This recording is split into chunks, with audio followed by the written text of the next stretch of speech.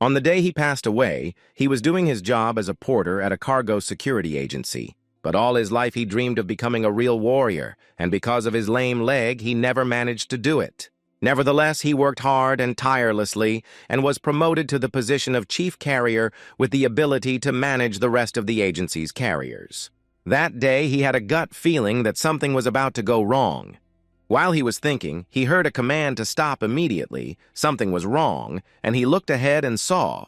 The commander-in-chief's hand was raised to the mountain, and he stopped his column and looked cautiously ahead, trying to assess the seriousness of the situation.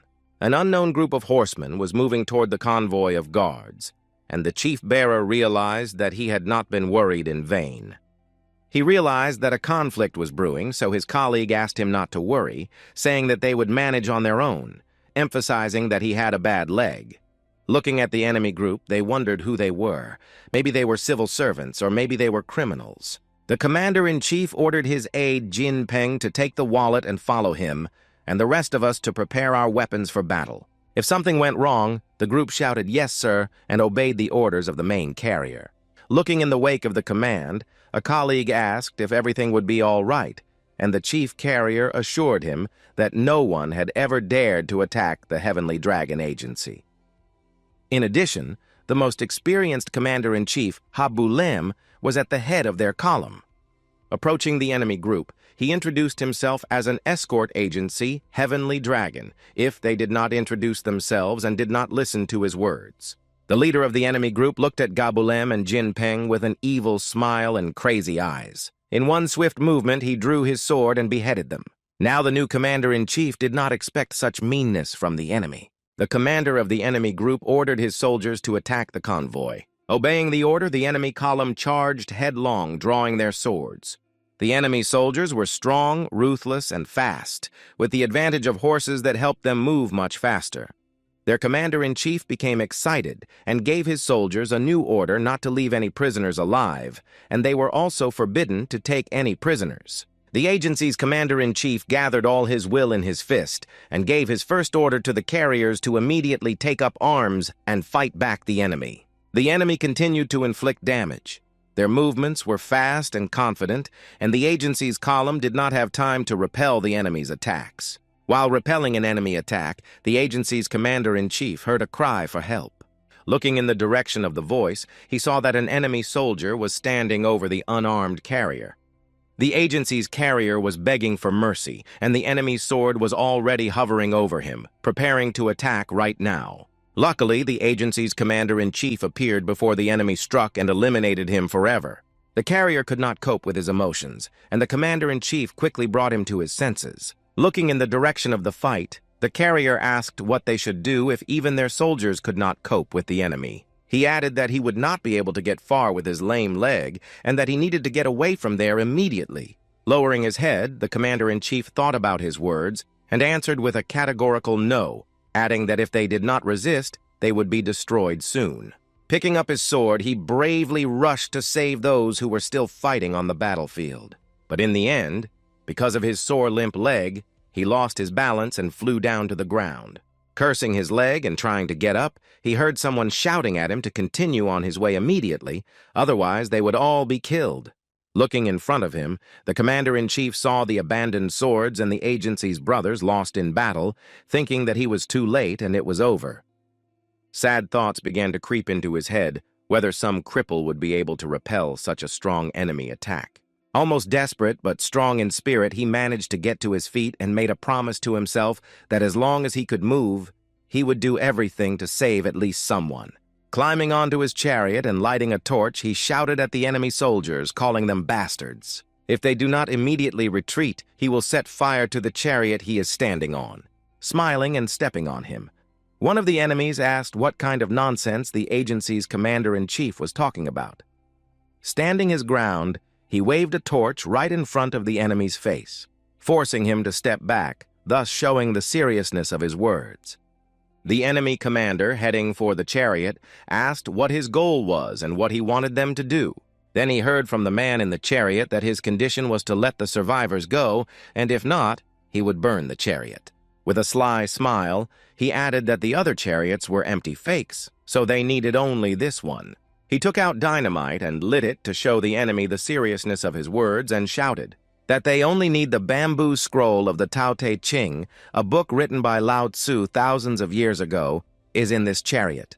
Tense at his words, the enemy furrowed his brow and began to think about what decision to make. When he saw the limp, he told him it was a pity that he was just a load carrier, because if not for his leg, he could have become a good warrior. Raising his hand in the air, he ordered his soldiers to immediately stop the attack and release the survivors. The agency commander shouted to his carriers to get off the battlefield as soon as possible, but not everyone managed to do so easily.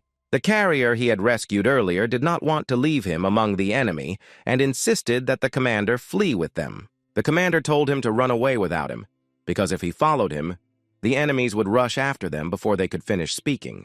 He felt that the hand with the dynamite in it had separated from his body because of the suddenness of it, and at first he didn't even feel pain. Because of his shock, he did not notice that the enemy had insidiously struck him in the back. Satisfied with the result of the damage done, the enemy looked on and smiled victoriously. Stepping on his back, he said that no matter how hard he tried, he was and would be a miserable carrier of the agency, turning him over on his back. He continued to say that he would not fall for his tricks, and unexpectedly saw him lying there smiling with the same lit dynamite in his hands. The enemy did not even realize that the dynamite had already exploded between the two of them, symbolically putting an end to this battle. The commander-in-chief lay in flames and thought that his life was ending here and now. But he never realized his main dream, which he had been working on all his life, to become a warrior, riding a steep horse to guard cargo. The poorer you are, the more diligently you have to study, but because of your limp. For 30 years, he had been subjected to ridicule from everyone, making him think that it was impossible for a disabled person to even become a regular carrier. He was forced to take part-time jobs where he also heard that a cripple who wants to become a warrior sounds absurd, and he begged for a chance every time. Suddenly, everything changed. He wondered why he was still alive, why he felt so cold, and fortunately for him, someone's hand rushed to his aid. Once on land, the worried voice of an unfamiliar rescuer begged the young master to come to his senses as soon as possible. When he woke up, he could not understand whether it was a dream or whether he had really moved from one place to another, alive and unharmed. The rescuer shook him by the shoulders and kept shouting to the owner, asking him if he was okay, begging him to wake up.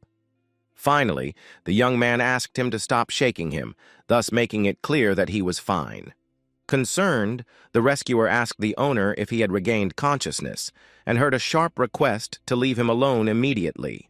Despite the young man's requests, the rescuer kept asking him if he remembered him, and before he could answer, he threw up. The owner could not understand why he was so sick because he had not had a drink in a long time. When he looked up, he saw his reflection in the water, and a completely different person was looking at him. Jumping off the water, he lost his balance and fell down. Stunned to see his new self, the rescuer asked him what was wrong with him and why he was silent. The owner asked what was wrong with his reflection, because it couldn't be him, and the rescuer asked if the young man couldn't recognize himself. Still not understanding, the owner asks who he is if he is not the savior, and he is told that he is the fourth master of the Heavenly Dragon Agency, Lee Chen Ren. Unable to believe that he was the same fourth master, he looked at the reflection again to make sure. He screamed out if he was the same vile weakling, and the voice of the savior asked him not to talk about himself in such a way. Lee Chen Ren was the fourth master of the Heavenly Dragon Agency for whom he had worked. The youngest son of the king of the Lee Agency, Zhongsan, and his maid, he was as handsome as his mother. But he grew up as a round dumbass, and he had no talent for martial arts, let alone science. Worst of all, his mother fell seriously ill and abandoned him. So unlike his brothers, Chen Ren had no relatives to confide in. He quickly dropped out of the struggle for his inheritance and wandered around in complete solitude. At home, no one reckoned with him, but in brothels and gambling houses, his presence was very welcome. But one day, he decided to throw himself to the bottom of the lake just because. His third brother proposed to a girl with whom Chen Ren was head over heels in love, all 30 years ago when he first joined the agency. But now he found himself in the body of Lee Chen Ren, who almost died that day. He asked how old he was now, The rescuer did not know what was happening to the master. He asked why he was being so polite, and he felt uncomfortable with this, since it was his faithful servant, Chang Sam. The servant exhaled and said that he would be 22 this year, and added that it was too early for him to ruin himself for some girl. Now Lee Chen Ren was sure that he had returned 30 years ago to the very day he ended his life and was reborn. There was no time for fooling around. They had to rush to the residence of the king of the agency, as they had orders to bring the master to him as soon as he regained consciousness. Arriving at his father's residence, he knelt down as a sign of respect and looked at the king intently. A formidable aura worthy of someone who was nicknamed the king of the agency, but he was pulled out of his thoughts by a sudden question of how old he was about to turn. The latter, worried, told him that the king was 52. He asked what he meant, and Lee Chen Ren said 22. The king asked if the rumors that he wanted to kill himself because his brother wanted to marry that woman were true. He wondered what he should do, whether he should answer yes or no, and no matter what he chose, he would not escape the wrath. Having gathered his courage, Lee Chen Ren told the king that those rumors were a blatant lie. The king asked him if it was a lie, and he said it was true, that he was just very drunk and had lost his balance and fallen into the water. The king asked if he had no feelings for that girl at all. He thought about it and quickly realized that he shouldn't lie. After all, to deceive someone, you only need 90% truth and only 10% lies, so the answer was that he liked her that way. But that was in the past, and that at the moment he was not attracted to her at all. Stunned by this answer, the king of the agency asked if he was really okay with the wedding. Lee Chen Ren smiled and said that he did not mind their wedding at all and could even personally help with its organization. But the king was not amused, slamming his hand down on the table and calling his son a bastard, swinging a dagger at him. It flew with incredible speed, cutting through the air directly toward Lee Chen Ren. Would his new life end so quickly, he thought, as the dagger flew straight into his face. With the same speed, without reaching the target, it fell to the floor right in front of his feet, and he was seriously frightened, thinking that he had almost wet himself. My father shouted that even a weak tiger is still a tiger, and he was a tiger who avoided the battle and still tried to end his life. Even pigs and yard dogs taller than he was. Chen Ren listened dejectedly without raising his head. The father continued to shout that his son was only 22, but no one knew how much longer he had left, and that he threw himself into the water at the slightest problem. This shames him and the entire agency, so if he wants to end his life so badly, it's better to do it with a dagger. It was unpleasant to hear, but now that he was Lee Chen Ren, he could not avoid the king of the Heavenly Dragon Agency. Without looking up at him, he replied that this was the first time in all these years that he had given him anything, and he gave him a dagger to end his life with. Not expecting such a response from his son, the king pondered his words for some time. Lee Chen Ren simply assumed this option, but given the relationship between them, he was right. Picking up the dagger from the floor and putting it in his hands, he thought that this opportunity could not be ignored. Chen Ren stood in front of him and said that he had decided to end his life with his dagger, and that he would make sure that his weapon was put to good use. The king did not expect such a manifestation of courage from his son, because he had always been a coward. Lee Chen Ren turned his back on him, holding his father's dagger in his hand, and walked away, finishing his rum. Li Jongsang asked his handyman if his son had just denied him, and the handyman said that it looked like it. Even a worm will escape if it is attacked, summarized the king of the agency. He only went up against him once. Nothing so flogged Chen Ren took his precious meteorite dagger, the minion would like it back. But the king forbade it, because if someone realized how much this dagger was worth and accepted it as a bet, he would be unrealistically lucky. But he wanted to teach Chen Ren a lesson by ordering his servant to leave his son without a penny for a whole year, so that he would understand to whom he owed his rich life. The servant remembered to this day that no matter what Chen Ren did, the king never left him without money. The fourth master left the residence and was still thinking about everything they had talked about. He didn't notice the servant waiting for him until Chiang Sam turned to him and asked if he had gotten a lot from his father. The young master's legs gave out and he fell right on his butt, frightening his already frightened servant. The fourth master was sitting there trembling and holding his heart, saying that since today he hadn't worried for a long time. The next day, while cleaning the yard, Chang Sam could not stop yawning because he must have been up all night. Soon he saw that his young master was walking back and forth, obviously thinking about something or even planning something. The servant could not stand it and asked why the master had been walking back and forth all morning, and in response he saw Chen Ren. He was examining his feet in detail and still thinking about something, while his servant was wondering if his master had stepped in shit. Standing up, he explained to the inquisitive servant that he was not looking at his shoes, but at his feet. Chan Sam still did not understand what was wrong with his young master's feet. Chen Ren found his servant's reaction very funny because he did not know the whole story of his history, that in his past life, his fourth master limped for 50 years, and he cannot understand how difficult it was. Having finished his thoughts, Chen Ren asked Chang Sam what day it was, and he replied that it was the 12th day of the 10th month. Together they looked up to the mountain, and the young master said that the autumn sky was so clear today, and the servant added that he loved this weather of all seasons. Lee Chen Ren turned to his servant and suggested a walk. Chang asked if he was going to gamble again. He better watch his spending because he won't be seeing any money in the near future.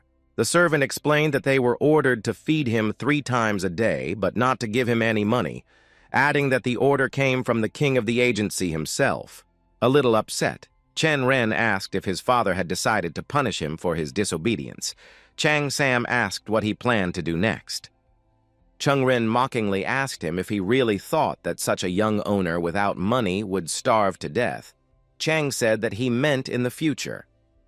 Perhaps he is meddling in his own business, but he won't be able to do so for long. Lee Chen Ren told him that he would be starting work very soon. The stunned servant could not believe his ears and even asked if he was serious. The young master said that Chang Sam was right to live like this forever, and the servant even asked him what he was going to do. With full confidence, the fourth master replied that he was going to become an escort warrior. The shocked servant explained that in order to become an escort warrior in their agency, you need to be a martial arts master of at least the 2nd level. Leaning down to his ear, Chan Sam said that he did not have such skills, and in truth, under certain circumstances, a servant could overcome his young master. Chen Ren argued that the warriors in the Heavenly Dragon did not need to know martial arts, as if he had not heard of the Yurin warriors. Yurin is a rank assigned to people who have passed the provincial exam.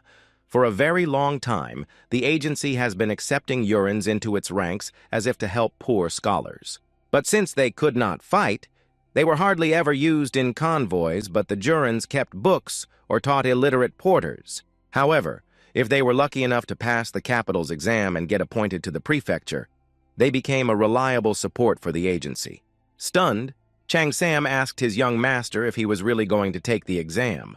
Lee Chen Ren replied that he was as serious as ever in his words, and that he would take the exam today. Arriving at the Hangzhou government building, the young master and his servant were talking to each other about how many people had come to the exam today. Out of the corner of his ear, Lee Chen Ren heard women's voices discussing someone with very pale skin as if it were white jade. The girls laughed amongst themselves and continued to discuss how the fourth master of the agency turned out to be.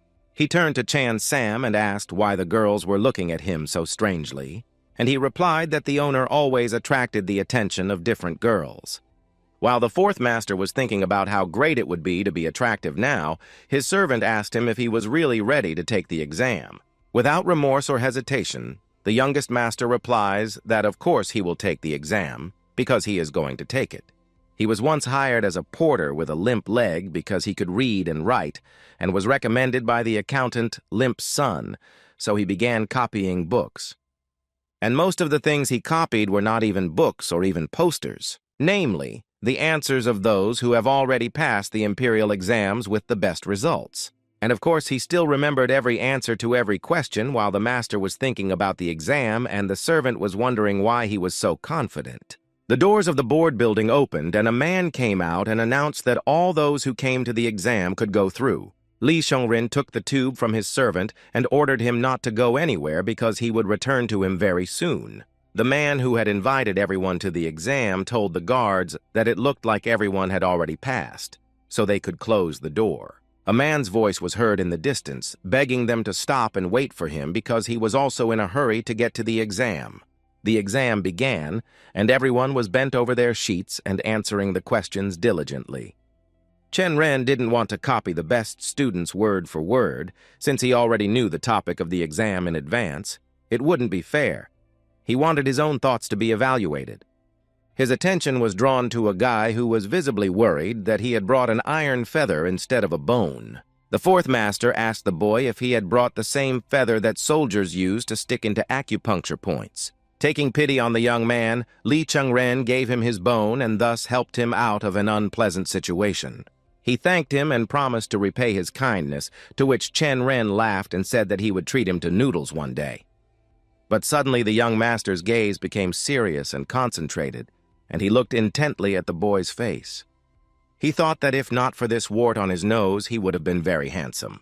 Chang Sam was waiting for his young master, and finally saw that Chen Ren was finished and heading to him, so he asked if he had done it so quickly. The young master replied that if you sit longer, it will dawn on you, and you will be able to answer something you have never known before. After taking the tube from his master, Chan Sam offered to leave, but the young master stopped him. The exam was over and the gates opened. Everyone started to leave the building discussing the exam with each other, and only one guy left alone. He was pulled out of his thoughts by an unexpected question from the fourth master, who asked him if he had done well in the exam. The boy bowed and handed over the bone and thanked him for helping him out so much. Lee Chen Ren was amused and took it back. They continued to stand in silence, and the fourth master held his chin thoughtfully. The guy was about to leave when he heard in his direction that if he was not busy and fate brought them together, maybe they could go out for a bite to eat. The young man said he was sorry, but he had an appointment, so some other time. The boy left, leaving the fourth master and his servant with each other in a bit of confusion. Chen Ren was upset because he had expected to eat noodles at his expense. Chan Sam asked if they had met before and heard that they had met at an exam. He said that the guy brought an iron pen to the exam, and if he couldn't tell the difference between a pen and a bone, he probably doesn't use them often and is at least somewhat successful. Chan Sam decided to tease the owner, saying that not only did the boy look like such a loser, but the young owner also got a little spanking. The servant handed the coin to the fourth master, attracting his attention. He said that since his expenses were cut, he could share his salary with him. Chan Sam noticed that it was cool outside and invited his host to a bowl of hot and tasty noodles, a proposal that Chen Ren liked. Upon entering the restaurant, they discussed among themselves that the best noodles in Hangzhou are served here at a restaurant in Baike-sen. The waiter greeted them and asked Lee Chen Ren if the ground floor was busy, and he said that it was because there were a lot of people here because of the exam. They were about to go upstairs when the waiter stopped them and warned them that the second floor was also occupied. The waiter leaned over his ear and told him that the owner, Lee Chen Ren, and his friends had taken over the entire third floor of the restaurant, so ordinary customers were eating on the first floor. Zhang Riyong asked if Chou Yongyong was with them, and when he heard the answer, he turned around and called Jiang Sam with him, hurrying away. But on the way out of the restaurant, he was stopped by the commander of the Iron Tower escort soldiers, who said that the third master had ordered them to bring him to him. When they got to the third floor, they saw that the wine was flowing like a river, and there was no limit to their merriment, so they followed the commander right up to the table. Chen Ren froze in his tracks when he saw one of the girls sitting at the table. She was dressed quite richly and looked quite beautiful and gentle. Even without looking at all those present, he stood there and could not take his eyes off her. He thought that she was one of the most beautiful women in Hangzhou, because of whom Lee Chen Ren committed suicide. And it seems that she is the same Chou Yongyong. The third master, Lee Chen Ren's older brother, Lee Chen Ren, asked if he would say hello to his older brother. The fourth master looked at everyone present, and they, in turn, looked at him in a mute pause. Lee Chen Ren greeted his brother and said that he had just been informed that he and his friends were vacationing here, and he had to go up to see them himself. Ben Ren didn't believe him and said that he thought it wasn't quite true that the Iron Tower had caught him and brought him in when he wanted to sneak out without saying hello. Lee Chen Ren denied his words and thought to himself that his brother was not such a fool, even if he was a rare bastard. A beautiful girl greeted him and said hello to him. "Long time no see, brother," but it sounded more like a mockery. The young master was taken aback and did not know what to say, but Lee Chen Ren reminded him that in such cases it is customary to greet, not to remain silent. Lee Ryong only now realized that Cho Yun-young was not the cute girl he had seen when he walked in. And this girl who was sitting on his brother's right hand and mocking him, he thought about what he had heard about her incredible beauty. But in his opinion, the title of Hangzhou's first beauty was more suitable for this girl. When he realized who was who, he cleared his throat and was about to say something. He was interrupted by his older brother, who slammed his fist on the table and called him a fool, thus attracting the attention of everyone at the table. Doesn't his brother remember that Yan is going to be his wife, and that Chen Ren should treat her with respect as well? Chan Sam and Chen Ren stood there and did not understand why the third master began to shout and get angry out of the blue. My younger brother bowed to him so as not to anger him even more and apologized for my shameful behavior. But Ben Ren continued to humiliate him by saying that his brother was a failure who had left martial arts and training for gambling houses and bars. Chen Ren listened to him say that he would remain a failure, that he even regretted that they were related to each other. But suddenly he realized that his brother was showing off in front of his fiancée because he was not as handsome as his younger brother. That's why he humiliated him in front of Yan to make himself look more respectable and better in her eyes. Are all the sons of the heavenly dragon as miserable as Ben Ren? In any case, it's time for him to say goodbye to them. But he was stopped by a beautiful girl who had previously been sitting with her back to him, who invited him to join them for a meal. It was Jim Gyeombong, whom he did not notice at all against the background of the other girls and his brother's humiliation. The girl's proposal was supported by Yan, who said that her brother was probably hungry, so let him sit down and eat, thus surprising his fiancée. Jim Gyeombong asked if Ben Ren was okay with this, because most of the people at the table supported the girl and also invited him to eat, noticing that the young master kept his eyes on the food. The men asked Chen Ren where he had been when they were having lunch together, and someone laughed that he had obviously been in brothels. Ben Ren was only amused that his brother was being publicly ridiculed, and Yan looked down in shame. His former reputation was constantly ridiculed, which greatly disturbed the new Lee Jong-un.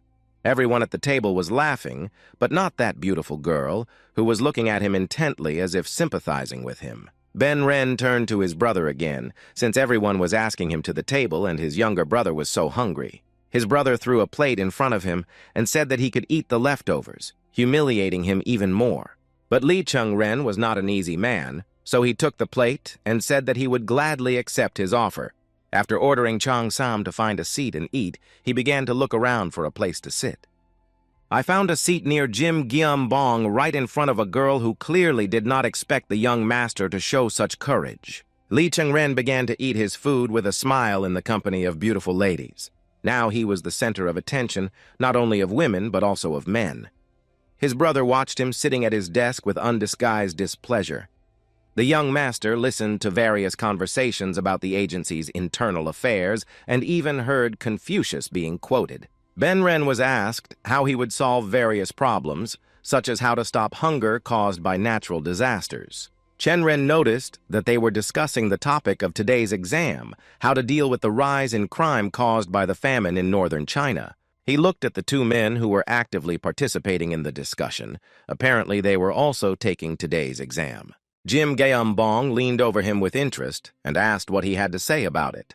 Lee Chen Ren indifferently told her that he did not know anything about this, and she asked him not to be shy and share his thoughts with them.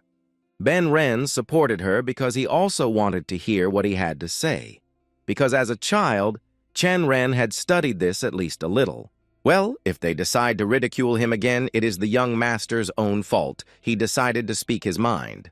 The fact that they recently discussed Sun Tzu's quotes did not actually belong to him, but to Han Fei. No one expected the young master to know even who said these quotes, let alone their meaning. This amused and made Ben Ren laugh, and he called his words nonsense. Chen Ren told his brother that he had never been taught, and if he didn't believe it, he could ask those who had been studying it all their lives by pouring them a drink. By the way, the words about first getting rid of the source of chaos belonged to Mo Tzu, not Han Fei. And it was not Confucius himself who wrote about the laws. He merely quoted lines from Zuo Zhuan, whose reasoning shocked absolutely everyone present. Chou Yuanyang was the most shocked because she knew him the closest, and she couldn't figure out if this was the Li Zhongliang she knew. He added that in addition to the 9 classics, there are other authors worthy of attention. Lee Chen Ren slammed his hand on the table and shouted that what they were quoting was not enough to pass the exam. The men who were taking today's exam clearly became nervous after the 4th master's words. Ben Ren couldn't believe that he was facing his demented brother, wondering how this fool could know everything. In the silence, I heard a small laugh that grew into a real laugh. The girl was clearly amused by this situation. Her laugh was as sweet as she was, and after laughing she apologized and said she just couldn't help herself. Lee Chen Ren was surprised by her reaction and even more stunned by the fact that she is laughing at them, not at the young master, and that they all have their heads down and don't say a word to her. It is probably her that Li Ben Ren and his cronies have been trying to impress all this time. Chen Ren had been captivated by her beauty from the very beginning, and now he was watching her laugh so sincerely and sweetly. But suddenly, looking at her face, he saw a wart mark on her nose. He thought that it was no accident that she seemed so familiar to him. That's who he saw that day at the exam, and the girl asked him if they had met before. She apologized for not introducing herself earlier. Her name is Namgun Soso, and she is the granddaughter of Namgun Yunyen, the Lightning Sword, who is now the head of the Namgun clan.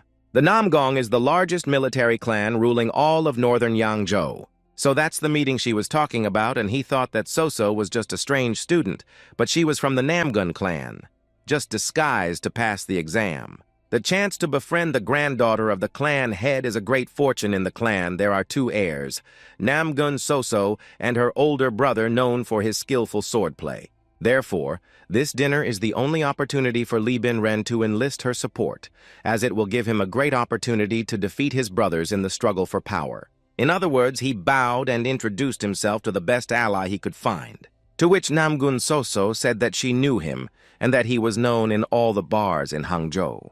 He told her that the gossip about him was very exaggerated, to which Soso replied that there is no smoke without fire.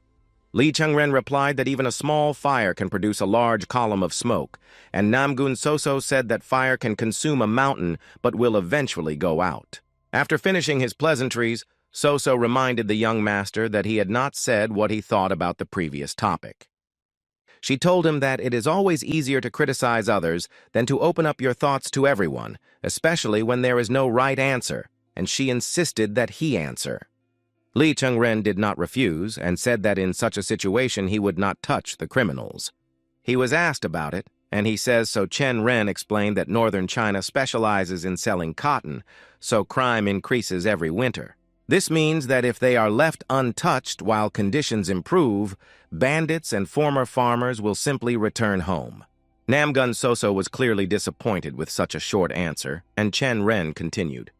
He would have raised taxes on landowners, large traders, and statist agencies. She asked where he was going with this, as in her opinion, they are the ones who suffer the most from bandit raids. This is because, first of all, landowners pay peasants little, and in years of poor harvest, they starve and are forced to become bandits. Secondly, cotton, which farmers receive a pittance for, is bought by large traders and then sold at 3 times the price. And thirdly, the more bandits in the neighborhood, the more work for the agencies, so they earn and prosper, and if you equalize their salaries and the peasants, the choice is obvious. Now Namgun Soso sat there with her mouth wide open, not expecting that the 4th master, about whom there were various rumors, could think so broadly. She asked him what he would spend the money from the increased taxes on, and he said that he would fill the country's warehouses so that the real thugs in politics could enrich themselves. But what good is it to the peasants if it only helps politicians to fill their pockets? And the point is that then some honest officials will get the rest of the money. Soso told him that such irrational nonsense would never work in real life. Lee Chen Ren explained to her that this is the essence of the whole policy. Chou Yuanyang also sat with her mouth open, wondering if he had always been so smart. Namgun Soso said that the examiners would definitely like his answer and bowed and thanked him for such an interesting conversation. And if the opportunity arises, she would like to talk to him again. The fourth master reciprocated. Jim Gyeombong remarked that Chen Ren was simply stunning. Ben Ren is as shocked as the others, but the shock quickly turned to anger because he wanted to humiliate him in front of Yan Yan, and it turned out the other way around, and he will not tolerate this. He said it was too noisy and suggested we go for a drink at another place, and of course everyone supported this idea at his expense. He is incredibly dangerous, Chen Ren thought when his brother asked all his guests to wait downstairs. And he asked his younger brother to stay. He wanted to discuss something with him in private. Ben Ren sat him down across from him and started asking him various questions, one of which was whether his younger brother had eaten something wrong. Chen Ren shrugged his shoulders and said that he had eaten some scraps from the table, to which his brother called him an animal. His words made the third master angry, and he shouted, "Does he really think he's a fool?" His younger brother asked him to speak more politely, but his brother shut him up, because everyone in Hangzhou knows that the fourth master is a fool. The agency's heavenly dragon tried to drown himself in a lake after such a disgrace. He should stay home and keep his nose to the grindstone. And he goes around shaming their entire family, to which Chen Ren denied that his brother had actually invited him here. Ben Ren was furious at the word brother and said that his mother was a miserable maid. How dare he call him his brother? Chen Ren was not ready to tolerate such an accusation, but he would not allow his mother to be humiliated either. His brother stood up and began to roll up his sleeves, ready to take out his anger on his younger brother. Chen Ren asked if he was going to beat him, and Ben Ren asked if he was afraid of him. But Chen Ren decided to attack first, saying that everyone in Hangzhou knew except the third master, of course, that his brother Ben Ren is the son of an ordinary concubine. At these words, he became furiously angry, and he flew at his brother, preparing to strike. Chen Ren recognized the explosive fist technique, a secret technique of the Heavenly Dragon Agency, and if he gets hit, he will not live. He thought it was over, because he could not dodge the blow and Ben Ren's fist was almost in his face.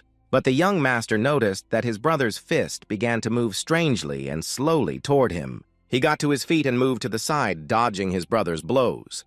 His brother was still moving too slowly and shouting at him for daring to dodge his blows, and the young master was able to avoid being hit. This went on for some time. Ben Ren tried to strike with requests, to strike at least once, and his younger brother mocked him for being slow. Lee Chen Ren could not understand what was happening. He was not sure if his brother had slowed down or if he himself had sped up. If this continues, he will be able to strike back. And now Chen Ren's hand was already covering his brother's face with one powerful blow. As they moved away from each other, the young master held his hand and thought that he might have overreacted a bit. He apologized and asked how his brother was feeling, who was holding his badly broken nose and calling his brother an animal. With renewed vigor, Ben Ren launched another attack, this time with plans to end his younger brother's life. He was using a takedown technique and was still slow, but his punches were too much. So his younger brother decided to give in to him. It was better to do it now than when he finally became angry and lost his temper. Suddenly, Lee Chen Ren saw a plate of fried beans on the table. With a sudden movement, he picked up a plate from the table and threw beans at his brother. The agency's third foreman lost his balance and slipped on them, falling with great force. Namgun Soso and Jim Gyeombong, who were waiting for Ben Ren outside, heard someone screaming from the third floor of the restaurant. Chan Sam heard the men discussing that Ben Ren had once again fought someone and that the other man knew full well that he was fighting his master.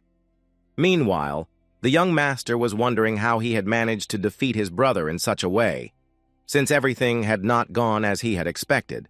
When he stepped away from the fight, he looked at his hands and still could not understand what kind of superpower helped him overcome his brother. Ben Ren is practically a first-rate fighter, but he clearly saw every one of his blows as possible because Lee Chen Ren had never studied martial arts.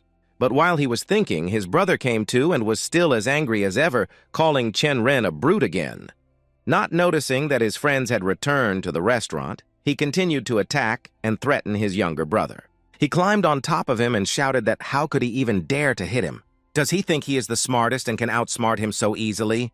He was shouting that he was not a resident, and sitting on top of him, he was hitting Chen Ren hard in the face. Unable to stand this action, Namgun Soso decided to intervene, asking Ben Ren what he was doing. After he stopped beating his brother, he turned to her and said that Lady Namgun had misunderstood everything. She said that she thought that decent people would gather here, so she came here, but to tell the truth, she is very disappointed. Because at first Ben Ren publicly humiliated his brother like a child, and now he is beating him as if he wants to keep him alive. She quoted the great sages of the past as saying that one should not take out one's anger even on a dog when having guests over. Looking at him seriously, she asked him directly if, under such circumstances, she was not considered a guest. In the end, she said that it doesn't matter if it's a family dispute between them or a girl, they should solve it alone, because then there's no need to take her away from her work. Returning to the entrance, she said that she was leaving, and Ben Ren tried to stop her, justifying her behavior, and the girl was already heading for the exit. Chen Ren was lying on the floor beaten and glad that this senseless fight was over. Finally, a worried Chan Sam ran up to him thinking that his master had already died. He felt sorry for his master, saying that he was sorry that the third master had beaten him so badly and that Chen Ren was not so easy to defeat. He quickly stood up and asked Chan Sam if he was sure he hadn't studied any martial arts, to which he said that he had studied but only a little and quickly dropped it. He was 12 years old at the time, and his teacher said that he was not capable of anything. It was already clear to him that he had no martial arts skills at all. Then where could he learn how to do that? Chen Ren caught the flies that were circling him with one quick movement. Opening his palm, he showed the flies to Chang Som, who looked at them in surprise and could not understand where he had learned this and how it was possible. He jokingly asked his young master when he managed to learn the secret technique of fly catching. Chen Ren noticed that Chang Sam even spoke slowly, as if the flow of time itself had slowed down. Suddenly, something started to happen to him. He fell to his knees and held his stomach, and the embarrassed servant nervously asked if he was okay, not knowing how to help. His master held his chest as if it was about to explode. Chen Ren asked him to quickly bring him water. Chang Sam ran to the table and grabbed a pitcher of cold water and brought it to his young master. But when his master drained the mug of water in almost one gulp, the servant clearly did not expect it. Having finished the water, Chen Ren ordered him to bring more water immediately, and the servant said that he would go downstairs and fetch it. Chen Ren was still clutching his chest and couldn't understand why he felt as if a fire was burning inside him. Suddenly, everything he felt inside began to burst out of him. He really began to burn, and after getting rid of his burning clothes, he tried not to panic and to understand what was happening to him. When his chest stopped burning, he looked down at it and saw something unusual, some letters right on the side of his heart. But as soon as he tried to look at it, it suddenly disappeared as if it had been absorbed into his body. Chen Ren began to realize that this was the same text, from a bamboo scroll that was with him on the very day he passed away. He was absolutely sure that the ancient talisman he had burned with his own hands was now imprinted on his body, and that it was the one that was slowing down time around him. Meanwhile, Chan Sam returned with fresh water and saw that something had obviously happened to his master. He picked up his clothes from the floor and asked how he could burn his clothes out of the blue. But Chen Ren smiled and said that he was lucky, as they say that good eyesight is half the battlefield's success, and he now has perfect eyesight. Chang Sam reminded the young master that tomorrow was the 15th. The fourth master did not understand what he was getting at, so Chan Sam explained that on the 15th of each place, the king of the agency hosts a dinner for his sons. The first foreman just returned from an assignment yesterday, and it's been a long time since they've all been together at the same table. Lee Chen Ren asked him if they really had dinner with his father every month, and the servant could not understand what had surprised him so much. The head of the Heavenly Dragon Agency started the evening with his sons. He was sitting at the head of the table with maids standing behind him, and his children, the respected masters of the agency, scattered in other places. The first eldest son and first master of the Heavenly Dragon Agency, Lee Gab Ren. The second son and master of the Heavenly Dragon Agency, Lee Yol Ren. The third son and master of the Heavenly Dragon Agency, Lee Ben Ren. Lee Chen Ren was rather uncomfortable in such a family setting and hoped to at least enjoy a meal this evening. He felt like he was sitting among wolves with a tiger at his head, so he was nervous and could hardly eat properly. He looked at Lee Ben Ren, who for some reason was completely out of sorts, and sighed as if he were very unwell. Zhang Riong recalled Zhang Sam's words that his marriage to Cho Yon-young was postponed for a while, and it all became clear why he was so sad. Lee's eldest brother, Gab Ren, banged on the table and said he had thought long and hard and made a decision. It's time to bring Lee Zhang Riong to work in their agency because this year he turns 22 and it's time for him to get down to business. Lee Chen Ren became even more nervous at this statement, wondering why his brother had become so friendly to him. Lee Yol Riong asked his older brother that he was talking as if he was the only one in the agencies who was busy with business, and that he was not ashamed of his father. Lee Yol Ren reminded him that he had never cared for Chen Ren before, and why such a sudden change had come about. Lee Gab Ren explained that he had recently heard that something had happened to his youngest brother, so he, as the older brother, decided that he had to pay more attention to him. Yol Ren said that he also planned to take care of his studies, reminding his brother that his job came first, so let it stay that way. Lee Jongsang, observing his son's argument, concluded that most people say that sudden changes are for evil, not good. He slammed his hand on the table and all conversations stopped at once, rising from the table. The head of the agency called the captain of the guards and asked why there was so much noise outside. The captain reported to the king that the magistrate from Hangzhou had arrived with the army and insisted on an audience with him. Lee Jongsang was not expecting any visitors today, so he asked again if the magistrate had come to see him. For some reason, the news of the master's arrival intrigued and excited Lee Chen Ren.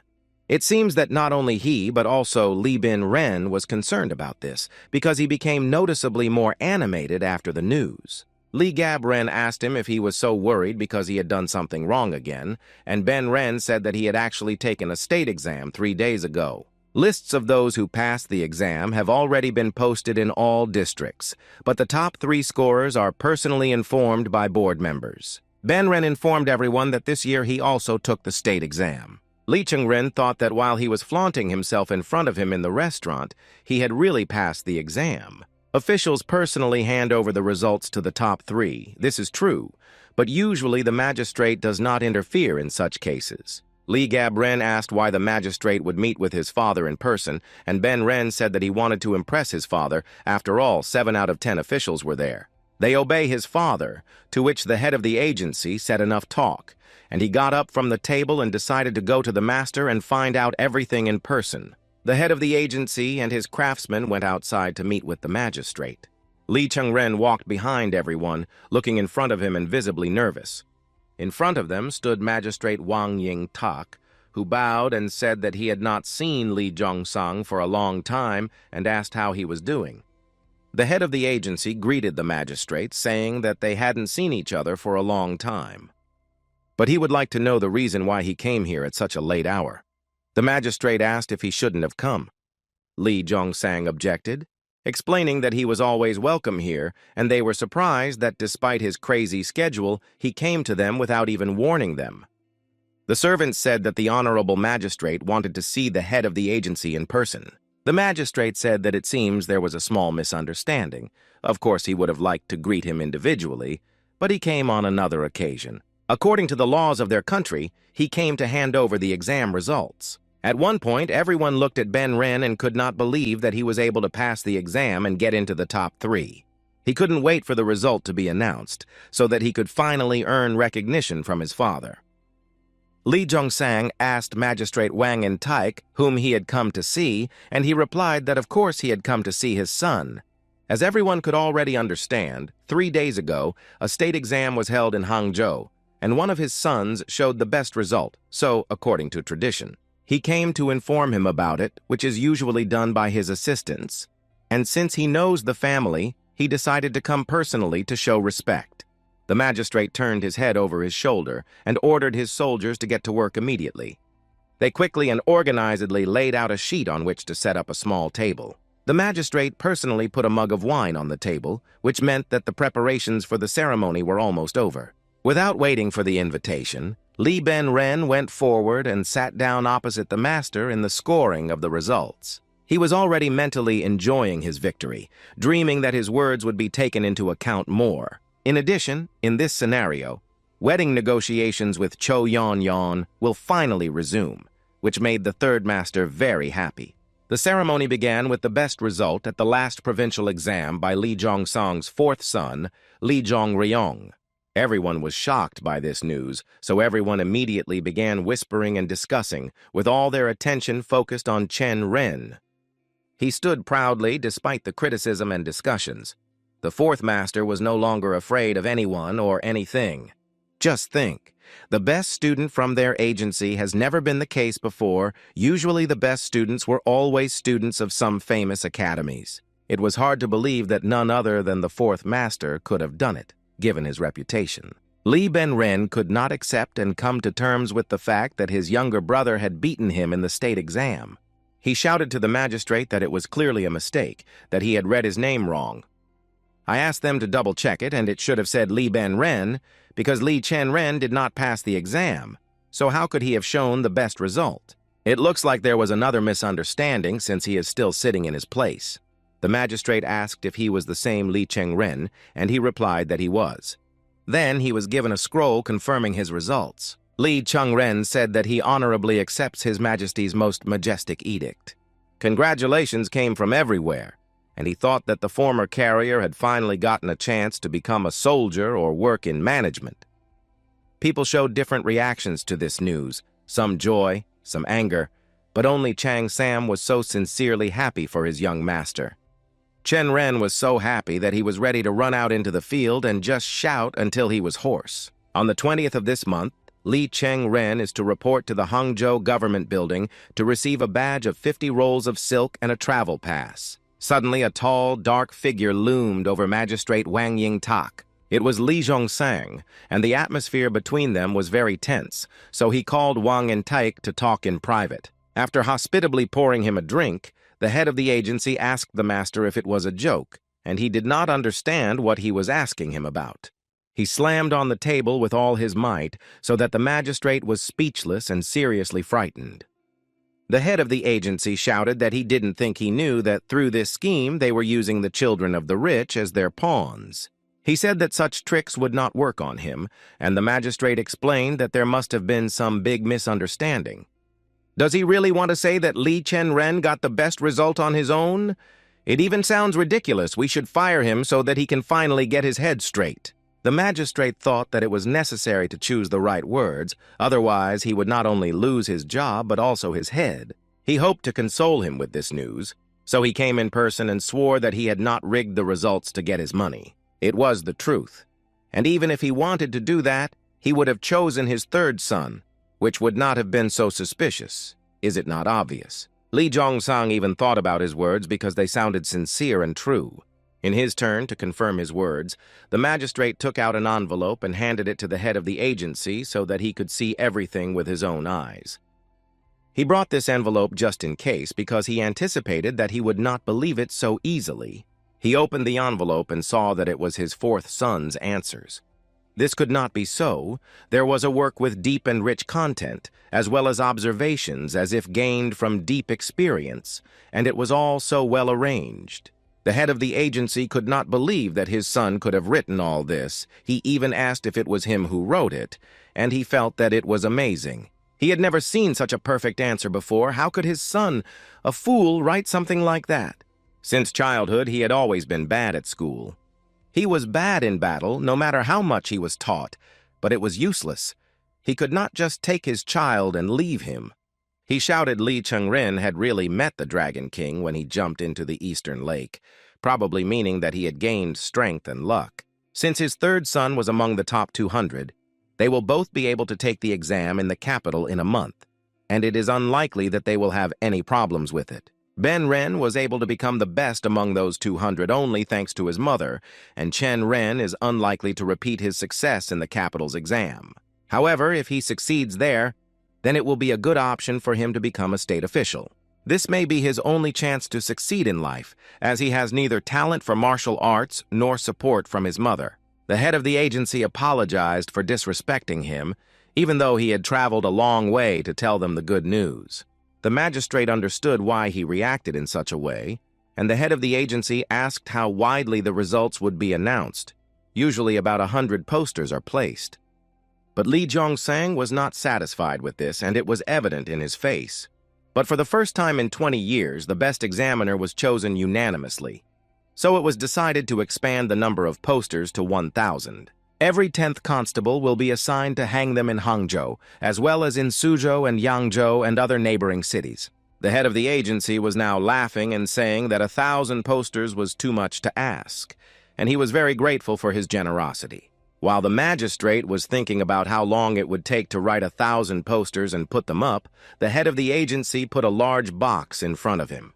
The magistrate pulled it closer to him and asked what it was for, to which the head of the agency told him to just open it, and then he would understand. Upon opening the box, Wang Yingtak's face lengthened and shone. There were many large golden boats in the box, and the magistrate did not immediately understand why Li Zhongsong was giving them to him.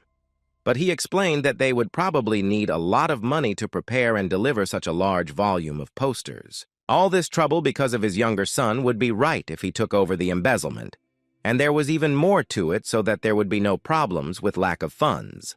The magistrate will use these funds to good effect.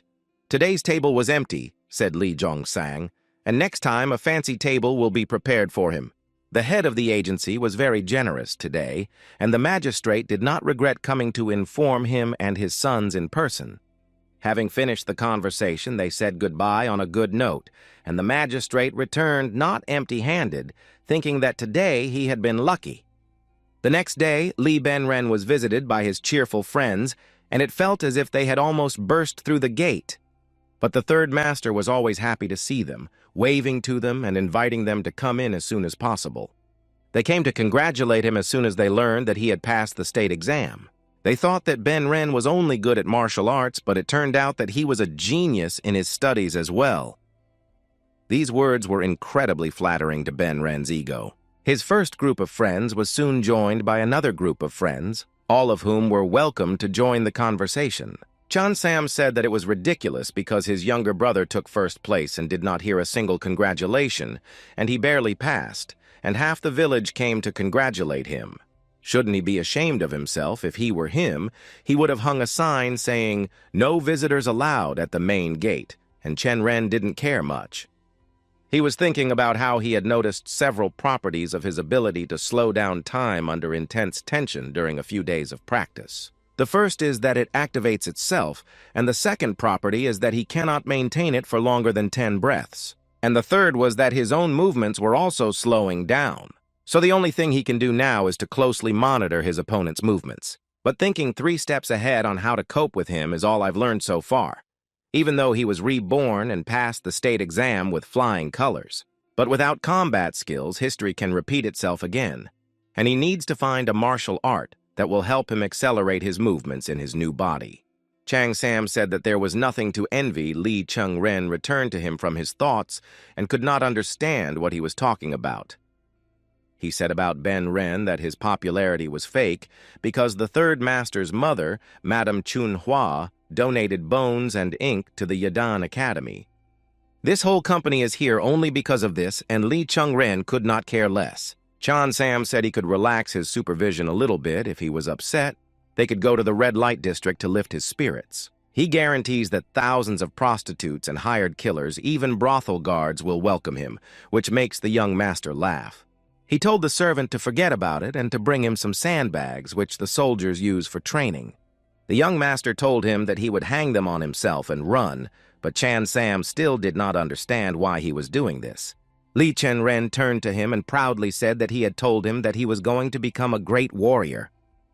Chan himself was running fast and shouting that it was all good that his young master wanted to become a warrior and why he should run with him. Chen Ren asked him if he did not know that the master and the servant were one in everything, and he stopped, unable to run any further, even though they had not yet run halfway. The servant cried that he didn't care that he couldn't continue running anymore, and the young master snapped and said that in that case he would run himself. Chan Sam only said that they would meet soon, and I thought that he had been acting strangely in recent days, like a completely different person. It was the 20th of this month, and they came to the government office in Hangzhou. Lee Chen Ren was given a nameplate and a travel pass to prove that he had passed the state exam, and he thanked the magistrate for it. And 50 more rolls of the highest quality silk, which are given only to the best and brightest people in Hangzhou. Chen Ren punched his palm and said that he was very grateful for such a high award. Chang Sam was very proud of his master and even shed a few tears. After the ceremony, he took the rolls of silk to the market and put them up for sale. He was offered 15 silver coins for them, which sounded humiliating. They continued to bargain, and the young master was not mistaken and said that for 20 silver pieces he could take his goods. Having earned the money, the young master wondered where he could spend it, and Chang Sam was worried that he had exchanged a gift from the state for entertainment. But the young master assured him that he shouldn't worry about the money, they would spend it together. First, he wanted something to eat because he was hungry. The first thing they did was go to a restaurant and eat until they were full. Chen Ren leaned back to rest. Chang Sam said that if he was full, he would take the rest of his portion for himself.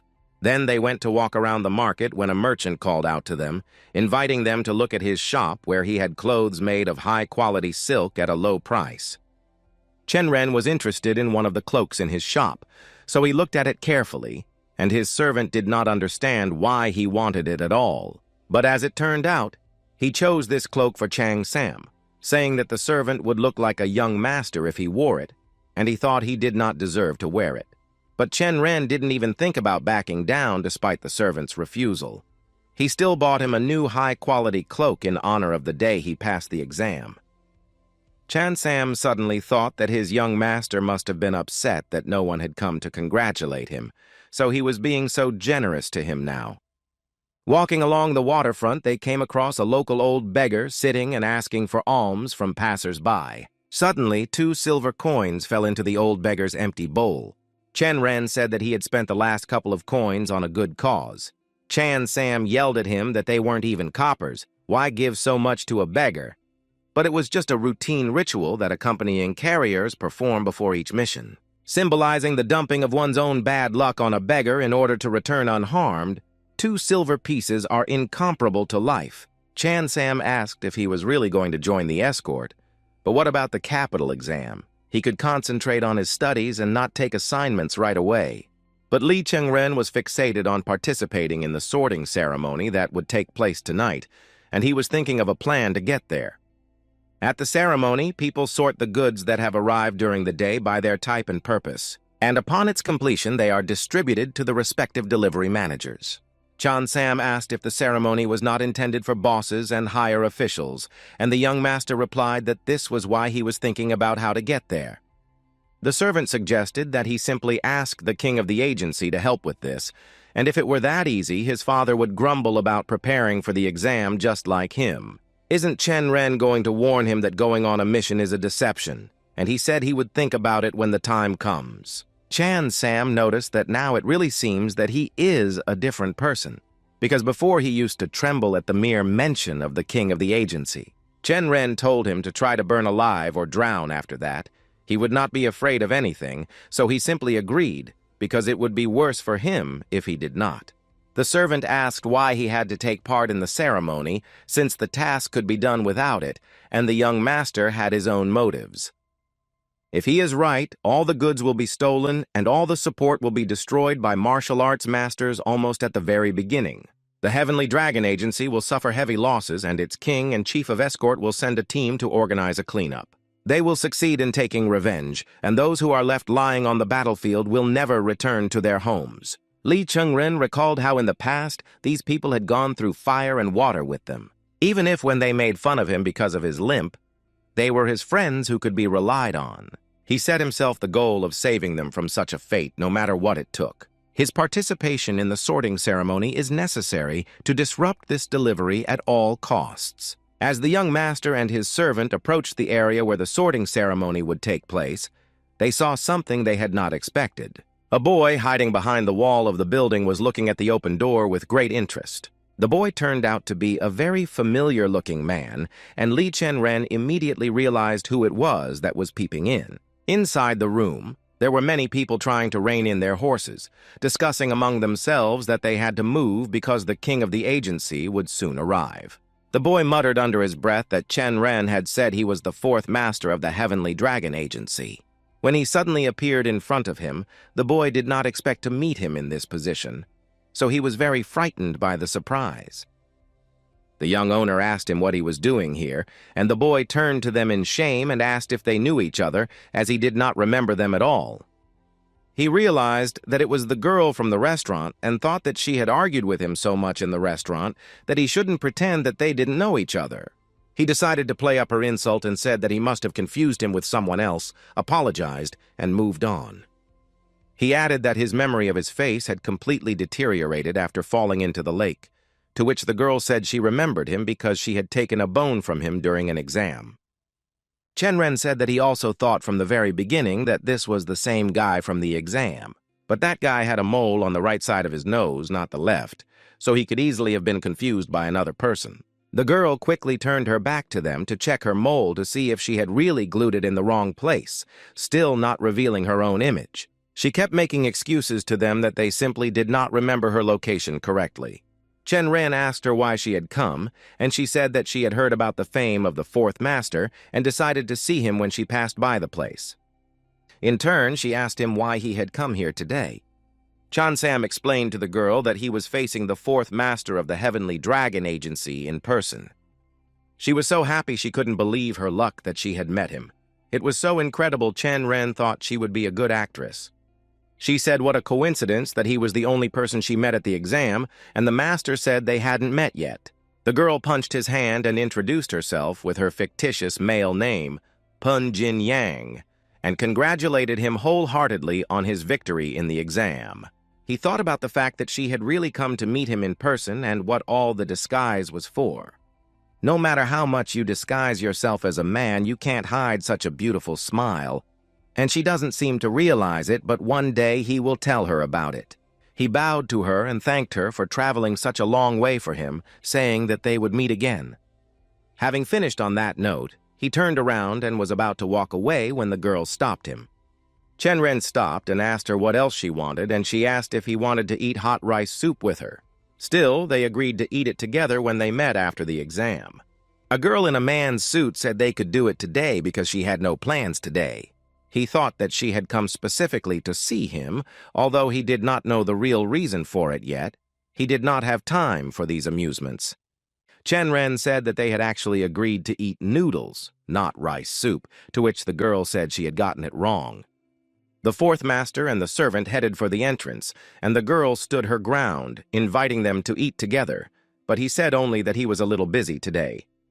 The girl was offended by this attitude and shouted that she had waited here for half a day to have lunch with him. Catching her in the act, Chen Ren asked her if she hadn't said that she was just passing by the building where he was supposed to be. She was honest with him and told him that she wanted to know the secret of how to become the best because she had heard that all the judges had unanimously chosen his answers as the best.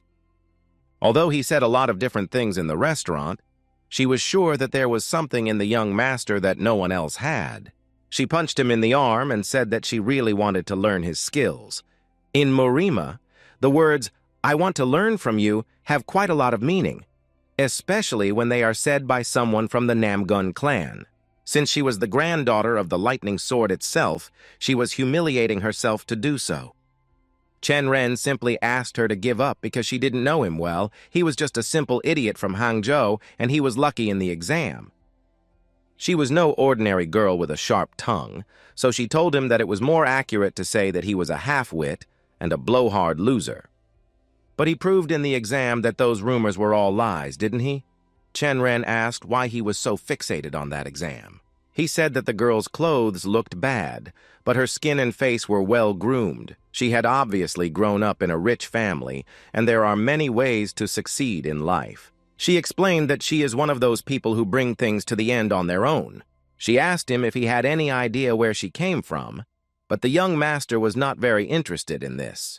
He sighed and explained to her that he recognized that her views and understanding were different from other people's, but he was not going to teach her for a plate of noodles. But their discussion was interrupted by the announcement that the king of the agency, the Heavenly Dragon, had arrived.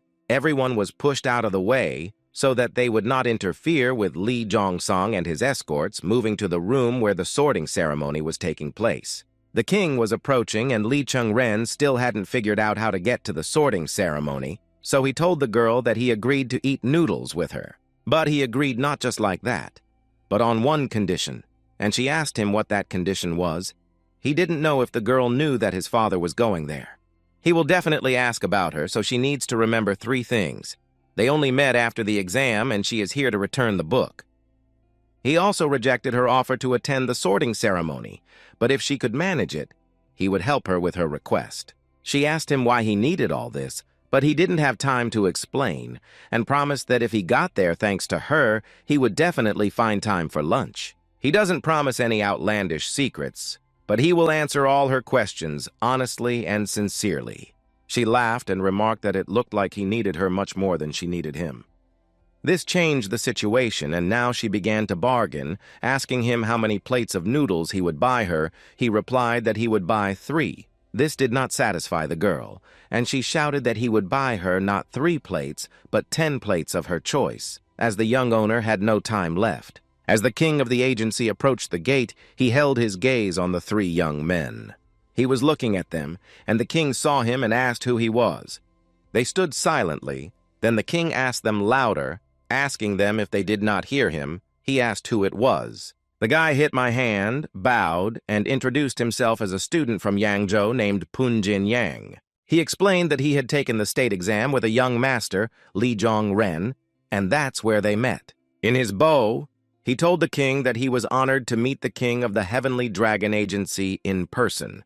The king said it was the first time his son's friend had visited them, and asked if they had really taken the exam together, and the boy confirmed that they had. Li Zhongsang wanted to know how his son's friend had done in the exam. Punjin Yak only answered modestly that he had barely managed to pass the state exam. The king praised the boy and said that this was a serious achievement for such a young man.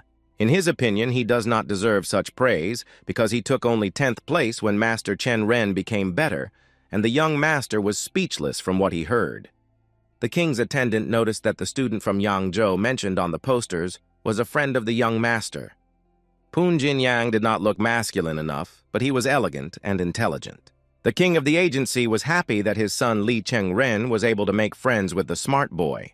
The young master wondered when they might have seen his name on the poster and then remembered that they were hung all over Hangzhou. The king asked what they were doing here, and the boy replied that he had come to return a borrowed book from a young master. Lee Chen Ren quickly took control of the situation, saying that Punjin Yang was a little interested in the sorting ceremony. But they heard loud and cheerful shouts of congratulations in honor of Lee Ben Ren.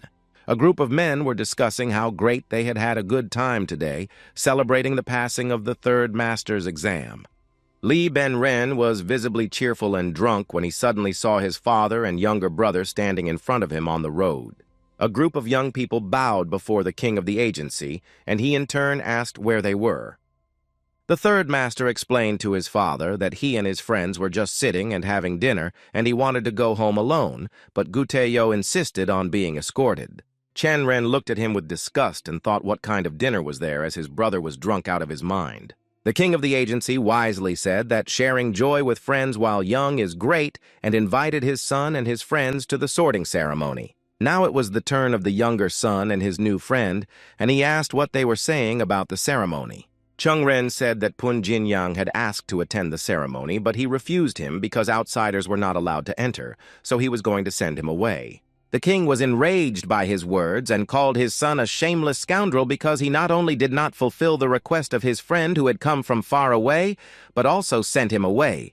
He asked Punjin Yang if he really wanted to watch the ceremony. He replied that he would have loved to see it with his own eyes and bowed to the king of the agency for his understanding and kindness. Upon entering the room where the sorting ceremony was taking place, they saw many porters holding the goods in a perfectly straight line. After taking their seats, Chen Ren thanked his friend for this success, because without him, nothing would have happened, and she said that she had only heard about the ceremony through gossip. She did not know that they received so many different requests, and he explained that it is not clear at first glance that today they will only show generally available things. Goods in the chariot under the blue flag will be delivered secretly based on the order of the supply manager. Ben Ren was mentally angry with his brother because he had just returned from the bar, and because of Chen Ren, he was now obliged to take part in the ceremony. Often in those chariots, Silver coins to send to other cities' jewelry for noble ladies, bribes to people of high rank are definitely not for the bandits to know. The king and everyone else rose from their seats to prepare for the ceremony. After opening the scroll handed over by the king of the agency and reading the entire text, the chief accountant announced that the sorting had begun. The sorting ceremony began in the early evening and lasted until about 1 a.m. Lee Sang announced the end of the sorting ceremony, but even then, Chen Ren knew that there would be another request from someone who was about to arrive. Someone's hand went up and rang the bell in alarm. The king of the agency, who was about to leave the ceremony, froze in his tracks, realizing what was about to happen. Poon Jinyang asked Chen Ren what was happening and what kind of bell was ringing, and he told her not to be too surprised because a strange sight was about to happen. The guards called for the chief accountant of the agency, and he heard everything himself. Only the fourth master had already arrived at the building. The world seems to slow down when the bell rings throughout the Escort agency, a sound that even he, a native speaker with 30 years of experience, has not been able to get used to. But today, everything was different. He was waiting for this request like no other, and the chief accountant at the time ordered everyone to get ready. Opening the gates to those who arrived the latest, they stood tense and alert. Before them stood an old and wise-looking man wearing a headband with the sign of yin and yang on it. An old man was ringing a bell, and behind him stood the dead with their hands raised like puppets. Poon Jin Young immediately realized who had come to the ceremony and what their purpose was. Behind the old man stood the Zhangshi dead, revived by an otherworldly force. She noticed that these Zhangshi's pants were almost completely torn. She could not even imagine what they had to go through to get here. Clearing his throat, the old man introduced himself as a follower of the Maoshan sect, his name being Du Honggyong, who died 5 days ago in the Shanxia Mountains to the southwest. From Zhejiang province, more than 100 civilian soldiers are dead because of a demon who is now on the run and is now engaged in bringing them back. He came to the relevant sects at the request of their brethren for this reason to ask for help, accompanied by an accountant who introduced himself. Sun Ji-bak, the transportation manager of the Heavenly Dragon Agency, expressed his gratitude for the agency's assistance and said that he could discuss the matter with him. Du Hongkyung thanked him for such a warm welcome, and they began to discuss the details of the request. Chen Ren asked Poon Jinyang if she was surprised by what she saw, and she said that it was the first time she had seen the Zhangshi with her own eyes. They looked so much like people. He explained that living people are much scarier than those who are no longer with them. They will not do anything bad because they move only on the orders of their master. She asked if they were also considered cargo, and he explained that they were not, but that their owner was asking the agency to load them into a free chariot that was heading in their direction. Poon Jinyang was also wondering if such strange requests come often. They are received quite often during epidemics after major battles and major conflicts between sects, while in peacetime there are almost no such requests. She would never have thought that their agency would do this, and agencies don't like such requests because the smell of Zhangshi makes them crazy. Even experienced escorts try to avoid these requests, but agencies hardly charge for such escorts. The girl was surprised by this and wondered why they charged so little for it. It turned out that the agency allocates only 1 additional chariot for the request. There is a belief that 3 years of bad luck will haunt the one who gets rich on those who are no longer there.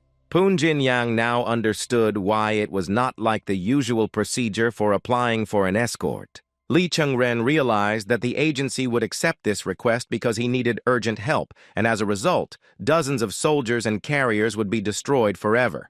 The only way to stop this course of events was to force the Heavenly Dragon Agency to reject the request for an escort from the Maoshan sect.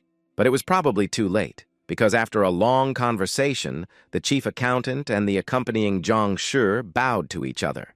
The general manager announced that they had decided to accept this request for transportation to Jiangnan province to Mount Jianyue. Since the Taoist has already sent postal pigeons to 3 sects, people will come to meet the escorts on the mountain. The chief manager asked for the registration book, and his servant quickly found it and handed it to him. The manager looked at the book and said that there should be several caravans in their direction, namely 12 heading to Jiangnan province. He asked which of the 12 would like to accept the request, and the men held their noses, saying that if the Jiangshi went with them, they would slow down. They will have to constantly stop to open the coffins to pour herbal decoctions and check the talismans, and it is a lot of trouble on the road. The chief manager explained that only one additional chariot was needed for 10 coffins, and it was cold, so there was no need to worry about the smell. Is no one going to take on this task? Everyone was clearly indifferent to it. Chen Ren watched this and thought it was great that no one wanted to take on this task, and he would use it to make them refuse. Suddenly, Lee Chen Ren slammed on the table and shouted that the agency was obliged to reject the request. He apologized to the Taoist for the inconvenience, but could he send the pigeons to the sects again and ask them to pick up the bodies from their agency? Everyone was shocked when the third master spoke. He was one of 7 masters responsible for dozens of escort soldiers. Chen Ren realized that this was his way of showing off for his friends and father. But it was a fool's act, because the Taoist asked him to explain why he was refusing his request. Ben Ren explained to him that those who died were martial arts masters and fell at the hands of other masters, and the agency did not want to be involved in the conflict. It seems that he was wrong about something. These warriors laid down their lives in an attempt to stop a monstrous demon and perish at the hands of other masters of fiction. Ben Ren was still proving that his statement was not false because they had died in the battle with the master, even if that person was a demon. The Taoist had nothing to say to this because it was impossible to prove his case without evidence. He is such a fool to suggest that we should not believe the words of this man, even though he is dressed in the garb of a special sect. Lee Chen Ren noticed that his friend was sitting on Ben Ren's left hand and muttering to himself. The fact was that all this time his brother was simply repeating what his friend was telling him with the help of sound transmission techniques. Lee Ben Ren finished expressing almost his opinion by hitting his fist on his palm, and his friend immediately fell silent as if nothing had happened. The general manager thought for a long time about what would be the right thing to do in this situation, and decided to ask what the escorts thought. Do the rest of the 7 masters share the same opinion? To which I received the answer that they do not think so. Chen Ren thought that it was normal to hesitate. They would look too heartless if they agreed with Ben Ren. But this is the only way to refuse this request. The girl asked the same thing. Isn't it easier to refuse a request if no one agreed? He explained that the agency has a tradition of not refusing requests without a good reason. Jiangshi magic was created to bring bodies back to their homeland to their families. If it were not for these soldiers, neither their country nor the agency would exist, so as a sign of honor, it became a tradition to accompany them for free, even if they were not soldiers who died on a real battlefield. These fighters ended their lives in a fight with a demon that has already killed many civilians, which means they should be respected as true warriors of their country. After finishing his speech, Chen Ren looked around and noticed that everyone was silently watching him. He asked her why she was looking at him so strangely if he had something on his face, and she laughed and said that she was not the only one looking at him. And everyone else at the ceremony was also looking at him with their heads turned. But his father and older brother watched him most closely and with serious faces. Lee Chen Ren was almost panicking from being in the public eye, and he couldn't understand why everyone was staring at him. Poon Jin Yang explained that it seems that everyone present heard his speech about Jiangshi. They are all experienced masters and know how to amplify hearing well, so when he spoke so quietly, they could still hear him. After his speech, the manager said that he was on the side of the Taoist from the Maoshan sect, and there was no reason to doubt his words. His thoughts completely coincided with those of the 4th master, and Chen Ren blamed himself for this because he had ruined his plan on his own. The general manager wanted the Northern Dragon convoy to take over the transportation of the Jiangshi, and he reminded Zhang's chief escort that mistakes in this mission were unacceptable. He bowed to the manager, obeying him at this stage, and only the king of the agency could deny his words. All missions were scheduled, and the triage ceremony was nearing completion when it was suspended again. The 2 eldest sons of the king of the agency were sent to the manager, saying that problems could arise if everything was decided unilaterally. The chairman asked the leader of the Northern Dragon if he had any objections. He explained that Zhang's group's destination was Yangzhou, 5 days from where the Jiangshi needed to be escorted. The manager had to be aware that the Northern Dragon had to deliver 120 tons of rice to Fujian province in 15 days. For this mission, they need all the soldiers and carriers, so the group has no time to delay.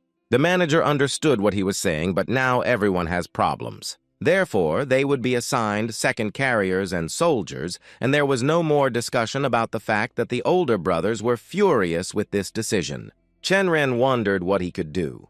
He couldn't let this happen. He had to stop them before it was too late. He could think of nothing better than to raise his hand and nominate himself for this mission. Everyone was again shocked by his courage or stupidity. Ben Ren reminded them that there was only 1 month left before the capital exam, and he decided to go on a mission. The manager explained that only escort soldiers and porters could join this mission, and he could not allow a potential tragedy to occur, so he insisted. He said that he wanted to go as an accompanying Jurin, and they needed to know that the young master was capable of it. But Jurins don't go on escort missions. It's a rare event, but he'll make an exception for him. He understood how he felt about the brave deeds of the fallen, and he would rather stop, let them take care of the Zhongshi themselves, and let him prepare for the exam. Chen Ren passed the provincial exam only for the sake of rank and the opportunity to go on escort missions. The capital exam loses all meaning for him if he is not even eligible for it.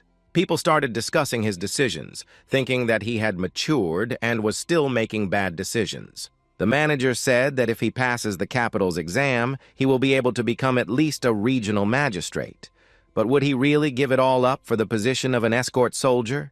And so it was that Lee Chen Ren clearly knew his purpose in this life and how to achieve it. The manager could not understand why he wanted to become a warrior so desperately. In the past, he had already had such a dream of becoming an escort warrior, and his friend thought he was drunk to dream like that. How could an ordinary carrier become a warrior? Since he was lame, he was advised to go to school and become a government official after graduation. While they were having a drink, the head of the escort, Ga Bulam, came to the restaurant. Someone from the escort approached him with gratitude because his son survived thanks to the medicine he gave him, and the head of the escort was happy to hear it. The reason why he wants to become a warrior, he looked at his father.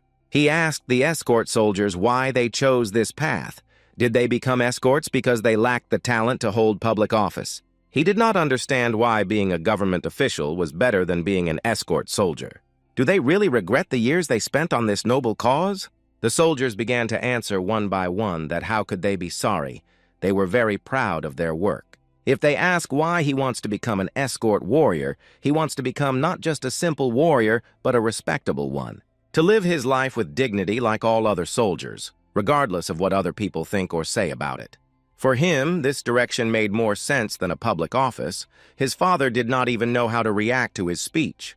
An escort warrior is a martial artist who dedicates his life to working for the escort agency, the king of the agency, Li Zhongsang, the escort commander. Huang Sok Sang Li Gab, Ren Li, Yol Ren Li Ben Ren, group leaders, pavilion leaders, chief escorts all count as escort warriors. Just as swordsmen dream of becoming great masters and scholars dream of becoming masters of writing, so escort warriors dream of becoming respected escorts. Only 4 people have managed to become famous throughout the Central Valley, 4 great and respected escorts who are respected among agencies as heroes. One of them, Li Zhongsang, was promoted to the rank of honorable in the Heavenly Dragon Agency, and he took another step and became known as the King of Escorts. All the others are also experienced warriors, and his answer knows exactly the place in their hearts. And then Lee Chen Ren, the 4th master and youngest son, would turn everything upside down. Poon Jinyang laughed and reminded him that he had only one question, and everyone laughed and shouted that his friend was right about that. Chen Ren asked a lot of questions, and it was impossible to argue with him. He was completely right. He was called an incredible master because he bravely defended himself and his personal position, receiving understanding from the soldiers of the escort. But it will be all for naught if the king of the agency opposes his speech. But his father just smiled, clearly appreciating his efforts. The manager stated that the Heavenly Dragon Agency officially states Lee Chen Ren will be hired as an escort warrior. He will also join Zhang Riangi's convoy heading to the Jianyue Mountains. The 2 older brothers were talking to each other about how things had taken a very strange turn. Lee Chen Ren could not believe his happiness. He had finally managed to become an escort warrior because he had dreamed of it for so long. The manager said that all the missions had been assigned and the ceremony was coming to an end. But before he could finish his last word, he was interrupted again, this time by Poon Jin Yang, who asked to hire her as well. Punching her fist in the palm of her hand, she said that she was Poon Jin Yang, who took 10th place in the exam. She will be immensely grateful if they hire her for a mission to the capital exam. Chen Ren was angry. Why did she suddenly decide to go out without him, and was she going to treat him to noodles right after the capital exam? He explained that the escort mission is harder than she thinks. There is no swimming, no sleeping in the mountains and fields if they don't make it to the city by nightfall. Her life could be in danger at any moment. She said that there are people who live in such a dangerous job to feed their children and support their parents. But everyone she saw here was living this dream, even though she didn't have her own sword and wasn't so fragile that she couldn't withstand a few days of mission. And it takes 5 days to walk to the mountain, but she knows a way that will take only 3 days. Her homeland of Yangzhou, after all. The manager stated that crossing the rivers and mountains of the Central Plains is their job, and how can she know routes they have never heard of? He asked if he was responsible for his words, and Poon Jin Yang replied that he was without a doubt, and that he was putting his hand on it. Lee Chen Ren noticed that she behaved like a real man, and they would have become best friends if not for the masquerade between them. Li Zhongsang called Soksang over to talk to him and asked him what he thought about Zhong Ryong and whether he really wanted to become a warrior. Soksang told him that it was just bravado. He's very stubborn, just like his father. But what's the use of all this if he doesn't know anything about martial arts? But this is not a problem. The escort warrior must know martial arts to protect the cargo on the mission when it is necessary, and there are other ways to fulfill it. He feels sorry for him because his son has so many easy ways in life. If he really wants to become an escort warrior, he can go on missions, and then to become the head of the pavilion. Before, he looked like he was going to wander the world all his life, and now he has embarked on a rather difficult path for him. Song Chan agreed with the king's words, and also said that he knew a second warrior of the same escort. He followed this path for 40 years, and became the owner of the largest escort agency in Zhejiang province. Did he really mean to say that his son was following in the same footsteps, and that it was quite spontaneous, and that since he wanted to do so, he just had to trust fate? By the way, if he becomes a respectable warrior as he wishes, he will have to fight with his brothers, whether he likes it or not. Of course, if he doesn't lose his life even earlier, like all the other ordinary soldiers. Fate is something that can only be jinxed by the gods themselves, and people can only obey. Li Zhou's son has been watching him for 22 years, and his recent actions have struck him as an ordinary father who wants to know what his son is really like. No matter how many times a worm is spun, it remains a worm, and there are worms that eat snakes and throw wild boars off their feet. For example, the spirit of heaven and earth on Mount Wuji, which is talked about throughout Jiangsu. The king ended the conversation and asked about that girl, Poon Jin Yang, who wanted to join the mission. Does he have any idea who she is? And Sung Chang said she was too young to be famous. She has an unusual gait and was definitely trained in martial arts. But why did she disguise herself as a man, perhaps to get closer to Chen Ren?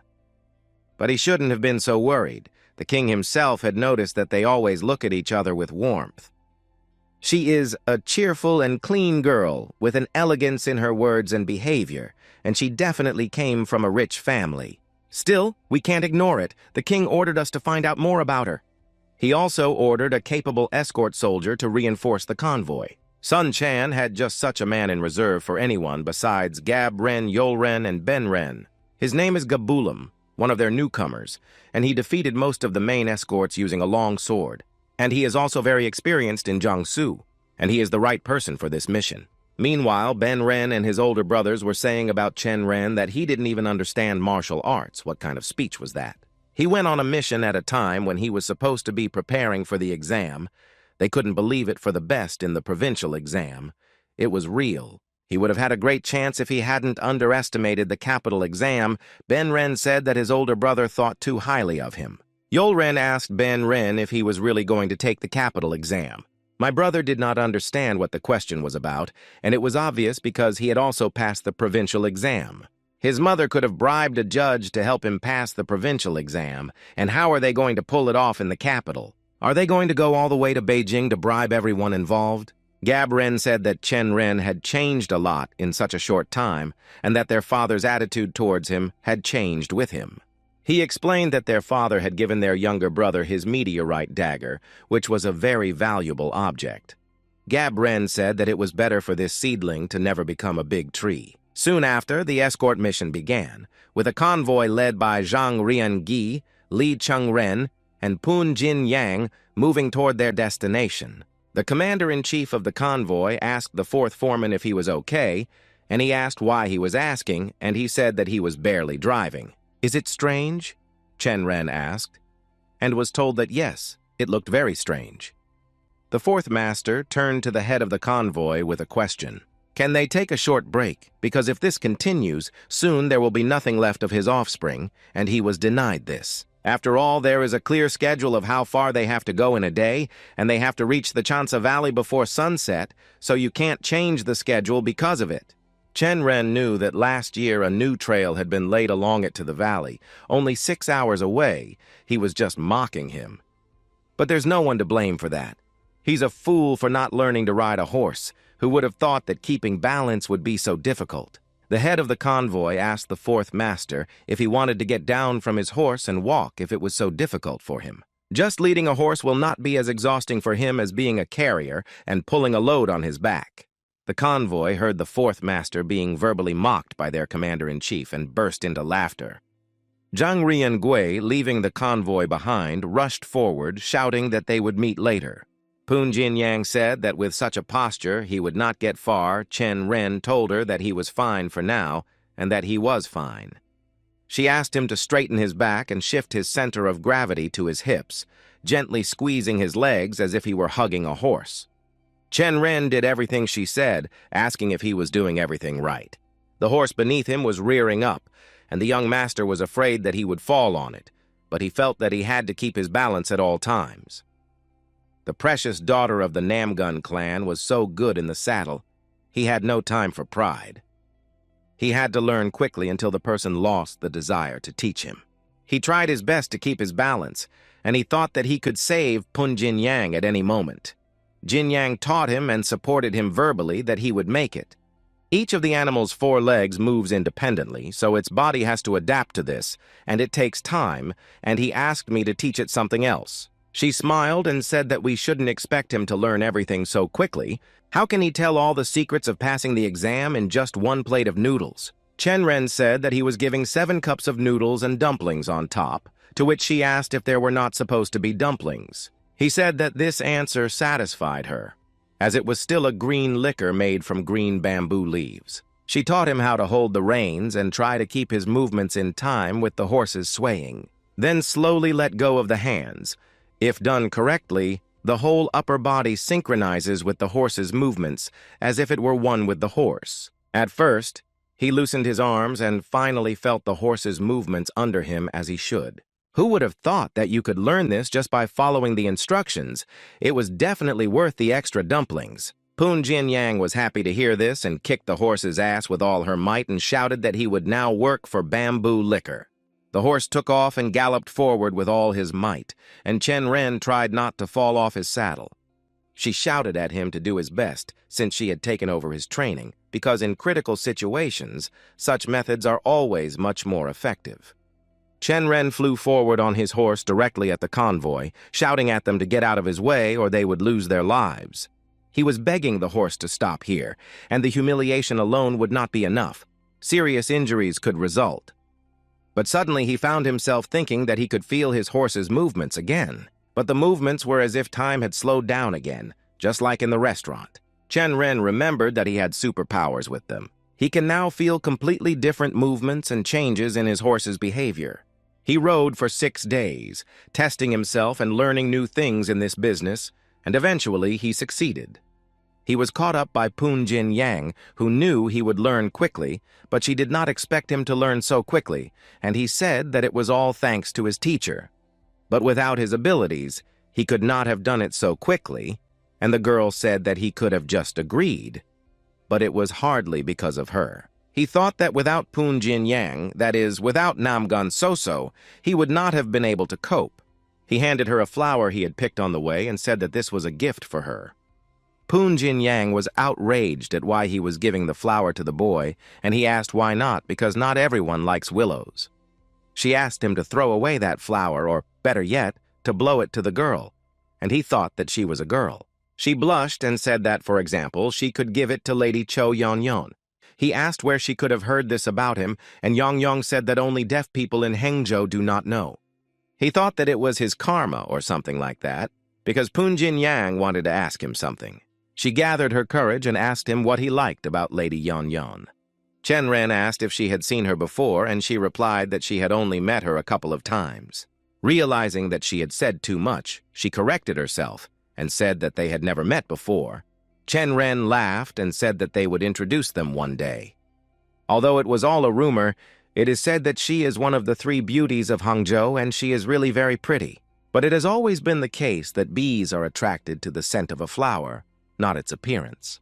Poon Jin Yang asked if Yeon smelled bad, and the 4th master laughed and explained that if you like a person, you like everything about them. Likes, habits, voice, eyes, pronunciation, and perspectives are only one factor among many, and even that is quite subjective. If the question was whether he liked her or not, he probably didn't like her, and her appearance was not really important to him.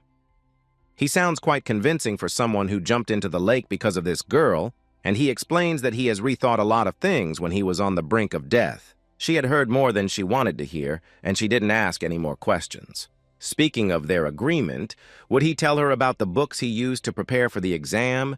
He said he didn't remember them all by heart, but he will definitely remember them a little later and asked for time to do so. She stopped the horse and looked at him angrily as if he was trying to turn away from her. If it is so important to her, he will be able to remember when and teach him acupuncture. Lee Chen Ren explained that during the exam he saw a pen with a steel tip. Such tips are used to hit acupuncture points, thus neutralizing the enemy, and she herself had studied this a little at the Martial Arts Academy. It will be difficult to teach someone this, and people don't teach martial arts to others that easily, or he doesn't know that, and he only asked for the location of these points. Critical points are also called mute points to leave the possibility of speaking and paralyzing points by striking, which can neutralize the enemy. Isn't this information a secret? She was surprised that he didn't even know this, because Chen Ren is the 4th master of the agency. But he said that if he didn't want to talk, he should forget, because he couldn't remember anything about the provincial exam anyway. She gave up and said that she would tell him about the dots, but for some reason, she felt that she was not getting any benefit from it all. Meanwhile, the convoy was passing through the mountains, and a small obstacle arose on their way. Zhang Rian raised his hand to the mountain, ordering the entire convoy to stop. This alarmed everyone. Most of them wondered what could have happened and decided to just watch what would happen next. The commander asked why the 2 of them stuck their noses out in front of Chen Ren, asked if all the escort soldiers shouldn't be gathered together in such a situation. The commander-in-chief said that he did not seem to know much about the world of escort soldiers. Lee Chen Ren asked him why he didn't teach him this if that was the case. The commander wanted to be honest with him. Even though his words sounded a bit harsh, he said that the Jurin were no match for them either there or in the agency, let alone in the mission. And the reason was very simple. They were not useful during tasks. For example, porters could carry additional cargo, push horse-drawn chariots, cook, and do laundry. Jurins do nothing at all except bear the name of warriors. Chen Ren noticed that, judging by his words, the escort soldiers were also doing nothing. But why is he so sure that the young master does not know anything about escort missions? I wonder why he came to this conclusion. Then the commander-in-chief decided to do the following. He would ask him 2 questions. If he answers them correctly, he will fulfill one of his requests. But if he answers both questions incorrectly, then he's going to get it wrong. He and his friend are going to cook dinner together tonight, and they will have to feed all the soldiers, porters, and horses. He expected something like this from Zhang Rian, since he was a subordinate of his brother Lee Chen Ren, and it seems to him that he would do anything to destroy Chen Ren. The 4th master said that if he won, the commander-in-chief would feed everyone, and he agreed to such conditions. Zhang Rangi asked if the master could see the branch lying in the middle of the road, which was a sign that people from Jianghu leave for those who are coming behind. This is called a hidden sign in the world. There are many types of them, but this one is used by escort people. Each of these warriors knows about it. The commander-in-chief asked what the name and meaning of this secret sign was. Pun Ji-yang intervened, saying that it was too much because it was their first mission. How could they know what only experienced escort soldiers know? The commander-in-chief said that it doesn't matter if it is their mission or not. If they call themselves escort soldiers, they should know this, and Chen Ren should know it even more so. The fourth master rudely interrupted him, reminding him that when a question is asked, one must listen to the answer. Perhaps the head of the escort disagrees with the words of the young fourth master. Chen Ren replied that the secret sign was called an evil tiger in ambush. After the answer, there was silence, and everyone in the escort stared at him with open mouths. Zhang Riangye was more stunned than anyone else, and even asked what he had just said. The young master repeated his answer again, emphasizing that the name of the secret sign is an evil tiger in ambush. But I had to tell you the meaning of this sign, which means that there may be an ambush in the forest ahead. Chen Ren reminded him that he would be looking forward to dinner and that he should not forget to feed all the horses. The convoy was approaching its first stop in the picturesque Chansa Valley. The commander saw that a gang of bandits who called themselves the Green Forest were resting ahead, so he ordered the soldiers to remain vigilant. Lee Chen Ren asked Pun Jinyang if she knew how to fight with swords, and she replied that she had a little experience in it. He asked if he was a student or a martial arts master, and she said that you don't have to be a master to be called a warrior, and since he passed the provincial exam, he is now more of a scientist. Chen Ren thinks that she can handle both of these areas, and why she tries to learn to become a warrior just like the Shaolin Buddhists. But she had a dream of creating a Marima sect together with scientists, and in order to fulfill it, she needed to pass the capital's exam. Chen Ren laughed good-naturedly and asked if it sounded so unrealistic and he just didn't hear such a serious reason. But I definitely did not expect her to share this with him. She was preparing for the future. If she became a martial arts master, she would come up with her own technique. That's why she is taking the Imperial exams now, while she still has time, and Chen Ren asked why she was telling him about such important things. Firstly, because she has already heard his dream, and thirdly, it will help to avoid his annoying questions about the combat techniques she will use. She may be saying it too late, but in the battle itself she is much more talented than he could have imagined. He thought that she was saying that she was going to fight, even though he didn't like bragging and felt that he sincerely wanted to support her. He just said that unfortunately they wouldn't fight, so she didn't have to worry about it. She didn't understand what he meant by that, but he explained that instead of shedding each other's blood, it would be more efficient to use money. A man named Yom Wang was on his way to the head of the Kushan camp, and he addressed Commander Zhang, saying that they had not seen each other for a long time. The commander asked him if everything was as usual, to which he laughed and replied that if something had happened, he would not be standing here now. Yom Wandu noticed that this time they had a lot of goods, and asked where they were going. Zhang Rianyi said that they would stop by Yangzhou and then head to Mount Jiangnu, to which he said that it was a long way. He mentioned that there was a heavy rain last night and the river level rose, so they will not be able to cross it now and will have to wait at least until tomorrow. With no other way out after the rain all over the valley, they had no other option but to wait it out. It was not good. They had to get out of the valley at any cost, and people could not oppose nature itself. Since it happened, Yom Wandu offered to eat with them all, as they were cooking the prey that was wandering around their camp. There would be enough meat for everyone, and Chen Ren was alerted by his friendliness. Zhang Riangui hesitated, but they had no choice at the moment. So he ordered the escort soldiers to dismount and the porters to lower the cargo because they would wait here for a while. Following the order, they tied up their horses and sat down on the ground to rest and eat.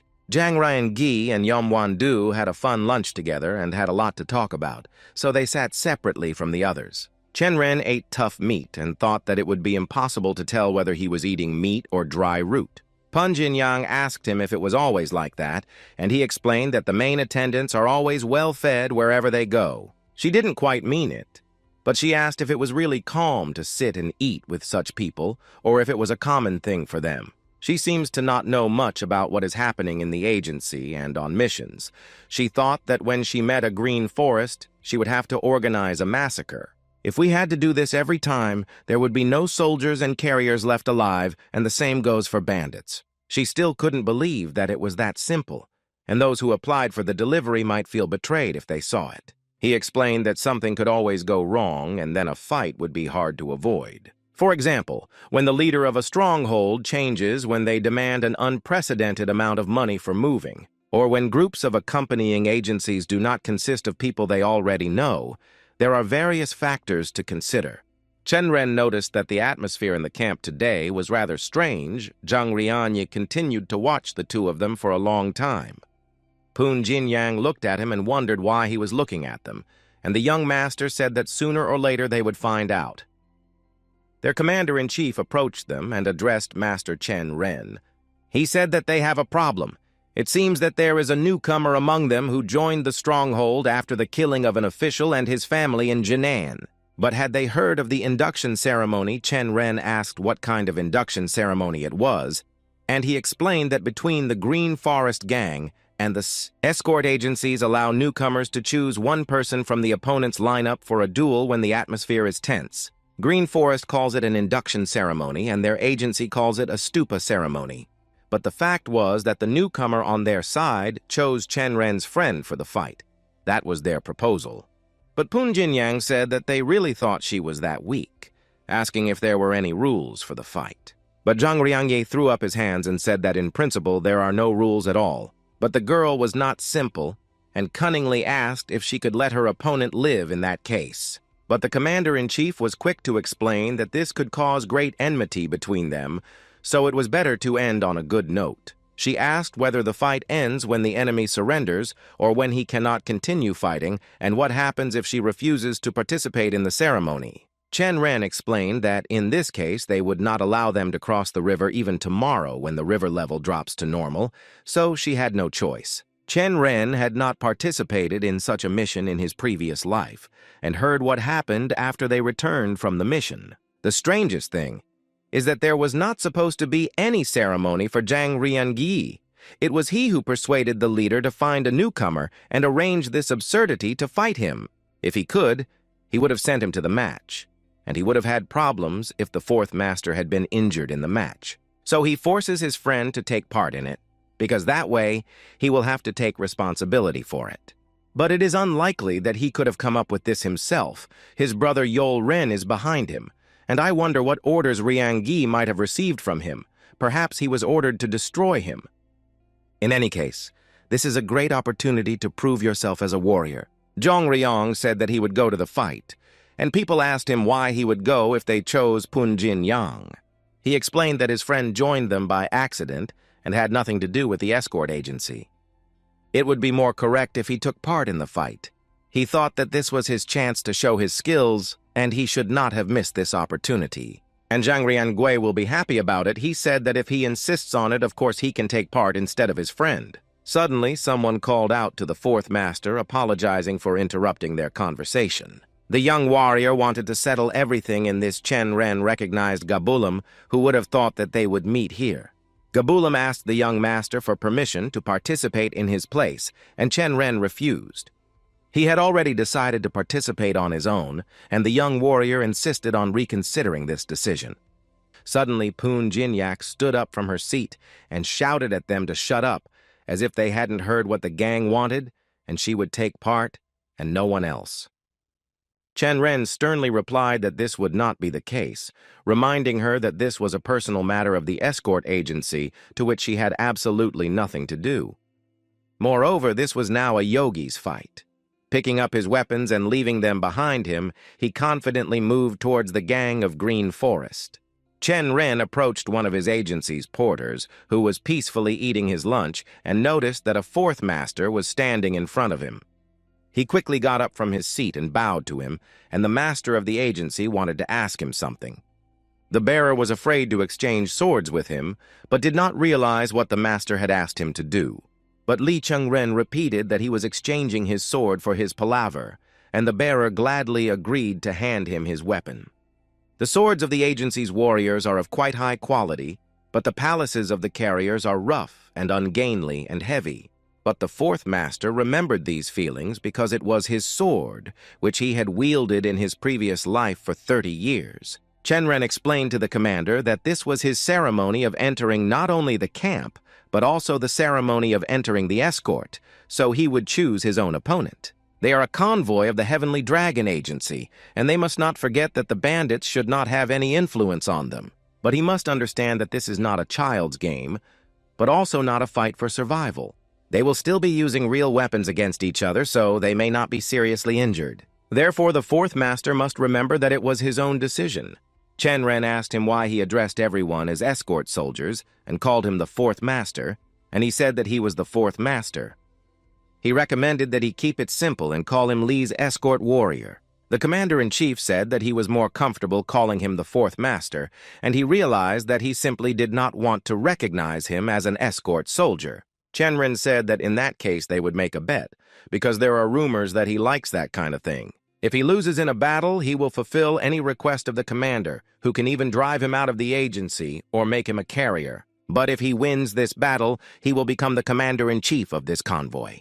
Zhang Riangye explained that it would be difficult to do just as it is impossible to change horses on a crossing, nor is it possible to change the head of the convoy in the middle of a mission. Then he proposed to make him acting for 3 days, as the rules definitely allow. He knew all the rules well, so the commander-in-chief agreed to his terms to see what his overconfidence would cost him. Chen Ren approached the bandits of the Green Forest and looked at each one in turn, choosing a worthy opponent. He chose the biggest bandit over there, and he called him the biggest-headed one of them all. Everyone began to ridicule Chen Ren, and the headed thug asked him if he even realized who he was and with whom he was messing. He was known as the Buffalo King of Demons and was also the deputy leader of the Kunshan camp. Chen Ren said that they have the head of the Blade of Hades and his deputy Buffalo King of Demons. It seems that only the greatest creatures of hell have gathered. He introduced himself as a new escort warrior of the Heavenly Dragon Agency. Lee Chen Ren Buffalo said that there was too much pathos why he chose him. Chen Ren replied that he chose it because there is no better offering than the head of a buffalo. He waved his weapon at him, called him an insolent scumbag, and said he would destroy him along with his excesses. He was not only strong in appearance, even a light hit could be fatal for him. But it was a good thing, because in this way he could test his skills in a real fight as soon as possible. The buffalo shouted at him not to be happy that he was able to block his blow, and Chen Ren noticed that his opponent was moving very nimbly and quickly. The buffalo told him that he knew he was too weak to fight him, and with one movement he knocked the sword out of the fourth master's hands. With incredible strength, Chen Ren flew away from the enemy and landed softly on the ground. The buffalo triumphantly walked toward him. He raised his weapon to deal the young master the last critical blow. But Chen Ren took off and counterattacked, because while he was dodging his blows, he was waiting for the moment when he would be fully exposed to him. After all, people lose their vigilance when victory seems so close, and then they start acting rashly. Chen Ren caught his head in his strong hands and delivered a quick and critical knee strike right to his face. The blow was so strong that the buffalo flew away from him and fell to the ground half alive, scaring people from his camp, while Chen Ren wiped the sweat from his face, calling him a jerk. Pan Jinyang had recently taught him that there are 12 important pressure points in humans. If he is not sure that he will be able to hit them, then just let him hit the enemy's face, because whatever part of him is hit will be fatal. This turned out to be a valuable and useful lesson for him, because if he hadn't known this, everything could have turned out the other way around. He turned to the buffalo, took its face in his hands, and struck it again. The buffalo begged him to stop, and he pressed on the point of its head, causing a slight concussion that would make even an elephant lose consciousness and fall. Chen Ren looked at him triumphantly and thought that he would never have thought it would actually work. The head of the convoy could not believe his eyes, wondering how he could do it. He had never even studied any martial arts, yet he dodged blows with such speed and was able to turn the tide of the battle almost at the very end. Chung Ren wondered why everyone thought he had never studied martial arts, and Poon Jin Yang explained that this insult was clear from his movements. Clumsy and without form, as if he was moving intuitively, he laughed and asked if it looked like he could move. She denied that she was trying to say that it looked like he was born for this. She couldn't believe that such a talented man hadn't studied martial arts before. Why he was wasting his life on all sorts of nonsense. Suddenly, the head of the escort appeared behind them and congratulated him on passing the ceremony of joining the escort. Chen Ren thanked him in return, saying that without him this would not have happened, and how much he had confirmed his skills. He becomes the acting chief escort for the next 3 days, handing him a wine bottle as a symbol of the chief escort. Soldiers and porters are forbidden to take their own glasses on escort missions so that they do not secretly drink wine. But the head of the escort is an exception to the rule, because they develop a little wine for everyone if they need to raise their morale. Since this rule has been in place for a long time, the most ordinary wine glass has become the object of the escort's head popping up. Chen Ren told him that he had been having problems with his business lately and hoped that he would have a good rest while everything was under his control. He called the escort warrior Gabulem to him and ordered him to gather all the porters and soldiers of the convoy. And he announced his first order as acting head of the escort. For the next 3 days, all the escort soldiers will walk the route on foot, and the carriers will learn to ride horses, and the soldiers will help them. Negotiations began among the soldiers and convoy bearers, none of whom expected such a decision and changes in the usual way. This is the order of the head of the escort. If someone disobeys, they will be severely punished according to the rules of the Heavenly Dragon Agency. Lee Chen Ren still remembered the last moments of his past life. 9 carriers were trying to escape while he was stalling for time, and he wondered if any of them had survived. Most of them were most likely caught and killed because they could not run away for long, and if they knew how to ride, at least half of them would have escaped.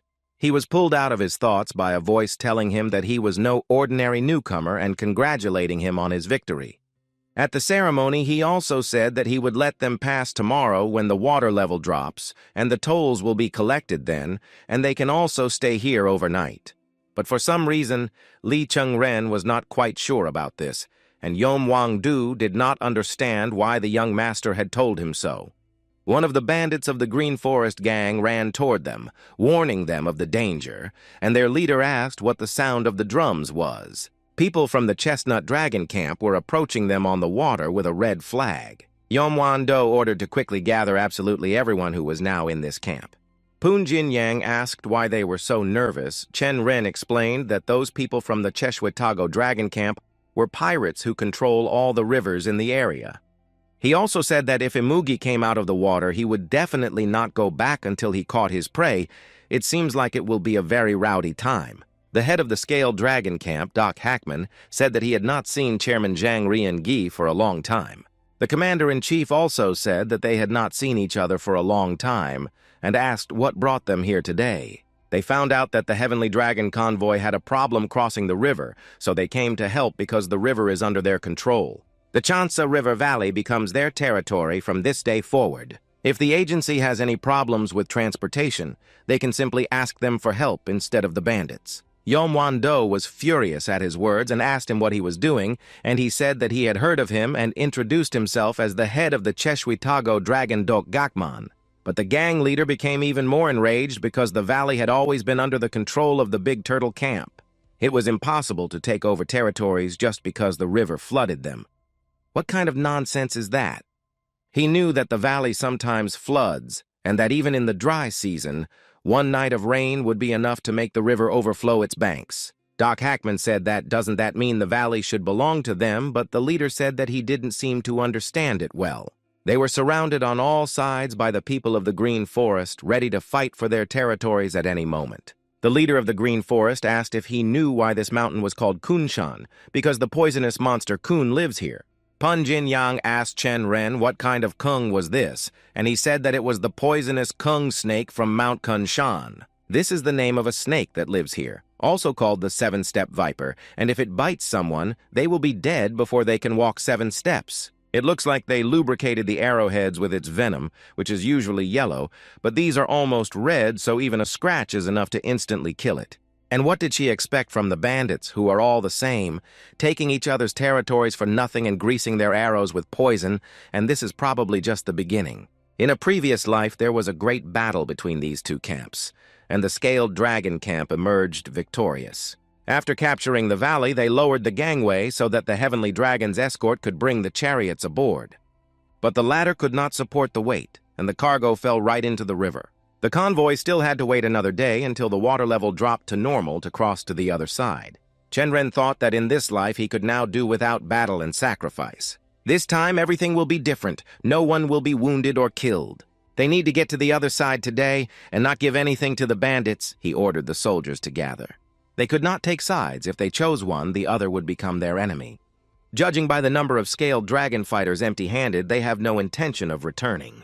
Zhang Rian Yi asked what the young master thought about this, since he was temporarily acting as the head of the escort, and it was he who would make the decision. They asked whether Chairman Zhang was sure that the scaled dragon would appear here, and he replied that it was as much a surprise to him as it was to them.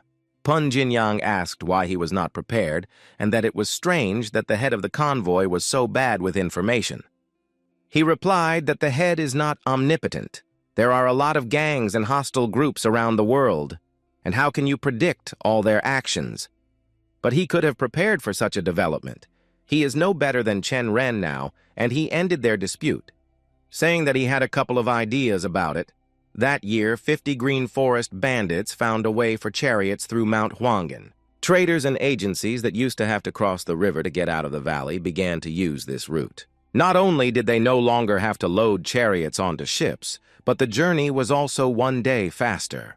And if the scaled dragon captures the valley, he will leave the big turtle bandits without profit, an eye for an eye and a tooth for a tooth. But these were just guesses, and even if they were true, what good would they do? Chen Ren smiled and said he had a plan in mind. These are bags with a round-trip fare of 50 yang in each. Did he really want to give both bandits a sack because he didn't think it would help their situation? If they can stop the conflict and get across the river today, is an extra sack too much to ask for? Zhang Rongyi didn't think it would help anyway, but since he was so confident. He had one condition. The second bag of money had to be carried by an escort soldier, because those were the rules. Gabulam put forward his candidacy, asking the young master to take him along, but Chen Ren already had someone in mind. He approached Pun Jinyang, which she did not expect at all. He took her hands and asked if she could help him with this. The escort soldiers and the leaders of the two camps gathered around the fire to discuss their next steps. Doc Hackman asked the young master who he was. Chen Ren told him to watch his language because he was not a simple warrior who came to say hello, but a representative of the Heavenly Dragon. Doc Hackman laughed and asked what the two of them wanted from them. Lee Chen Ren turned to his friend Pun Jinyang and asked him to give him both bags of gold. She asked him for both bags at once, and he pointed with 2 fingers and clarified that 2 meant both bags. Each bag contains 50 yangs. A total of 100 is the maximum that the Heavenly Dragon can afford. Their offer was simple. First of all, they do not care who gets the valley, so they are not going to participate in their showdown, and let them decide who is right and who is wrong. Second, they are in a hurry, so they are willing to overpay to cross the river as quickly as possible. The head of the big turtle camp knows that this is a double fee from the usual one, so let them consider it a surcharge for urgency.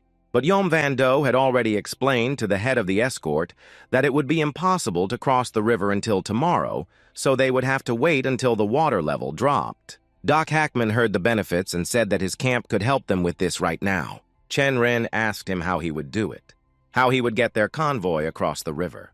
He explained that they had a number of wooden gangways just for loading chariots onto ships. His men will take the goods and lift them aboard the ship and pull the empty chariots up with ropes. And when they are submerged, they will quickly cross the river to the other side where they can continue their journey on dry land. Chen Ren agreed to his proposal by shaking his hand and said that the fare was left to the scaled dragon. Yom Wan Do became very angry and asked if this was the final decision of the Heavenly Dragon. He understood that he was upset and hoped that he realized that they had no other choice, and he did not want to ruin their relationship because of this situation. How could he say such a thing right after he betrayed what had been built for years, promising that no chariot of the agency would ever pass through their valley again? Chen Ren said that he would simply ask the scaly dragon to help them with this. The fare goes to the person who helps you to get there. He does not understand why he is accusing the agency. Maybe he is just taking out his anger. Since he could not do anything to the scaly dragon, these words made him very angry, and he even overturned the cauldron with food.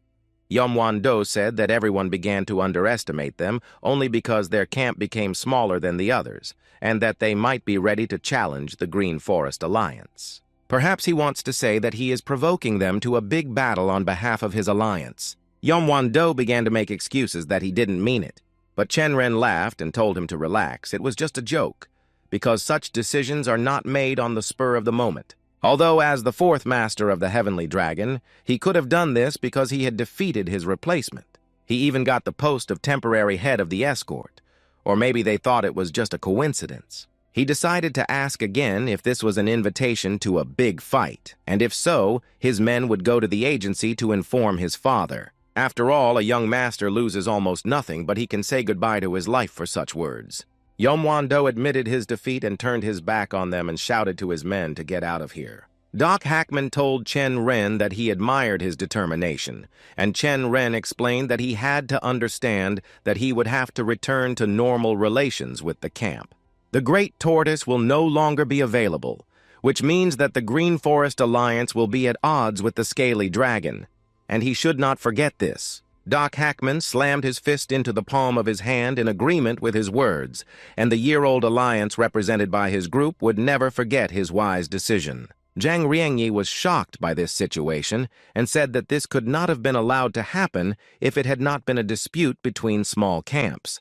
But with the River Alliance and the Green Forest Alliance involved, you can't take sides, especially when it comes to the Scaly Dragon who has upset the balance. Chen Ren laughed right in his face and said that he thought he was just waiting for him to embarrass himself in front of everyone. But he realized that the young master had guessed, so he told the truth that before the mission began, the second master had told him not to restrict him in any way. He thought that if he had little experience, he would embarrass himself, and then his father and the entire agency would be disappointed in him and why he was interfering with everything going according to their plan. He was first of all devoted to the Heavenly Dragon Agency and only then to the second master. He joined the agency when he was 12 and Chen Ren was only 6. He started from the very bottom and worked his way up to the level of the head of the Escort. The Heavenly Dragon Agency is the place where he spent his entire youth. Chen Ren thought that this was some kind of deception on his part again, that he was trying to make him feel nostalgic. But the head continued that he did not care what he and his brother did not share. He was just an ordinary escort warrior who was like a blade of grass swaying in the wind. But even so, he cannot allow the agency to be harmed, which is his only wish as an escort warrior. If he was so worried, he could have behaved normally from the very beginning, but for some reason it looked like he was constantly laughing behind his back. But the chairman explained that he thought that this position would be too difficult for him, and he just gave up. He even conspired with the head of the big turtle. Chen Ren asked if this was because more money had been prepared than needed, and the commander-in-chief said that it was. It sounded like the truth. But who would have thought that he would meet a real escort warrior here? But Lee Chen Ren only told him what his escort had heard, not expecting the master to react so calmly to his words. But the young master told him not to worry. If something went wrong, it would be his personal responsibility. Poon Jinyak caught up with him and showed him the hidden bag of gold and whispered what they were going to do with it. The young master told her to keep it until he told her to, and she demanded to know why she was doing it at all. She wanted to help resolve the conflict, not to pocket the money. He reminded her that a man should always keep his word, and once he agreed to help, he had to see it through because no one should guess. But suddenly they heard a loud sound and turned around to see what had happened. They saw that one of the chariots that was being pulled onto the ship by ropes had broken loose and fell into the river, breaking the gangway. Chen Ren approached Doc Hackman and said that they seemed to have a problem. He asked if the chariots of their agency had always been so heavy on this ramp for 10 years, but this was the first time it had happened. It seems that the chariot was indeed heavier than it seemed at first glance. It was made of oak, which absorbs moisture well even when covered with oil. His group will have to return to the base for new ladders, and if you put them one on top of the other, they should hold, but at least until tomorrow. Tomorrow, the water level will drop, and they will be able to cross the river anyway, so what's the point of loading on the ships? Doc Hackman asked him to save his face. At least this time, he would not be in debt. Chen Ren asked if he was offering to lose his reputation himself. Very concerned about this situation, the head of the Scaled Dragon asked the fourth master what they should do. But he just smiled smugly and said that he thought he had an idea how they could both stay in the black and not lose their reputations. If you put all their boats on top of each other, you will get gaps of 3 meters. If you put a ladder on top of them, you will get a kind of pontoon. In this way, they would be able to cross to the other side of the river with their cargo by horse and chariot. It was a good idea, but they wouldn't have enough ladders even with the one they broke if they could find suitable wooden logs. To do this, you need to climb Mount Kunshan. Chen Ren said that they would do it in 30 minutes, and they would be able to do it in 2 hours. But the big turtle camp will not just stand by and watch. It's one thing on the water, but in the mountains they are no match for them. Even with a numerical advantage, the bogies will destroy his soldiers, and he can't let them because of some logs. Chen Ren said that he would simply talk to the camp leader, explaining the situation and asking for help, and that he was not ready to lower his head before the mountain monkey. The young master pointed at himself and said that he would make the arrangements himself. Is he going to do it personally and he simply has no other options? Yomwando looked very angry at their last meeting, unless the fourth master was sure he wanted to leave alone.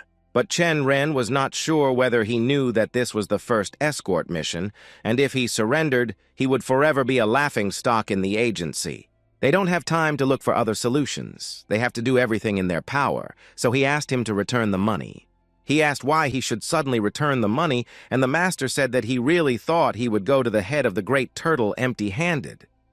After all, they had promised so much and failed to fulfill the task. The chairman handed him back the bag of gold. If both camps are going to work on transportation, wouldn't it be fair to give everyone a bag? Chen Ren put himself in his place, and he too had to save face. He might not agree even for 100 coins, and he might want him to apologize to him. Doc Hackman asked if he really wanted to work with them for free, and the fourth foreman explained that he became an enemy of the Great Turtle only so that they could get the valley for themselves, or maybe he doesn't remember that anymore. He stood in front of them as if he were dipped in water, wondering what decision he should make to avoid being in the red. He asked Chen Ren if it was possible that he wanted to make an alliance with him again behind his back. But he replied that if he kept nitpicking every little thing, he would simply have no choice. Doc Hackman realized that the fourth master was serious and laughed out loud. He was told that rumors should not be believed, and he was the same example. He took out a bag of money and threw it to Pun Jin Yang, wishing him success in the negotiations, and he, in turn, would begin preparations with the hope that everything would go well. Chen Ren hoped that this would be the end of them. The black streak ended, and he reminded the pirate that repairing the broken chariot would cost 50 coins. They went to the negotiations together with the warrior Ga Bulam, and Pun Jin Yang was very visibly nervous. Chung Ren told her to stop cowering, that the leader was a man of principle, and that if anyone realized what they were doing, they would have to negotiate. She asked what she had to do with it, and he said that she was now his accomplice. She hadn't done anything yet.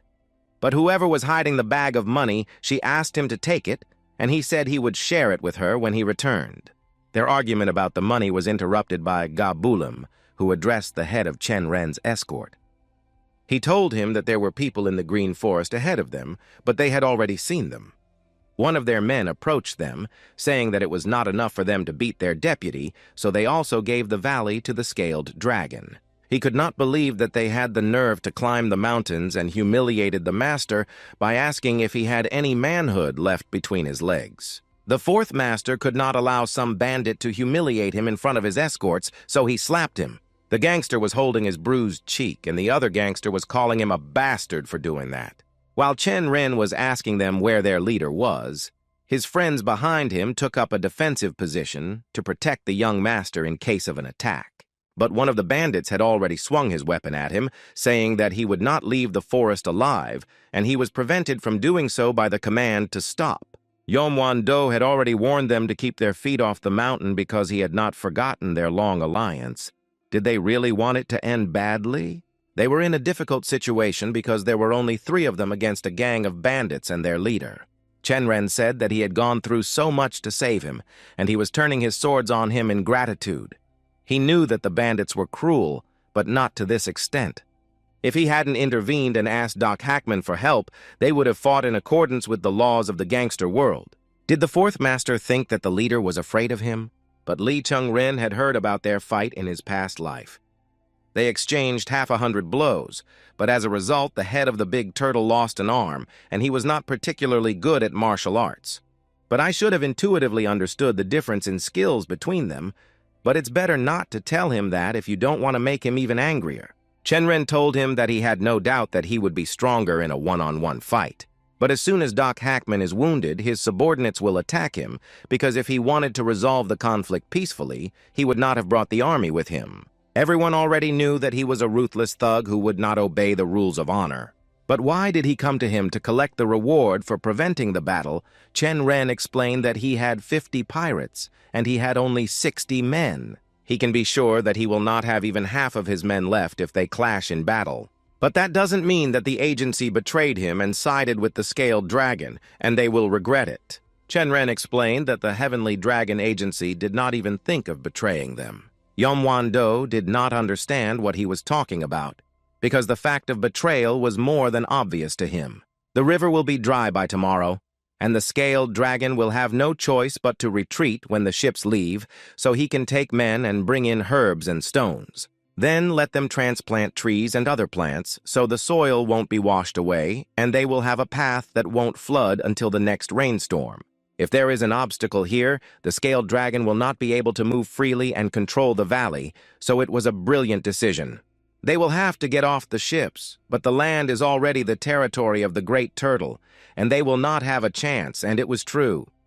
Yomwan-do ordered his men to immediately lower and hide their weapons. He told the young master that there seemed to be a misunderstanding between them, and apologized for making so much noise without understanding. Chen Ren said that it was too early to relax because the Scaled Dragon's gangway was broken, so they could not ferry the convoy to the other side. But the agency is in a big hurry, and for everything to go according to plan, they need them to leave without the leader suspecting anything, so he asked what he needed. They needed hundreds of logs no thicker than a human hand to make a pontoon, and he asked that they drop them at the foot of the mountain. Yomwan-do asked if he really wanted him to lower his head in front of those bastards, even though they owed him a favor, but they couldn't do that. Chen Ren looked slyly at Poon Jin Yang, hinting that she would now have to get something hidden from everyone. He told him that only they would lower their heads. Doc Hackman asked him to give him 50 coins for his joint work. He was outraged because he hadn't even taken the valley for himself for an hour, and now he wanted him to work with him for 50 coins. He was completely crazy.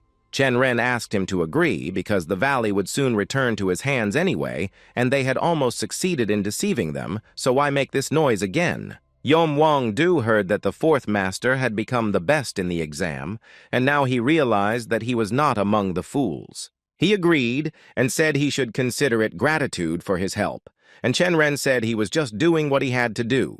But the leader didn't want to be in debt, so he started looking for something behind his back. He took out a small tube and handed it to him, saying that it was a gift for him, and the young master was curious about what was inside.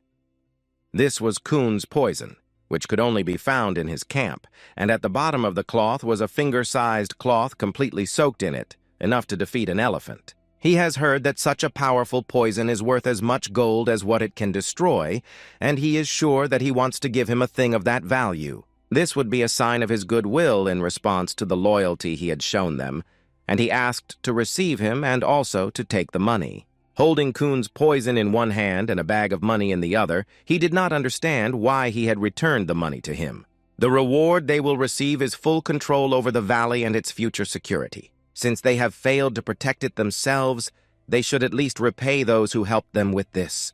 They were completely shocked by the course of events, and Chen Ren said that this was not part of his plans at all. They returned in complete silence, and Chen Ren noticed that Poon Jin Yang was looking strange, so he asked her why she was pouting. She said she was a little shocked by the events of the river crossing, the pirates who almost started a fight, and the broken pontoon. All of these problems just happened to be solved at once. Gabulam said that this was a small part of what they had achieved. The valley had always been their main problem. If they could build a way without flooding, then they will have the most direct and shortest route. It is difficult to say how much benefit they received for almost nothing. Chen Ren even thought this through in advance. It's good that everything went almost completely according to plan, no matter how stupid the camp leaders were. He succeeded not because he was more cunning than them, but because he knew the future. You cannot relax because of a small success. You must constantly train to become stronger, Gabulem wanted to ask Chen Ren.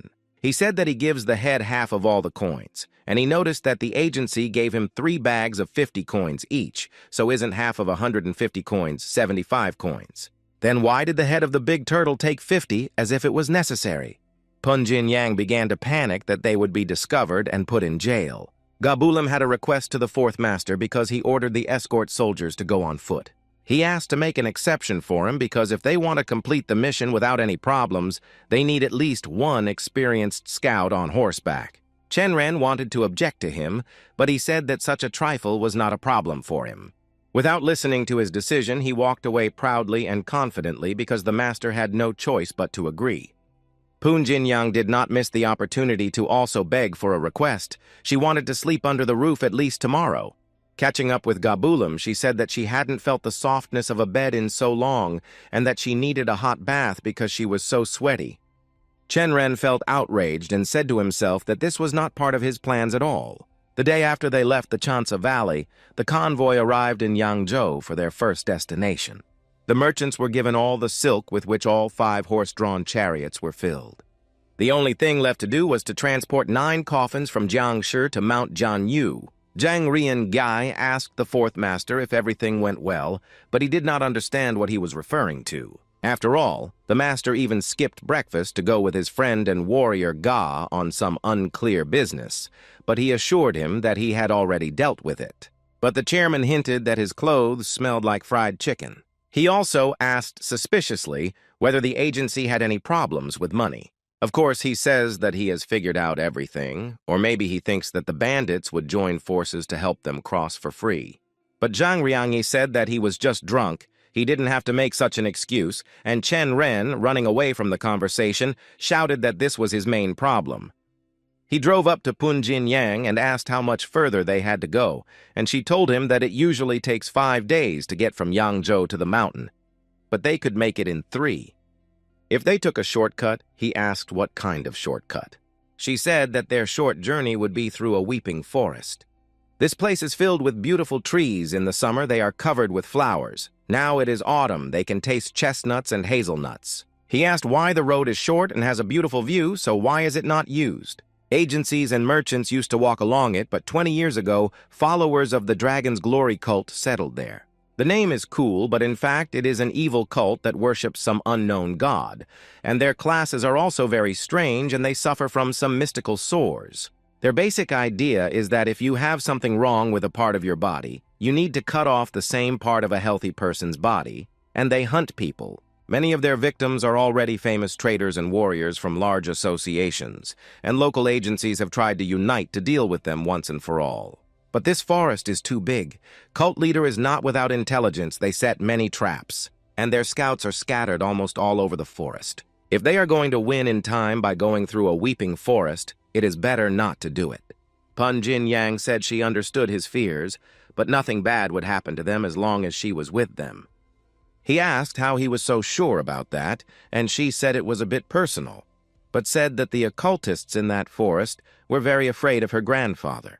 Everyone looked at each other, but only Chen Ren knew her secret and who her grandfather was. The Heavenly Dragon Agency's convoy arrived at the Weeping Forest late at night. Lee Chen Ren thought that he did not feel any cult followers nearby. They have saved a day in the valley and will gain another if they go through the forest, a difference of 2 days, and they take the second route. If Chen Ren had not changed anything, the martial artist would have appeared at the foot of Mount Kigma and destroyed the entire convoy. Now they are in a different place and time.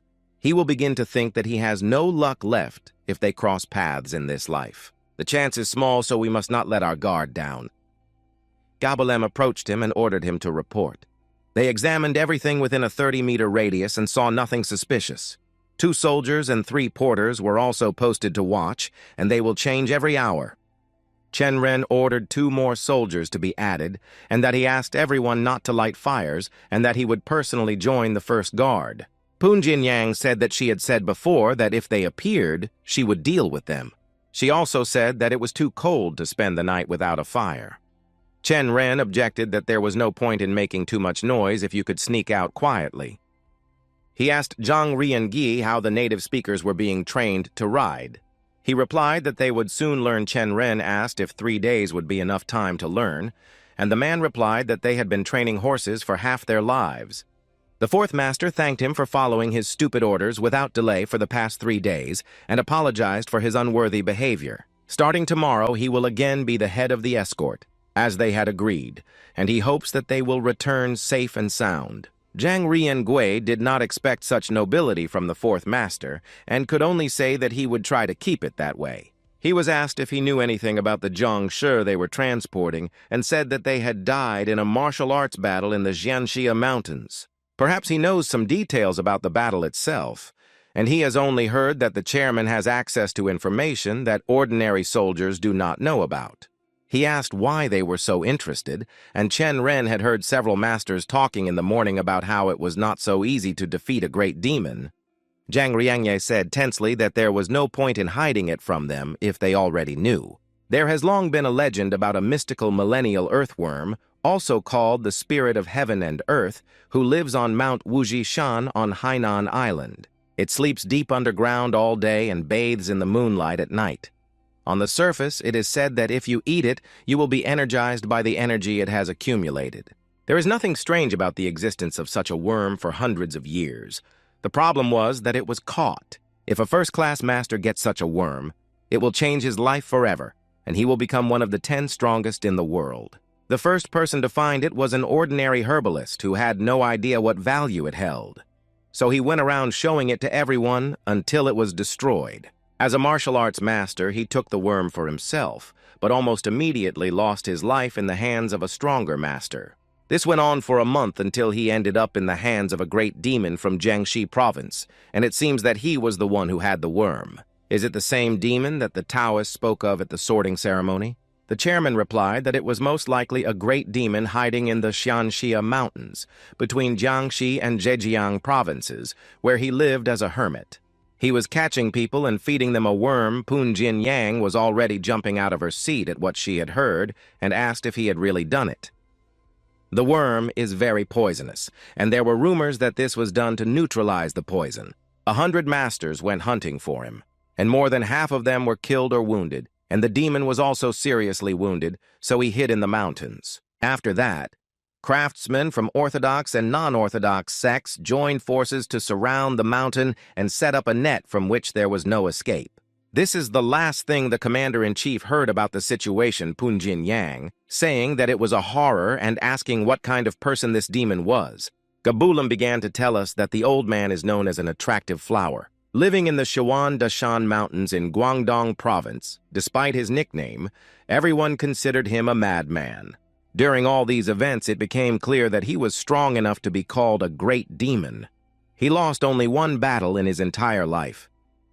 The head of the Namgong Lightning Sword clan, Namgong Yuyong, was wounded by an Imperial sword technique and left with a scar in the form of lightning on his face. Chen Ren thanked him for telling him and hoped that he would be caught soon, but it was getting late, so he suggested that they take a couple of sips of wine and go to bed. He gave his last order and passed the throat to Zhang's chief escort. But suddenly there was a strong, unexplained explosion, and everyone was scared, and Gabulem asked if the fourth master was okay. Lee Chen Ren said that he was fine, but he was thinking about what could have happened to the chariot. Suddenly, one of the 9 coffins magically rose to the top and froze in midair. First, the Zhongshi's hand broke out of the coffin, and then his hands tore open the wooden lid, showing everyone his face and asking where he was. Having completely left the Taruna, the Jashni was heading towards the escort convoy. He said that he didn't care who was here because he would kill them all. The head of the convoy gave the order to take out weapons in a 6-sword formation. They needed to suppress the Zhongshi. All the soldiers of the escort rushed in front of the Zhongshi to attack and neutralize it. But as it turned out, this Zhongshi had so much strength that he easily threw all the attackers away from him in different directions. Zhang Riangai swung his sword at his legs, and he jumped up at the same moment, as if he knew where he was going to strike. The Zhongshi, in turn, jumped up unsteadily and attacked the commander-in-chief from the air, stretching out his bony hand and grabbing him by the neck. Lee Chen Ren was about to rush to his aid, but someone's hand stopped him. It was Gabulam's hand, and he explained to the young master that it was a bad idea because the situation was very bad and that he should stay away from him. All the soldiers of the escort were very worried about their commander, who was frozen in mid-air in the outstretched hand of the Jiangshi. Forbidding the fourth master to come close to the battlefield, Gabulam, drawing his sword, rushed to rescue Zhang Riangi. He moved right at them using his 18th movement grab technique. Quick as lightning, he slipped behind his head and just touched his hat, thus giving him a warning, and turned around to see his face. Now the Jiangshi held in his hands not only the commander-in-chief, but also the escort soldier Gabulam. Everyone said that it was impossible, but the fourth master ordered them to move away from them 10 steps at once. Chen Ren approached him and apologized for not recognizing him immediately and thus showing him disrespect, saying that he had been expecting him. The attractive, respectable flower was not expecting this, wondering how he could recognize him while still holding the soldiers in his arms. He asked who he was, and the master ordered him to let his comrades go so he could introduce himself, and he promised that he would not regret it. Attractive Flower tightened his grip on the necks of the convoy soldiers, wondering if the bastard was going to bargain with him. If he wanted to destroy them, Chen Ren said, he would have done it a long time ago, and they would not have been able to hide from him anyway, so why complicate things? He handed him a bottle, saying that it was a trifle on his part, but asked him to take it and quench his thirst. He huffed and agreed, having first thrown away Commander-in-Chief Zhang by force. While the attractive Flower was greedily drinking wine, the escort soldiers rushed to save the Commander-in-Chief. After quenching his thirst, he asked if it was Shaoxing wine, since they were rich. Why did they carry such junk with them? He said that it was enough to waste his time, that he should tell him how he recognized him and that he was interested in him and had been waiting for him. It would be better to tell the young master everything as it is while he is finishing the wine if he tries to escape, or his answer is not satisfactory. At the same second, he kicked a stone from the ground, which hit a tree right behind the young master with incredible speed. The tree broke and fell from such a blow, and the attractive Flower said that this would happen to his head. Chen Ren had heard about the battle in the Xiangxia Mountains and tried to analyze everything from his point of view. If he had been seriously wounded, how would he have avoided the grid tactics? The best and only way to get the millennial worm out of there was to place it in the body of a dead soldier. Then he would erase all the remnants of his energy from his body, go far into the mountains to heal all his wounds, and after a while break through the encirclement too. He took the worm, but miscalculated in that he did not think that it would turn into a Jiangshi that they would transport. He noticed that this was not his real face, was it? He asked the master if he thought that there might be a worm in one of the Jiangshi, why he opened them to test his guess. He explained that to do such a thing for his own benefit would not only be disrespectful to the soldiers who laid down their lives for his well-being, but also an insult. The sect that asked them for help had a scar on Pretty Flower's face, and he said that he was an interesting guy who could deceive thousands of people. Who came after him into the mountains, and a soldier of the escort took him and bit him, but that's why he was waiting for him. Chen Ren saw that the attractive Flower had shown his true self, which meant that it was time to act immediately. He launched a large pillar of bright light, which then divided into many small ones that froze together in the air. As soon as Chen Ren did this, the hand of the attractive Flower was already approaching him to destroy him for such an act, and he asked what he had done. He was pinned to the ground by a strong arm and said that this was a net tactic from which he would not be able to get out. It was a signal that he had been spotted, and in half an hour there would be 30 sects gathering here and bringing thousands of soldiers to kill him. Attractive Flower was very angry about this, calling Chen Ren a bastard and shouting that he would destroy him. But the young master said he would help him break the chase and get out of here. Or maybe he wanted his remains to be fed to dogs. After he loses a battle with 1,000 soldiers just to try to break through with a worm, his words made him think about it. Attractive Kvitka said that at first he had led him into a trap and now he was offering to help. Lee Chen Ren told him all this, but he had one condition. He asked to give him half the energy of the spirit of heaven and earth. He just laughed in his face and said that he remembered him. When the Taoist brought him to the Heavenly Dragon Agency, it was there that he made a speech about how, even if they had died in the war, it would have been the soldiers of that country who had died. There would be no agency, and since they made such a sacrifice, they should not be accompanied by it. And now it turns out that he not only used the fallen soldiers as bait, but also did it for his own benefit. Everybody called him the fourth master, but is he really the son of that old king of the agency? How could such a great warrior have such a crook? Although he likes it better, he agreed to give up half of it if he got him out of the trap. But he is not going to let the rest of the escort soldiers go. Chen Ren swore to him that if one of them did not survive, he could not expect help from him. He knows how to blackmail, but it won't work on him.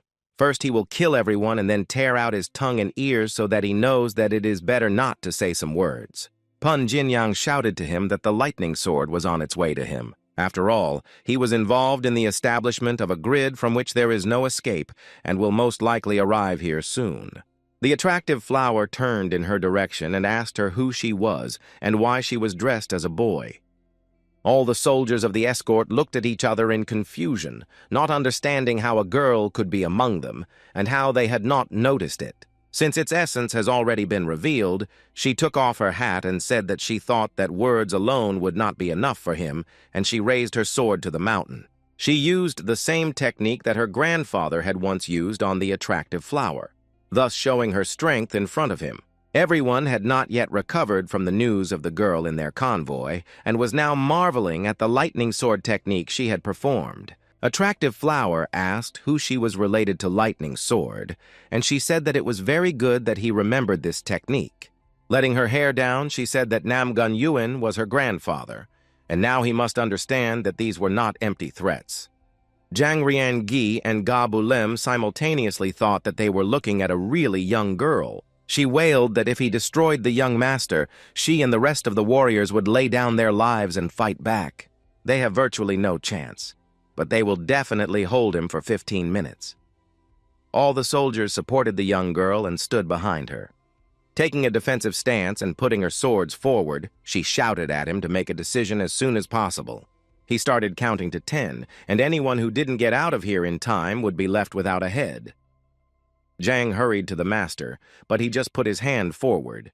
Ordering to take people away immediately, as time was running out, the commander-in-chief had no choice but to obey his order. He ordered all the things to be left there. The porters who cannot run fast will ride the soldiers in the six-sword formation they leave the forest. Even without this freak, this forest has enough enemies, and the sect's followers specialize in oppressing martial artists. It was good that Chairman Zhang Riangi did not argue and carried out his order. After all, in a normal situation, an escort soldier would never drop a load, and his group's reputation would be forever tarnished. But this is much better than dying so senselessly at the hands of a great demon. This will be his burden for the rest of his life as a convoy officer. Namgun Soso ran up to the young master to help him get up, and said that she would explain to him later why she was dressed like that. He yelled at her that this was not the time for fooling around, that she had to get out of here immediately, and she said she had to stay, and he kept pushing her to leave.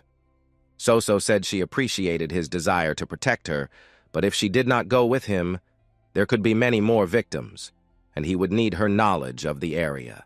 He thought that she must have forgotten that there was a cult in the forest, and that it was dangerous for the convoy. Attractive Flower told them to be quiet and threw one of the Jiangshi on his shoulder, saying that she should also go with them. She would be useful. Having said that, he went forward and ordered them to follow him. They have been out of the forest for 4 days now, and the Attractive Flower still hasn't left them. We had to make our way through the mountains without the opportunity to eat or wash, as if we were destitute. He also told Soso to save her strength because she was needed for something. She told him that she could also help him, but he said that he would kill him if he found out. When Chen Ren was going to tear him into small pieces, and meanwhile he was pulling him and the demon was pushing him, they came to a cave in the mountains, and an attractive flower stood in the rain near it, looking for something. When he came back to the cave, he told them that they could make a fire because it was unbearably cold. They made a fire, and Chen Ren asked him if he could cook and eat the frog, and he asked what he was going to cook it in. He looked around and saw a long-forgotten cauldron in the corner. He said that someone seemed to have lived here, and that they might even need the dishes, but he just sighed and said that he could do what he wanted. Chen Ren started cooking and washed the frog, and under the waterfall he also collected enough water in the cauldron. When he kneaded the dough, they asked him what it would be and where he would get the flour, and he replied that he would make noodles and always carry some flour with him. and what he needed the frog for, he replied that he would make broth from it. Isn't it amazing? Water, a little meat, a little salt, and you get a good soup. He asked the demon to give him the knife he had taken from him, and the demon asked him what he needed it for. The young master explained that he had to cut the noodles or he wouldn't eat with them, and he said there was barely enough for one plate. The demon threw him his knife, and as soon as he took him prisoner, immediately took his dagger. But as soon as I asked him to come back, he immediately recognized him, albeit with some discontent, as he probably did not see him as a danger even with a weapon. But he still took it away from him when they met, as if he was afraid that he would kill him in his sleep. Namgun Soso said that the smell was just incredible, and he asked if she wanted to try it too. She said that of course she wanted to, because now was not the time to eat, and he told her to wait a little bit. The dish was almost ready. He handed her a bowl of soup first, and she said she didn't want to deceive him by dressing up as a man. But Chen Ren said that she had not deceived him at all, that he had not expected such an answer.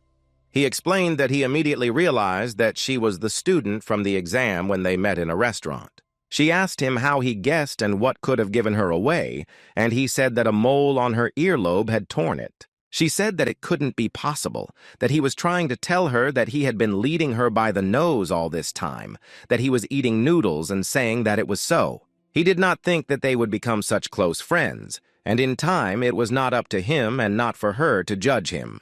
Soso apologized to him for this, and he in turn also apologized to her. She looked at him slyly, asking if they had really become friends.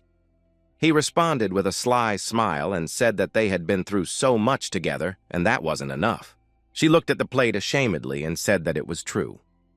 Chen Ren looked at the fire and thought that he couldn't just sit idly by. Attractive Flower took all the items that could be used as weapons, but not all of his weapons were stronger than any other sword.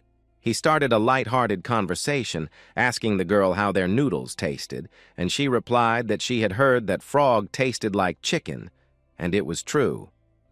Chen Ren handed the demon a bowl of soup and asked if he wanted to try it, because it tasted better than it looked at first glance.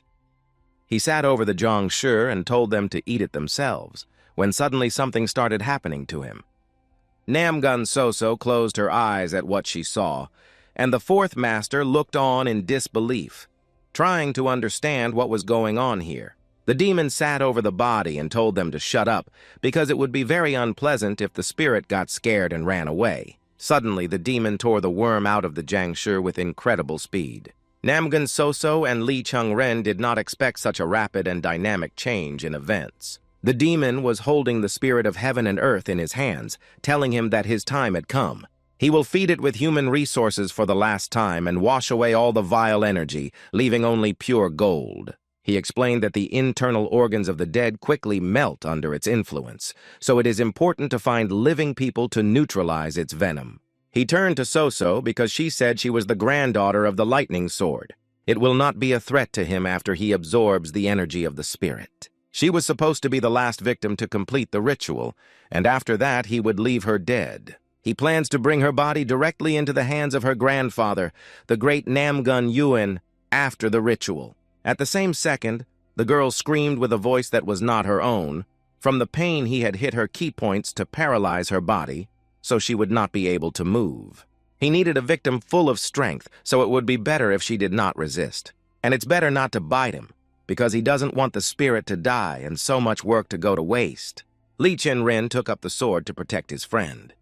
He was already preparing to strike him and thought that there was a big difference in strength between them, but he could use his skill. But the attractive flower repelled his attack as if it meant nothing to him. Chen Ren, even under the influence of his skills, could not predict his movements. It is difficult to imagine how strong he would have been in his normal state. The demon noticed that the young master had sped up and decided to ask him how he did it, and he replied that he wanted to, so he sped up. It was interesting that he did not see any deep knowledge of martial arts in him. Attractive Flower stopped and said that he had changed his mind. He would rather feed the worm to him. After all, it has retained so much energy after such a long journey, it will definitely be enough to remove the remaining poison from the worm. The demon was mocking him ominously, saying that he would first get into his stomach and then absorb all his energy. In one swift movement, he flew to him, knocking the dagger out of his hands, opening his mouth and bringing the worm closer to his face. Chen Ren, unable to even move, could only watch as the demon shoved the spirit into his mouth. Having done his job, the attractive flower mocked him for trying to bring the spirit back to freedom. The fourth master was shaking and thinking about the cold energy that was taking over his insides. After all, it has been absorbing moonlight every night for thousands of years. So is this the energy of Ina maximized? The demon said that he had asked for half of the worm, but he gave him the whole thing. So why is he writhing in pain? Perhaps he is no longer happy about it. How long has he been waiting for this? Let the lightning sword wait a little longer, even if he is not in that ambush. He will come to him personally. He took a mouthful and triumphantly drank it all down, apparently without leaving a drop. But all the wine he drank went to his head because he was very inattentive, turning his back on them. Chen Ren was a little upset when he wouldn't eat his noodles, but he left his throat unattended so he had time to add poison to it. He hoped that the demon would pay for his sins in the next world, so he swung a dagger at his back. But the still strong demon threw him into the wall with one hand as if he weighed nothing. He asked me not to overplay my role. Did he really believe that it would be so easy to leave his life? The attractive flower was sitting in a meditation pose, and the young master immediately realized that he was trying to redirect his energy to suppress the poison. We could not allow this to happen. We had to destroy it at all costs, not only with a knife that could be used as a weapon. He poured boiling soup on his face and asked him if he liked his noodles. Since he was not a resident anyway, he could at least talk to him. Chen Ren had heard that he had lost to the lightning sword in just 10 steps, and that the venom of the Kun snake from Mount Kunshan was to blame. They say that after being poisoned with it, a person will not walk 7 steps as he thinks it will destroy him, rather than 10 steps of his grandfather, or maybe he will not make it because of the poison. Namgun Soso asked Chen Ren what he was doing now. He said that he was destroying him with his words. But that wasn't what she was asking. She was wondering if he was okay because he had eaten the spirit of heaven and earth. He wondered what had happened to him, and the effect of the worm's venom quickly disappeared. He felt as if he had carelessly entered a deep cave in which he had stumbled upon a beast that was waiting for him. But suddenly he felt a fire in his chest again. Namgun Soso was quite afraid for him. It was the same energy he felt in the restaurant when he first learned about his skill. But no. Today it was much hotter than then, and he even thought that at this rate it would be fried to a crisp. It seems that the yang energy from the bamboo scroll and the yin energy accumulated in the spirit of heaven and earth were fighting inside him. The struggle of the two energies in my body was like a hurricane, and I felt as if I could not stand it. After the internal struggle, he sat and wondered what energy in him finally won the scroll, or maybe the worm, or maybe they rubbed each other a little. Chen Ren saw that Soso was lying there, not moving at all, and it scared him. He also noticed that the demon was still sitting in the same position, as if he hadn't stopped him from collecting energy. Strange things were happening to Soso. She was breathing heavily and her body was cold. She froze because she was paralyzed by the demon and could not move. And he asked her to be patient just a little longer. Chen Ren lit a new fire for her, closer to her, so that she could warm up. The girl felt much better from the heat, but her body was still paralyzed. The young master thought that he needed to heat water in the cauldron. Looking around for the cauldron, he noticed that the demon was still sitting in a meditation pose. Chen Ren was shocked that the old man was still alive. Picking up the cauldron from the ground, he swung to strike the demon's head. But the attractive flower stopped his swing with his hand and asked if he was still alive after eating the worm.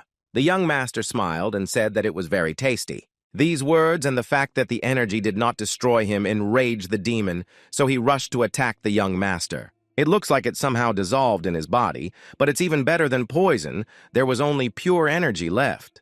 The demon was strangling the young master, threatening to drink his blood to the last drop. He asked me not to move because he would do it very quickly, and the young master restrained him as best he could. But something went wrong. The demon's eyes rounded, and he asked what the hell was going on.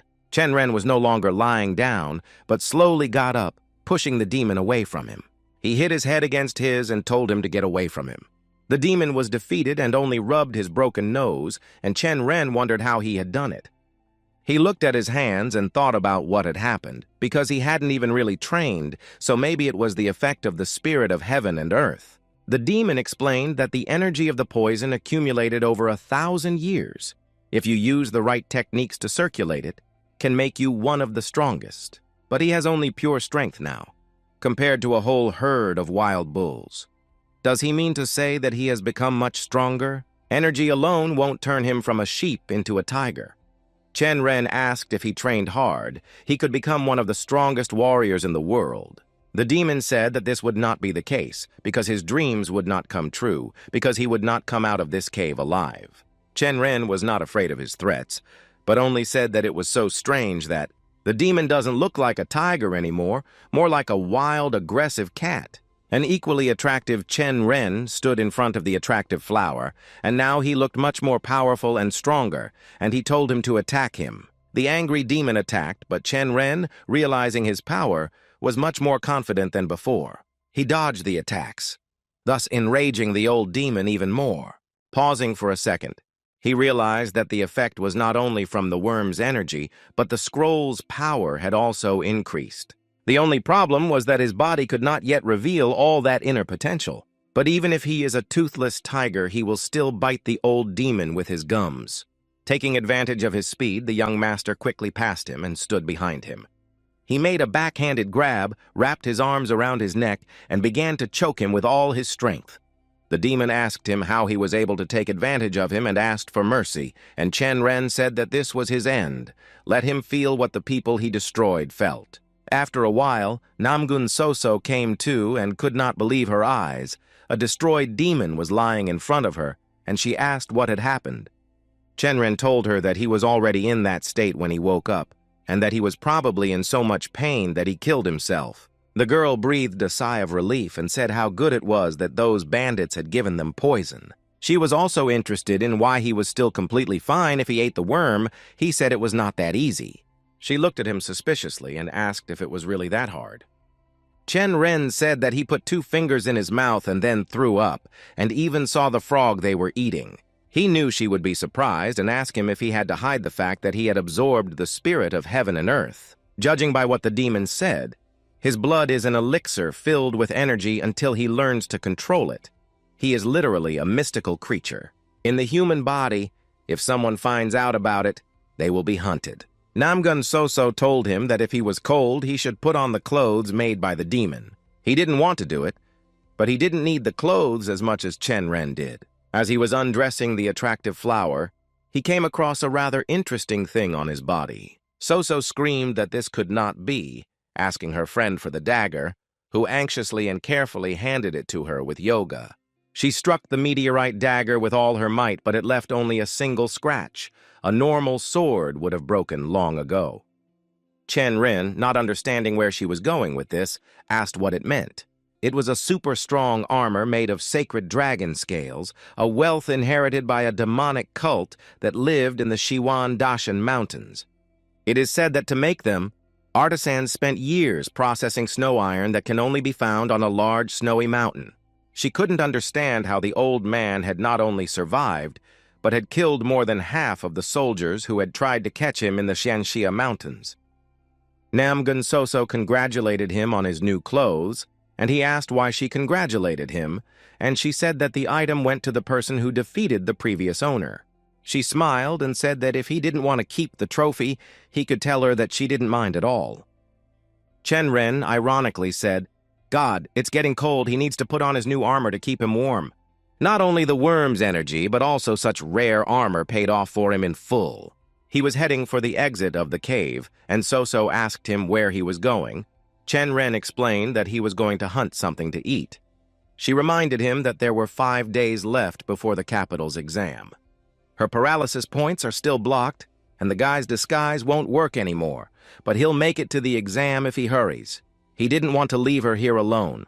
The girl explained that the cold still has a bad effect on the energy of the Namgun clan members, so even with strong concentration it will take 5 days to recover. He said he would just take her to the nearest doctor or to the village. They would find nothing in the depths of the ridge except the mountains around them, so the attractive flower brought them here. She said that there was enough food for 4 days, and if any animal wandered in, she could easily deal with it. Lee Chen Ren was definitely different from the rumors about him, but he is still very far from a good reputation, and a simple capital exam will help him with that. She looked up at him sweetly and wished him to turn him in with lightning speed. She truly believed in him. Even though she said she would be fine, he couldn't leave her empty-handed, so he left her all the food and his meteor dagger. If he passes the capital's exam, he will become one of the strongest warriors in the world. Will he be able to get a place as an elder in the external sect she is going to create for him? Sounds like a dream. Li Jongsang was rereading the scrolls, and one of them said that it had rained twice and washed away all traces of the fourth master and his friend who had left the forest. But it was not yet clear whether they were alive or not, and they continued to call out in the mountains. He read this report in front of the entire agency and the escort soldiers. Ga Bulam and Chairman Zhang Rian also heard the report and were mentally worried about their comrades.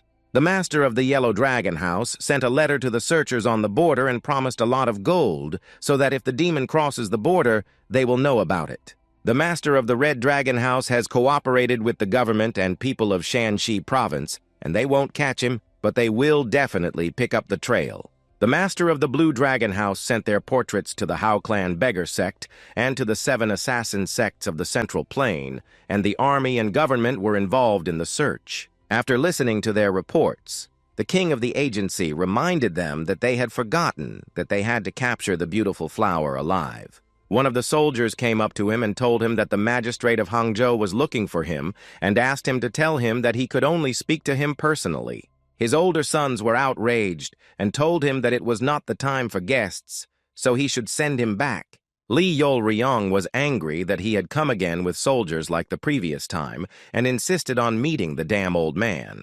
But he was brought in by his father's stern voice, who told him to show respect for the board representative.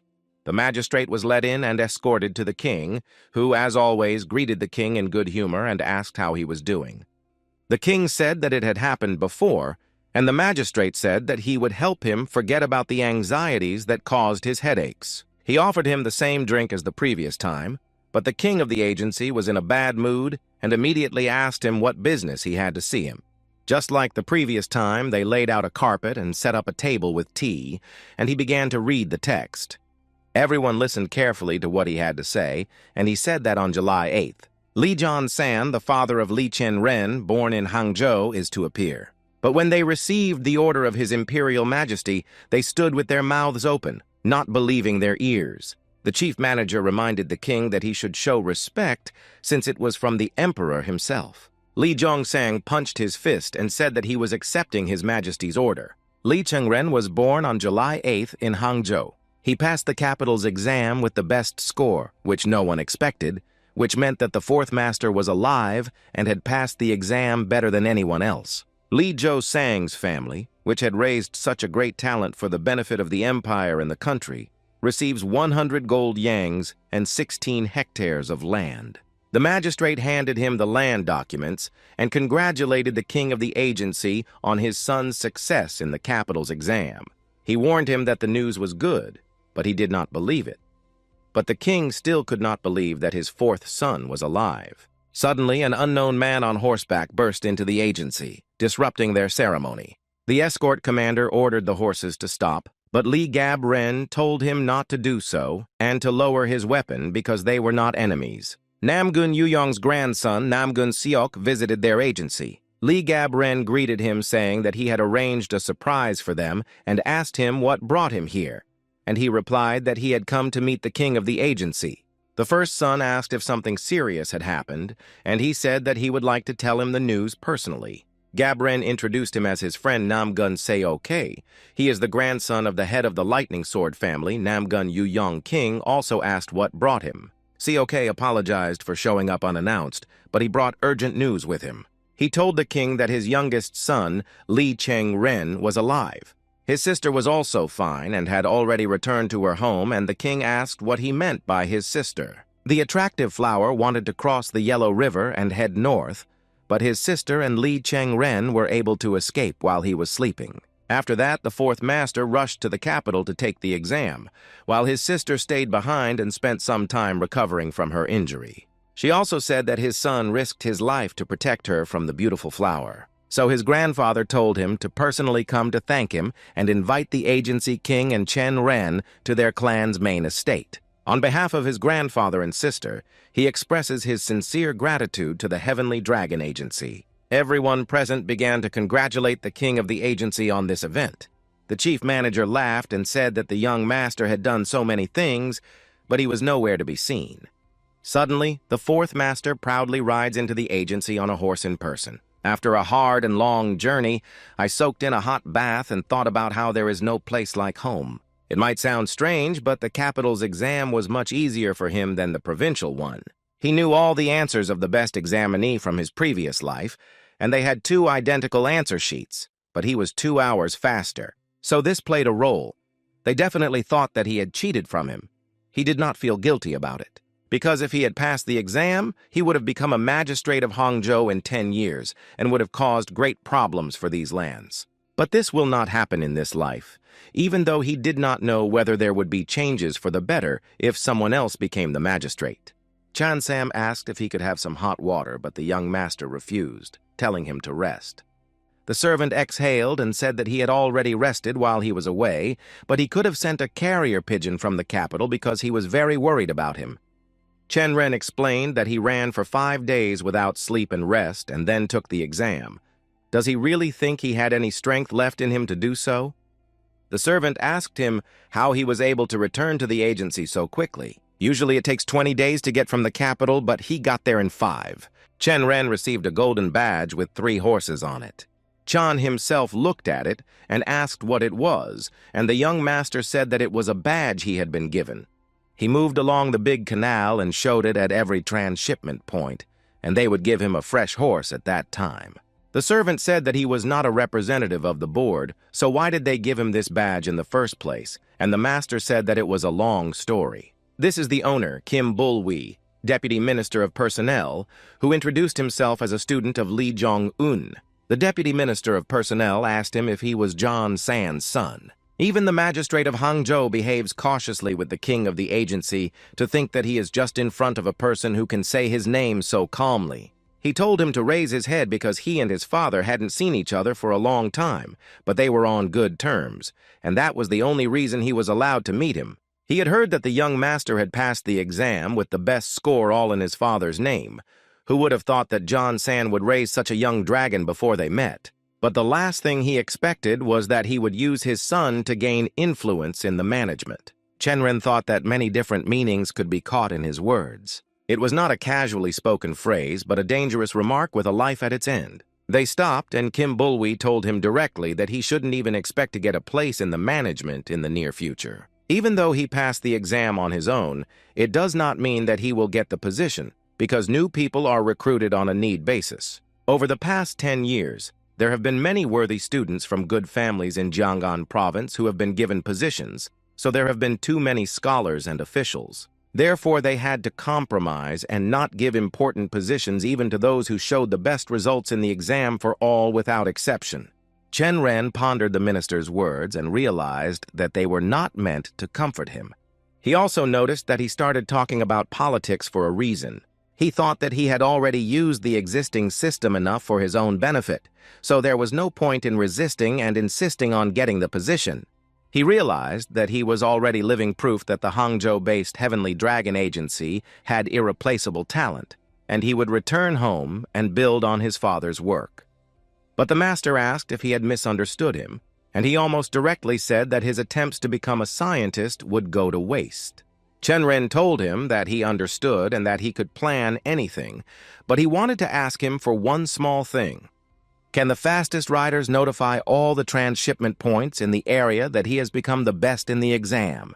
Chen Ren's family was at the origins of the Morim, and those who passed the Imperial exam or were members of the government were always highly respected.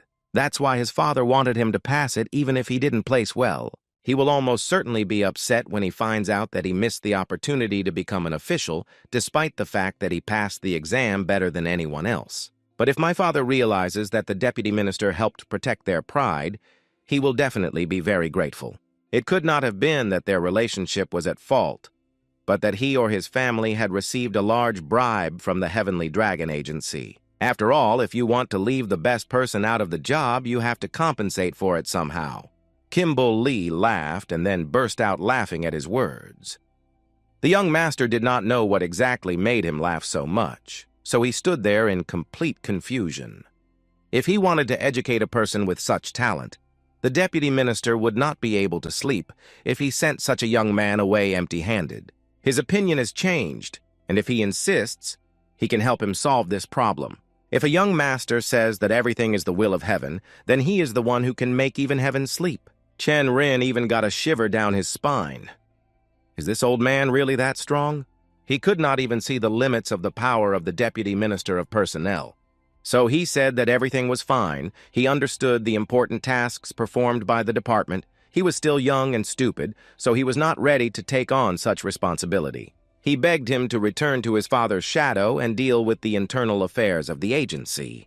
He had heard that Chen Ren was no ordinary young man because he was the best in both exams, but he could not imagine that he was that good. He is probably disappointed, but let him not be too upset. He will remember this meeting, and in the future they will meet again, and for now let him be happy with a small position. The young master wondered what other small position he should be satisfied with.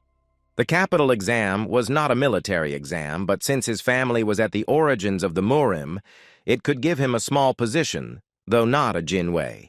Chen Ren, as a secret guard, will receive 100 gold pieces and 16 hectares of land. But how could he hold such a position without being a member of the jinwei? He begged to think again. The deputy minister did not ask him to actually do this work. He will only get a place, and in the future, this will help him get into the ministry. He is a man from the outskirts. Is such a high position so necessary? He said that he was doing it so that no one else would have time to take him to themselves.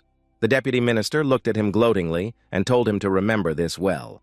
That when the time came, he would become his subordinate, and Chen Ren's veins even froze inside. After listening to him, Chiang asked if he really meant to say that the old man had made sure that no one else would recruit him. In order to appease the family of the best student, the young owner gave the badge, money, and land, saying that this was how it was. The servant laughed and said that if someone else had told him this, he would not have believed it.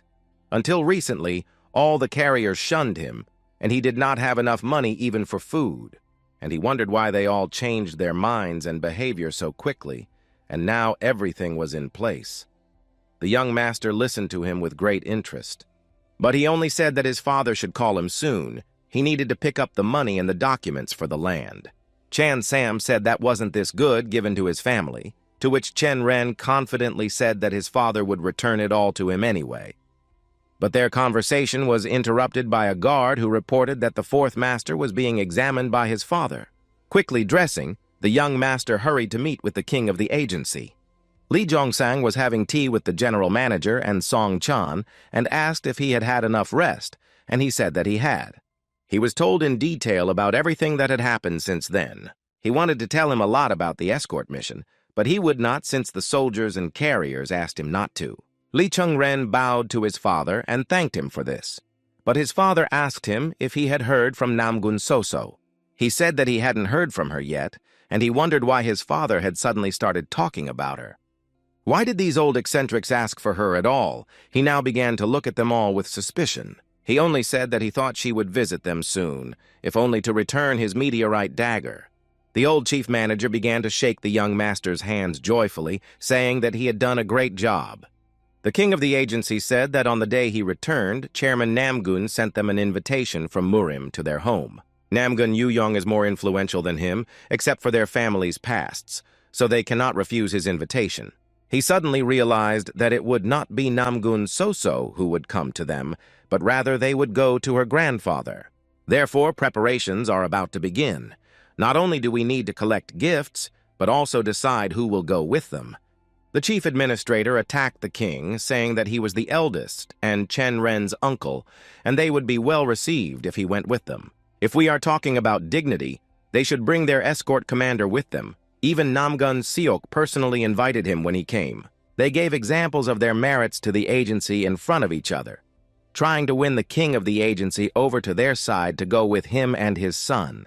Chen Ren didn't understand why they were arguing and fighting so much, since they were high-ranking people in the agency and behaved like little children. The general manager said that he was still young and that he would have many more chances to meet him. Sung Chang shouted at him that he had no way of knowing whether they would be invited back at least once more. The manager shouted that he would see enough of him, and Sung Chan said that he would see him at Zhong Ryong and Soso's wedding. He wants to marry Soso, but they clearly misunderstood something. Chen Ren thinks that this can be discussed only after receiving an invitation, which is still just a rumor, and if they want strong and close relations between the heads of the next generation so much, it is better to marry his older brothers first. The father smiled kindly out of the corner of his mouth and looked approvingly at his younger son. Li Zhongsang told him that he had done a great job in the capital exam. Since ancient times, it has been accepted that there should be a carrot and a stick in life, and maybe he would like to ask for something from it. Chen Ren said he had already heard that the magistrate had paid him a personal visit. His father put a scroll in front of him and asked if he wanted to take it. It was a land deed. He can take them away, even though the emperor gave them to the family, but it was he who deserved them, and they belong only to him personally. Chen Ren thanked his father in a bow. The manager asked him if he would even refuse, to which the master said that he was of the opinion that one should take it while it is given. But that was not all. His father told him that he wanted to add something of his own. Since he already has money and land, he will give him a pavilion from himself. At this point, Chen Ren became the happy owner of the 17th pavilion, and he was speechless at the gift. But his father advised him not to relax too much. Even though he was giving him the title, he would gain his reputation and knowledge on his own, and he would recruit people himself. If he fails to fulfill his duties, he can take the key away at any time. He thought that a glass of wine gave him the right to be the head of the escort, and the key made him the master of the Heavenly Dragon Agency's pavilion. He could not accept this key, for everything in life has to be paid for, so he put the key on the table and said that he was very grateful for this gift, but had to refuse. The father didn't expect this from his son. He didn't say that you should take it while it's given. If he takes the key, he will be in charge of all the affairs of his pavilion and will be forced to follow his father's orders, so it will not fully belong to him. The brothers also already have their own pavilions. Lee Gab Ren managed the Strong Dragon Hall. Lee's second elder brother, Yol Ren, managed the Hidden Dragon Hall. Lee's third older brother, Gab Ren, had just the 7th pavilion. They used their donated seats to consolidate their position in the agency, but it would be a mistake to think that the pavilions belonged solely to them. They have to report their affairs and get the king's permission to the agency, even to hire soldiers. Never will he own what is so easily lost. The father now realizes that it is not by chance that he became the best at the exam, and that his brothers seem so miserable to him. Chen Ren replied that he definitely didn't envy them. His father pondered his words while looking into his cup of tea. He said that he wasn't going to tell him how he was going to spend his money either. Chen Ren replied that if he was allowed to do so, he would. A master always speaks for his income, where it was spent, and where it will be spent in the future. You can learn everything about a person if you understand where their money comes from and where it goes. The king of the agency agreed with him and said he would not tell him how to manage the budget. But this is only possible on the terms of a dispute. He will ask Seok-san to find out where and how he is keeping the money. So if he wants to hide something, let him do it as he likes. For those who cannot hide, even 10 gold pieces as a pavilion master will not last long. He was quite serious if he found out about all his cash flows. In the future, he will report on all the activities of his pavilion like his brothers, and he will have the right to check its accounting at any time. He looked at him with a challenge and asked if he accepted his terms. Chen Ren smiled slyly, already thinking over the plan in his head, and said that he agreed to its terms. Tomorrow he will resume his martial arts training. Chen Ren asked if these were the lands given to him and was told that yes, from the foot of the mountain to the shore of the lake, everything belonged to him. Chan Sam said that only weeds can grow on slopes that are constantly hidden in the shade, and that the place would rather be a wasteland. Chen Ren had heard that a cargo manager can evaluate anything, so maybe he would share some of his wisdom. He thought about it and said that due to the sharp changes in elevation, water cannot accumulate in the soil after rain, so only mountainous crops are not suitable for rice. But there is a problem with the shade. The sun illuminates the area only 4 hours a day. There is also a strong mountain wind from all sides, so it will be very difficult and problematic to grow anything here. Chen Ren understood him, so he offered to find a buyer who would like to build a farm here. The cargo manager asked the young master if he knew anything about feng shui, but he just shrugged and said, How could he know about such things? He had heard about farms from some old man when he was walking near the western lake. But in fact, in his past life, a farm was built on this very spot, where many wonderful horses were raised. And in 6 months, a great and bloody battle will come from the north, and all the good horses of the Central Plain will be taken for military needs. It will affect the northern region of Sansing, so the price of horses will rise 3 times. The commander-in-chief of the cargo said that the old man was right. In such an area, it is better to raise animals that will have plenty of room to roam. He said that he would look for a suitable buyer, and Chen Ren asked him not to look for just anyone, but rather for someone with experience in farm management and horse breeding. He must be someone who can keep his mouth shut and who can be relied on because he plans to buy the land back together with the farm.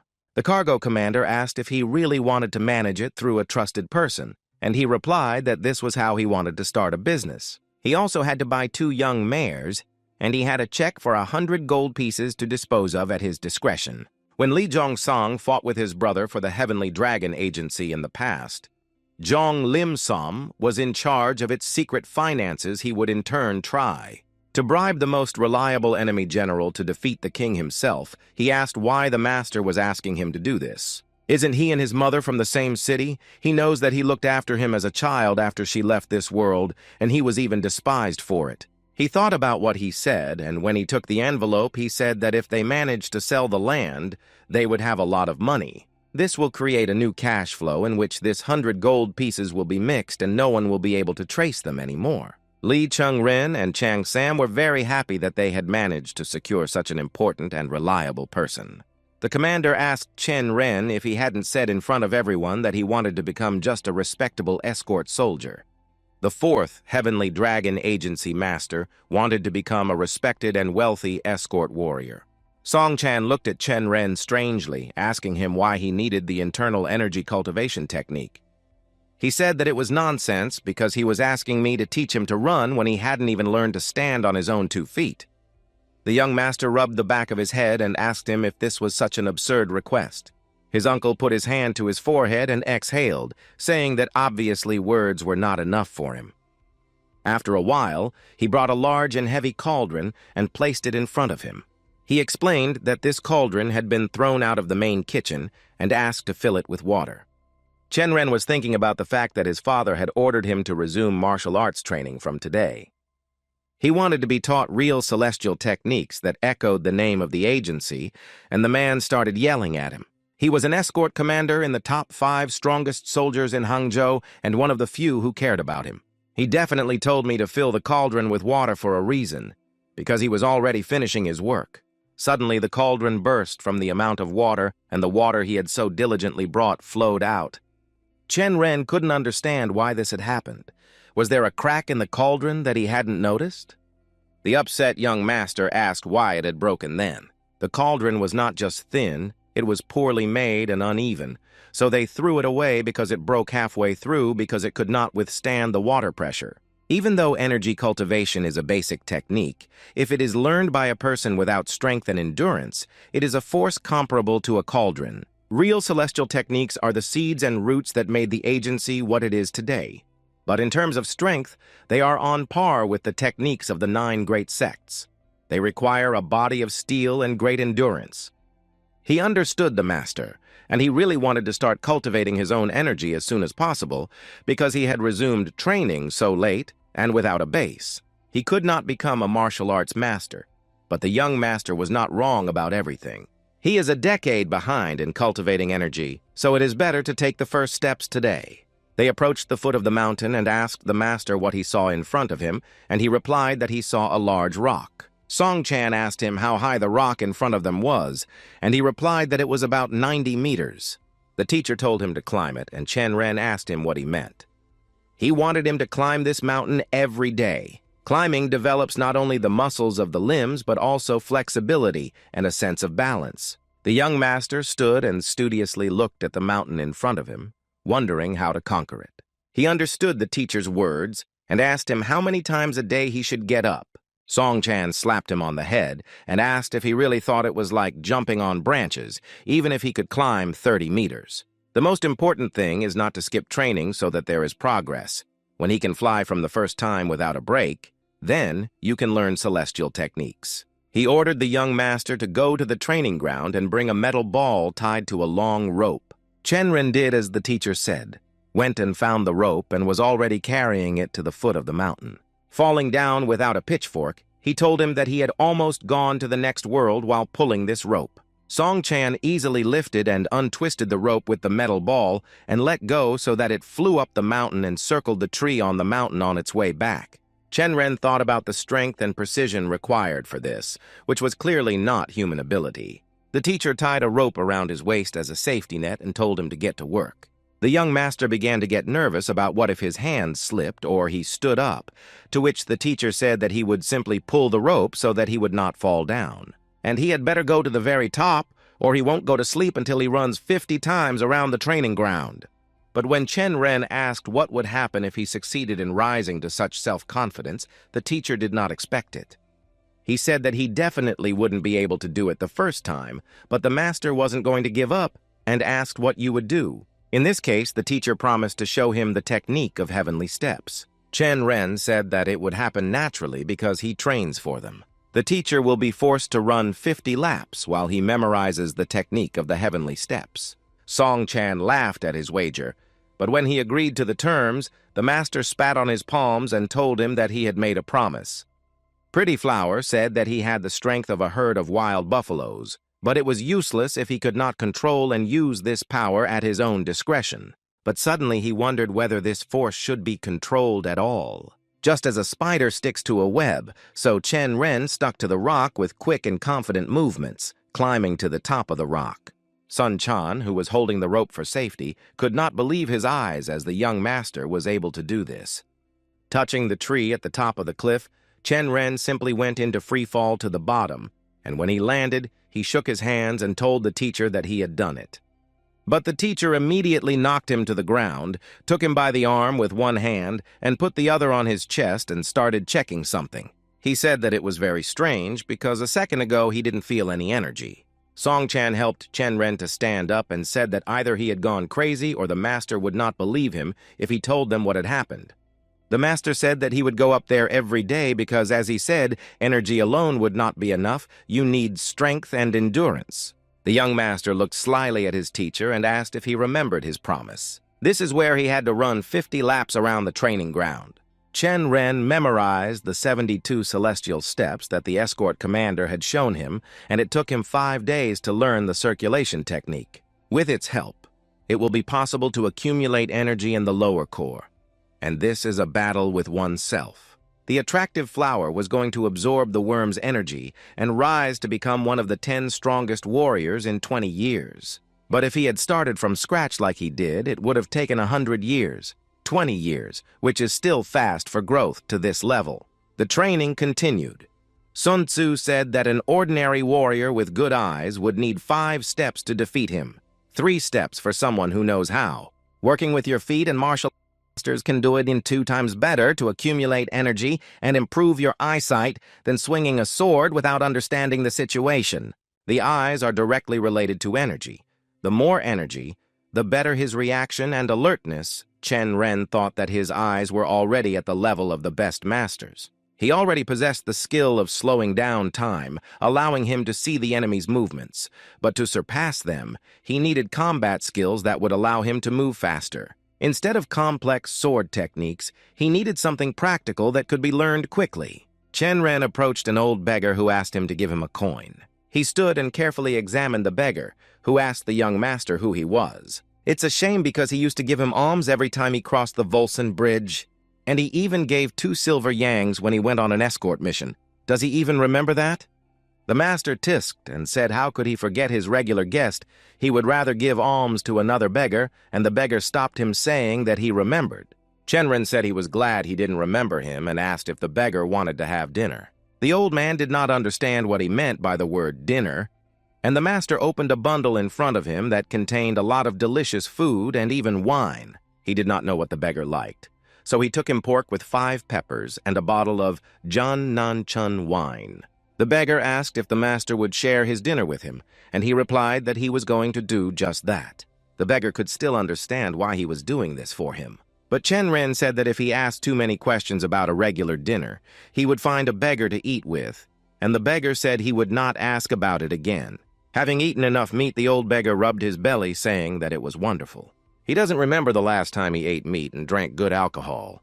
Putting on his hat, he thanked Chen Ren for the wonderful dinner and said that he had to leave, but he stopped him and asked him to teach him fist techniques. He knelt down on one knee in front of the beggar and said that he would not remain in debt to him. The beggar looked at the master and said that he did not quite understand what he was talking about, and Chen Ren explained. The king of the North Sea, Hek Bangsi, is an unsurpassed master of hand-to-hand combat from northern Sanshin. After the destruction of the Kunlun sect's disciples and the persecution of many masters, he traveled the world and settled in Hangzhou. Before he could finish speaking, he felt an incredible jolt and pain in his chest. I thought about what could have happened, because he could not even move a finger. His body was paralyzed by a sudden attack, and he felt only dull pain. Hek Bangsi, sitting motionless in front of the master, asked who the hell he was. He introduced himself as Lee Chen Ren, an escort warrior from the Heavenly Dragon Agency. He had heard that the king of the agency had a son by that name, a bar wrecker and a gambler. Chen Ren was upset because he was now to be known as the one who had passed the capital's exam, but it didn't matter, and he asked what he had done with it. Hek Bangsi asked how he figured it out, and the master thought it was not difficult at all. After all, 5 years later, he would attack an underground group that controlled all the entertainment houses in Hangzhou, and none of them survived. He will do so when they leave the life of the prostitute who has been flipping him coins every day for years. It would be a high-profile incident that would shake the whole neighborhood, and then everyone in Murim would recognize the true face of a simple beggar. And the fact that he was one of the strongest hand-to-hand fighters hiding in Hangzhou. Chen Ren asked him to look at what he was hiding in his pocket. Hek Bangsi took the scroll out from under his arm because he still could not move. Recently, he was in the capital, and a Taoist in strange clothes was looking for a person from this picture and immediately thought it looked like him. Chen Ren asked people from the beggar sect, and they told him all the information for 1 silver yang. Who would have thought that it was really him? It was a great honor for him, but only the young master knew that it was all a lie, because he simply persuaded the artist to draw a portrait similar to the one he had seen in the past. The young master asked him that if he was not going to take his life, he should let him go. Hek Bangsi explained that he used the technique of internal destruction against him. Chen Ren didn't understand, but he explained that in simple terms, an external blow destroys the opponent's internal organs. You can easily tear organs while the enemy looks absolutely normal from the outside. From a simple bruise, you may not wake up after a while in your own bed. Among the techniques of destruction, the most powerful is the technique of hidden power. Chen Ren was seriously frightened by his words, and he asked if he would now be able to tell God what had made the beggar laugh. He was holding back so the master would suffer for a couple of days and everything would go away on its own, and it was obvious that he did not want to destroy him. Chen Ren said that it was a great relief for him, so he asked to be taught fist techniques, and Hek Bangsi got angry with him again. The young master said that now he was convinced that he was not the one who killed people for no reason. He was a very respectable warrior until he killed the sect's disciples. He thought that he was hiding around the world only because he did not want to harm those who would come for him. The beggar said that his father, the king of the agency, was as strong as him in Tai, and his sword technique was known throughout Murim for what it was worth. Problems and learning from him if you can study at home, and heard that he definitely went through thousands of battles in his life, but they all ended in favor. 10 movements ago, people called the technique the 10-movement fist, and a beggar said that if it were so simple, he would have spent his whole life on it, because it was so simple. You can create an infinite number of variations. The master said that he would figure out the variations as he went along, but for now he wants to learn the movements and understand the form. Chen Ren begged him to teach him how to do it, because he didn't want his techniques to disappear with him. Hek Bangsi looked at him and analyzed that his tongue was suspended, but his reaction and body looked like he hadn't studied martial arts at all. His identity has already been revealed, so he simply has no other choice and no time to waste. Chen Ren saw that he was hesitating and offered him a test. But before he could finish his sentence, he was suddenly jolted out of his seat and flew away. He stood up and said that it was very rude of him, and Hek Bangsi was shocked that he was still conscious after his attack. Chen Ren was yelling at him. "How could you beat a person like that without warning?" Hek Bangsi asked if he had to count to 3 to hit him. He thought he didn't feel any energy or advanced skills in it, so he decided to check it out. He immediately jumped back to soften the blow when he swung. A reaction speed like that is hard to find even among the best masters. If he develops his energy core and trains hard, it's hard to imagine what level of skill he can achieve. He smiled, for he had been looking for a worthy student for so long, who would have thought that he would find one here. He began to teach him that the first and most important thing in combat is to observe the enemy's shoulders, because any attacking movements start from them. Chen Ren looked up and asked him if he was teaching him that way. Hek Bangsi turned away from him and said he would just tell him a few tricks as a thank you for the dinner and alcohol. Fist 10 movements technique. Only People Jianggu was originally called 108 crushing lightning strikes. The Fist of 10 movements was created 270 years ago by an old blind man, and the technique passed through 9 generations of fighters until it was inherited by him. The founder was blind, so he could not allow the battle to drag on, so he tried to create something ultimatum to destroy the enemy, even if he had to take risks. This is how the 10 best movements were derived, and he pointed to the ground where he had drawn the sign.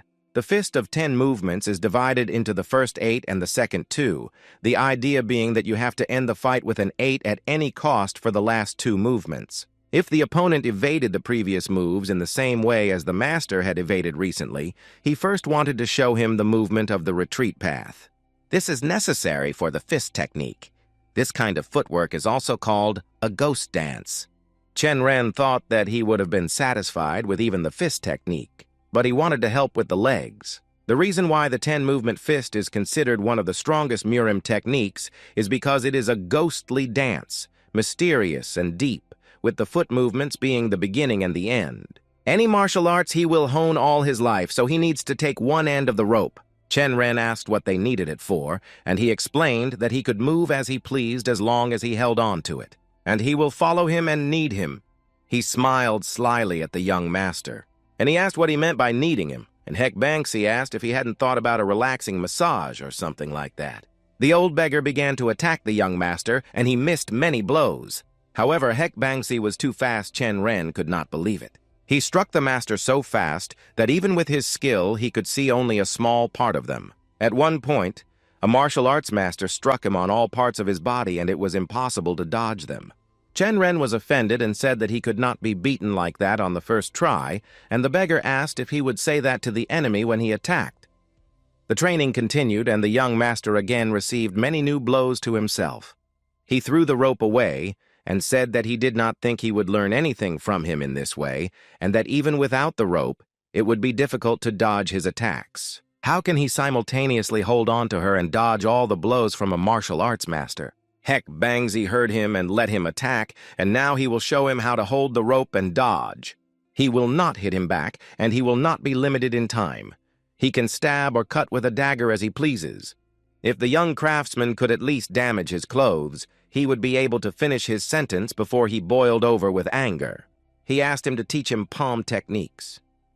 The beggar did not understand what else he wanted from him, and Chen Ren explained that he had heard that the fist technique and the palm technique are very similar.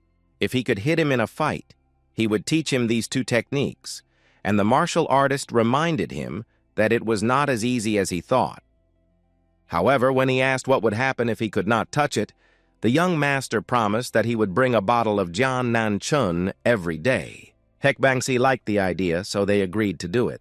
No matter how strong the dog is, he will not be able to run away from him on a meter-long leash all day long. He will not be able to use weapons.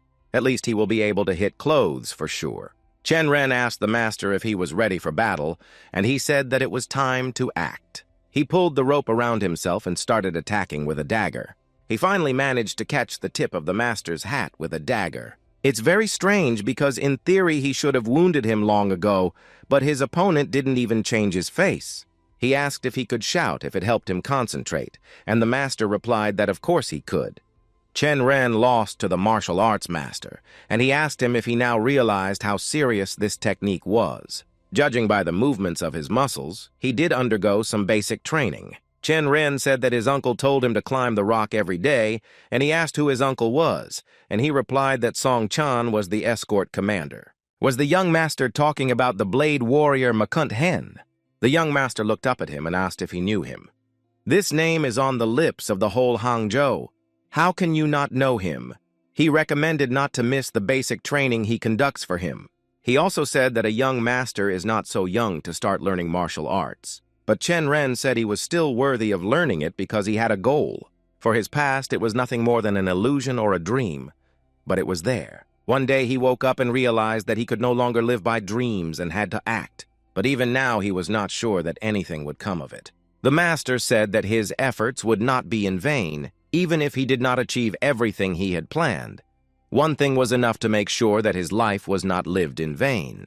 He said that they were done for the day and that next time he should remember to bring the alcohol he asked for. And he asked him to give him some money for the future if he was busy and couldn't bring it. Chen Ren agreed and reached into his pocket. Suddenly, Heck Banksy showed him his own bag of money. He had long ago taken the money because he could not lose. Chen Ren did not expect such meanness from his teacher. Winter came to Hangzhou and a meeting of the elders began, where the king of the agency met. 5 hall masters, escort commanders, and cargo managers discuss issues that are important to the entire Sky Dragon. This is a meeting where Li Zhongsang's sons can gain experience and immerse themselves in the agency's affairs from today, when Li Zhong-un will be in charge. He did not even think that his brothers would be so hostile to him when he took part on his father's orders. On behalf of the entire agency, Li Zhongsang gave the order to start the meeting. The chief manager read from the scroll that they had good and bad news, but decided to start with the bad news first. First on the agenda, Nokwan Pavilion announced that after their contract expires, they will sign a new one with the Golden Dragon Agency. The king asked why they decided to choose the second agency and the Golden Dragon out of all their competitors. It looks like their security fee is twice as much as the new offer, and they offer an equal number of soldiers of the same level and skills as their agency. All their income will go to pay the soldiers, so they will not make a profit. They do not understand why they would take such a risk. First of all, the Sukyan and Kunkyan pavilions. And now Nokwan. If this continues, all the taverns and brothels will go under the wing of the Golden Dragon. They will immediately destroy the market. They saw no point in interfering. He should understand that it only sounds like it, but other clients will definitely ask for a lower payment for them. All those present were asked who was responsible for protecting the Nokwan Pavilion. Lee Chen Ren raised his hand and said that he was responsible for the Hidden Dragon Hall. The Hidden Dragon was also responsible for the Kungyang and Suyang pavilions, which they came up with a solution for. He said that lowering prices should solve the problem of a small problem happening as the reputation of the Golden Dragon collapses overnight. Li Zhongsang asked Yol Ryong if he really called it a plan. He was visibly nervous and asked to give them a little cup because in such situations it is better to take your time and take care of the agency's reputation. This could have been said by anybody from the Hidden Dragon Hall, and he, as the master of the hall, could not think of anything better than this. Li Yol Ryong was worried and depressed because he had disappointed his father to some extent, so he apologized to him and said that he would try harder. The king said that they would not change the prices and ordered them to do everything possible to convince the master of the Nokwan Pavilion in 5 days. Li Yol Ren asked why it took so few days, and his father explained that he had heard that the master of the Golden Dragon Pavilion, Huan, had been able to convince them in only 3 days. Second on the agenda, every winter, the Nanjing Trade Union contracted with the Golden Dragon to protect the residents for a large fee. But this time they expressed a desire to sign a contract with the Heavenly Dragon Agency. Chen Ren was excited to hear about the Nanjing Alliance. The Nanjing Union is a large family of successful merchants who own one of the most beautiful gardens in all of Hangzhou, known as the Pear Orchards. This is the famous winter residence of Prince Zheng, a close relative of the emperor, and for this purpose the Nanjing Union hires guards from the Golden Dragon. Lee Chen Ren analyzed that this is the complete opposite of the previous situation. Li Yol Ren said that this is all a Golden Dragon Easter egg often abused by sharp price cuts. But they would definitely not own a pear orchard. On the contrary, they demand fabulous money for it, namely 300 gold yangs a month. It seems that these sales snakes put forward the proposal only to make the Golden Dragon scared and lower the price for the protection of the residents they cannot build. The plans are based on one assumption. The owner of the Golden Dragon is a relative of Prince Jung's wife, and even if the price falls, their contract will not end because of this relationship. Chen Ren thought he was right, though he didn't know how he figured it out, but it sounded right. It really was like a trap. Did they dare to use the Heavenly Dragon to manipulate prices? The king asked what the master of the 7th Pavilion, Lee Chen Ren, thought, and he became nervous. He said that if he were the leader of the trade union, he would start spreading rumors that the Sky Dragon would agree to the contract, so we should start denying it. Before they make the whole step, they have already encountered such methods of lowering prices if they play by their rules will only raise laughter. Ben Ren's mother is very well aware of the situation in the business world, and he learned from her about the tricks of the trade. The king asked what the master of the 17th Pavilion thought about it. Lee Chen Ren said that he fully supports the opinion of Lee Chen Ren.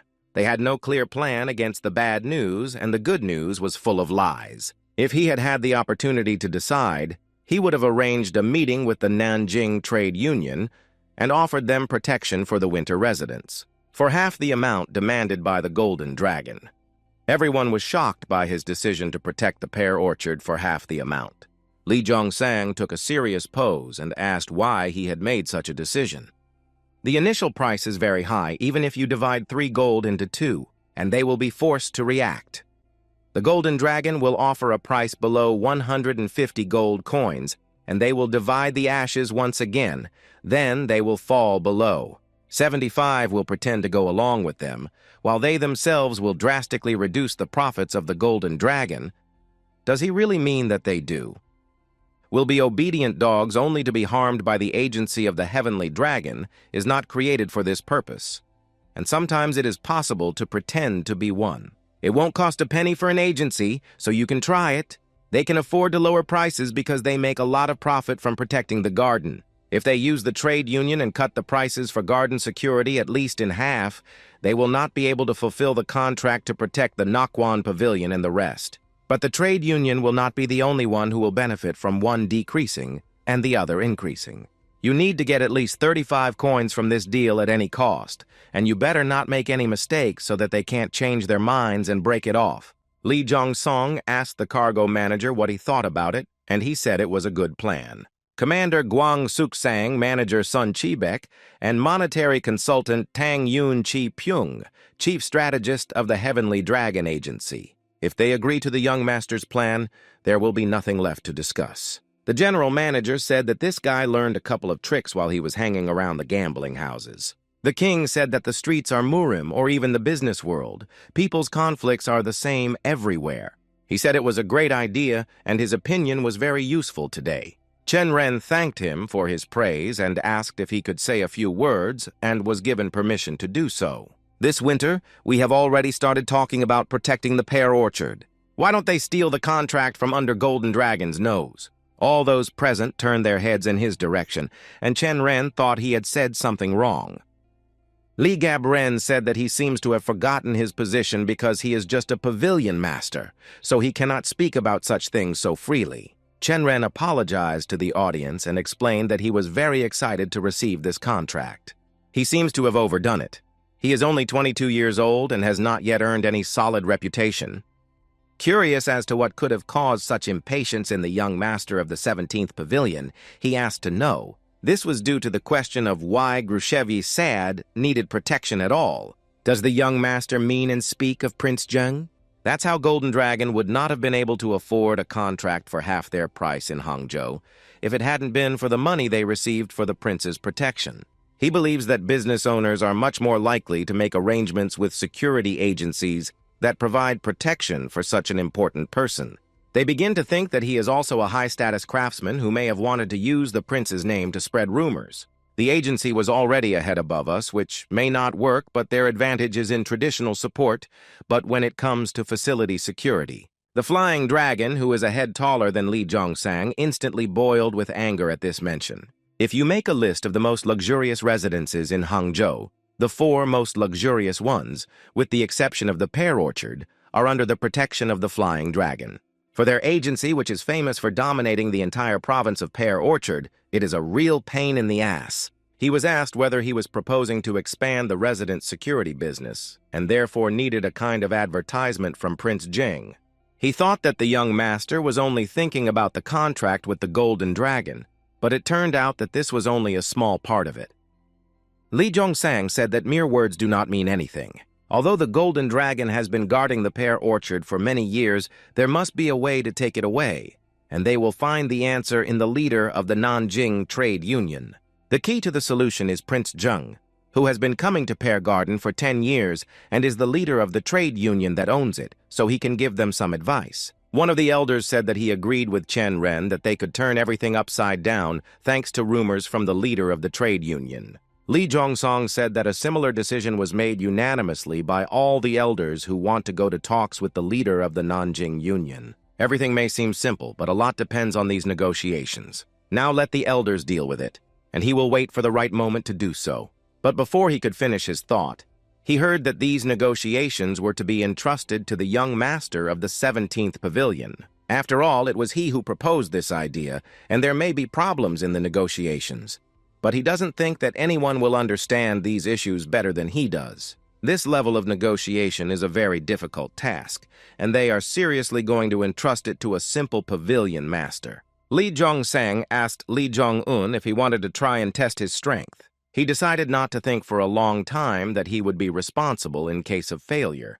But on the other hand, the potential success would also be his personal. Lee Chen Ren slammed his fist into his palm and said he agreed and would do his best. They arrived at the Pear Orchard and were met by the leader of the trade union and asked if he was the fourth son of the king of the agency. He bowed to the leader and introduced himself as Lee Chen Ren and his escorts. The leader of the Nanjing Union, No Chi Yang, said he expected at least the escort commander and the cargo manager to come. Chen Ren explained that he had been given the authority so he could be calm, and the leader said that how could he not worry about which representatives were sent to him. The young master also explained that he came to him for a reason. The agency is already aware that they want to use them to reduce the price of Golden Dragon services, but it's too much to make a trap out of them. They came here even though they realize that he is not going to sign a contract with the Heavenly Dragon. Chen Ren explained that they concluded that both sides could benefit from this meeting.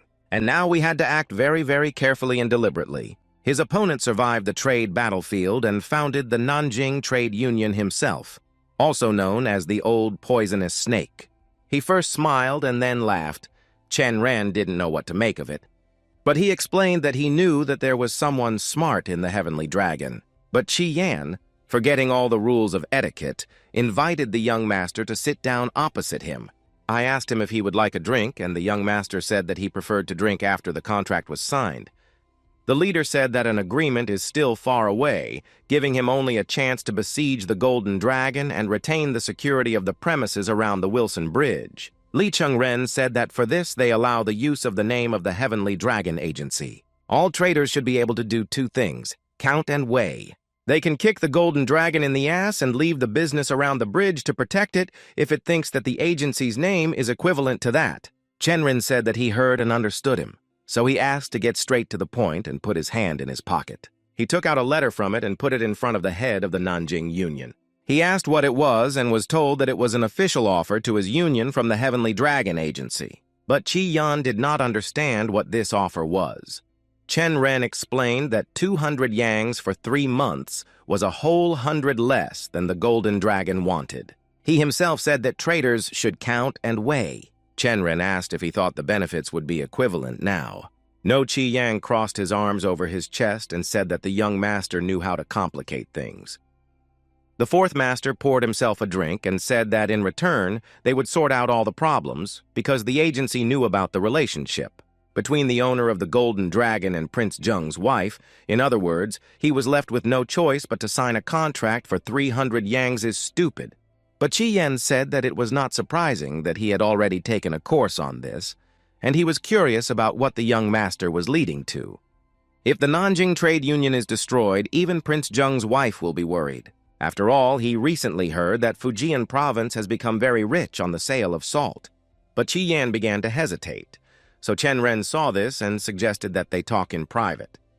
He asked if he could get permission so that his escorts could look around a bit to see where they needed to go and how many soldiers were needed to protect this residence. But Qi Yan called his servant to him, who came over and, ready to fulfill his every order, the leader asked him to show the attendants the neighborhood. When they were alone, the union leader asked Chen Rong how he knew this information, and he said that he had heard it by accident. But in fact, in his past life, the Nanjing Trade Union opened a shell company in Fujian province. But 5 years later, they faced big problems when they were caught smuggling by sea, which is prohibited by law. As a result of the investigation, it became clear that Prince Zheng's wife was behind everything, and he did not know how his wife solves issues when they are spoken for. He immediately mentioned that the trade union would make an offer to their agency, and Chen Ren told him not to worry because only he knew about it. But he's not going to tell us about his plans, and sometimes it's useful to keep a sword in your belt. But Qi Yan asked what he wanted then. He said he was not going to force him into a contract, but rather wanted to help him. Chen Ren suggested that he postpone signing the contract with the Golden Dragon for 10 days. During this time, he will make Prince Zheng and his wife lose confidence in them. It's been 10 years since a large canal was covered with ice, and the weather was very changeable in winter. Huang asked if he really thought that Prince Zheng would land here. He usually used the port of Sun Valley a few kilometers down the river. From the name you can understand that the water there does not freeze even in winter, but here it froze overnight, and it will be difficult for ships to pass here. It was 4 kilometers to the pear orchard, and in that amount of time they had to convince the prince that they would succeed if there was an obstacle on their way, which they will win and get the contract. Chen Ren knows that someone will definitely get in their way. In his past life, Prince Zheng's guard dealt with them but lost half of his men. They will use this situation to negotiate the contract of the pear garden and try to avoid unnecessary casualties. Gabulem came to report that ships were approaching them. The prince's escorts looked around and realized that they would not be able to pass through the ice and would have to moor, and the escort noticed that there was a ship standing on the shore. A small group of people asked him who they were and why they were armed, and he was told that his name was Huang from the Heavenly Dragon Agency and that he wanted to be handed over to the prince. That an old friend was waiting for him and wanted to say hello, Chen Ren asked who the old friend was, and he said that he had accompanied the prince when he served in Jinwei. Prince Zheng came on board to get a better look and said that he hadn't seen Huang for a long time.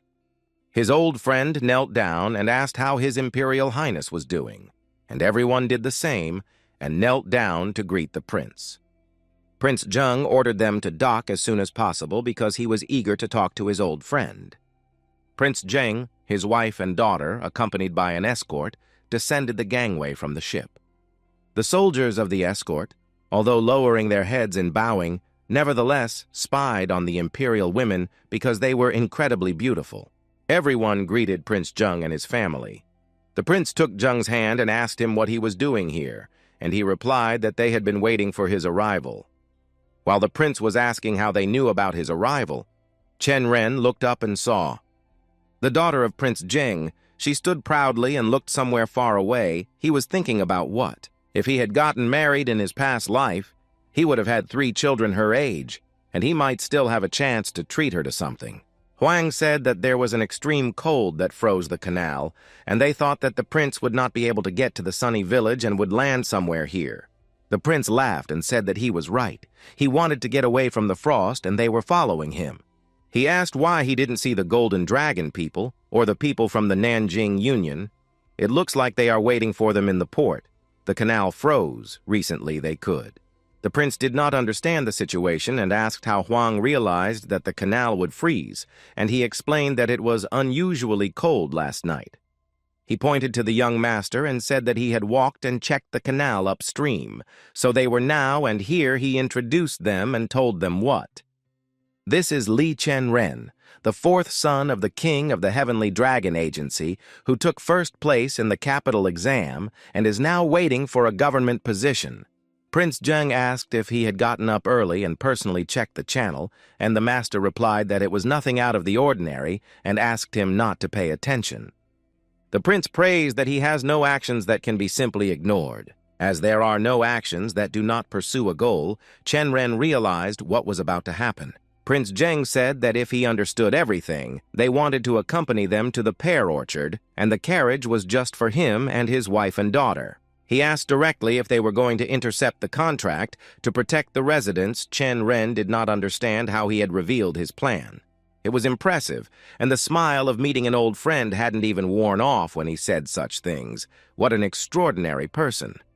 To be honest, the owner of the Golden Dragon Agency sent him a letter saying that there was a struggle between the agencies to protect the pear orchard. It is clear that he veiledly asked him to support his agency, but as they know, he is indebted to the Nanjing Union.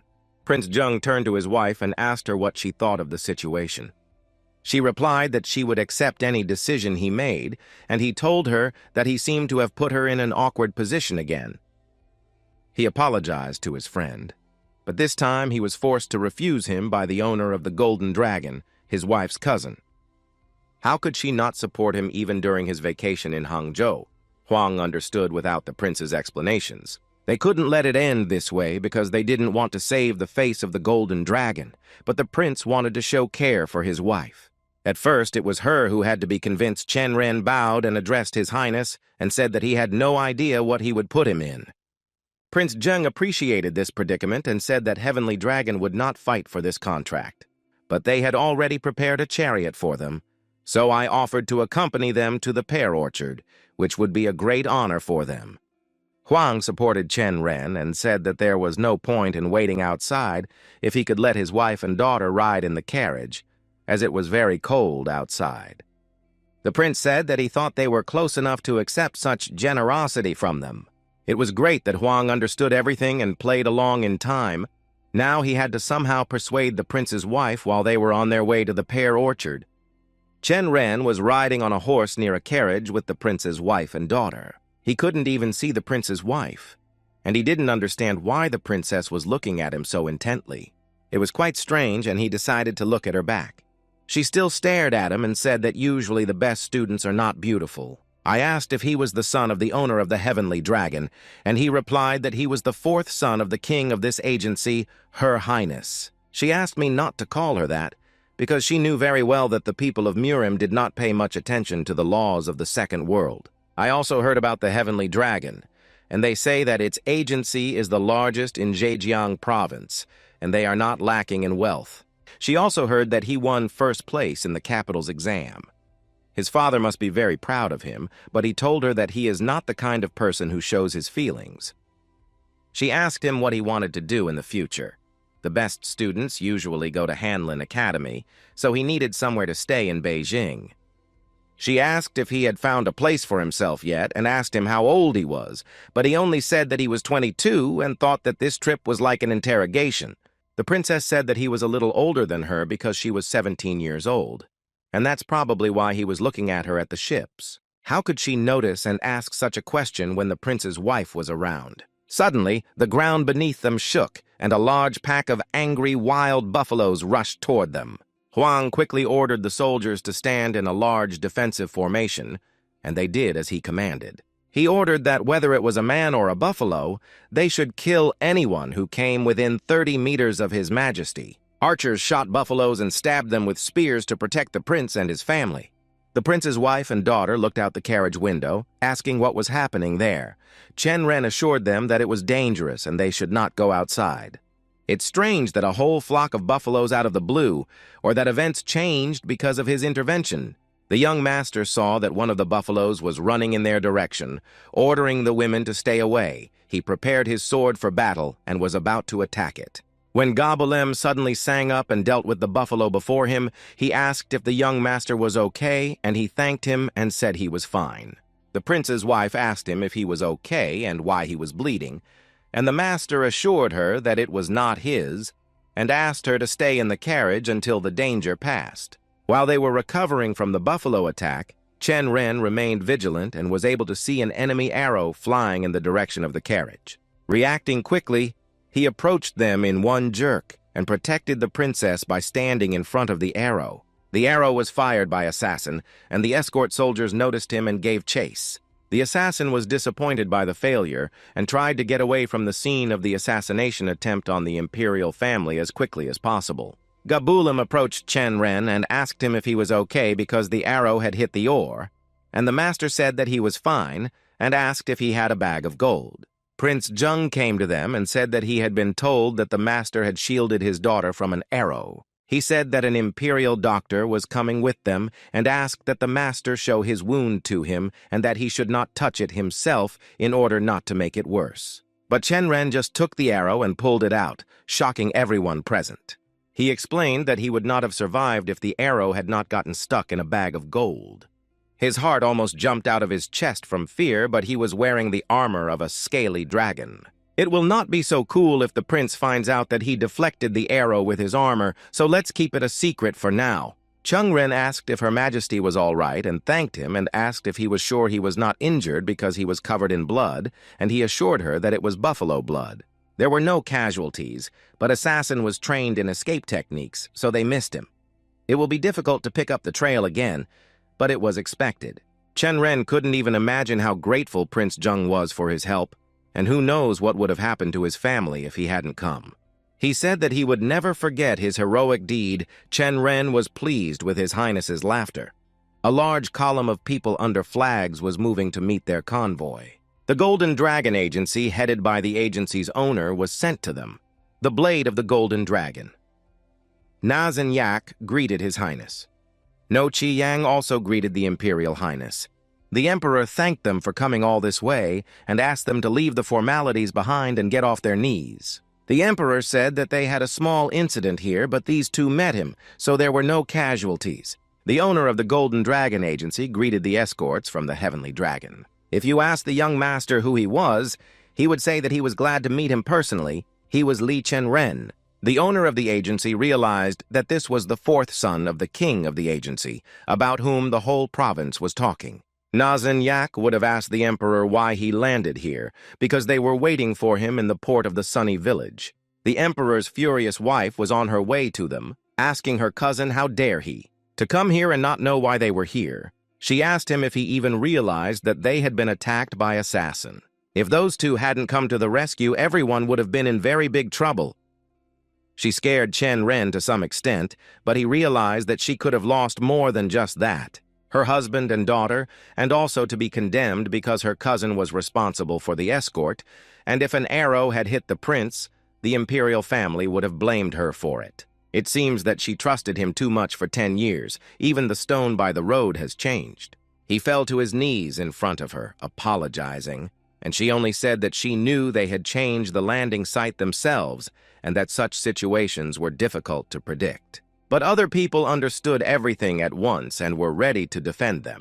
It is better to entrust the safety of her family to reliable soldiers who can think ahead. She appealed to Prince Zheng and asked him to support her decision and asked the head of the Nanjing Union to transfer the protection of the residents to the Heavenly Dragon. Prince Zheng told his wife that since they had helped them so much, he would do everything possible for them. He asked No Qi Yang what he thought about it, and he replied that he saw no problem with it as long as it was His Majesty's will. No Qi Yang, leader of the Nanjing Union, makes an official request to the Heavenly Dragon to protect the pear orchard during the stay of His Majesty and his family. He also asks to look at it properly.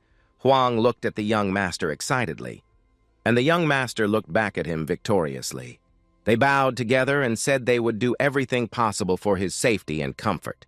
Meanwhile, in the water village, Assassin and his mentor were sitting in one of the houses. The mentor was very unhappy, but he said that the Imperial family would be in the pear garden for some time and that they would have plenty of time to realize their plans. But first, let him tell him about the freak on their road. The Heavenly Dragon Agency had a meeting to discuss the agency's affairs, and the agenda included 2 pieces of good news, one good and one very good. Li Zhongsang asked if the news was really good this time. The meeting had not yet begun, and everyone was already sitting with frowns on their faces, and the king thought he was joking. In a gathering of elders, things often change in the blink of an eye. Good news becomes bad, and bad news becomes terrible. The general manager decided to start with a good first topic of the meeting was, the topic concerned all the taverns and brothels around the Wilson Bridge. Golden Dragon canceled all the half-price contracts it had recently signed, as if the loss of the pear orchard was too much for them to bear. They used an aggressive method to capture a lot of territories and start making a profit later, but were cut off from their main source of income. Nok One Pavilion and other businesses changed their minds about extending the contract with them.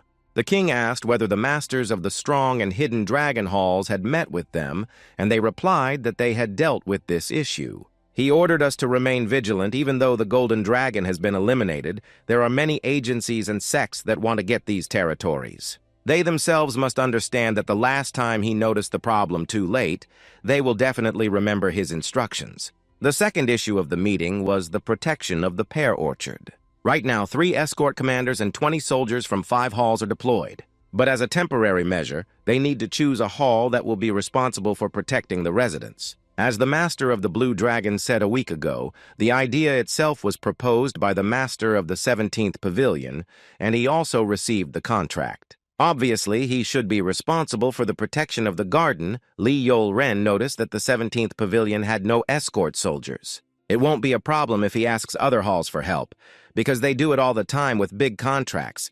Even Chen Ren helped with the soldiers. It's true that he didn't have enough people, but he received help from other halls, and this situation is different. He's right.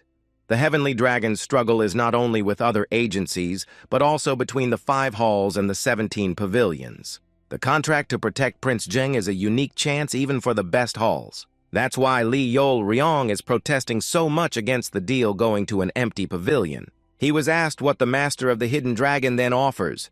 He said it was better to give the Yellow Dragon the protection of the residents.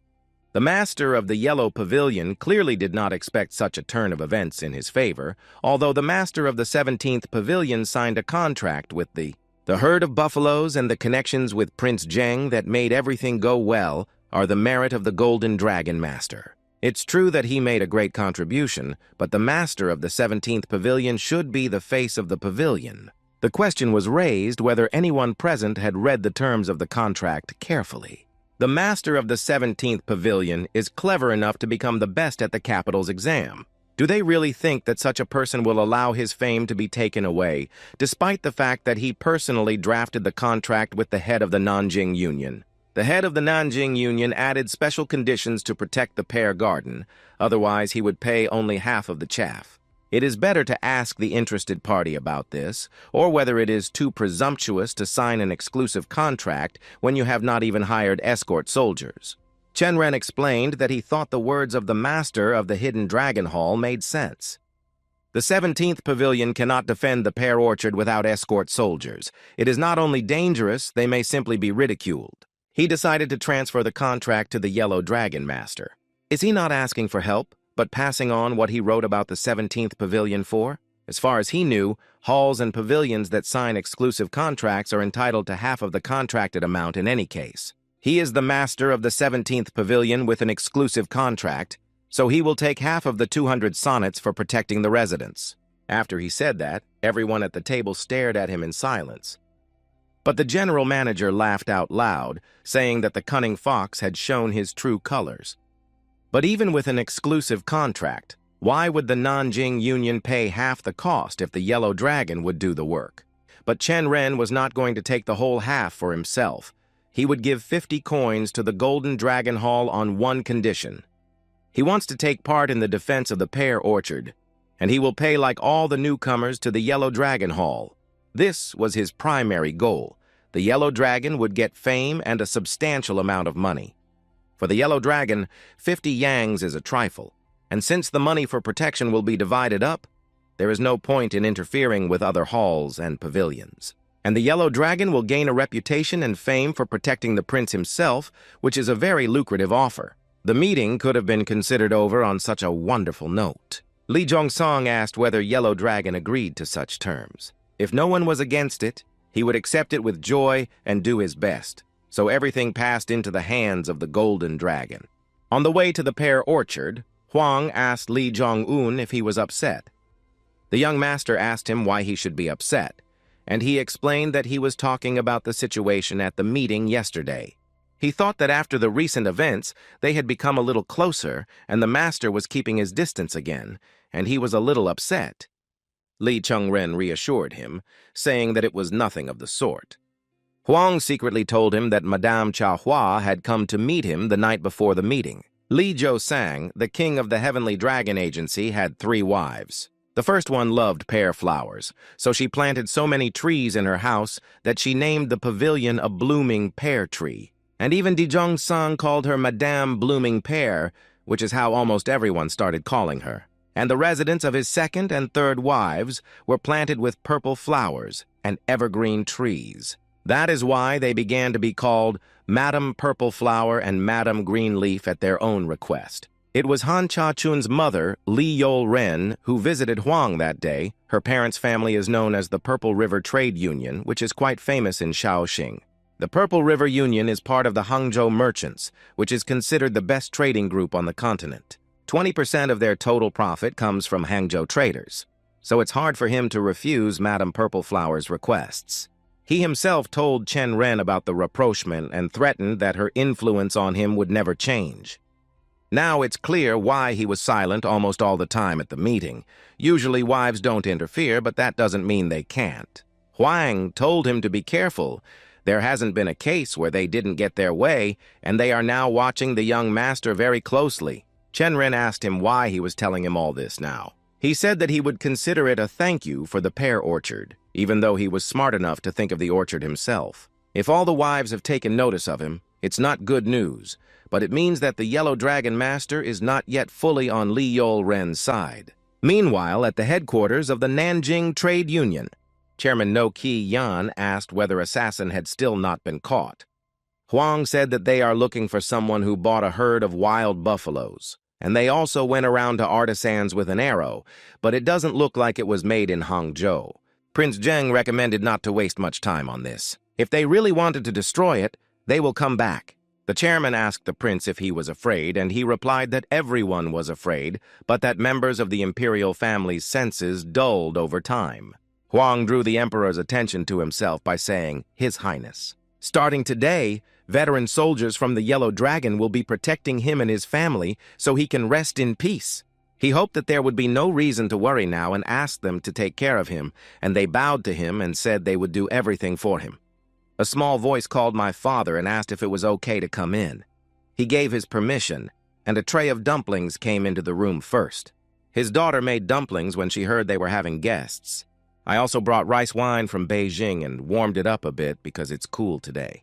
She kindly poured wine for everyone, and her guests began to taste it.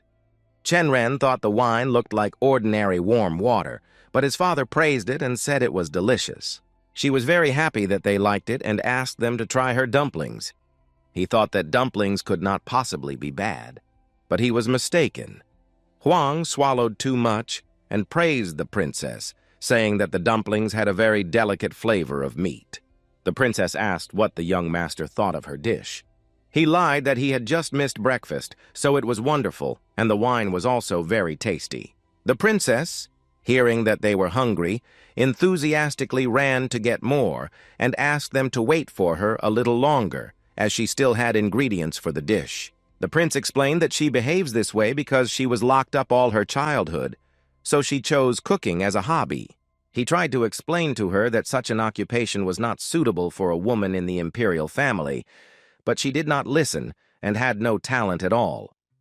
Recently, it has become dangerous, so he only allowed her to go outside during her vacation in Hangzhou, which she looked forward to every winter. She constantly wants to visit restaurants in Hangzhou to learn how to cook local dishes. Chen Ren thought about her and what it would be like to stay away from home for a whole year. The prince asked to organize a walk for the princess through the restaurants of Hangzhou. He understood that everyone was on guard after the recent attacks, but he asked very much. Huang told him that it would be difficult, but he could bring the cooks here directly to her. People go to restaurants not only for food. He wouldn't even ask if it were that simple. Huang apologized to His Highness. It would be very dangerous because assassin might be around. The prince decided to listen to him, and he and his wife would try to keep her busy with something else. If the credibility of Han Cha-chung and the agency falls, this old snake will be able to intervene, and we cannot let that happen. Chen Ren told His Majesty the Prince that there was only one way. How to safely take a princess out to a restaurant. There is one very valuable item of the House sect that is sold on the black market called a silver scale armor that cannot be pierced by any arrow or sword. It's very light and elastic, so it should definitely fit the princess. And he talked about the armor he was wearing now, but changed the name so that no one would know. The princess also needs to find a disguise specialist to turn Her Highness into a scientist and to disguise several of the escort soldiers. We need those who specialize in swords, whips, and other concealed weapons to play the role of her friends. Prince Zheng wondered whether all these precautions would be enough. First of all, you need to make sure that she is not recognized, and the rest will only matter if her identity is revealed. If they disguise themselves so that even he does not recognize them, they will get permission from him as the head of security. Chen Ren said that it might take some time, but he would find the best master. But there is one problem. If she and the pavilion master drank wine personally made by Her Highness, they will cover the cost of armor. But for a young master alone, this price will be unaffordable. But Qian smiled through his strength and said that he would pay for it, and asked how much it would cost. Chen Ren said that 1 gold piece a day. He jumped up and shouted, "Is this really 5 gold pieces in 5 days?" He threw up his hands and said that it was an object that could save lives, but if it helped save the princess, then even 100 coins would not be a pity. The prince said that he also drank her wine, so the fate of No Chi Yang, and shouted that all the embezzlement during his stay in the residence he takes on a couple of golden rolls will not play. Near the 17th pavilion, Chang Sam was cleaning up and heard some strange sounds. He saw that the young master was busy with some hard work. The servant decided to ask him what he was doing, and Chen Ren said that he was changing his scale armor. We couldn't let anyone know about it or they would hunt him down. Chiang did not know that it was so valuable. He showed him the armor and asked him how it looked, and he said that it didn't look very attractive at all, which meant that he had done everything right. Chen Ren laughed at him and asked him to ignore him and bring him some green tea instead. The armor was ready, and Huang Yachun would prepare the escort soldiers. All that was left to do was find disguise masters. But where to get it was to offer to use a mask at the outset. It would have been much easier. Chang Sam brought him green tea and told him that the master had a guest who was not expected. The guest said that your friend was from Beijing, but they hadn't established his identity, so he brought him under the supervision of soldiers. Chen Ren wondered what kind of friend he could be since he hadn't made any friends from Beijing. He carefully looked at the guest from all sides, trying to remember his smooth skin and how he was more beautiful than many women. The only flaw he had was a mole on his ear, and he thought he had seen it somewhere before. The guest said that they hadn't seen Master Chen Ren. Had he already forgotten him? He asked who he was, and the guest said that his name was Yang Jin Pun. He turned the name over and over in his head and then wondered if Pun Jin Yang was standing in front of him. He turned to the soldiers and told them that he was a very close friend of his, so they could go free. Chung Ren ordered Chang Sam to bring them liquor and asked her why she had disguised herself again, and So-So said that they say a scientist must change completely. He hadn't seen her since that mission, and who would have thought that they would meet under such circumstances? So-So asked if this was the same pavilion, and why there were no escort soldiers. Chen Ren explained that he had only received a position and a room. She told him that he would have to recruit and train newcomers and congratulated him on this, albeit belatedly. He asked when she arrived in Hangzhou and whether she had already healed her internal injuries. She arrived 10 days ago and is now completely fine. Then why does she come to him in disguise, and she only wanted to return the meteorite dagger to him? Lee Chen Ren asked if that was the only reason she came to see him, and So-So said that her grandfather, father, and brother were acting strangely. It seems that there was some misunderstanding because she went with him on a mission at the time, and he said that both of his uncles were waiting for an invitation from her clan. They even hoped that it would be brought to them by Namgun So-So. She held her head up and told him not to worry because she would not bring him. And he will prevent this at any cost, because he will not come anyway. Chen Ren stared at her and asked if he was not coming. Maybe he would not come, and So-So stood there looking very offended by him. She yelled at him how he could behave like that. Couldn't he at least be a little worried about the wounded woman he had left in the mountains? Did he really think that everything would be fine if he left her a mountain of nuts? She was not a squirrel. How could he not care whether she got home or not? She didn't expect him to come back for her, but he could have at least written a letter. Chen Ren asked me not to say so and suggested that we go to a tavern and get drunk, and he promised to pay for everything. So-So, still offended, said that she did not know because she had a second appointment and he felt that she was lying to him. Chen Ren's uncles stood and watched them, and the manager asked him if he was thinking the same thing as him, and he replied that he was most likely. They unanimously told each other, looking at the young people, that love is so beautiful. Chen Ren said that a drink after a hard day only tastes better, and So-So said that was true, and that free drinks taste even better. She waved to the waiter and asked him to bring them a couple more bottles. He thought that he should order whatever he wanted and calm down. Let him do him such a favor.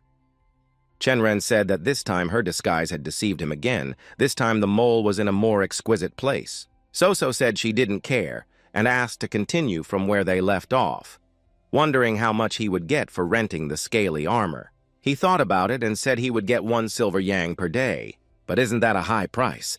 And he reminded me that the item was quite valuable. If she agrees to help him, he will make her a temporary escort soldier for his agency, but she will be treated as the head of the escort. He also paid her 1 silver yang every 3 days as a sign of gratitude. She refused him, and he offered her another drink, but she said she was not so easy to persuade.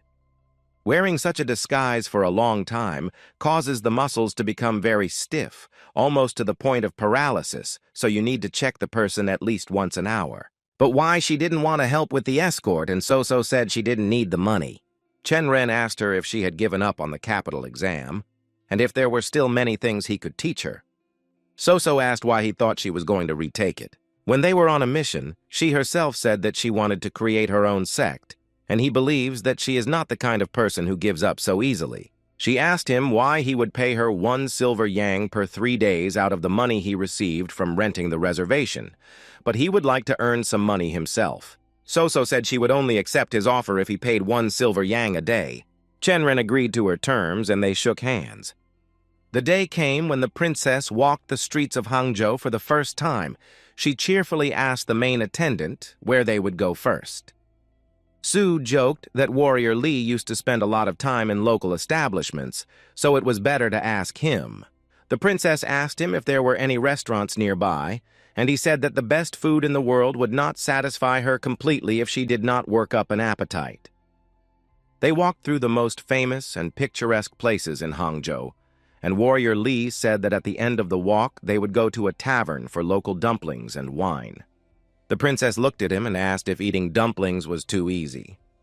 This food of ordinary people and their taste will definitely surprise her, and she said that she still makes the most delicious dumplings. But they say that even water tastes different in different cities, and he thinks that it will be the same with dumplings. The princess agreed with his opinion, and since he recommended them so highly, they would start with the same dumplings. They walked to the tavern and on the way saw the beauty of the western lake, the fire show of street actors, the great beauty of architectural buildings and premises.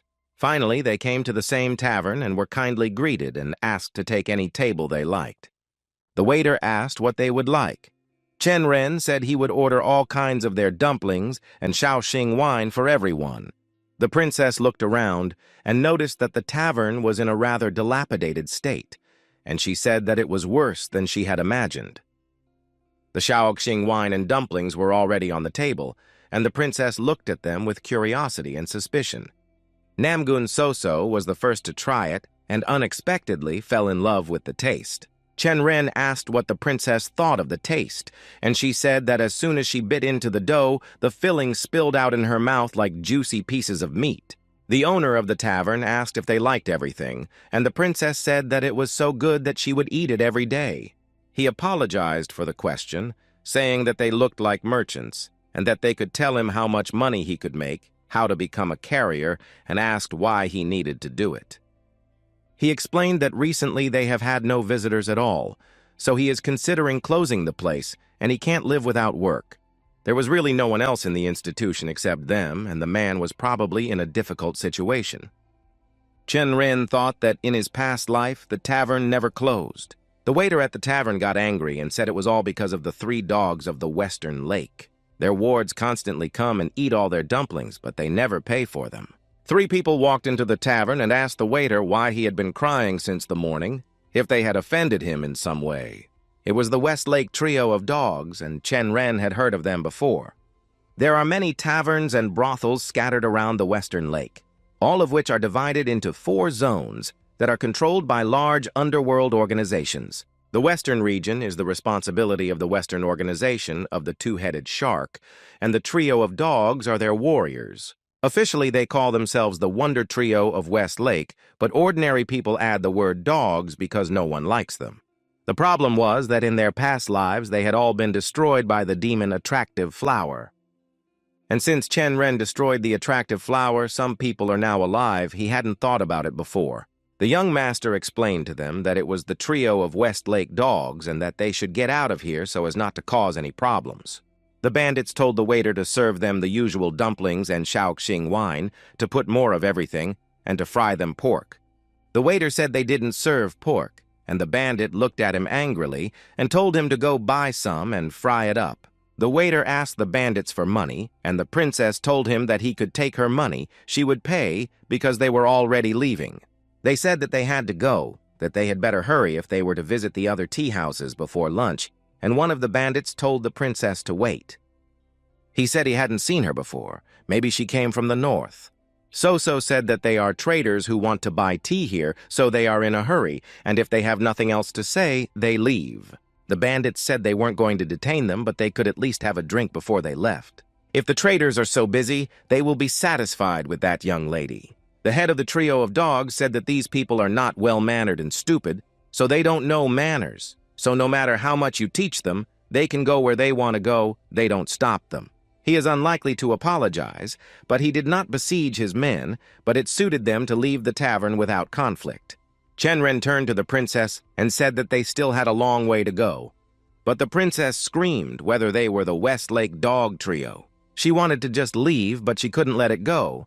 So she asked him if he even realized that his wards were eating here and not paying a penny. For a small business, this is an irreparable blow because they won't be able to eat these beautiful dumplings if they go bankrupt. So let him explain to them that if they want to eat, they should bring money.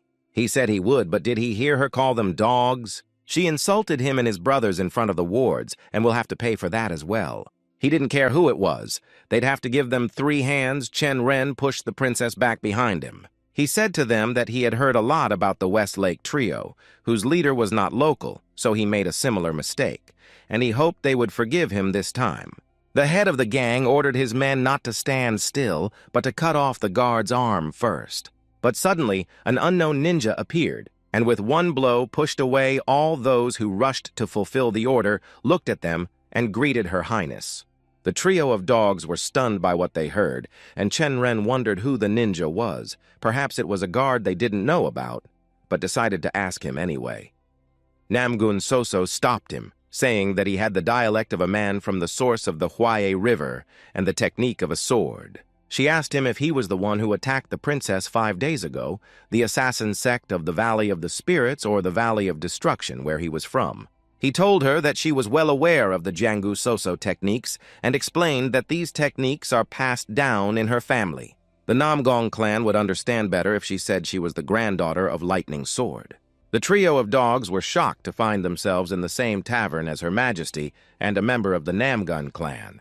Assassin said that they had been waiting for this day for 5 days without any rest. There is no point in retreating, even if the granddaughter of the Lightning Sword is here. If they don't give them the princess, they will take her themselves. Assassin addressed the trio of the Western Lake, saying that they were accidentally on their way, so they can get out of here. He was not going to introduce himself, and if they did not want to be destroyed in their sleep, they should not talk or meet with anyone for at least an hour. Namgun So-So leaned over Chen Ren and told him that their powers were no longer equal and that he had to wait for the moment and get the princess out of here. But he left her, telling her not to worry, that he would fix everything. He showed a badge and told everyone to stay in their seats. He was Ban Cha Wang, a soldier of the Emperor's own secret service. A trio of dogs. Do they think they can carry their heads on their shoulders after inflicting such humiliation on the princess herself? He said that he would give them a chance to redeem themselves if they protected the princess from these bastards, and if even one hair fell from her head, he would pursue them. Namgun So-So wanted to stop him. The trio of dogs had no choice but to fight to protect the princess. A crowd had gathered outside and heard the noise in the tavern, and some of them even wanted to intervene, but they were stopped from complaining about the problems. The assassins fought the Green West Lake Gang and a group of escort warriors. Namgun Soso and Ga Bulim repelled and restrained the attacks, while Chen Ren fought the main assassin. In the battle, Assassin told the young master that he did not expect a Secret Service guard to be on his way. He told him not to even think about getting out of this institution alive after threatening the princess. As soon as Chen Ren finds out what sect they are from, it will be destroyed immediately. The assassin looked at him and ironically said that they were from a group that could destroy even an emperor with only a question of price, not to mention a princess. Pausing for a moment, Chen Ren asked what he meant when he spoke of an hour of time. Assassin did not understand what he was saying. Chen Ren explained that when he entered the tavern, he told his men not to talk to anyone or meet with anyone for at least an hour, which is what it was for. The assassin told him that this was the time they would have to cover their tracks after the princess's elimination, asking if this answer satisfied him. Lee Chen Ren was very angry at his words, thinking that it was all nonsense, because they were not going to eliminate her at all, but simply kidnap her. Namgun Soso, repelling the attack out of the corner of her ear, heard what they were talking about and shouted that Assassin was deceiving him. They were deliberately attacking him in the open. Chen Ren immediately realized that this was the plan. They were waiting for the news of the attack to come to the pear orchard, so the prince would think they were in danger. The princess stood by the side of the warrior Ga Bulim and was very afraid that something might happen to her father. The Yellow Dragon Master will immediately send the best warriors to the tavern and ask for additional ones from the Heavenly Dragon Agency, but the reinforcements need time to get to the residence. And this is what the assassins want. Namgun Soso repelled the attack and said that the envoy had not yet reached the residence if one of them went there and turned the aid back. The assassin said that the Western trio will die in battle here, so no one will know how they insulted the princess, so why would they risk their lives? The head of the Western trio thought and realized that Assassin was right to some extent, but if he had already taken out the sword, he would at least avenge his destroyed subordinates. The assassin quickly rose above him and said that if he was so impatient to go to hell, he would speed up the process. In the midst of the fight, a man came into the tavern and said that they would deal with his case first. At his words, the fight between them stopped and everyone in the tavern looked in his direction, and only Chen Ren and Namgun Soso realized who he was. It was Namgun Seok who said he came here to find his sister. Namgun Soso turned her back on him and was visibly nervous. Namgun Seok apologized and calmly said that no one would leave the tavern until he found his sister. One of the assassins asked who he was. The assassin continued to say that he did not know what kind of nonsense he was talking about, but if he saw them, he should be eliminated. Namgun Seok drew his sword without further explanation and eliminated the three assassins with one move. After that, he addressed the crowd and said that if anyone did not like his behavior, they could discuss it with him later. The chief assassin was confused and wondered if this man had destroyed his three subordinates with a single blow. Assassin decided to ask him who he was, but Seok told him to introduce himself first if he wanted to hear someone else's name. He had no manners. Assassin was visibly nervous in front of him and could not even really explain who they were, and Namgun Seok had already guessed. The ghosts of the Spirit Valley, judging by the way they wear black bamboo hats and stinking bodies, he thinks he was a black-headed ghost. The people who wanted to attack him used the Spirit Blade technique and the Spirit Sword Trap, which were developed in the Spirit Valley. While Namgun Seok was talking to the black-headed ghost, he noticed that his sister was trying to escape unnoticed, so he asked where she was going. A frightened Namgun Soso returned and asked him what he was doing here as if nothing had happened. The black-headed ghost thought, if anything, if this is her brother, then he is the Azure Dragon Sword Namgun Seok. My brother opened his palm and showed me the ring, explaining that a servant had brought it to him and said that his sister had given it to him. Soso explained that she just guessed that they would have to face the assassins, and their tea house was not far away, so she knew it would be nearby. She looked at him nervously and with some fear. Her brother asked what problems she was getting into again. The Valley of Spirits would create many problems even for him. How could she create a new problem after the one in the mountains? While Namgun Soso was being spanked, she shouted to Lee Chen Ren that she and her brother would sort it out themselves, and he was in a hurry to go to the pear orchard. Gabulam shouted to him that he would protect the princess even at the cost of his life. The princess clung to the warrior Ga and tearfully asked the young master to save her father. Entrusting the princess Gabulama a Soso to her brother, he ran out of the tavern to get to the residence of the emperor as soon as possible. Chen Ren hurried to the residence, attracting the attention of the crowd, but he lacked strength and endurance. He noticed that the soldiers of the escort guarding the pear garden were moving towards him. Chen Ren tried to stop the convoy, but the soldiers were in such a hurry to protect the princess that they didn't even notice the young master on their way. Lee Chen Ren realized that he would have to continue on his own and that it would not be easy to run 4 kilometers quickly. Looking around, he saw horses and suddenly remembered that there was a post office near him. Saddling his horse, Chen Ren quickly made his way to the pear orchard, and there he was surprised to find all the soldiers near the orchard lying on the ground and not moving. The poisonous fog and the worm protect the young master from its effects, but even with them he will not be able to stand on his feet for long. He covered his face with his hand in the hope that it would help him and thought about finding Prince Zheng as soon as possible.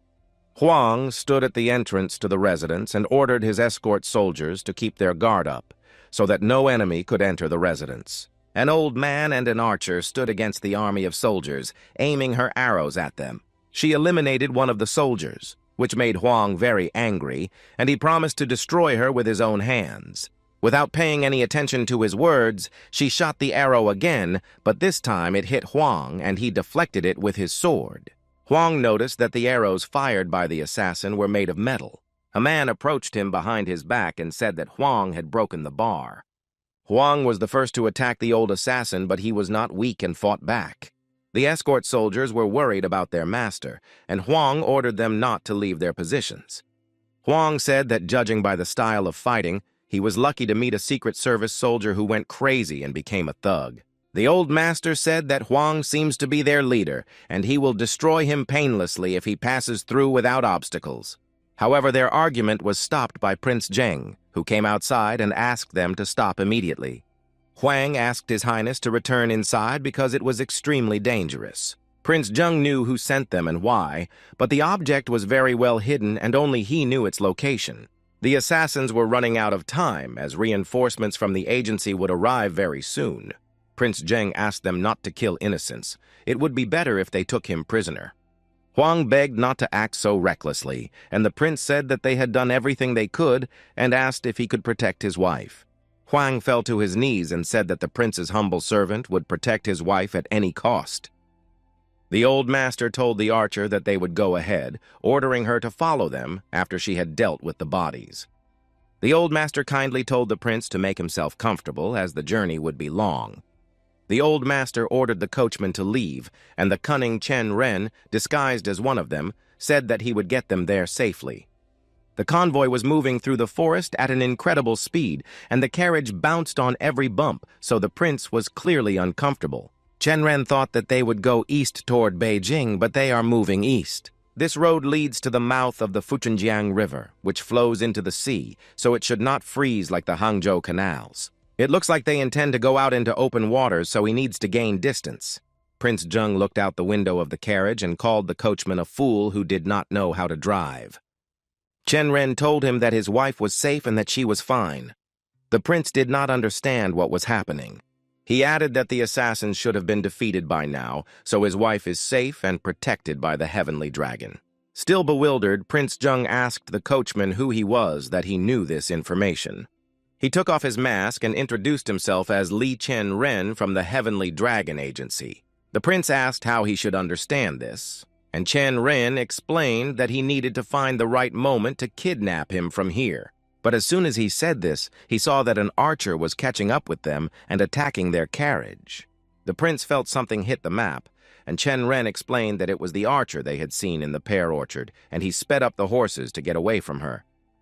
The young master beat one of the attackers and covered him with hay in the stable, as if she had found him when she was going to get the horse. Chen Ren shouted that he would protect the prince in any case and asked him to press against the left side of the carriage and hold on tight. He directed the horses to the left and drove off the road at high speed to escape the pursuit. The carriage was traveling at an incredibly high speed, and the prince, who no longer thought about comfort, asked Chen Ren where they were going, and he replied that they were going to the Western Lake. The prince asked why they had to go there, and the young master said that they had to go there to cross the lake and find themselves at the other end. He laughed and told him to go ahead and drive at full speed, and he laughed because he imagined the old man's face. The prince saw the lake and asked if they were really going to drive a carriage across it. They noticed that the ghosts of the Valley of the Spirits were already near the lake and were also about to cross it. But they did not calculate the speed, so as soon as the horses stepped on the ice, they immediately fell along with their riders. While Prince Jung was laughing at the clumsiness of the assassins, Chen Ren noticed that an old master had appeared on their tail. He was not hindered by the slippery ice, so he quickly covered the distance between them on his feet. Chung Ren asked the prince to take the sack he had taken from the residents out of the carriage and hand it to him. Prince Jung fulfilled his request, and then the young master put special equipment on his shoes. He had very little time to do so, because the old master was catching up with them, and the archer was attacking. Prince Jung said that her archery skills were impressive, and asked if the young master was okay, and he replied that he was fine. Chung Ren asked the prince to take over the ropes and steer the horses himself, because the horses would stop. If they don't feel tension, they should be held as if he were riding and in a hurry. On the other side of the lake, the soldiers of the Heavenly Dragon's escort would be waiting for the prince, and Prince Jung was worried about what would happen to the young master. Chen Ren told him that he would try to buy him some time, but the prince warned him that the old martial artist might be left out of the map. But the young master said that it was his work, but he did not want to be rude and wanted to ask the prince for something. If he can protect His Highness, let him grant him a small wish. But Prince Jeng told him that for some reason, his request sounded worse than being in the hands of the assassin. The young master had already saved the prince and his daughter, and that was worthy of any request. Chen Ren picked up an axe and jumped off the carriage right in front of the old master, preparing to resist him. The old master had heard of him before and asked if Chen Ren was from the Heavenly Dragon Agency. In turn, the young master asked if he was the master of the Valley of Spirits. His men used the technique of the spirit blade and the spiritual sword trap, and before he could speak, the master interrupted him. He looked at him angrily and asked what they had done to his subordinates. Chen Ren told him directly that his people were most likely liquidated, and that in any case their lives no longer belonged to them.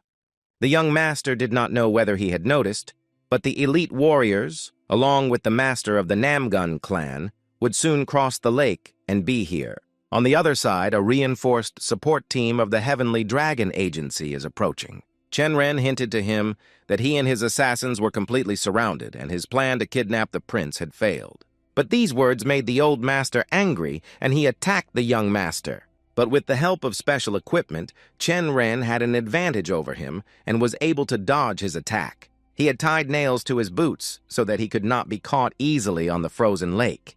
The old master angrily gritted his teeth that he had clearly underestimated him.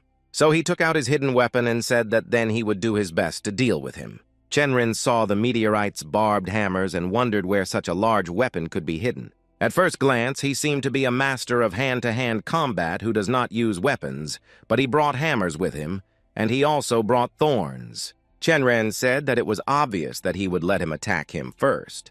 But the master attacked him first, saying that he attacked him so confidently and had nothing else to show except footwork. Chen Ren dodged the attacks and thought that it was too destructive a force that could break all his bones with just one hit. The old master asked the young master how long he planned to dodge his blows. He put his inner energy into the hammers, and the wounds caused by even one hit can become critical. He ordered Chen Ren to get to his feet because they were not done yet. But the young master swung his axe with all his might and said that in truth, everything was just beginning. When they hit the ice with an axe, it began to crack under their feet and collapse. The old master did not expect such a trick from him, and the ice under his feet was completely destroyed by the weight. Chen Ren remained standing on the ice and watched his nemesis go underwater. He learned the lesson that every master has his own weaknesses. Heck Bansi taught him that every master has some weaknesses that are common to almost everyone. Chen Ren was lying on the floor and asked what this common weakness was. He explained that if all of them were tied up, they would become incapacitated. The young master asked how he could do it, and Hek Bansi said that he would not teach him every detail, he had to figure it out for himself. He should use his feet to exploit the situation and terrain, and any tricks he can think of. Chen Ren was jolted out of his memories by a hoarse plea for mercy from the old master. He couldn't get out because of the hammers tied to his hands. Huang shouted to the young master to stay put because their accomplices had already been detained. Chen Ren approached Huang, and the latter asked him in confusion if he was really the fourth master. He explained that he did not recognize him because of his disguise and asked if the young master was injured, and he said he was fine. He pointed a finger and said that he was the head of the assassins group and it would be better to detain him. Huang was curious about how it happened and wanted to hear all the details. The detained assassins were waiting for them on the shore under the supervision of the Heavenly Dragon Agency.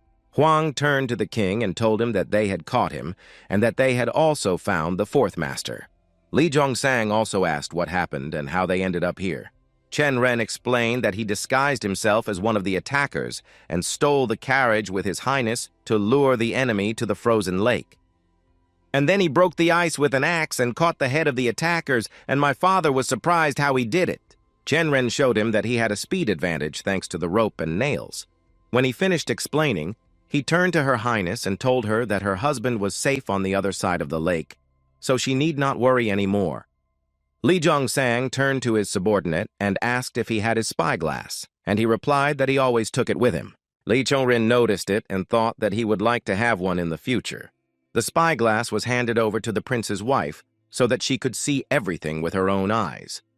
Namgun Seok and his sister guarded the prince and his daughter and kept an eye on the opposite bank. Seok noticed that they were being watched, so he told the prince that it looks like his wife is grateful, so she is looking at them from the other side through a spyglass right now. Happy and protected, they stood and waved their hands joyfully to show her highness that they were also perfectly fine. The prince's wife was touched by what she saw because it was so important to her that her family members were alive and well. The fact that a group of assassins tried to kidnap the princess and attacked Prince Zheng's residence quickly became the most talked about news. The magic branch of Old Hangzhou immediately sent 100 soldiers and took control of the pear orchard. But Qing Yang, the leader of the Nanjing Union, asked them to send more soldiers and was even willing to pay a large sum of money. But very soon this precaution became unnecessary, because Prince Zheng and his family decided to move back to Beijing. Li Yolryong told his brother that the prince had an accounting book that could do great harm to the second prince if it were made public. He had also heard that the prince had secretly aligned himself with Japan, so Prince Zheng sent spies to him and followed him for a long time. Chen Ren thought that it sounded as if a great battle might take place between members of the Imperial family. Li Gabriong changed the subject by saying that the girl next to Namgun Seok, if he's not mistaken, is Namgun Soso. He asked in front of everyone if she had always been so beautiful. He was told that she had charm, but today her skin looks like the first snow, and she looks like a flower. Li Yolren asked if he knew her brother, if he hadn't seen her before, and he replied that she was always a bully and walked around with scars and bruises. Li Ben-ren said that he is quite close to Namgun Soso, but today she is really much more beautiful than usual. If he has any shame, he would not talk about his intimacy when he is standing next to Chen Ren. However, the young master did not pay any attention to his words. He looked straight ahead and saw that Soso looked and looked away, apparently angry again. After a long wait, Prince Zheng and his family came out of the residence. The prince said goodbye to the king and the leader, and now it was the young master's turn. He asked how old Chen Ren is this year, and he replied that he was 22. The prince also asked if his brothers had married yet, and the young master replied that none of his brothers had married yet. His Highness thanked him for his help and promised that he would return to Hangzhou next year and hoped to protect it, adding that they hire a smart coachman because he never wants to ride in a carriage driven by Chen Ren again in his life. It became their own personal funny situation. Her Highness said that they were indebted to him and asked if he would visit them at their residence when he was in Beijing. The princess also wanted to thank him for his help. She heard from her father that the armor he gave her was from the Hao sect. He also said that it was not a pity to rent such a treasure for 1 gold piece a day, and the princess was happy that she did not leave a scratch on it.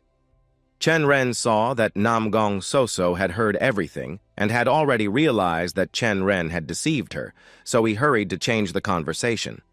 The princess gave him a gift and asked him to open it later, and the young master thanked her for such generosity. After seeing off the carriage of the Imperial family, Lee Jong-sam asked Namgun Seok if it was true that he had helped the young people a lot at the restaurant. Seok said that he was just lucky to be there while he was looking for his sister. The king said that his son had already twice endangered the precious daughter of the Namgong clan and that he was ashamed to face him and his grandfather. Seok said that to tell the truth. He thinks she created more problems, even though she is 2 years older, and often doesn't even think about the consequences. Chen Ren was only interested in the fact that she was 2 years older than him. Lee Gab Ren says, "Is it really possible to say such a thing about such a beautiful and wise girl? Even for his younger brother, it would be rude." Namgun Seok introduced him as his friend Gab Ren and asked his sister if she remembered him. She bowed to him and replied that she had not seen Sir Gabriel for a long time. He hastened to correct her that we could do without the formalities of Sir and Master. Soso replied that Sir Gab Ren was her brother's friend, so she should show respect, and that he was much older, and that such words wounded him to the core. For Gab Ren, 30 years ago, 6 years apart, it was cruel. Namgun Seok asked his sister if she had anything to say to the head of the agency. Namgun Soso bowed before the king of the agency and apologized for the previous time, because she had not only deceived the elders, but also secretly gone on a mission. She realized her mistakes after her grandfather's lectures, and Soso asked Lee Jong-sang to forgive her for it. The king kindly lifted her up and told her that he knew who had made her deceive him, and that he knew about the reward she had been promised for her help. The Heavenly Dragon Agency has already thanked her twice, and he will never forget it, and she can come to visit them any time. Lee Chen Ren thought that if you looked at them from the outside, you would think they were his daughter. Namgun Seok reached into his pocket and said that he had forgotten to give them something. He took out a beautifully decorated envelope and handed it to Lee Jong-sang, saying that his grandfather had given it to him and that he would be glad to see them. The king of the agency looked at the invitation and said that he respected and looked up to him even in his youth. Therefore, they would definitely find time for such a meeting and worship each other. After saddling their horses, the members of the Namgun clan were about to leave for their residence. Namgun Seok approached Jong Ryong, saying that they had already met twice and whether he would mind dropping the formalities, and he replied without any problems. Seok said that he trusted Namgun Soso, and Jong Ryong stared at him in complete disbelief.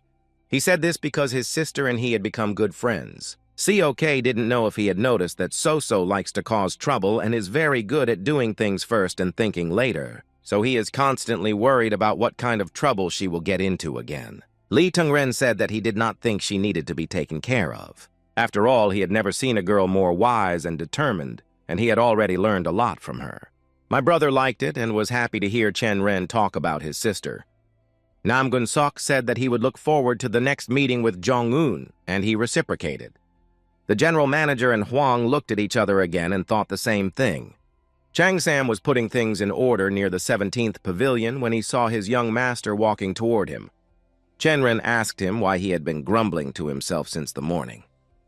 Chan Sam complained to him that he had been cleaning the pavilion alone for the past 6 days and wondered where to get more staff. The young master asked if he was ashamed that only the 2 of them were here. Chan Sam said sadly that such a good pavilion was being ridiculed, and he felt sorry for it. He shrugged and said, "The famous 17th pavilion with no one but them in it." Chen Ren told him not to worry because there would soon be more people. Chiang looked at him with distrust and asked if it was true. Now all that remains is to find the commander of the soldiers. Chang Sam asked how he would find them, and the young master said that there were many ways. There are plenty of people around who want to work for their agency, but it will be difficult to find worthy ones. Suddenly, their conversation was interrupted by Ga Bulem, who asked if there was a room available for him. Chen Ren was frightened and asked why warrior Ga had come so suddenly. Ha Bulem sat down on the stairs and said that last night the chairman demoted him and sent him here. At night, he wanted to explore the area a little bit, but he passed out because there were a lot of empty rooms. The warrior Ga Bulem becomes a part of the 17th Pavilion and asks to be taken care of and slams his fist on his palm. Chen Ren was happy with his good fortune, and he was thinking about how to take him to his place and worried that he was tortured by the demotion. The young master also asked why he was demoted, and the warrior Ga explained that he was a direct subordinate of Chairman Zhang who had disobeyed an order. Another guest came and said that a person cannot be in despair if he or she has made such a decision. It was the accountant Zhong Lim Som who took them by surprise, and they asked what he was doing here and what he meant. Zhong Lim Som explained that 3 days ago, the gay warrior visited Zhang's head and argued with him for a long time. He said that he wanted to go to the 17th Pavilion and asked to be transferred there. When Chairman Zhang did not agree, he began to threaten to leave the country. Gabulem said that in general he was demoted because of threats, but he is grateful that he was sent here. Chen Ren was not expecting this from him and asked why he had to go so far. Gabulem was upset by his words and asked if he was not satisfied with him as an escort warrior. Chen Ren smiled and told him that this was out of the question. The next in line was the accountant, Chen Ren, who asked if he had any business in the morning and was told that he had also been demoted. The chief accountant has been transferred and will work as an accountant in the 17th Pavilion and asks to take care of him. Chen Ren began to suspect something, even if the accountant Chong was demoted. Zhong Lim Som immediately explained that he did not have the same sense of duty as the Ga soldier. He personally only obeyed orders, but a demotion is a demotion. Chen Ren was uncomfortable now, but he was still happy that there were people in the pavilion besides him and Chang Sam, and he could not even dream of a bookkeeper. Chen Ren kindly suggested that they not stand outside but go inside. They sat down at the table and Chen Ren said that he felt more at ease with such workers. Zhong Lim Som said that they still need to recruit people to fill this table completely. They also need a lot of money to hire new workers for each position they need, so they need to pay salaries. Chen Ren said that he was not going to pocket the money. The team's soldiers would receive only the best. It's admirable, but there will still be problems with money, and any difficulties start with money and are solved with money. Therefore, they urgently need to find funds for priority embezzlement. Chen Ren threw a bag of gold on the table in front of them and said that there were 50 yangs in gold. Zhong Lim Som did not expect the 17th Pavilion to have any money at all, and here they were presented with a whole bag of gold. Chen Ren said that he had no people and was not poor, and ordered them to use them to put the pavilion in full order. He also said that their salaries have now been doubled as a manifestation of his respect for his employees. They were very pleasantly shocked by this news, so they sat and looked at each other for a while. Chen Ren noticed that, judging by their reaction, money really does affect many things, and now he asked them to listen to what he was thinking. In order for the pavilion to function, each of them must take on some of the responsibilities, and if they succeed, they will be recognized as an independent pavilion. Zhong Lim Sun said that now it was clear what he had planned. The young master's words were extremely accurate. He was ready to report on yesterday's ceremony as the accountant of the 17th Pavilion. Chen Ren noticed his accountant move a bag of ash closer to him. Everyone at the table was happy with everything, so they decided to end the discussion and get down to business. Zhong Lim Som reported that 55 orders were handed out at yesterday's ceremony. This was due to the fact that not so long ago, the protection of Prince Zheng and the pear orchard became widely known. After that, they began to receive requests to guard palaces and escort clients. Chen Ren was happy because it was all thanks to him. Gabulem said that this is why they have a lot of work, although it is very rare in winter. Chen Ren asked if there was any work for the 17th Pavilion as well. He thought that he already had a commander and an accountant, and if the agency had food, he deserved to be the first to eat it. Zhong Lim Som said that there were no orders for the pavilion. Chen Ren was flying in his thoughts and didn't even realize that there was no work for them at all. The accountant sipped his tea and replied that they had not received any orders. Ga Bulem thought that the demotion was called that for a reason. Chen Ren was depressed and angry at the same time at this news. But there are 22 assignments that have been offered to the 17th Pavilion. Zhang Ryong said that he was making fun of him, but Zhong Lim Som said that he was not. He just didn't say anything right away. Since they lack warriors, it makes sense to start guarding clients and protecting estates. 9 proposals are for the protection of young girls from the families of large traders, and 3 are for the protection of prostitutes. Ga Bulem asked why only girls were given these very strange assignments. Zhang Lim-sam suspects that these are attempts to start a relationship with the fourth heavenly dragon master, who has recently become quite famous. Lee Chen Ren shrieked at this unexpected statement from his accountant. The young owner did not like such tasks, so he irritatedly asked which of all those errands was suitable for him. The accountant said that they could use the protection of buildings, but all 4 of the requests were for brothels. They are practically in the same place, so 3 or 4 warriors will be enough. Chen Ren thought that if only 3 or 4 warriors were needed, it was time to start looking. Chang Sam came in and said that a scholar was looking for Chen Ren. The young master told his colleagues that they would continue the conversation later. Namgun Soso came to see Chen Ren and said that they had not seen each other for a long time and that the pavilion was more spacious than she had thought. It must be very expensive to manage such a large pavilion. Chen Ren said that it is not, but the capital is only 50 win, so the development will be step by step. She looked at him seriously and asked him if it would be just conscientious work. He's not going to stab his friends in the back and deceive them again. She sat down at the table and said that a simple apology would be enough for her. And then, the amount she was cheated out of by the young owner would become an investment in the 17th pavilion. Chen Ren shouted at her, "Isn't this even more fraud on her part?" Soso said that if the hired warrior had counted the request for 100 win as 10 win, she would have reported the stolen difference, because the same thing happened to her. Soso also said that he will return several times more when he becomes the head of the agency and expands his pavilion. Chen Ren crossed his arms and asked if she really believed that he would become the head of the agency. Soso said that she had definitely told him about it when they were in the cave, when his name will definitely become the name of the chairman as he dreams of. Namgun Soso took out the scroll and asked him to write a receipt so that he could not deceive her again. She pulled out a stack of papers and asked him to write down what she would ask him to do. Chen Ren was amused by this situation, so he asked whether it had to come to this. But Namgun Soso looked at him angrily, so Chen Ren had no choice but to say that they would do everything by the book. Lee Chen Ren, chairman of the 17th Heavenly Dragon Pavilion, received an investment of half a golden yang from Namgun Soso. This amount is equivalent to 1% of the total capital of the 17th Pavilion, and after providing this receipt, the company undertakes to share the savings. Chen Ren was upset by the profit and said that it would not work. After all, if she is still angry and wants to take revenge on him in this way, he will simply apologize. She tried to hide her inner anger and said that she was not angry with him at all, but that she could not live peacefully when she lost in something. Soso kindly asked Chen Ren if he remembered what he had to write or if he could be reminded. Chen Ren thought that he would give in to her today, so he asked her how to spell her name.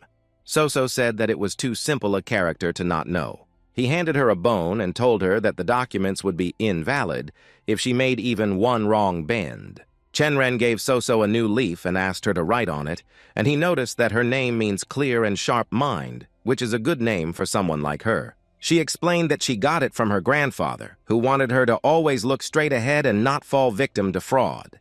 Namgun Soso finished writing her name on the sheet and admired her handwriting, saying that it was just perfect. Soso also asked whether the 17th Pavilion had already received its first task. Chen Ren said that he had received a lot of proposals, but he would have to fulfill them personally and was considering which ones to accept. Chan Sam came in again and told the young master that he had a guest, so he had to go to the main building of the agency. Chen Ren asked who the guest and servant were and did not know any details himself. The young master told Namgun Soso that he had to go, but that they would meet again, and she said they had a good conversation. But almost on the way out, Li Zhongryong forgot to tell Namgun Soso something. He told her that he was hiring her as a freelance warrior for the 17th Heavenly Dragon Pavilion. She clearly did not expect this from today's meeting. Chen Ren told her not to worry. He wouldn't get her into dangerous trouble like the last time because he didn't like that kind of thing. Namgun Soso yelled at him that he had lost his mind and offered to work as his warrior. Chen Ren showed a sheet on which she had signed herself, and now she would come to him once a month as an investor, and he would make a warrior out of her. Soso said that there was nothing there but a signature, but he assured her that it was not a problem because he already knew what to write. Chen Ren waved at her and said he had to run, and Soso was left angry with herself for falling for this fraud so easily. When Chen Ren arrived at the agency's main building, he saw that it was quite crowded, and that the guests were saying that the king was there and that they hoped for his support. Chen Ren apologized for being late, and the guests said that the very person everyone was gossiping about had arrived. The students from Zhongsobu introduced themselves to him and said that this was the first time they had met the young master Zhong Ren. The first person to officially greet me was a man named Yang Cho from Chomchang. He was followed by a nice girl named Tan Gun Beck from Tanmun. Chen Ren realized that the guests were from the famous Depa school. The entire command of the Heavenly Dragon Agency and its masters were sitting at the table. On that table was a bronze medal with a dragon by Murim's leader, which meant that the Alliance had a request for the agency. Tusobu said that the agency had heard their conditions, so they had to leave, and he had already inconvenienced the head of the agency and the elders. Tusobu hit his palm with his fist and said that was why he was asking him to do this. Before the meeting, the general manager briefly described the circumstances. The members of the Dragon and Phoenix group were on a mission to hunt down the dubiously famous Madu to bring him to the Murimu Alliance. But during the battle with Madu, 2 were wounded, and it was difficult to continue the mission. On behalf of the Murim head, a request was made to provide chariots and soldiers. If the Heavenly Dragon Agency acts as a support group, it will be forced to follow the orders of Tusobu. The general manager finished the story and said that he understood that it was very difficult to accept this. The older sons of the king said that when the commander represents an agency, they cannot follow orders from representatives of other schools. This was true even if they successfully completed the task. They would get all the credit and would not be paid properly, but it was hard for them to ask for it. They want to make sure that the Heavenly Dragon doesn't take Madu away from them and sell it to the Alliance. Besides, you can't send just anyone as an escort. They brought the Murim medal, so you can't take this lightly. Chen Ren recalled that in his past life, the same thing happened when he escorted Madu and the mission failed. As a result, they were disgraced, and the reputation of the Heavenly Dragon Agency was tarnished.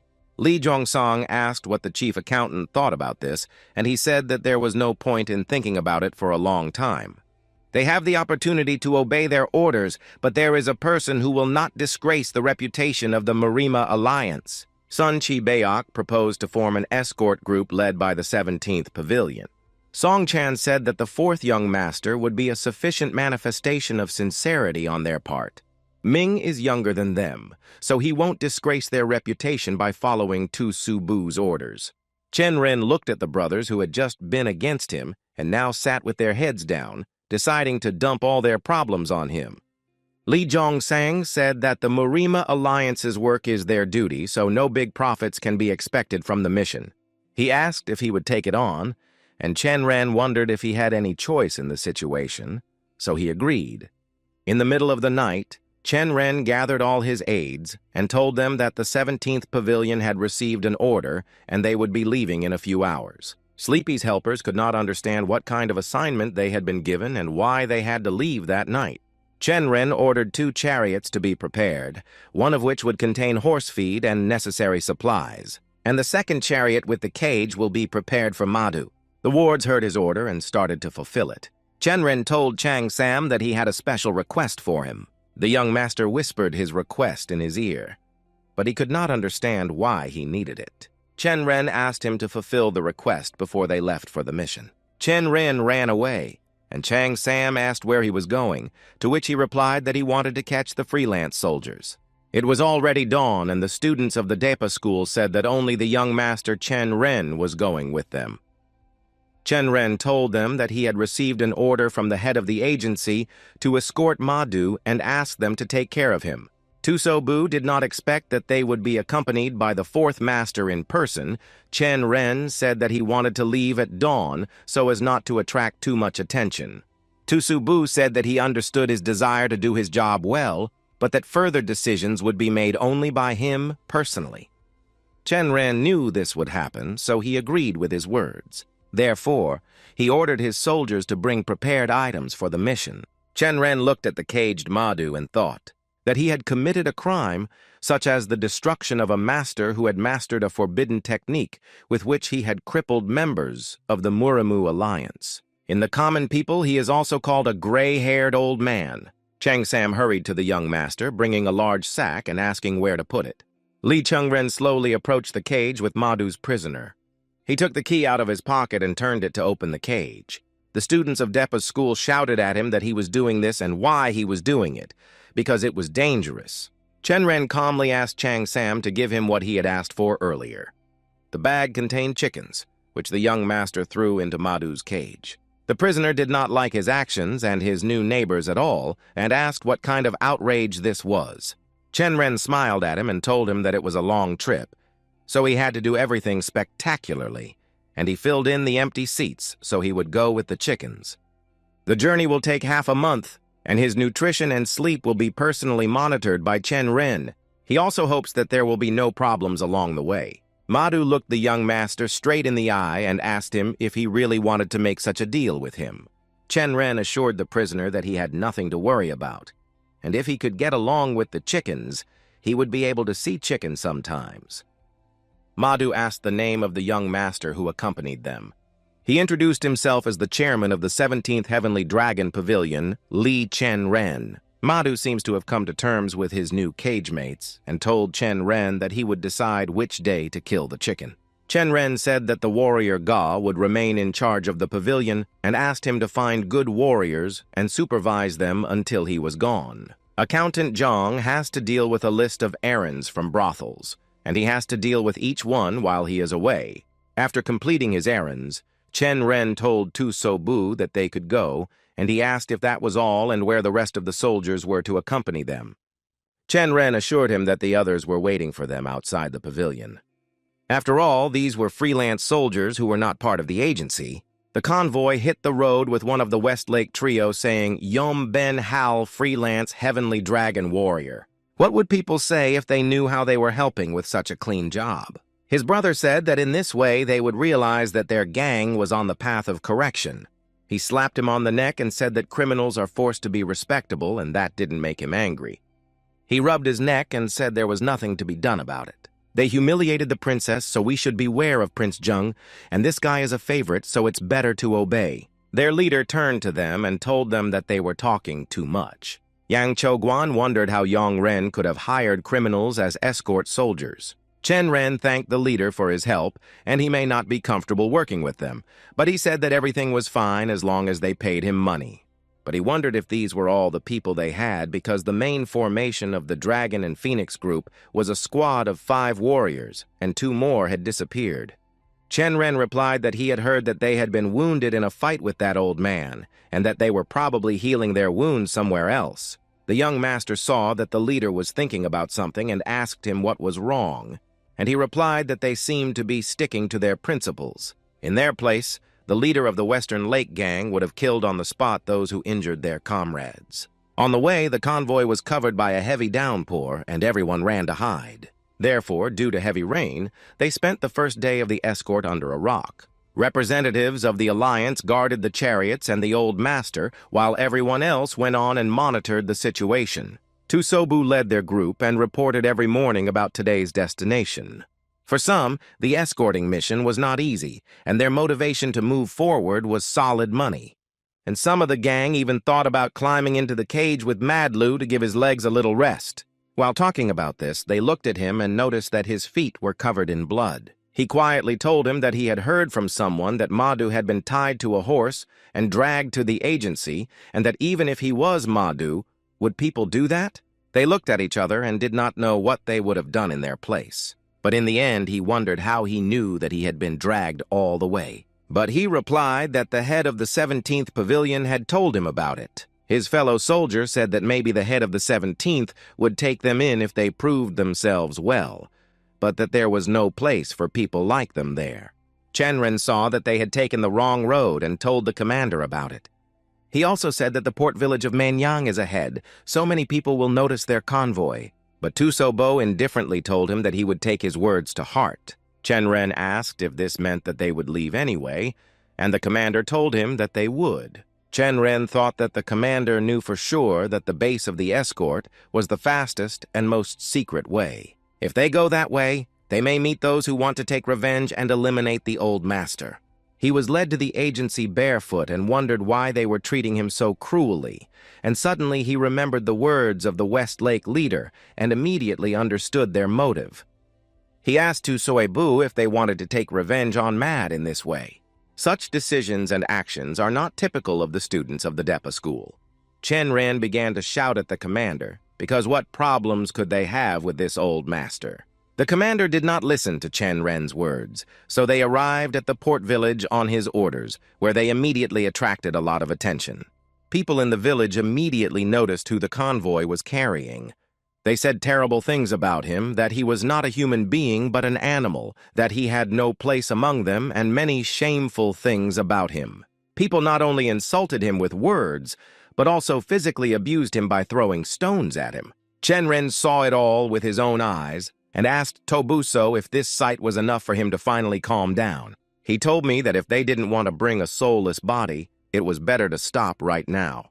Buso explained that if it had been enough, they would not have come here because his youngest, who was with him, had lost an arm and was only 23. He said that joining their group was his lifelong dream and that he trusted him a lot, but that everything that happened to him now was because of him. Chen Ren thought that if they had taken the second road, nothing would have happened to the old man. But the rules say that they must protect the prisoners. The feeling of guilt ate away at Tobuso from the inside out, and now he didn't hide what he was thinking and feeling. The old master heard their conversation and laughed out loud, saying that he now understood why they had brought him here. Madu knew that his senseless thirst for revenge could help him escape. He shouted so loudly that everyone could hear that he would give anyone who saved him 500 yangs in gold. Chen Ren and Tubuso were puzzled by what this old madman was doing. Madu was laughing and shouting so angrily that it was scary to look at him. The commander ordered Choguan to influence his demonic blood. He quickly turned to him and hit his points with his energy. Everything worked as it should, and the master calmed down and stopped shouting at people. But it was too late to do anything because some people were already moving to save him. It was hard to say how many people would now want to destroy the old man. But there will be 10 times as many people who will try to save it for the sake of reward. Chen Ren looked at the commander and thought it was the stupidest thing in history. The young master said that they would say goodbye at this place. So Buso did not understand why he had decided this so suddenly. Chen Ren explained that he had consulted with them for a reason. The order was to help escort them and protect the convoy.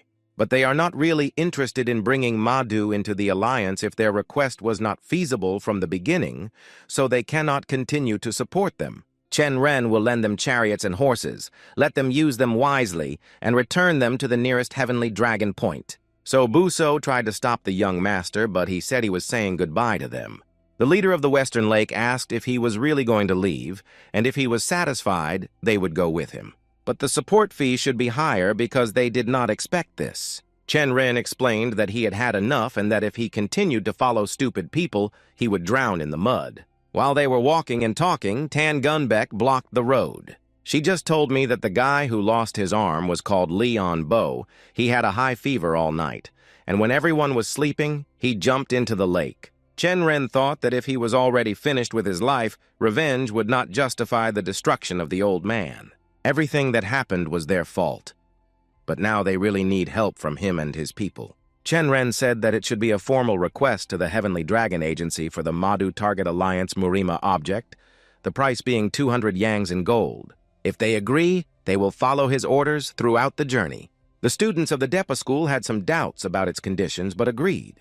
But 200 yangs was too much money for him to control. This is not a payment for accompanying the old master to the alliance, but for the safety of Gunbeck and Choguan.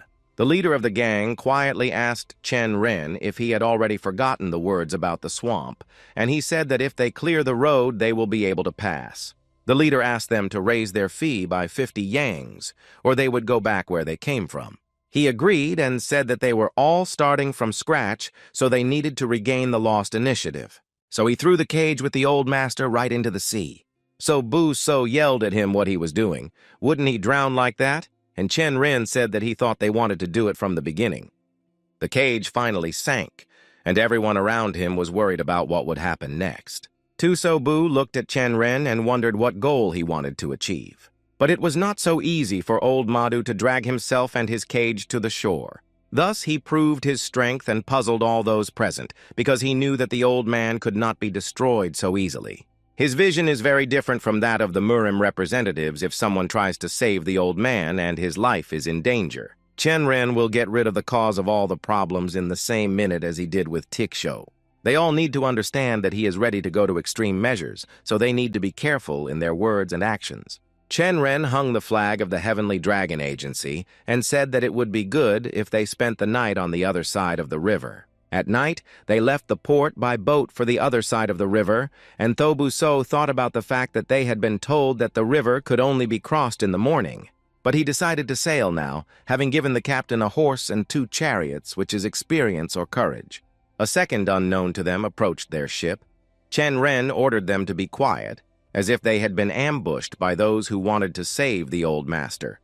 Thanks to the skill, he overheard a conversation that the robbers had heard that there were representatives of a well-known school in the convoy and that they might have problems. From their dialogue, Zhong Ryong realized that the ambush was organized by someone named Noxan Guido, and he had brought a whole gang with him. He decided to ask the leader if he knew anyone with that name, and he had never heard of him before. Chen Ren also heard that a man overboard, a certain brother, Doc Sa, had fallen into the water. The robbers lit a fire to help the drowning man get back to the deck. Chen Ren noticed that there were quite a few enemies on the ship. Specifically, I saw 5 ships and more than 100 people on board. Someone's wet hand clung to their deck, but it was unclear who was making their way to them. The young man climbed out completely and coughed up the water, not noticing who exactly he was on the ship with. It seems that he could not understand who he was and who these people were around him. Chung Ren asked the leader how far they were from Noxan Gui's ships. He looked at him and said that they were far enough away. A young man noticed the cage and decided to ask if they were transporting Madhu. But before he could finish, he was surrounded by armed crew members. Chung Ren told Tan Gun Beck that if he screamed to get poison from Tam Tung into him, she understood the order. The young man drew his sword and attacked them. But he could not do anything on his own, so he lay tied up and tied to the anchor. He said that he was one of the pirates of the House of the 3 Dragons, with whom Nox and Guido teamed up to eliminate his team on the river. It turns out that the House of the 3 Dragons betrayed the Heavenly Dragon Agency, and the young man began to make excuses that he was against the idea to the end. Chen Ren questioned him about who Nox and Guido was, and he explained that he was a mercenary who sailed the rivers with 3 wards.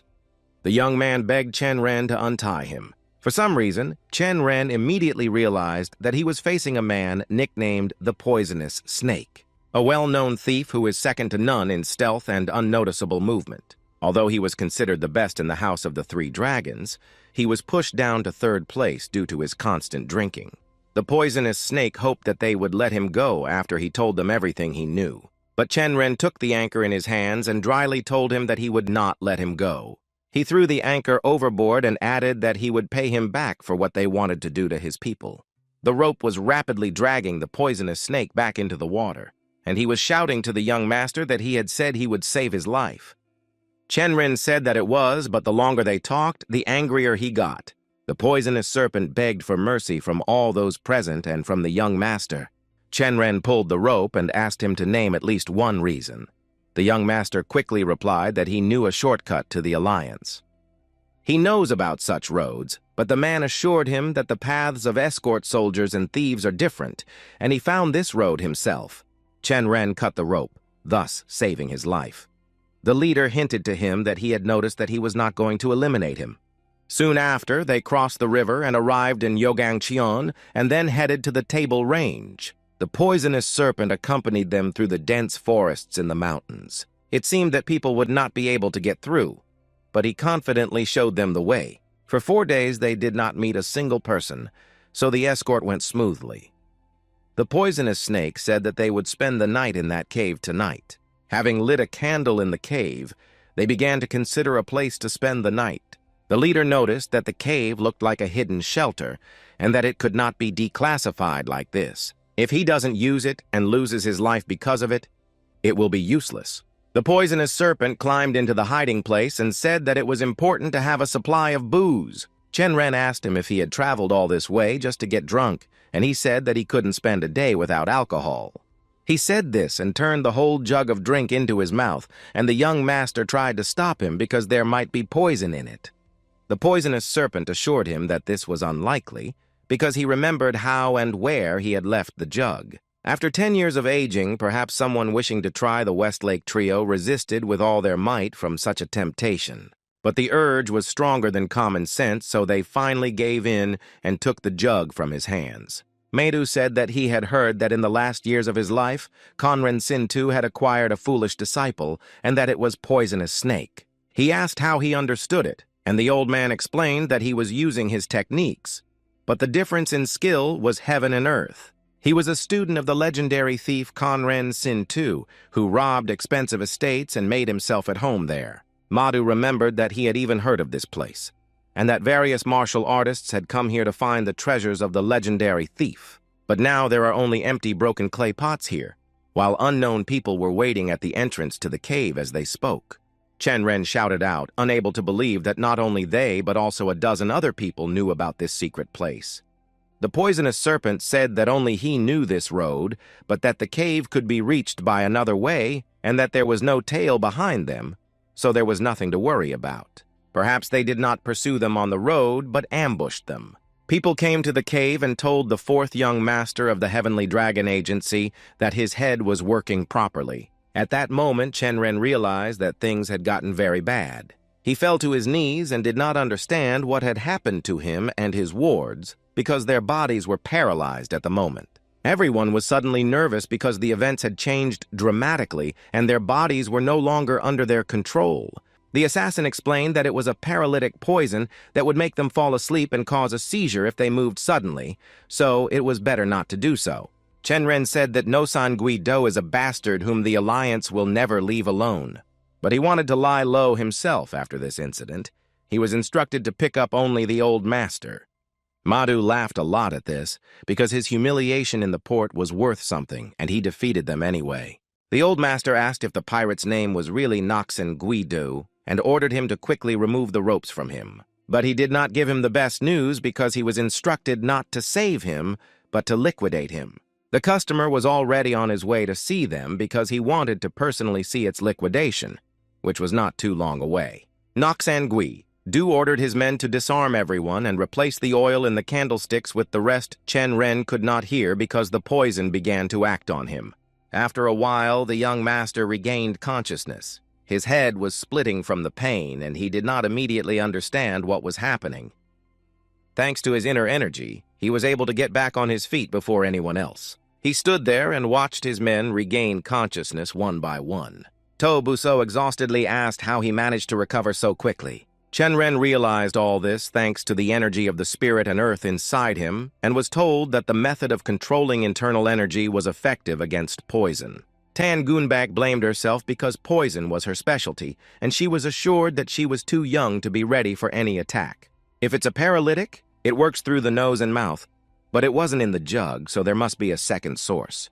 Chen Ren looked around for the source, but he saw the candlestick and realized that the poison was in the burning oil. He asked Tan Gunbek how long it would take to neutralize him with internal energy, and she said more than 2 hours. But it won't be effective if it's still burning. Chen Ren thought about what to do with Madhu's kidnappers, because he can't destroy them alone. Madhu himself gave him the idea, saying that they should be attacked suddenly. Chen Ren was responsible for the escort, so he had to get him to the Alliance alive. But he told Madhu that he had promised the other 500 yangs for saving his life. The old man said he would add more, but his condition was that he would accompany him to the Alliance. So Buso thought that if he added to his payment, it would be 1,200 yangs in gold. Chen Ren was a terrible miser. But the young master didn't stop and asked for 1,000 golden yangs and training in one skill. He turned his head and added that otherwise he would refuse. Madhu was angry at his insolence and said that it was the first time he had seen such a person. Chen Ren summarized that it looks like their agreement is coming into force. He asked Doc Sa if there was any new oil for the lamp. He replied that the red jug was inside the sarcophagus and he would find it there. Chen Ren had an idea that they thought would not be as difficult to implement as they thought. Noxan Guido and his men entered the cave to check on their prisoners and report that the customer had already arrived.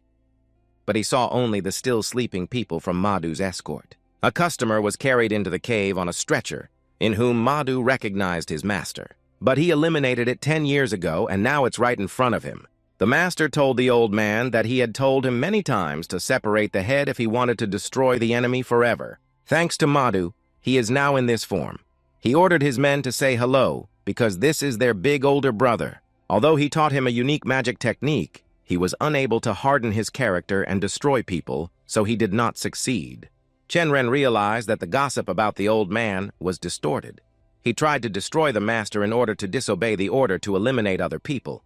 Meiser said that it was better to say goodbye to life here than to rot in an alliance prison. He had many traveling companions, and the road to the next world would not be so lonely. Noxen Guido held his sword warily and asked if the master was going to eliminate them as well. The master looked at him with crazy eyes and said that this would definitely happen and ordered his men not to leave anyone alive. Chen Ren waited for the right moment and launched an attack. He neutralized the people who were closest to the master and took him hostage, ordering no one to move or even come close. He shouted to his men that they could now get up and act according to the plan.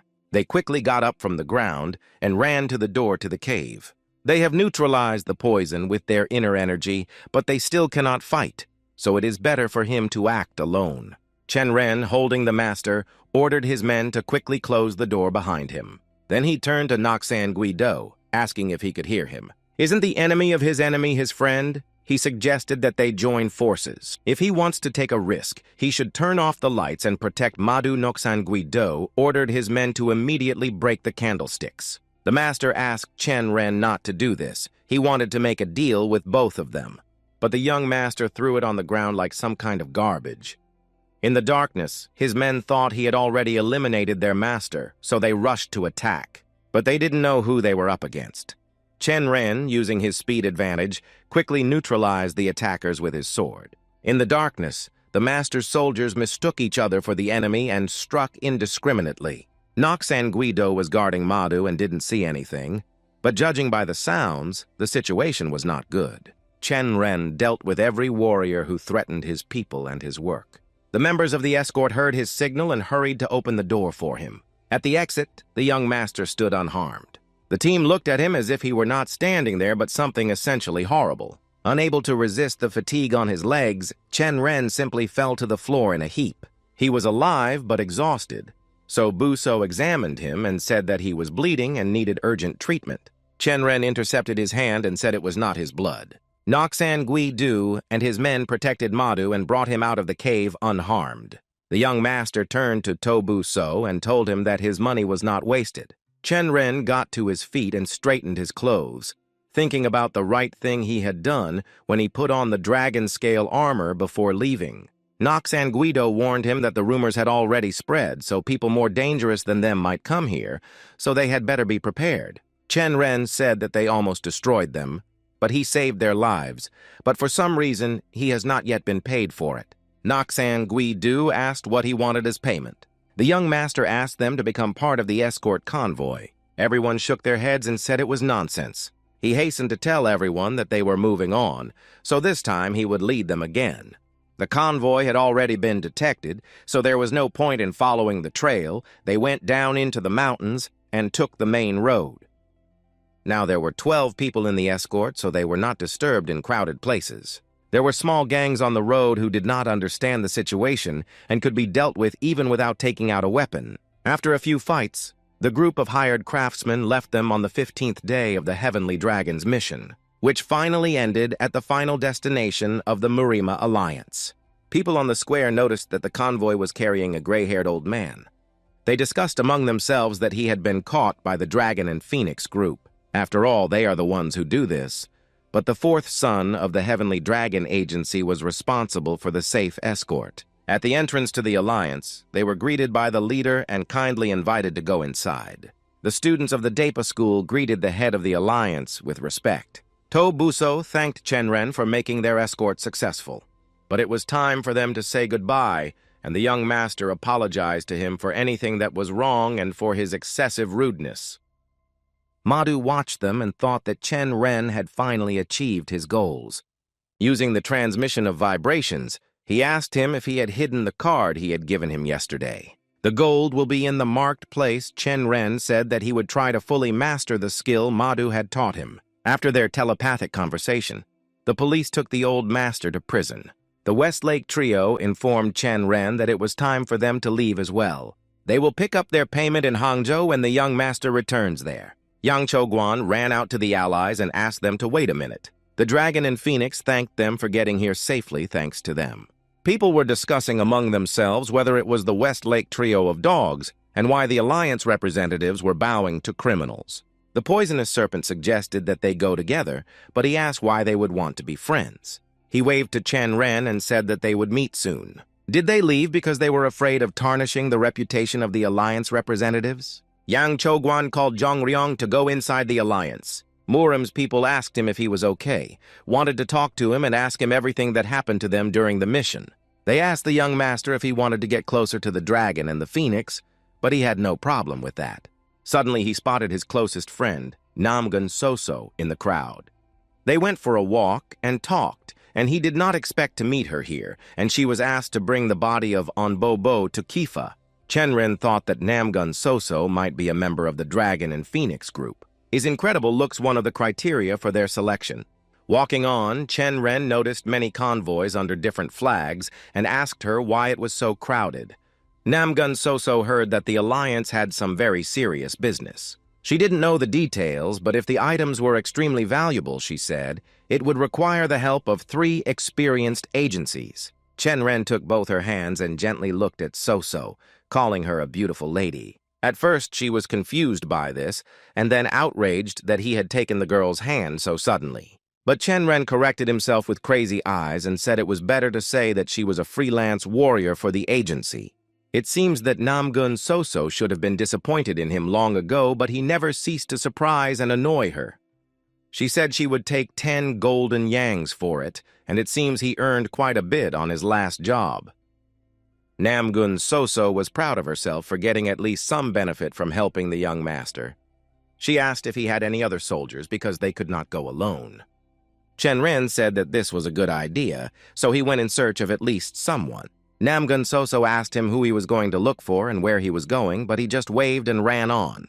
He had to find a trio of dogs, i.e. freelance warriors, and found only the poisonous snake, who had fallen asleep, and they had left him.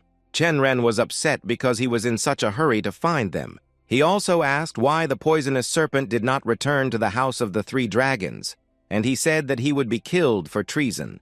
He offered the young master a drink if he had time, but Chen Ren asked where he got the money for drinks every time.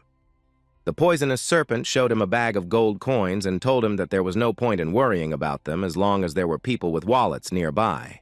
Chen Ren rushed to check his pockets, hoping that he had not gotten the bag from him. Young Master said that such behavior was not acceptable for a freelance warrior of the Heavenly Dragon Agency. The poisonous snake shone at his words and asked if he was really being hired by the agency, and Chen Ren explained that it was a temporary measure. The Poisonous Serpent was still under the influence of alcohol, so the young master wondered if he could trust him at all. On Sunday, Murim's alliance began announcing the task to 35 representatives of escort agencies. There were only 2 places left if we excluded Meteor Agency, which had already been selected in advance from the list. Other agencies sent soldiers with more than 10 years of experience, and their agency nominated only 3 soldiers, and they are new to the force. Chen Ren's ears itched from their gossip because they were talking about how they were going to cope with the 3 of them and why Namgun Soso was with them. The young master decided to remind the Poisonous Serpent that he would not forgive him if he stole something from the Alliance, and he had already appropriated something for himself. Chen Ren scolded him for going crazy, to which he made excuses that it was his habit and nothing could be done about it. Namgun Soso asked what they were whispering about, and the oxen just smiled mysteriously as if nothing had happened. Chen Ren quickly took his seat when he heard that the ceremony was about to begin. The Alliance's chief strategist, Murima Sama-oki, thanked everyone who responded to their request for help with 100 gold yangs for the mission. Chen Ren had heard that the Alliance would send famous martial artists, a small amount considering that the agencies would only share their experience. First, they will check their experience as objectively as possible by asking them to introduce themselves and their escort soldiers. Yobulgan from the Golden Eye Agency has 15 years of experience, and his soldiers have been working with him for at least 10 years. Ok himself said that they indicated that they went through 199 tasks. How many of them were failures? Yobulgan replied that there were only 17 failed missions and 126 successful battles. So asked if the large number of clashes was bad or not. Chen Ren said that they lacked flexibility and were rather complicated. But only 17 mistakes means that they can cover character flaws with their skills. They were all many times better than them because they had a lot of experience. Chen Ren said that without the ability to fly or something like that, they would hardly be chosen. Yapcheong Moon from the Dragon Gate Agency has 20 years of experience. 297 assignments were received in the number of battles, and 3 missions were unsuccessful. Anonymous transportation was carried out more than 50 times. Poisonous Snake asked Chen Ren what anonymous transportation was, and he explained that he was not told what he would be transporting. It was dangerous, but the payment was solid. They were asked if there were any failures among them, and Yapcheong Moon answered with a clear no. Namgun Soso asked the young master if he was sure they had a chance, and he said he wouldn't leave until he tried.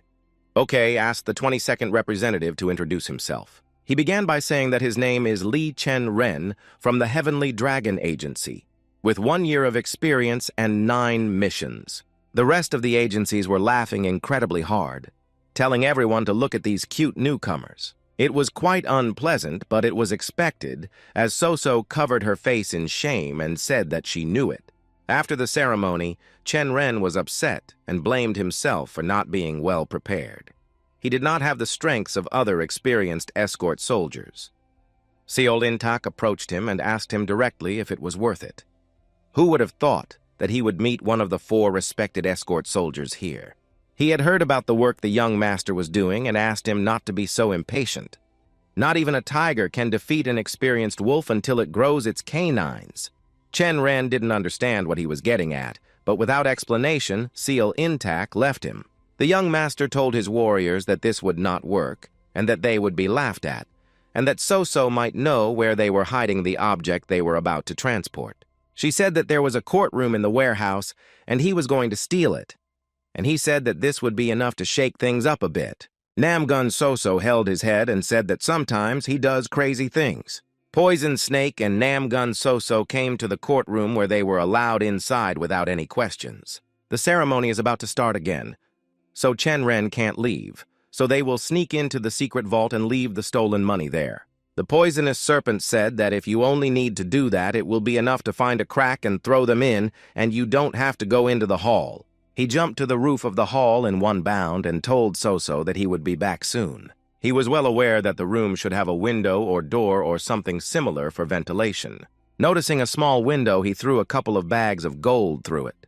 But they discovered him and used a paralyzing technique against him, so he was unable to escape. And downstairs, the policemen were waiting for him with their weapons drawn. Their plan failed, so they all ended up in an alliance prison. Chen Ren was the last to be brought in, so he asked what had happened, and Namgun Soso said they had been caught red-handed and asked what they would do next.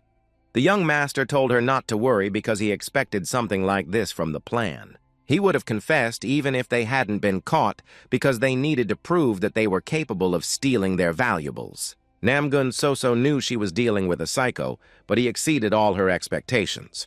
He thanked her and put his hands in front of him and asked her to calm down. She shouted that they were in prison, and not just there, but in the courtroom of the Alliance, from which no one had ever left alive. Having almost destroyed his hearing capabilities, she noticed that people were heading to them.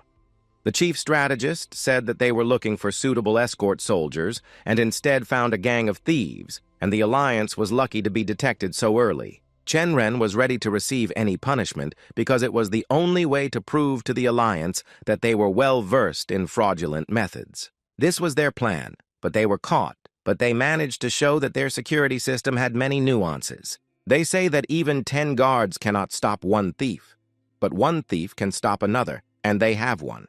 He introduced himself as Han Zhongdo, also known as the Poisonous Serpent, who was taught by the disembodied thief and currently works as a freelance warrior for the Heavenly Dragon Agency. He asked if he was the man who had robbed the secret vault of the Shaolin Temple. After dealing with the men, he turned to Namgun Soso, saying that he understood their motivation, but why the young lady went through with it. She humbly said that she would accept any necessary punishment for her actions. It seems they had no idea how brutal it would be. The chief strategist reported to the leader of the alliance and said that he had no excuse. The leader of the alliance said that these thugs had disgraced them in front of other agencies. Chan Chui-pung, the current leader of the alliance, laughed and said that he was disgraced for the same reason. OK said that he would punish them as an example to others who want to do something similar.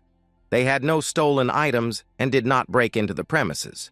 The leader asked him what he thought of Chen Ren, and he said that he had seen many smart and talented warriors, but this was the first time he had seen such courage and audacity.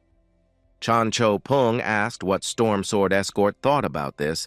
Perhaps the young master would be useful on this mission. He said that it is not easy to understand the mindset of thieves, but that this guy has skills that they may need during the mission. If he asks which of the two agencies he would choose, it will be the Dragon Gate and the Heavenly Dragon. That's what they'll do. Lee Chen Ren and his group will receive 20 strokes for humiliating the Alliance. The punishment will take effect at the end of the escort mission. Meanwhile, in prison, Chen Ren told his friends that they could trust him because everything was under control, and Soso told him to pray that it would be. Chen Ren said that participating in the Alliance's missions is nerve-wracking. Namgun Soso said she could not believe that they would be beaten after the mission. They have no idea how seriously the Alliance takes punishment. Chen Ren apologized to them and said that it was not him who had not finished his thought before. They were met by a gang of bandits who did not look friendly. Namgun Soso asked if they were bandits, and Chen Ren said that it was the first time he had seen them. Maybe they were vagrants. The leader said that they probably knew what they wanted from them. He told them to give them all their money and to get out while they could, and let them also leave the woman with a younger life that is more important than hers, because you can always find a new wife. Chen Ren said that he would not go along with this. First, he would tell them who they were, the precious granddaughter of the head of the Namgong clan. At the moment, they are fulfilling the tasks of the Murima Alliance, and he is Lee Chen Ren from the Heavenly Dragon Agency. But there was no one in front of him. The bandits turned tail and fled. In addition to the escort soldiers hired for the mission, the chief strategist Sama Ok and 70 martial artists of the Blood Sword group are traveling with them. But the 10 stars of the Alliance, if you add them together with the people of the agencies, you will get about 100 people. No one would dare to attack such a group, especially when everyone is riding. When it was time to spend the night, they discussed how they could carry such valuable things. They interrogated Namgun Sioso, but she didn't know either, and it seems they didn't even talk to Tobu Seo, even though he's closer to the Alliance than they are. Chen Ren began to think logically. If they didn't bring a chariot, then the object must be small. He continued to ask questions about whether any of them knew at least their final destination, and the poisonous snake said he wanted to ask him the same thing. The thief also said that the chief strategist told him to try to steal the item they were delivering. Perhaps in order to find security gaps, they need to try harder, and then their reputation will rise a little bit. The poisonous serpent said that he could definitely steal it, because he said that whoever did so would be released from punishment. Chen Ren asked him if he was sure he could do it, and he explained that there is no object in this world that cannot be stolen. Chung Rin and Namgun Soso now had a great hope that they now had a great chance that they would not be beaten. They asked him if he needed their help, and he explained that if a real thief appeared and stole the item before him, he might need it. Namgun Soso asked Chen Ren if he hadn't talked about the headaches of the mission, and he said that these issues were not related. They began to take care of him a little more than usual, emphasizing their skills and best qualities so that he could share this victory with them. It was bedtime, so while everyone was sleeping, Chen Ren developed new skills. He decided that now was the time to try out the new technique Madhu had taught him. Called the Sound Vibration Grid, it allows you to collect information about the enemy's energy core through the reflection of sound vibrations from the body. Madhu read his core and said that he was only 22 years old and had enough energy for all 60, and he guessed that he had found some amazing remedy. Chen Ren was shocked at how accurately he saw everything, and the grid of sound vibrations helped him do so. If he has time, he will be able to collect information not only about people, but also about the environment, although he cannot guarantee that he will reach this level. Chen Ren decided to try to do everything the way he had taught him. But he noticed that the poisonous snake had disappeared, leaving So-So alone. Chen Ren knew he would abandon them to avoid punishment himself. If he is able to steal the object, he will steal it from him, and then he will not be punished. But while he was hiding from the poisonous snake, he saw a crocodile heading for the tents, looking for something. But suddenly, in a second, he disappeared from the place where he had been before, and the young master realized that it was an advanced disguise technique. While he was wondering who it could be, their number increased, and it became immediately clear that the convoy was being attacked. But in addition to massaging into crocodiles, he noticed another interesting detail. Namgun So-So was also there, trying to move unnoticed toward the same goal as the boys and not noticing the danger she was putting herself in. The enemy was about to attack her from the back, but he was prevented by Seol-In-Tak, who protected her, flying up to the enemy with lightning speed and repelling his attack. Chen Ren, meanwhile, dealt with his companions without leaving them a chance to escape. The enemy was surrounded by 3 strong and experienced warriors with naked daggers. The rest were also caught and taken prisoner because they were accompanied by many craftsmen. Chen Ren breathed a sigh of relief because they had quickly sorted everything out. He asked if Namgun So-So was okay. She said yes, but didn't understand what had happened. The enemies who were captured knelt before the elders of the Alliance. These people were enemies who broke into the camp and managed to get through the patrolling soldiers using advanced disguise techniques. But while he was saying this, Chen Ren ran and knocked him to the ground. Seol-In-Tak knocked the torch out of the hands of one of the soldiers with his sword. The escort soldiers surrounded Yong-Ryong and Seol-In-Tak, and Peng Moon-Ryong asked them how they should understand it. Seol-In-Tak ordered him to look at the boulder behind his left shoulder. The leader of the blood sword did as he said and saw that an arrow was stuck in the boulder. He approached and realized that it was a silent critical bolt used by the divine cult of the heavenly demon. They were ordered to put down their swords and let them go because they were curious about how they had predicted the incident. Chen Ren explained that if you point a torch at a defense target in the middle of the night, you can make it an easy target, which is one of the rules taught in escort agencies. Seol-In-Tak said that for the last 3 days they had been followed by a suspicious group that kept a half-day distance. It looks like there is a spy among them, judging by what just happened. He thinks that the culprit is the one who pointed the torch at the chief strategist. Peng Mong-Ren began to justify him by saying that they had been working with him for 10 years, and he said that it did not matter, that innocence must be proven. The chief strategist ordered to do as Seol-In says, so if they don't deal with it now, they may face problems in the future. It is said that members of this cult have a special tattoo by which they recognize each other. They took off his clothes, but that was not enough. They had to cut his hair. Ban decided to do it personally, no matter how morally difficult it was. He approached and tried to overcome himself, because if they didn't find the mark on him, the commander could simply disgrace him in front of many people. After shaving his hair, they saw that he still had the same tattoo on his head, which clarified the situation. Namgun So-So recognized the mark of the heavenly demon cult, as if they hadn't been destroyed long ago. Among them were members of the fallen sect, and it turns out that the item they were transporting was somehow connected to the cult of the heavenly demon. The patrolling soldiers told the chief strategist that the enemy was approaching them, about 300 men strong. He ordered to gather absolutely everyone present, including patrol officers, because they needed to get ready.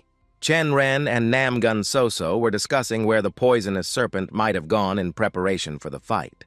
The young craftsman said he had no idea, but he would not have stolen an object in the middle of such chaos. They noticed that the enemy had already approached them. Chen Ren asked her to stay close to him, and she asked him the same.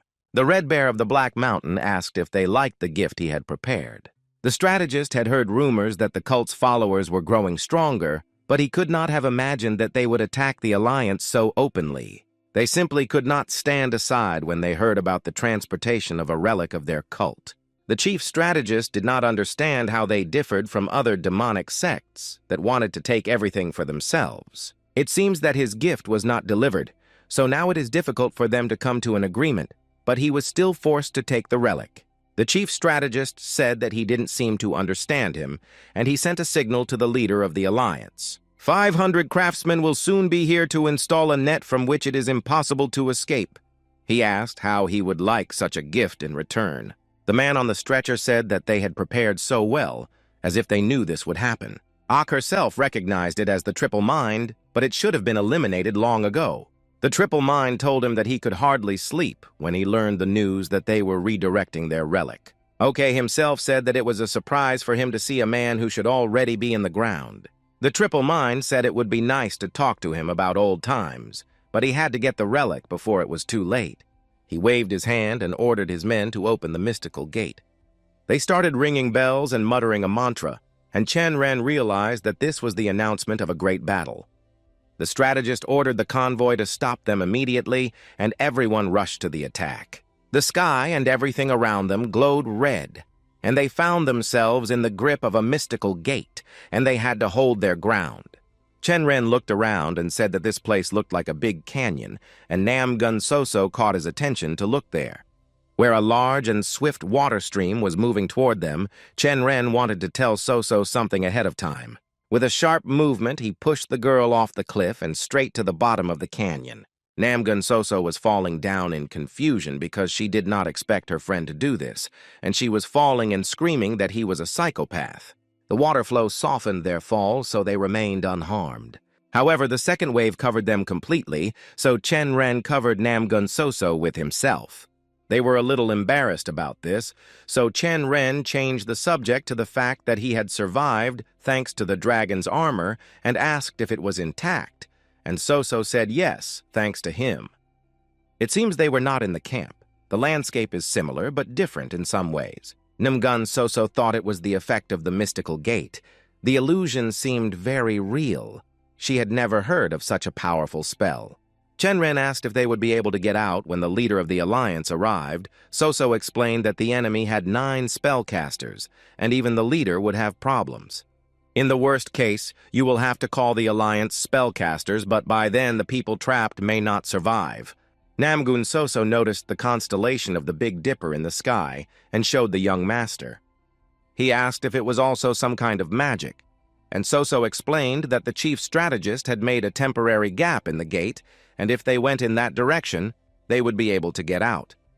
Soso apologized to him for calling him a psychopath, and Chen Ren said it was okay because he understood how difficult it can be for her to trust him. On their way, Yaksha ghostly beasts appeared, walking around and destroying everyone who gets to the gate. Without hesitation, Chen Ren took Nam Gun Soso by the hand and ran away from those beasts. The Triple Mind ordered his men to make a passage in the mystical gate, and the spellcaster took out a talisman and threw it into the red fog. Almost immediately, the chief strategist and several soldiers of the Blood Sword group came out. Pyongyang Moon Ren shouted that he would destroy the Triple Mind, and the chief strategist said that he did not expect anything less. Did he plan this from the very beginning? He ordered him to give the relic back, otherwise he would destroy the path he had paved, because without it, the people in the belt would not last even half an hour. But wouldn't it be fair if he destroyed the gate first? The Triple Mind smiled and said that it needed prisoners. The chief strategist ordered Pyongyang Moon Ryong to hand over the item. He took a tube from his pocket and threw it into the hands of the Triple Mind.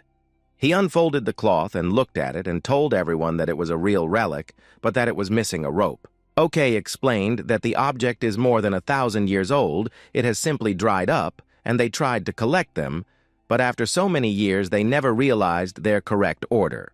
There were 18 bamboo planks in total, and whether or not this object is amazing or not, it now has only symbolic value because no one knows the correct order. The only good news was that the leader of the alliance would arrive soon. The Triple Mind, having received the relic, ordered his people to return to Mount Tianzhong. OK himself said that he did not want to let them go so easily, but the lives of his people are more important than a lost relic. Meanwhile, inside the mystical gate, Nam Gun Soso told Chen Ren that if they kept running from the Yaksha, they would simply become exhausted and fall. But the young master ordered them to run to the passage, and he would take care of it himself. But Nam Gun Soso refused, standing in front of him as if to protect him and asking him to stand behind her. He is a good swindler, but she is much stronger in martial arts, so the young lady pointed her sword directly at Yaksha's pack. Chen Ren said that he would not leave her alone. They would fight together. He survived even as a lame carrier, so he will not accept this end. His additional powers and skills awakened. Giving him strength, Chen Ren rushed at Yaksha, shouting for his destruction, and eliminated the first of them with a single blow. They looked at each other and did not understand how it happened so easily. Maybe it was Chen Ren's sword. The leader of the alliance arrived at the camp with additional soldiers and greeted him, wondering what had happened to the rest of the escort. The chief strategist explained that they were captured by a mystical gate and had to give the relic to the Triple Mind. Chang Cho-pung understood everything and decided to save the people first. The chief strategist explained that 9 stunned bases were used for the mystical gate. The name spoke for itself. If you destroy one of the bases, a passage will appear for about half an hour. It took about 180 years of internal energy, so they will have only one chance. Chan Cho-pung took out his sword and the butt of one of the gate's foundations and began to destroy it. The base was destroyed by his incredible power. The portal will be open for 30 minutes and then close again. They need to get out in time. Master Sol appeared from the portal, followed by many more escort soldiers. He counted only 42 people, and where are the rest of them? One of the warriors explained that the group split up when they started fighting against Yaksh, and they followed Master Sol. Peng Mong Ren was shouting that there were about 7 minutes left before the portal was closed, and the chief strategist was fighting the urge to personally go in and get them all out. But he will have to stand by and watch his wards walk on the edge of their lives. 37 Bloodsword warriors, 10 Alliance stars, and 3 more warriors of the Heavenly Dragon Agency. 50 people were killed in that place, and even if they started to move the base of the gate, it would take a long time, and then they found only their bodies. Peng Mun Ren told the leader of the alliance that the martial artists they had brought with them had caught the remnants of the cult's forces in a net from which they could not escape.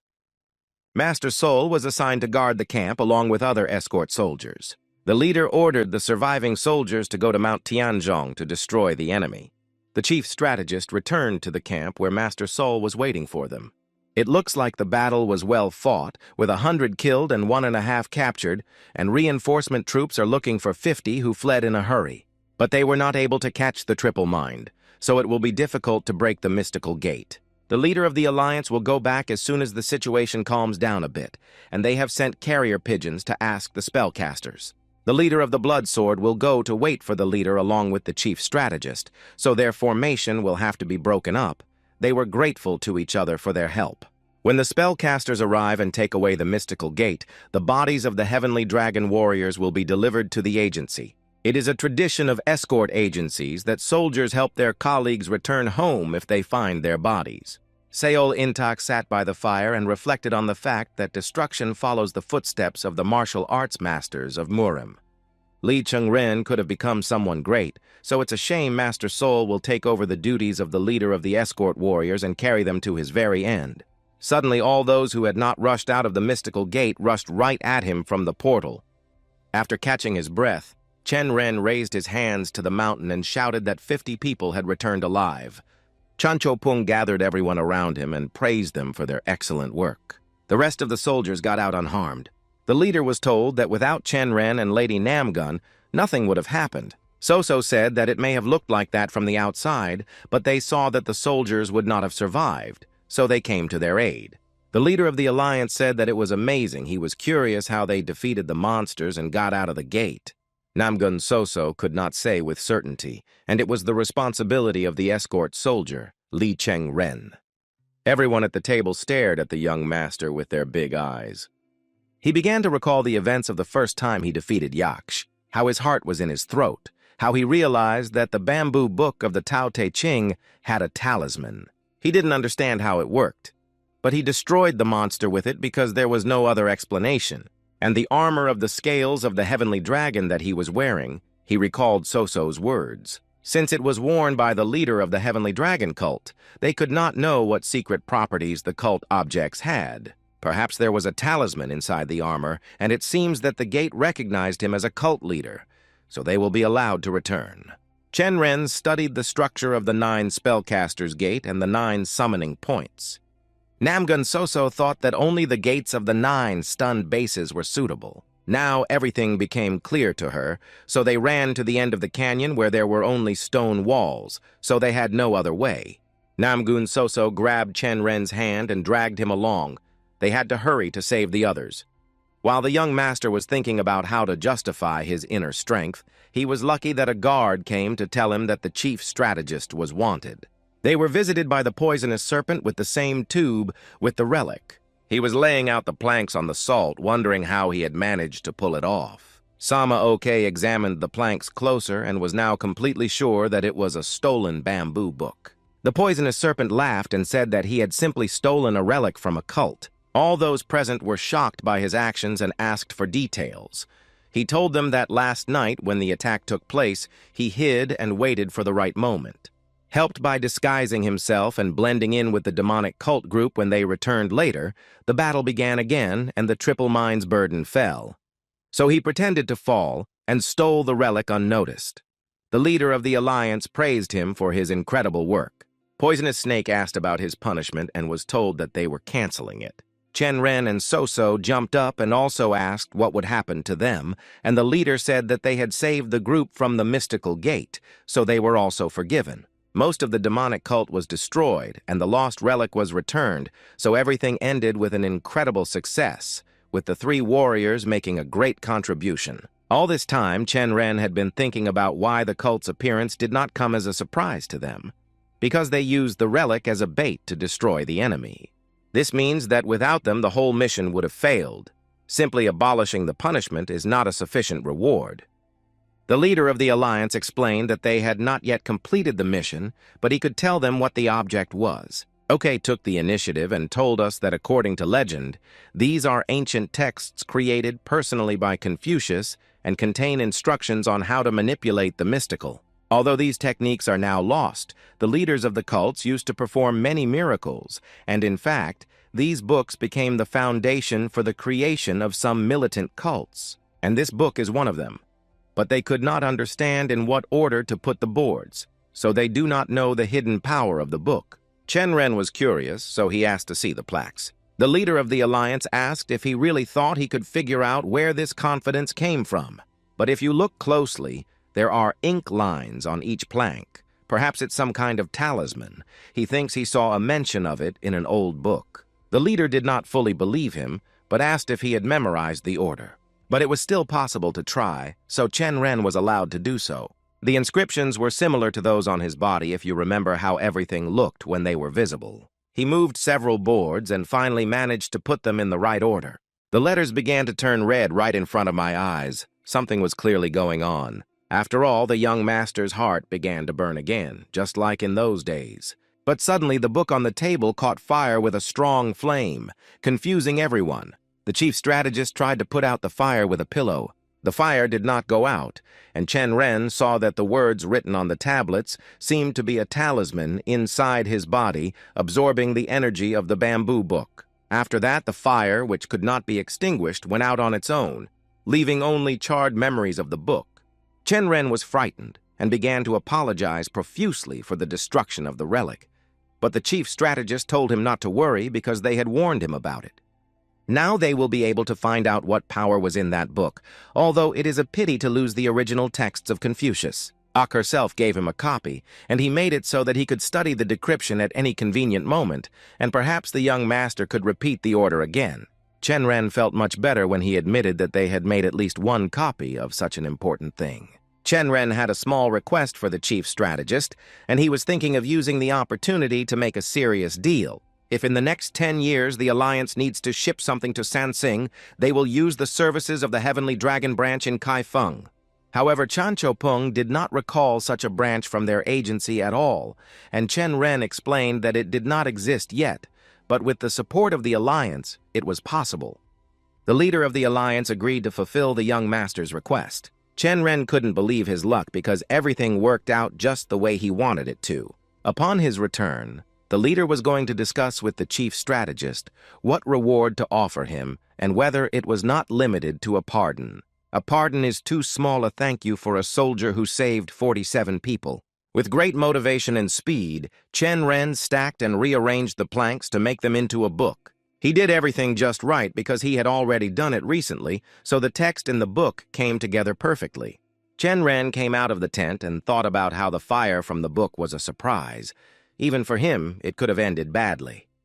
But as a result, he got something very useful and hoped that the leaders of the Alliance would not condemn him for keeping silent about some things. Only a person with a talisman inside can absorb the power hidden in that bamboo book. The young master, who had been given the power of telekinesis, knew that he would need it very soon.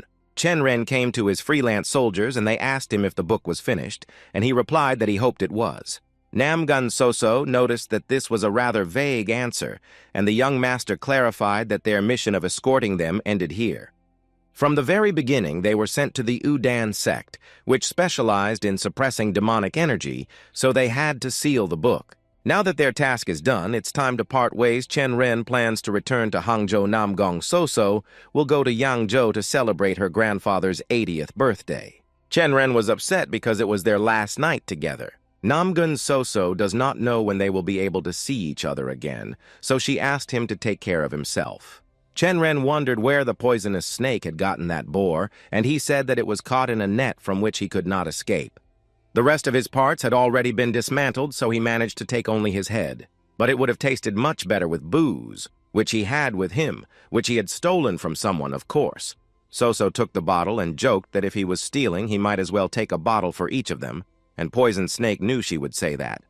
So I took 2 more bottles with me especially for them. They remembered who they were dealing with and immediately started checking their pockets. They heard that someone was approaching them, so they quickly hid the bottles to avoid being punished again. But it was Huangbo Jungok of the Huangbo clan, accompanied by members of the Dragon and Phoenix group. Chen Ren approached them and asked what they wanted to talk to him about. He explained that he looked down on him because of the difference in the status of the families. But he could not ignore the fact that they had escaped from the mystical gate only because of him. And he asked me to send him this badge, and if he needed her help, he would help regardless of the reasons and circumstances. All the groups that Chen Ren helped thanked him by placing their badges in front of him and said they would never forget his help.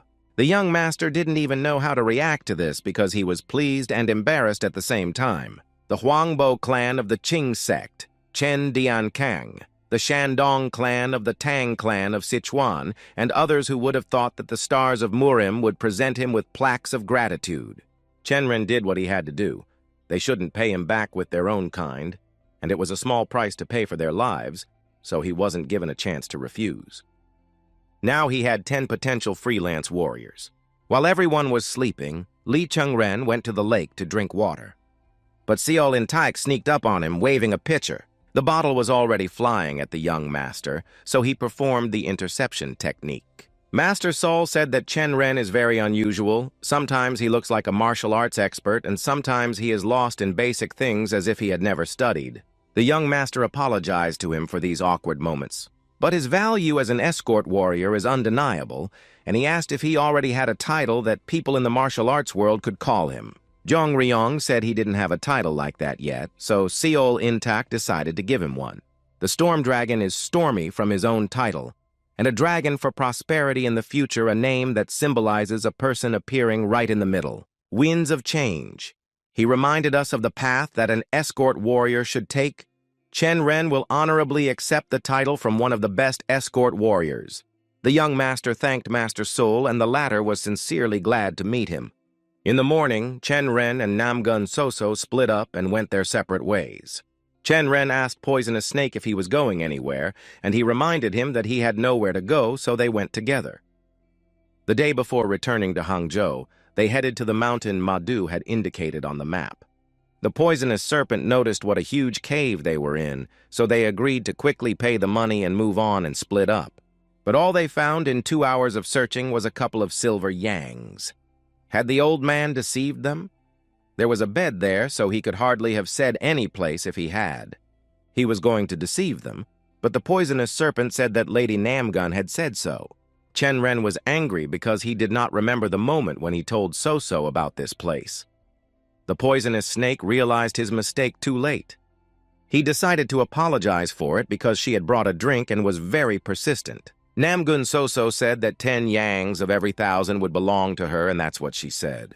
Chen Ren was finally angry with him because of this, so he took out his sword and began to threaten to destroy his tongue and then himself. The poisonous serpent ran away from the young master and shouted that he had apologized to him for this long ago. But Chen Ren picked up a stone and threw it at his head, causing the serpent to fall and inadvertently pushing aside the bed under which the hole had been there all along. Chen Ren noticed some light coming from the pit and decided to go over and check it out. And in the pit was hidden the money they had been searching for so long throughout the cave. The 17th pavilion will be able to stay afloat for a decade even if it becomes independent right now. When he noticed the box, he recalled Madhu's words that he would find more than just money in the marked place, and ordered him to dispose of all the things at his discretion. Chen Ren looked at the find with interest and wondered what it could be. In the middle were 2 needles called double lightning spears. Chen Ren took one of them in his hands and wondered why it was so heavy. Perhaps it was some kind of secret weapon. He decided to test in practice how they work, so he threw the needle into the cauldron with all his might. The needle pierced through the cauldron and ended up at the bottom, leaving only a hole. It turned out that these were not ordinary needles but some kind of legendary weapon, but the young master did not know how to use them properly. It is possible to use telekinesis. From a bamboo book. Chen Ren read a mantra, and the needle obeyed his energy, staying in the air. Feeling that the time had come, Chen Ren sent the needle with the help of telekinesis directly to the target. He was happy that he now had a new skill and a hidden secret weapon. Chen Ren returned to the Heavenly Dragon Agency pulling a cart and was very upset for some reason. People began to gossip that the young master had taken someone on a mission and that he had died there. Chan Sam Gabul and Zhong Lim Som were already waiting for him under the 17th pavilion. Chen Ren ordered the poisonous snake not to play the role of a dead man, but to introduce himself. The poisonous serpent did not want to scare them, but he had to lie down to hide something. In the cart was a whole pile of gold coins that now belonged to the 17th pavilion. Gabulem was the first to see the find, and Chen Ren explained that they needed to smuggle 1,000 yangs unnoticed. Zhong Lim Som had heard that Madhu's escort mission was successful, but where did the money come from and who was this guy? The young master said he would explain everything to them later and asked if anything had happened while he was away. A guard came and said that the head of the agency had ordered Lee Chen Ren to attend the meeting of the elders. The young master will explain everything that happened during the mission when he comes back from the meeting. There was a tense atmosphere at the meeting. Everyone was silent and looking at each other. Chen Ren thought that at this rate they would make a hole in him with their eyes. Li Zhongsang said that hearing the details of the mission was dangerous, but he handled it well. Chen Ren told him that he was just lucky, and he was thinking about the fact that he still hadn't received any news about the relic's escort. The king of the agency said that in 3 days they were leaving for the celebration of the 80th anniversary of the lightning sword, and asked Chen Ren to come along. The young master wondered why he had been called and had a bad feeling about it. Li Gabren and Li Yolren said they had a topic to discuss. Li Yolren said that they planned to open a branch in Yonam. Li Zhongsang asked what kind of branch and whether they had a plan. He and his brother will hire a few local escort soldiers and ride with them in the vanguard. The agency that will help them has long wanted to open a branch in Hangzhou, and if the king allows it, they could help them with this. Li Zhongsang said that this is a favorable deal for both parties, so they can proceed with its implementation. The king of the agency thought that for the first time in a long time, his sons were making a significant contribution. The general manager asked if they had discussed important matters they could have a few drinks. While they were having dinner, a servant brought the king a letter from the Murim Alliance from the chief strategist. Did Chen Ren take part in the escort of the relic? The young master said that he did. He also rescued 46 alliance members from the trap of a demonic cult. The chief strategist asks how Murimu Alliance can help with the opening of a branch in Kaifeng and asks to be informed if they need anything. Chen Ren said that they asked him what kind of reward he would like for saving the members of the alliance. That's why he asked for 10 years of support for the future branch in Kaifeng. His brothers were torn inside with anger at the younger master. And Chen Ren was having dinner as if nothing had happened and asked his brothers if they were going to eat. 3 days passed, and members of the Heavenly Dragon Agency arrived at the Namgong clan celebration. Song Chan asked the audience what was going on here. It seems that people from all over Jiang'an province brought gifts for the lightning sword. The chief manager asked the king of the agency what they should do. Maybe they should tell him that they had arrived, and he asked him to wait a little bit. Chen Ren heard a girl asking someone if Lightning Sword was that big of a person. She was told that it was true, but the Namgun clan is also known for its deeds for other people. It is only thanks to them that the Salt Merchants Union can safely conduct its business. The Salt Merchants Union is a small group of merchants who sell one product, but in 10 years it will become the most successful business in Jianghan province. And the person who will play the main role in their success is Ying Yak Bin, the most brilliant and beautiful girl in Yangzhou. Chen Ren came over and apologized for staring at her for so long, but their conversation was very interesting. He apologized to Yin Yak Bin for his stupid act, and she had no questions or complaints. The crowd parted in front of the white horse on which Namong Si-ok, the sword of the Azure Dragon, was riding. He noticed the people and greeted them and thanked them for the long journey to their residence. Namgun Siok also greeted Lee Jong-un separately and asked him how he was doing. He thinks that their troublemaker So-So has caused the young master a lot of problems. After all, he had heard her insist on taking her on the last mission, and Chen Ren said that he had been scolded for saying that he had hired So-So at the meeting. As an escort warrior, it looks like she lied a lot to avoid making even more noise. Namgun Siok personally escorted them inside, and Zhong Ryong kept looking somewhere.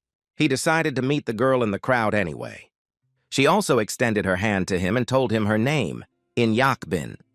Chen Ren said that he was a little older, but would she mind if they talked the next time they met? She said that he ran to catch up with his people from the agency without any problems. Soon they will get to know each other better, and the tasks of the Salt Merchants Union will become his. Namgun Siok led them through beautiful places, one of which was a bridge with many flowering trees. Chen Ren was so impressed that only now he understood why this trail is considered the most beautiful in the world. Suddenly, he was almost shackled by an unrealistic squeeze, the kind of aura that only one person in the Namgun clan can radiate. Grand Patriarch of the Namgun Lightning Sword clan, Namgun Yun Yun. The Vice Patriarch of the Namgun clan, Chun Bek, is here, and Chun Bek's wife, Madame Lotus, is here, and even So-So's parents are here. Namgun So-So herself kept a little bit away, but she was proud. Chen Ren noticed that So-So looked like a completely different person, not like an escort warrior, but like a beautiful girl. Li Zhongsang said hello from the lightning sword. They were once young and had long since become heads of their families, so he told them not to be shy. The king of the agency introduced his son, Lee Chen Ren, to the lightning sword, who also greeted the Namgong clan. Namgun Yun Young told him that he was waiting for him no less than for his father. Chen Ren felt a wave of energy and thought, how dare this old man look at his core without permission. If he decided to behave like that, he had to deal with it. But the leader noticed that the young master had noticed the grid of sound waves. Namgun So-So addressed Chen Ren through the energy vibration grid, saying that she did not think he would come. Chen Ren replied that his father's only friend turned 80. How could he not celebrate? And she asked if he had gone to the place Madhu had indicated. He replied that she was asking him if he had forgotten about her fate, or maybe she had deliberately talked to the poisonous snake. These two were watching their silent spat and thought that the young people could not take their eyes off each other. It was such a beautiful sight for them. A servant came up to Lightning Sword and told him that the head of the house, Yang, and his eldest son had arrived. He turned to his guests and said that they were probably tired from the long journey, so why not rest and continue the conversation over dinner? The agency was sitting around a table discussing recent events, like the Spear King Yang Bulgung with his eldest son Chen Ren asked if there was a problem. His son, Yang Cho Chan, has already reached the top of the martial arts, and there are gossips about a possible wedding between him and Namgun So-So. The two matchmakers said to each other that if this happened, all their efforts would be for naught, and they could not let this happen. Chen Ren heard everything perfectly well and wondered if these old men thought he could claim Namgun So-So's hand. The general manager hinted that tonight's dinner could turn into a life-or-death battle for the young master. Chen Ren did not fully understand what was going to happen and why he was being told about it. In terms of martial arts skills, Chen Ren was lagging behind, so they will try to turn everything into an intellectual struggle. Dinner began with the Namgong clan sitting at the head table, and their guests on their sides, and Chen Ren looking at the guests across the table. The head of the Yang family from Nanjing, Yang Bulgong, nicknamed the King of the Spear, clearly appeared for a reason. Then it must be Yang Cho-chan who is going to marry So-so. He was quite handsome. The lightning sword said that his guests were probably hungry, so why not start the meal? Yang Bulgong raised a toast to the health of the great master Namgun, known as the Lightning Sword, one of the pillars of Murim. Namgun So-so and Namgun Si-ok also raised their glasses to their grandfather. The dinner continued, and they discussed their merits and who had heard what gossip about each other. Yang Bulgong said that people in Beijing are still talking about the genius who easily passed the provincial and capital exams late, but he congratulated Chen Ren. Li Zhongsang said that plum blossoms may be sour, but they won't matter to a farmer, and the same is true for craftsmen who take civil service exams. Yang Bulgun is still unable to call the Heavenly Dragon Agency part of Murim because they have rejected the offer many times. Chen Ren watched them and wondered why he had decided to attack them so suddenly. Li Zhongsang explained that they have not yet joined the alliance because they are worried about the harm that could be caused to some of their agency's guests. The general manager also joined the conversation, saying that Master Yang was exaggerating a bit. While some agencies run only for profit, Murima sects and clans sacrifice almost everything. Song Chan does not want to deny their sacrifice, but this does not mean that all the clans in Murim are fully committed to the same goal. Li Zhongsang said that today was not the right day for such topics. Yang Bulgun said that he seems to have created discomfort for some people, and he hopes that the Namgun clan and the Heavenly Dragon Agency will accept his apology. They looked at the lightning sword and waited for him to say something. But Mr. Namgun said that he did not expect anything else from the meeting of two strong people, so they should not apologize because he made everything more fun. Yang Bulgun thanked him for his kind words and suggested that he do something else. They will host representatives of the Yang family and the Heavenly Dragon Agency for a martial arts competition. Adults shouldn't organize such competitions for fun, but you can ask two rising stars to help with this. Chen Ren looked at the old men and was clearly angry. They had lied about an intellectual battle, and these old men were useless. The young master also realized that Yang Bulgun was provoking them for this very purpose. Judging by the fact that Lightning Sword was happy with everything, he also wanted to see it. Chen Ren exhaled and realized that he was left with no choice. They are trying to fill his day with happiness, so his family will respond in kind, so he told So-so to get ready as well. This is how their competition began, with them standing ready at the start. With the help of vibrations, Namgun So-so conveyed to Chen Ren the idea that he should give up before it was too late. After all, Yang Cho-chang is more skilled than him, and their guests are watching, so he wondered why she was worried about him and not her potential fiancé. So-so turned her head away from him and said that she had learned the news herself through gossip. If Yang Jo-chan wins, these two will definitely be able to get married, but what happens if Zhong Ren wins? The servant said that he had brought the master a bow and arrows. Lightning Sword took his bow and shot an arrow as far and as hard as he could. He also emphasized that there would be no other rules, and that the person who brought the arrow would receive gold equal to the weight of the pavilion. Chen Ren did not have to say many rules. Gold was enough to participate in this. He decided to be proactive, so while everyone was still standing, he jumped into the boat. He was glad that he had taken the only boat and wondered what his opponents would do now. Namgun So-so ran across the lotus leaves with quick and light movements. Chen Ren was shocked to think that he should pay more attention to the practice of Qigong. They were joined by Yang Cho-chan. While Chen Ren was moving on the boat, they quickly ran through the water and over the plants. The target was already so close that you could reach out and take the arrow Yang Cho-chan pulled ahead. Therefore, Namgun So-so decided to attack him to eliminate him as an enemy. Perhaps she was giving the young master a chance not to be disgraced, or perhaps it was her personal affairs with a potential groom. Chen Ren wasted no time and decided to take the chance to take the first arrow. The arrow was almost in his hands when, as a young master, he saw a green beam of light. It hit the boat in which Chen Ren was sitting and unexpectedly bounced off. It was Yang Cho-chan who attacked his boat and ordered him to surrender before he suffered even more disgrace. Chen Ren thought that he had definitely tried to destroy it just now. He decided to ask him if he was too cruel, to which Yang Cho-chan said that he would not cross the line, but would throw him into the water. Chen Ren noticed that his opponent was not even interested in the arrow. To which Yang Cho-chan said that he didn't care about the arrow because he would get it anyway. Chen Ren got into a hand-to-hand combat stance and felt some kind of danger behind him. And he was right.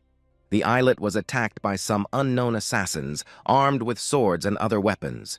Zhang Ryong, Namgun Soso, and Yang Cho-chan teamed up and repelled the attack of the uninvited guests. A couple of assassins wanted to attack the young master, but he quickly ducked out of the way and wondered what was going on. No one knew where they came from, but they clearly wanted to eliminate them. Chen Ren and Yang Cho-chan had 2 opponents each, and what about the rest of them? He was beginning to realize that they were not hunting them after all, and were waiting for the right moment to get to the real target of Namgun Soso.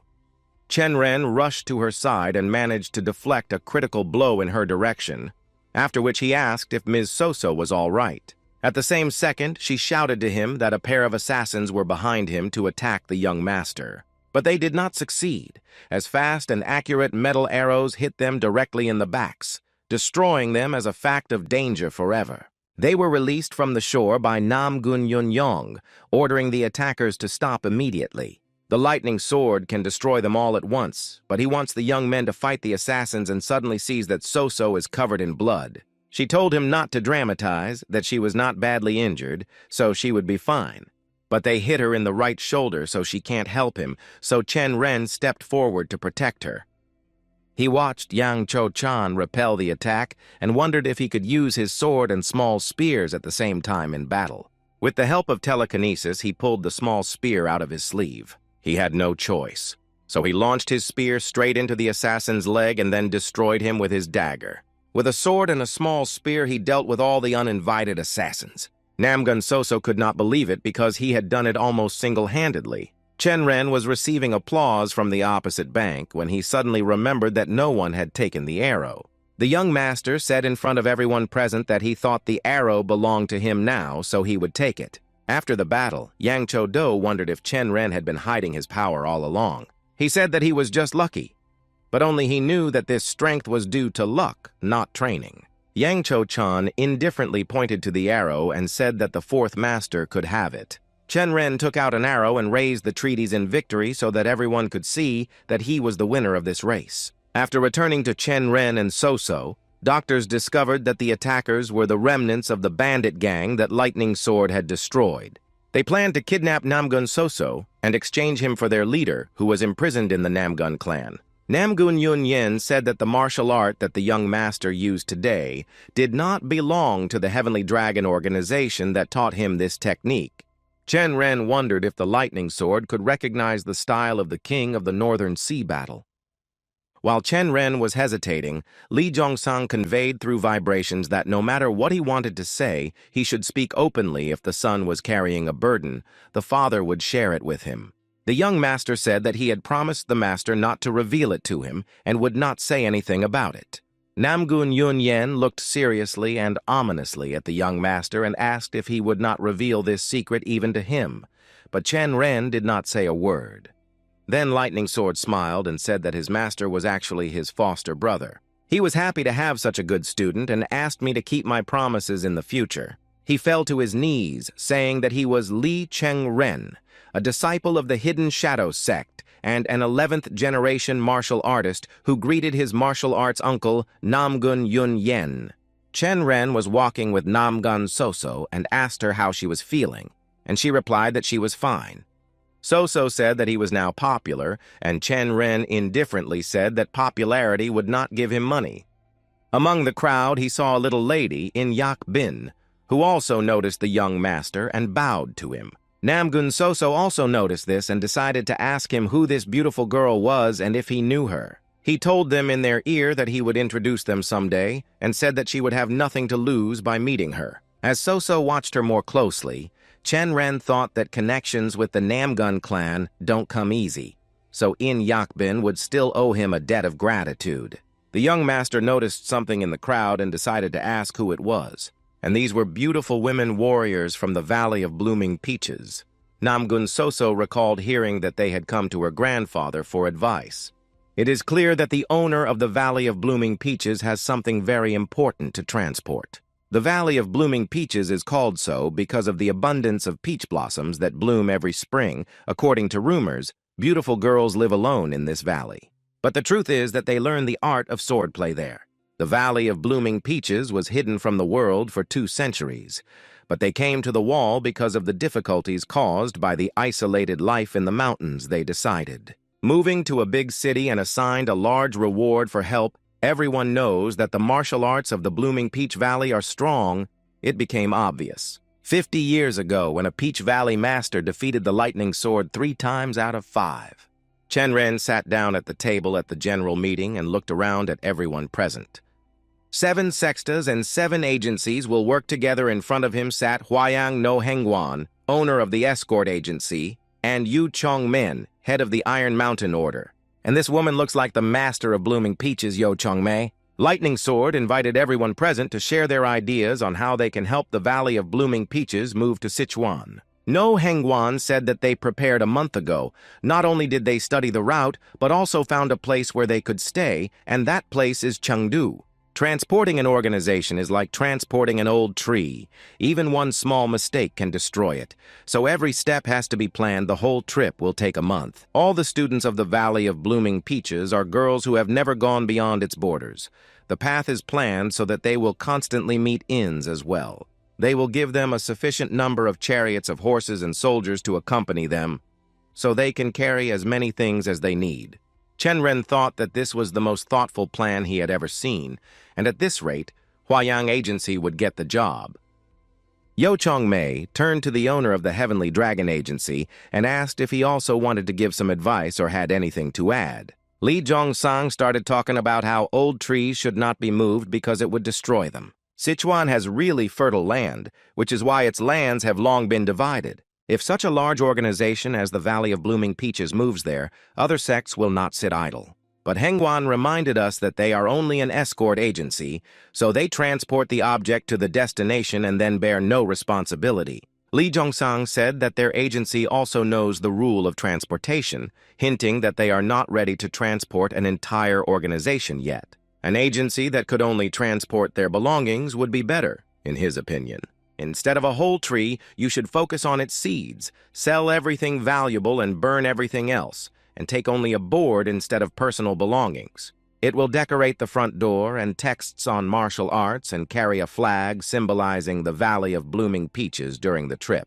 For the seeds to take root, they will need to deal with members of other orders. In his past life, the Huayan Escort Agency had a mission that they failed, and it was impossible to fulfill that mission. Chen Ren approached Yo Chongmei with the idea of how a seed can take root and grow into a tree. Namgun Yun Young was sure that it was worth listening to the genius who had recently passed the provincial and capital exams. Yo Chongmei said she would be happy to listen to the young master's idea. Chengdu is guarded by the underground organization of the 9 Dragons of Sichuan, but people say they are essentially bandits. That's why they need to hit them in the name of the Valley of the Blossoming Peaches. Then they will be able to gain allies among those who did not like the 9 Dragons of Sichuan, and trade groups under their protection will go over to the winning side. Yo Chongmei thought about it and decided that she wanted to give this mission to the Namgun clan and the Heavenly Dragon Escort Agency, but she had one more condition. The warrior Lee Chen Ren is to become part of the escorting convoy.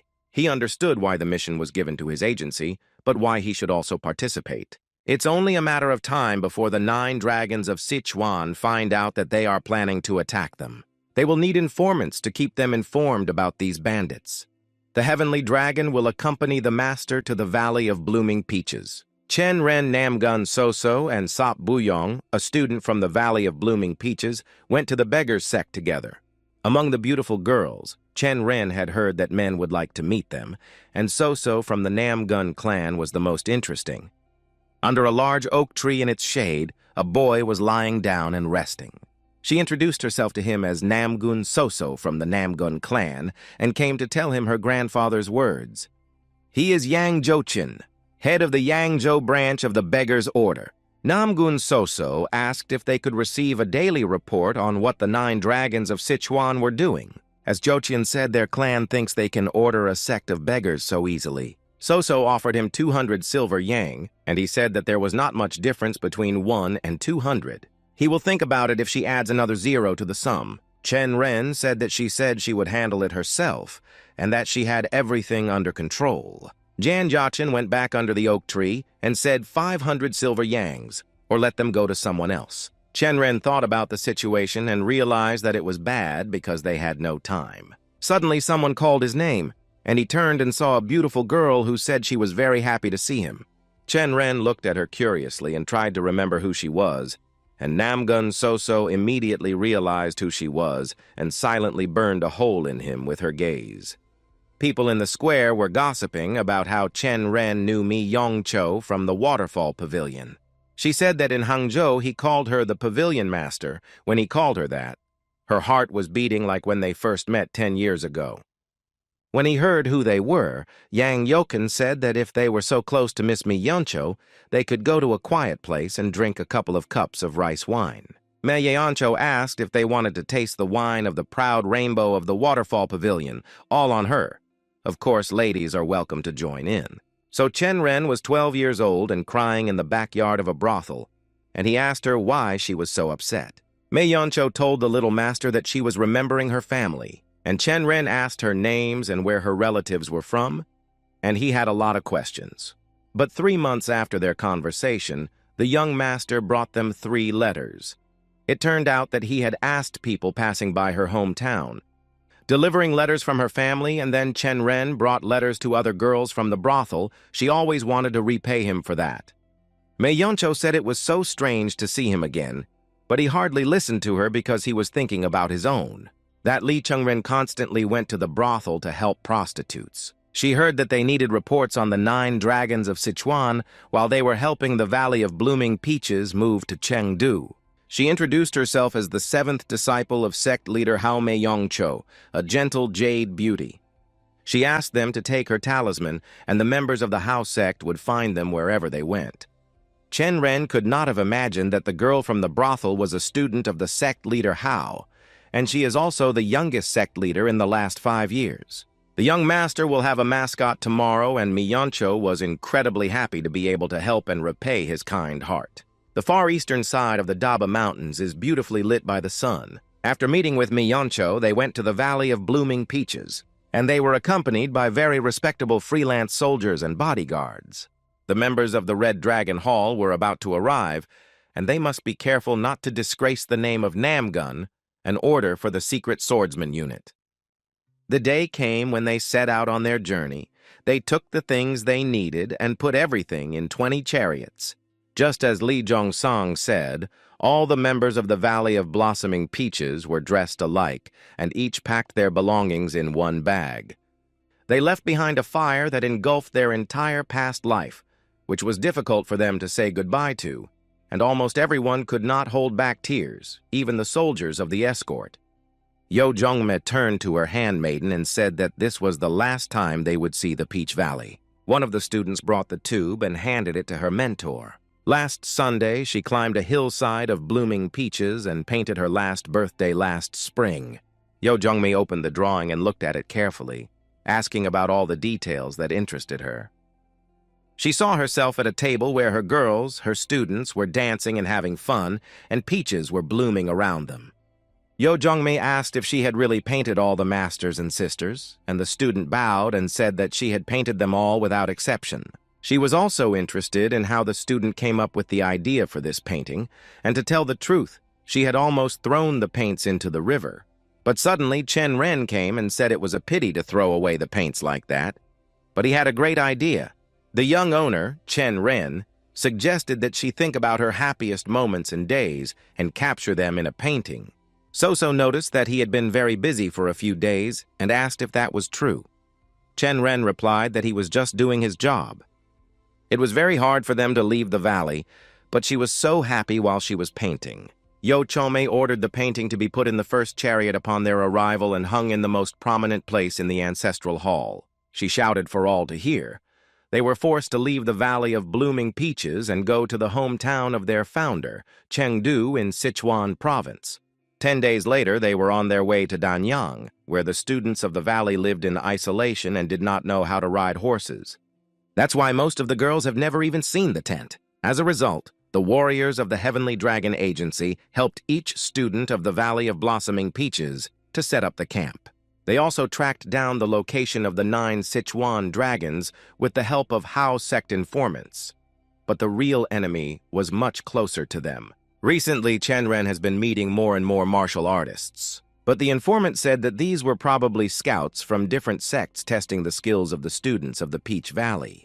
There are also those who hunt for scrolls with secret techniques. Chen Ren realized that they attract the attention of all the local rats. Chen Ren paid for his services and asked him to continue to monitor the 9 dragons of Sichuan and other sects. In the new adventure camp, all the boats have disappeared, and their scouts said that all the boats in the nearest ports have also disappeared without a trace. Li Zhongsang suggested that they should cross Mount Fuma. On Mount Fuma is the Blackhead Mountain Hall, the center of the Green Forest Alliance. Elder Li Maka had heard that the Escort agency was on good terms with the Green Forest Alliance and wondered if there would be any difficulties in crossing Mount Fuma. Li Zhongsang says that on the territory of the Green Forests, they usually lower their flag and try to pass as quietly as possible, but this time, it is not possible. If they lower the flags, the people of Jiangsu will think that the Valley of Blooming Peaches has fallen in fear of the Green Forest Alliance. Then they won't be able to settle in Chengdu, and if Blackhead Mountain is behind this, they will go straight to the tiger's lair. In this case, the best solution is to cross the mountain, otherwise various small parasites will pounce on them. Yo Chonmei decided to go to Mount Fuma at dawn. On Mount Fuma, they were greeted by the leader of the Green Forest Alliance, the king of the Green Forest Blades, Baek Gunak. It seems to have been about 20 years since they had seen each other on Mount Bayun, a very long time ago. Li Zhongsang explained that they were forced to do so by the situation, but first he needed to introduce himself. The Green Forest Alliance and the Heavenly Dragon Agency have been on good terms for a long time, so he can't meet them empty-handed. Therefore, Baek Gunak invited guests to a generous table with various meats and drinks. Chen Ren thought that he had never seen warriors and bandits sitting at the same table, which was surprising given their relationship. Also to see 300 noble girls in the company of criminals. It's really surprising because they don't lose their vigilance. The girls haven't even touched the food. Li Zhongsang told Baek Gunak that it was time to move on and thanked him for the dinner. Chen Ren opened a chest in front of him that contained a large number of silver coins, but Baek Gunak pushed the chest away with his hand. I asked him to keep the face of an old friend instead, because they lower the flag every time they pass through the green forests. Li Zhongsang explained that they could not lower the flag when accompanying an entire sect, but if there is something they can do for them, let them say so. In this case, Baek Gunak asked to know the secret scroll of the Valley of Blooming Peaches with 1,000 golden winds. This was impossible because the scroll had already been promised to the Namgun clan, so there would be no problem making a copy for them. Yo Zhongme shouted that this would never happen, and her students were already in a fighting stance. Baek Gunak said it was an unpleasant situation, and his men were ready to attack. After all, martial artists resolve conflicts in only one way. They want to organize a team match, a regular sparring match without serious casualties. Chen Ren recalled a conversation about how the Green Forest Alliance had never accepted them into its territory just for the sake of money, and they would threaten to beg for that scroll. Li Zhongsang thought that they could not avoid conflict, so he asked his son what he thought of the students of the Valley of Blooming Peaches. Chen Ren said, as he thought that they were obviously not familiar with the world around them, and he was worried about their skills. Li Zhongsang assured me that I should not worry because people in Jiangsu underestimate their martial arts because of the prejudice that they are only for women.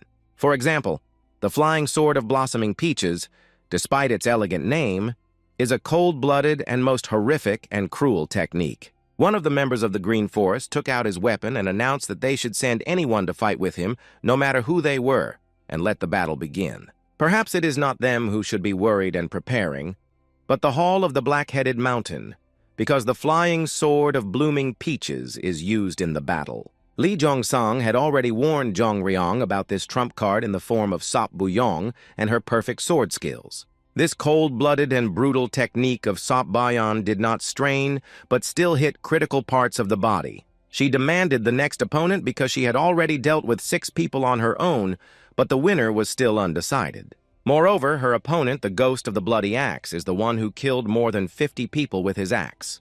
They began their seemingly unequal struggle. The enemy struck incredibly fast and heavy blows, and Sop Buyon skillfully repelled his attacks. The ghost tried with all its might to hurt her at least a little bit, using even forbidden techniques and tricks. This idiot was specifically aiming at her chest, but the fight continued, and Sop Buyon was unable to repel one of the attacks. Therefore, she was wounded in the left forearm, which meant that this round was over with her defeat. But the Bloody Axe had other plans for this fight. He shouted that it would be too sad if it ended so quickly, so he rushed at her with a new attack. Chen Ren couldn't let her get hurt, so he rushed to her aid, using his small, fast spears to get ahead of her. But only Namgun Seok was faster than the spear, repelling Sop Buyong's attack with lightning speed with his foot. Namgun Seok asked if Sop Buyong was injured, and if she had not been injured more seriously or critically because of him. Seok said that now was the time to teach him manners on behalf of the Namgun clan. The Valley's student decided to leave it to him once again, thanking him for saving her. The Ghost of the Bloody Axe emerged from the rubble, angry as hell, and asked if he wanted to try to fight him as well. Seok explained that the only goal of this battle was to find a winner, and that he attacked the enemy with the intention of destroying them, but what he would do with the consequences. For now, he said that he was the Ghost of the Blood Axe, and that he would sort out Namgun Seok's sock. He destroyed his face and the rest of his body because the blows were delivered quickly and accurately on target. After dealing with the ghost, he said that he was Namgun Seok from the Namgun clan in Yangzhou, and asked who among the audience would show him the way to the Green Forest. Chen Ren stood there with his mouth open because he had knocked him down, and he was really as talented as they say. A man named Chong Chuak, the third master of the Black-Headed Serpent Hall, came to Namgun Seok. Seok asked why he was armed, and he replied that he couldn't go for the Azure Dragon Sword with his bare hands, and he was using his own technique. Chen Ren realized that this was bad, and Namgun Soso wondered why. If things continue like this, they won't have time to cross Mount Fuma today, as only the elders can be sent to the battle by Namgun Seok. Two outstanding people endowed with great talent rushed to attack each other. Namgun Seok was able to destroy the enemy's sword thanks to one famous lightning technique. Chen Ren recognized a technique called the Thunder God's Anger at Nature, and Namgun Soso added that this is the strongest of the movements of the royal sword technique. Namgun Seok was curious why Zhang Chuak created the sword technique, and he explained that he wanted it to be passed down from generation to generation in the Green Forest Alliance. Chen Ren had heard that Zhang Chuak was trying to create what would become the basis of their alliance, and the women said that the bandits could not dream of such a thing, as if they were the Murim sect. He thanked Seok for a good fight and offered to fight on his hands. Namgun Soso said that the God of Thunder's anger at nature requires too much internal energy, and that her brother spent most of his energy on it. But he is not one to listen to others when it comes to battle. Chen Ren understood everything she said, weighed the pros and cons, and went to meet them.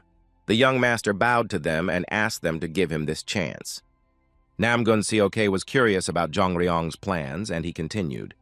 He might be from the Heavenly Dragon Agency, but he likes to fight with his fists more than with swords, and he would like to take the chance and learn from such a person. In addition, the third master of the hall is a friend of Seol In Tak, the respected warrior who gave Chen Ren his title, so he wants a chance to fight him. Namgun Seok realized that it was not all in his words, so he decided to give the job to a younger master. Chen Ren said that he was in a hurry, so he would start right away, and he thought that no one could imagine that he would defeat the third strongest Green Forest master.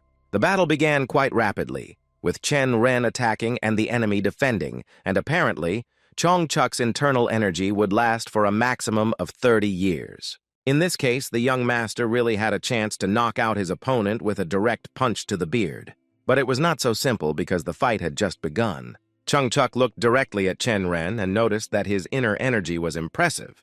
The young master shrugged and said that he just ate everything in a row, so it happened.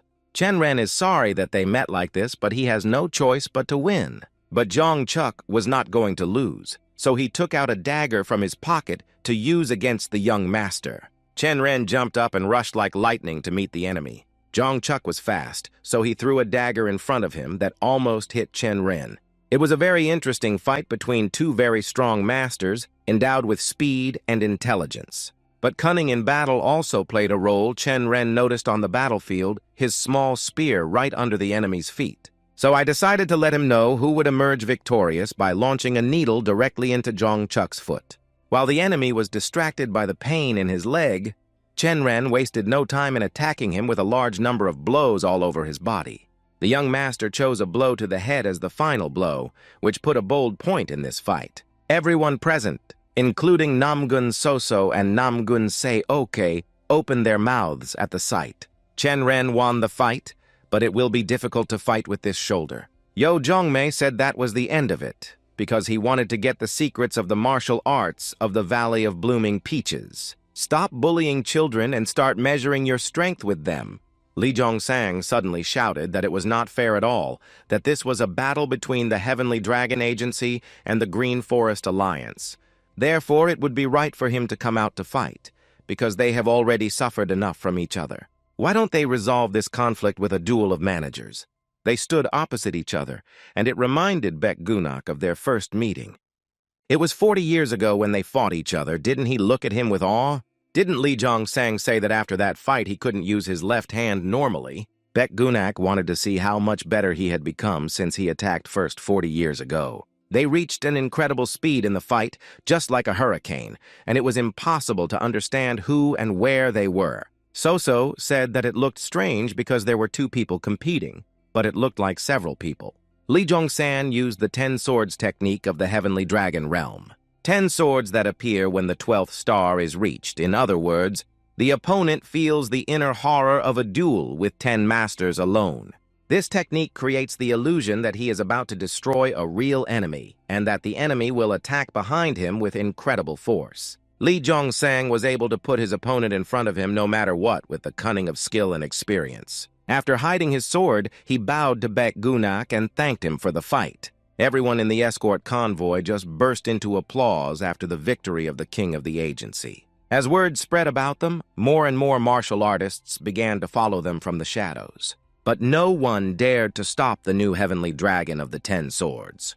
Therefore, the convoy continued to move calmly and without incident. Li Maka brought the same list that her eldest had mentioned. Yo Zhongmi was surprised because she did it faster than she thought, and Maka had been harboring this idea for a long time, so it came out so quickly.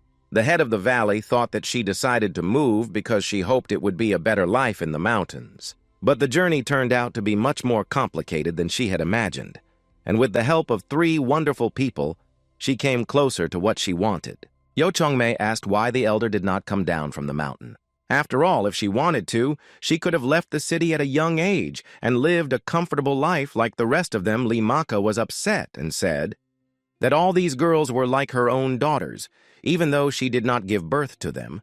But she taught them and fed them and raised them as if she could leave them and go away. Doesn't Yo Zhongmei think the same way? Because she would never abandon her students no matter what difficulties they faced. Hao Mundo came to report that they say that more than 1,000 martial artists have gathered at the moment. From the 5 sects of Black Mountain and many other different sects, when the young master heard the news of the Sichuan 9 Dragon sect, he did not change to stay put. Therefore, it was decided to arrive in Sando before the main force led by Chen Ren and lay the signs. Chen Ren wondered who he should do this with. His wards were exhausted and wanted to drink something good and eat. While they were talking about Chengdu and whether anyone had ever been there, a young girl saw a talisman hanging from a young master's sword. The girl asked if they were looking for a store. She invited them to her place. The warrior of the Western Lake grabbed the girl's grandfather by the hand and asked if he would take an order from them. Chung Rin and Namgun Soso were drinking tea and taking a break from the long journey. Chan Yingbo from Haomen province came to the store and was ordered by his superiors to make their visit as comfortable as possible. Chen Ren asked what the situation was at home and what was being done after the situation in Sichuan with the explosion of the 9 dragons, and he said that he was already looking for martial arts masters. At the moment, they have gathered about 3,000 people from 17 sects.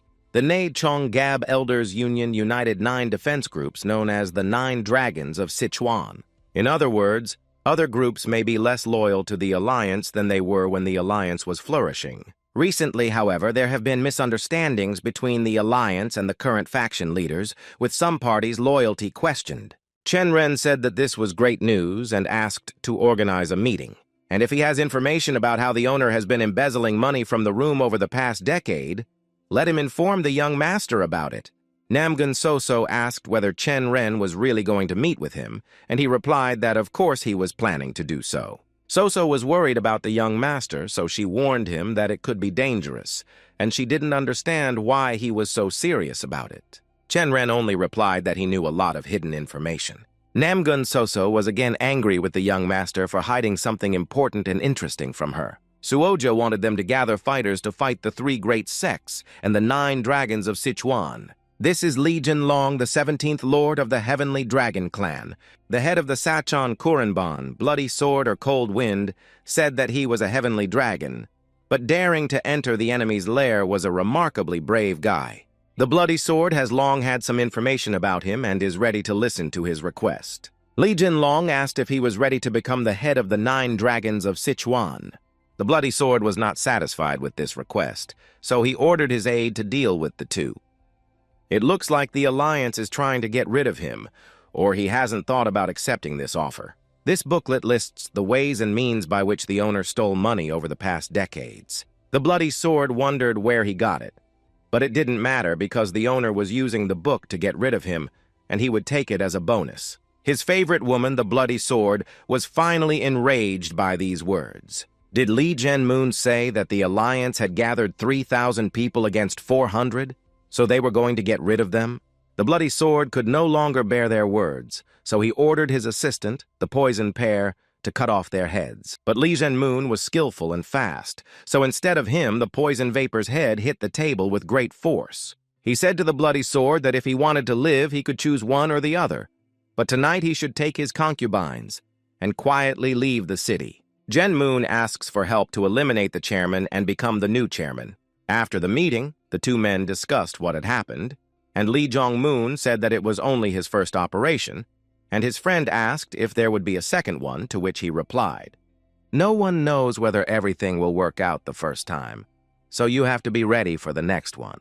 They came to a room, and the friend asked why they came here, and he said that they came for a silver plate that they had once received from a master. Near the Sagok River, Lee Jong-song reflected on the fact that Chengdu Manor is only a day's journey away. But to do this, we still have to go through almost 3,000 troops. The king asked whether Chen Ren had succeeded in realizing his plan, and he replied that he had sown the seeds, but did not yet know whether they would yield any crops. Li Jongsang reminded us that the palace does not stand on a single column, and the emperor does not reach heights with the help of only one strategist, and he urged us not to blame ourselves for this. After all, the campaign is not over yet, so it's time to prepare for the big battle. The head of the 9 dragons of Sichuan, the immortal ancestor Nui Zhonggap, who was told that an old woman had come down from the mountain and was going to eliminate him. Li Jongsang said that there was a misunderstanding because they just wanted to plant a 200-year-old peach tree in Chengdu. Nui Zhonggap asked why the head of the Peach Valley did not show up in person. His soldiers hovered over them, and he continued to say that if she had been braver, she would not have sent the escort soldiers here first. The elder said that he was trying to play on their emotions and that they should not fall for his tricks. Li Jongsang said that their mission is still not over. Nui Zhonggap said that a group of bandits were on their way. Obviously, the agency would intervene. There are only 400 of them. Can they handle them? The invincible Tang clan joined the convoy, and now there are many more of them. The Tang clan of Sichuan and the Qingcheng sect came to the aid of the Heavenly Dragon Agency and the Peach Valley. Chen Ren was happy that the second part of the plan was going so well. With the Tang clan and the Qingcheng sect, there are 800 people. They were all in the red, but he is confident that they will manage. Nui Zhonggap raised his staff up the mountain, giving the order to kill anyone who stood on the road. Chen Ren and Poison Snake were preparing to attack, but something was not as usual. Of the 200 people in front, no one moved after his order. Nui Zhonggap realized that this was the work of Li Mokpun and that he wanted to take his place. He told him that his fighting skills were impressive but not enough to lead the 9 dragons of Sichuan. They will find a way to coexist with the Valley of Blooming Peaches. Nui Zhonggap asked him if he was going against him for some old useless woman. They really should eliminate him, because if he gets out of this battle alive, he will tear out their eyes and leave them without limbs. Such threats made many of the soldiers feel uncomfortable, and they began to hesitate. Nui Zhonggang asked the king of the agency if he was going to stand there and do nothing. Chen Ren rejoiced in small victories again, because the situation had changed again. They had only 200 soldiers, which was a quarter of their number, and they had a chance to win. Yo Zhongmai turned to Li Zhongsang and told him that she and her girls would go on their own. She knew what the king wanted to say, but Chengdu was their final destination.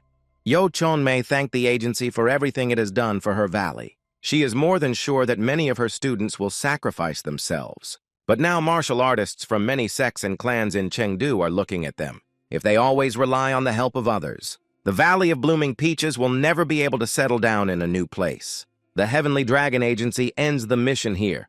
From this point on, all warriors stop defending the target. Chen Ren did not expect such a turn of events. It was not part of his plans at all. Chen Ren went to the king of the agency and said that he would come up with a second solution, but just give him a little time, and asked him to change his mind. Li Zhongsang asked if he wanted him to take back what he said in front of all these people. The king of escorts, Li Zhongsang, has never failed a mission, but he will not stop now. He has never taken on cases for the sake of his name or reputation, and no matter what others say, this decision will not change him as a person. Chen Ren followed his father's every word and movement, realizing how wise and just he was. After all, Li Zhongsang decided to show people how independent the Valley of Blooming Peaches is, and ironically, the announcement of his failure meant the end of the mission. If Lee Chen Ren were in his father's shoes, would he have been able to act as wisely? The poisonous serpent approached the young master and told him that something was wrong. It seems that Li Mokpan and his men were planning to do something. Chen Ren realized that they were going to ruin absolutely all plans. The young master decided to do something immediately, so he ran and borrowed a hat from one of the girls. The poisonous serpent was choking on his movements and could not understand what he was up to. Nui Zongkap raised his staff to the mountain and with a broad smile ordered the attack. Meanwhile, Lee Chen Ren walked among the hostile crowd disguised as a vendor selling jerky, accidentally hitting one of the people. He was angry with him for hurting him and demanded that he apologize. Chen Ren said that he was really sorry for giving him some meat for free. It was his cunning plan to distract the soldiers with a tasty snack for himself, get closer to Li Mokpan and his men and eavesdrop on their conversation. The leader of the 3,000 dragons said that the return of Nui Zhopeng was only a matter of time before it happened, and that they would all be destroyed long ago. Li Mokpan explained that when the heavenly dragons enter the battle, the vast majority of people will be forced to participate along with everyone else. The leader of the 3 dragons asked if he was just dragging them into a conflict because of a woman. These words angered Li Mokpan, so a personal conflict arose between them and they reached for their swords. But suddenly a man appeared unexpectedly behind the leader. He wanted to destroy the enemy with a quick movement, but Chen Ren was more agile, so he was able to dodge the attack and strike back. It all ended when the young master took the leader of 3,000 dragons hostage and ordered everyone to leave the battlefield. Li Mokpan could not understand his motive and ultimate goal. Chen Ren explained that if he wanted to be eliminated along with Nui Zhonggap, he would fulfill his wish. Someone from the crowd ordered them to point their bows at the young master and let them shoot as soon as they could. But the leader of the West Lake gang did not let him finish by taking him prisoner. All the warriors followed Chen Ren's example, taking many people under their control. One of the West Lake gangs asked for a higher fee, and his friend fully agreed. Tusobu asked Wang Chengren if he still behaved the same way. Even Soso said that she always wondered where he was going so fiercely, but it turned out that he was just pretending to be cool. Tusobu said that if they moved even a little bit from their place, their leader's head would instantly fall. In this way, he left the dragons with the opportunity to enter the battle. Now all that remains is to destroy the great Nui Zhopeng. Something caught Chen Ren's attention, so he asked if Soso knew anything about it. But she had heard from her grandfather about it. It looked like a giant monster. He uses the double body technique. If someone tries to get in, they will be caught in the passaku and cut to pieces, a technique from Tawagok. Chen Ren realized that it sounded like a martial art with a long history. Among the soldiers, Yo Jongmei analyzes the situation and quickly gives orders. The 5 elders strictly follow her orders as the head of the Valley of Blooming Peaches. 8 students stand firmly on the outer borders like the walls of a castle, protecting the weaker students. Chen Ren followed the battle closely and knew that the battle would soon be divided. From 1, it became 2, from 2, it became 4, swallowing up enemies from the inside. In the end, everyone runs away or dies because the craftsmen from the Valley of Blooming Peaches were strong in spirit and skill. Tang Gun Bek wondered why the Tawagok students did not fall down even when injured. Chen Ren also noticed this and said that this is why even when they change positions, no one falls. They also saw that the students were wearing protective armor. It was called protection of human life, or as it is also called vital potassium. It looked like the armor of a heavenly dragon, and Namgun Soso noticed that their elder seemed to have prepared in advance. However, it takes almost 2 months to produce a human life protection, and even the army does not have enough time to do this, even if you do not combine all units. Was it possible that orders were given to all units from the very beginning? It also means that Li Jongsang had it figured out from the beginning. The course of events has changed, and there are few Tawagok students who have a defense of human life. Even if they are wounded, they receive treatment from sect members. It was the perfect tactic for the people of 3,000 dragons to be destroyed soon. Only the decisive battle between Yo Jongmei and Nui Jonggap remained. He threatened to tear her to pieces and emerge victorious. Their battle began rapidly and spectacularly, which meant that there was no turning back now. They could not believe that they were really seeing a fight between Nui Jonggap and Yo Jongmei. During this time, Chen Ren counted more than 800 blows. He also noticed that their weapons were hardly doing their job anymore, and it was all to no avail. Nui Jonggap laughed and shouted out, "Is this the first time he's had fun in a long time?" He again rushed to attack Yo Jongmei, who successfully deflected and dodged all his attacks. He saw her as vulnerable, and she, in turn, recognized his strength. It seems that Nui Jonggap was waiting for the moment when she could not show her trump card. He attacked the woman with all his strength and skill, recognizing that she was still a tough old woman. Nui Jonggap struck a very hard blow to Yo Jongma, and it looked like it was critical.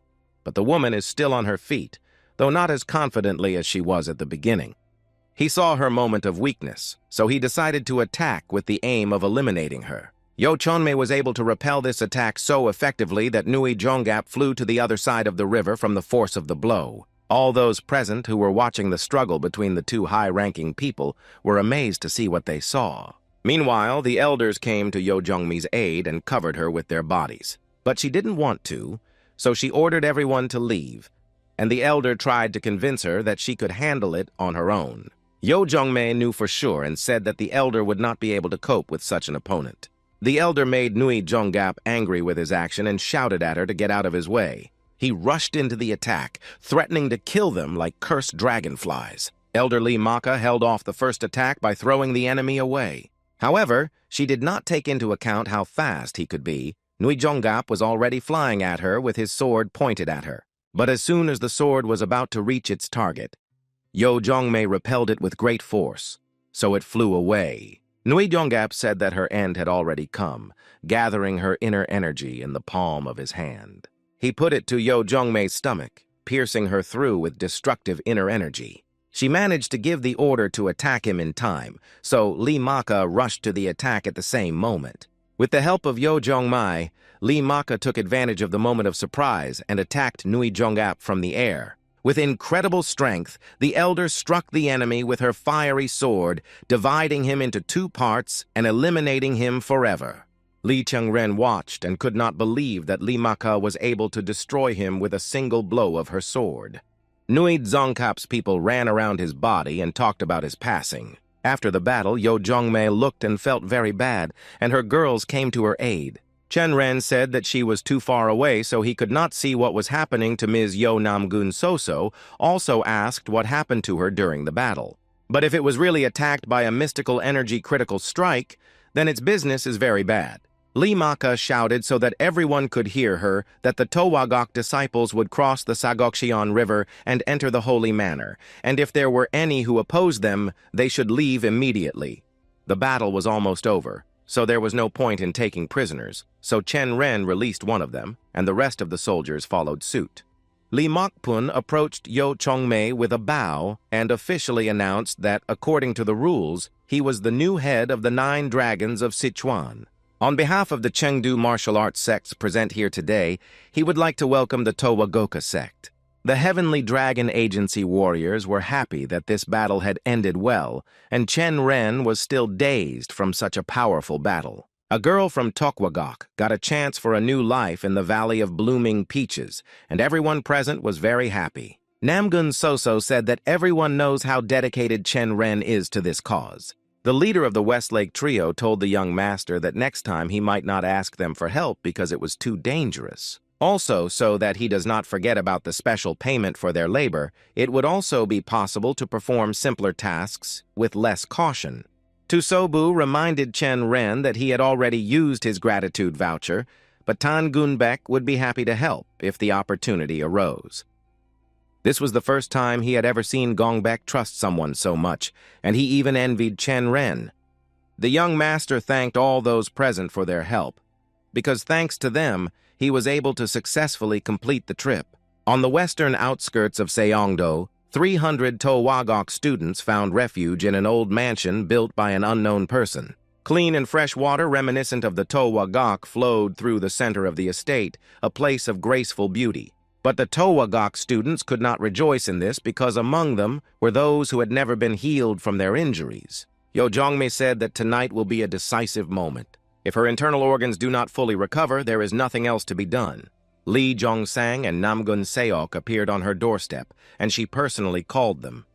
Lee Chen Ren and Namgun Soso also came on her orders and were hospitably invited to come in. The elder who took care of Yo Jongmei introduced herself as Lee Maka. Namgun Seok took the promised secrets of Cheongjinpyeong out of his pocket. He asked me to tell his grandfather that the original was a treasure of Tokwagok in itself, and he had no choice but to make a copy. Namgun Seok calmly threw a copy of the secret book into the fire. He said that he would now quote the words of his grandfather to Ms. Gokju and some other elders. It is not enough for Namgun to only prevent Cheongjinpyeong from getting into other schools and ask her to succeed in Seondo. But if they don't get Cheongjinpyeong, Namgun will have to incur large expenses for the trip. But unfortunately, Namgun cannot cover the costs of this trip, because the ruler of the country, Cheonjong, stubbornly refused. Cheongyong has never received any reimbursement for suspended trips according to the standards. On the contrary, they should be held responsible for the failure. She shouted at the king of the agency that standards should not be violated just because he is the king, but it would be better for them to refrain from unnecessary discussions and words. Yo Jongmei asked Jongryong and Namgun Soso to come closer to her together.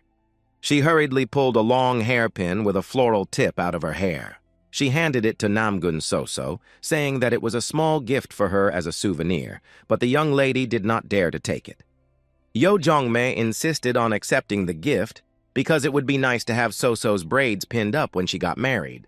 This touched Namgun Soso so much that she burst into tears and promised to do so.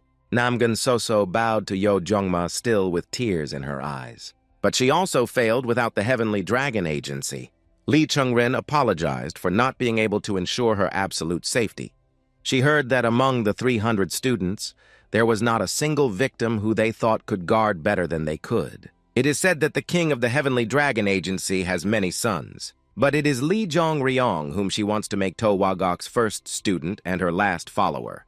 Her decision surprised the king of the agency and his son, who even thought that she was too favorable to his talentless son. He didn't even know how to behave in such a situation since she showed such mercy to his unworthy son. As Chen Ren stands there with a shocked face, Lee Jongsang ordered him to pay his respects to his teacher as soon as possible. She realizes that Chen Ren lacks technique but still wants to give the heavenly wind to him so that he can improve. Lee Chen Ren was born on the Dongshan Peak in Hangzhou in the first month of the 7th year of the 7th lunar year welcomes his teacher. He swears to defend their honor as a representative of the 8th generation of the Taoist order. There is probably no happier old woman in the world today than her. Lee Jongsan Namgun Soso and Namgun Se-oke bowed and said they were leaving. However, Yo Jongmei asked Jongryong to stay for a short time because he was now her student Towagok. She doesn't have as much time as it seems, so she will teach him the heavenly wind technique right away. That's all she can teach him. The rest he can learn from the masters. He must always keep his eyes up and obey the elder. Yo Chongme told a secret that shocked not only Lee Jong-un but also the elder. Lee Maka realized where the Lady of the Valley of Blooming Peaches was leading her. After so many years of working together, they became almost like sisters, so it was hard for them to part with each other. After finishing all the work, Yo Chonmei said goodbye to everyone present and then fell into an eternal sleep. Meanwhile, in the store, the girl was having dinner with Chan Inbo and shouted at the old teacher that if he didn't come now, there would be nothing left on the table. He let me know that he heard them and asked me not to disturb him. The teacher stood in front of a large library and pondered that he needed to work on one important request. The gate of 1,000 demon snakes disguised as a temple on a mountainside on the western edge of Chengdu. The sword technique is hard and leaves no marks. In the last 10 years, 27 masters have been destroyed by the inspection of the 1,000 ghost demon on a mountain in Namsika. A footprint belonging to a 1,000-year-old ghost was found. If the disciple who escaped 30 years ago is alive, it means that the leader of the 10 Great Hayos was still alive. The descendants of the abandoned students returned to their ancestral estates. The gate of the heavenly demon that was once under lock and key has now become a martial arts sect. The teacher didn't know what was so special about a sect that holds 300 people, but now it will be impossible to imagine the world of martial arts without Towagok. 3 days later, Yo Chonmei was buried in the mountains near the estate. A memorial in her honor was erected in the newly built family hall. Li Maham became the new master of the Valley of Blossoming Peaches, just as Yo Jongmei wanted. Lee Chen Ren, an 8th-generation student, expresses respect for his older martial sisters. Students of the 9th generation pay tribute to their elder brother in arms. The Westlake trio were watching this and discussing that it was a rather strange sight. Meanwhile, the poisonous serpent realized that he was happy to stay with the young master. The estate gradually quieted down, and the seeds they planted have already sprouted. They were all warmly escorted on their way to their permanent homes. When they returned to Hangzhou, people on the streets were discussing the events related to the Valley of Blooming Peaches and the Heavenly Dragon Agency. They talked about how Li Zhongsang defeated the Blade King of the Green Forest, Baek Gunak, and the fact that the mission was suspended and the entire city of Jiangsu recognized it. Li Zhongsang is the real mercenary king of the Heavenly Dragon Agency. It was the biggest breakthrough they've ever had, with requests for missions coming into the agency without end. Most of them require the 17th Pavilion, but most missions involve long journeys. And the main problem is that they don't have enough hired soldiers to fulfill all the missions. Chen Ren found 3 new warriors while transporting a white-haired orangutan. But insofar as they were new, they were the first new Van Deep warrior in the Gray Armband. The second new hired warrior, Wang Zhongpei, has a sweet smile on his face. Van Sopio's third new hired warrior is wearing a brown bandage. Because of the strong and hidden dragons recruited new members, and they are taking all the places it looks like Gab Ren and Yol Ren are getting some benefit from this situation. The loading manager said that he would convert one of the pavilions into a hall to cope with all incoming requests. Based on the current atmosphere and the order of seniority, he thinks that it is most likely that this will be the 7th Li Ben Ren Pavilion to be promoted. It was Lee Chen Ren who made the agency thrive, but everyone else also plays a role. He seems to have a lot of different thoughts in his head right now, but if I were him, I would think the same way. Lee Chen Ren asked what his farm looked like at the moment. The newcomers sat and thought about how the young master was trying not to show his sadness. Chen Ren noticed how everyone was looking at him and asked what had happened to make them stare at him so strangely. There is nothing new with the farm, but there are rumors that the big battle will last longer because horse prices have tripled. If you add up the 500 mares bred on the farm in Tianmu and the 2,500 they bought later, they can make a big profit. Chen Ren said this was great news and ordered them all to be sold. Zhong Lim Som asked for all 3,000 horses at once, but the price would be lower if they sold them in batches. Chen Ren was visibly angry at the unsolicited advice, so he repeated the order to sell all the horses at once. The young master also reminded himself that he and his father had a certain agreement about the independence of the 17th Pavilion. 6 months had passed since then, and Chen Ren knew that a conversation on this very topic might soon take place. But only if he manages to win that independence for himself. There are 3 secret techniques that he learned in the Valley of the Blooming Peaches, and he practiced them as soon as he had a free moment. The first famous transportation technique is called the 1,000 Golden Winds. The second is a stealth technique that allows it to go unnoticed. As for the latter technique, it is known as deceptive flight.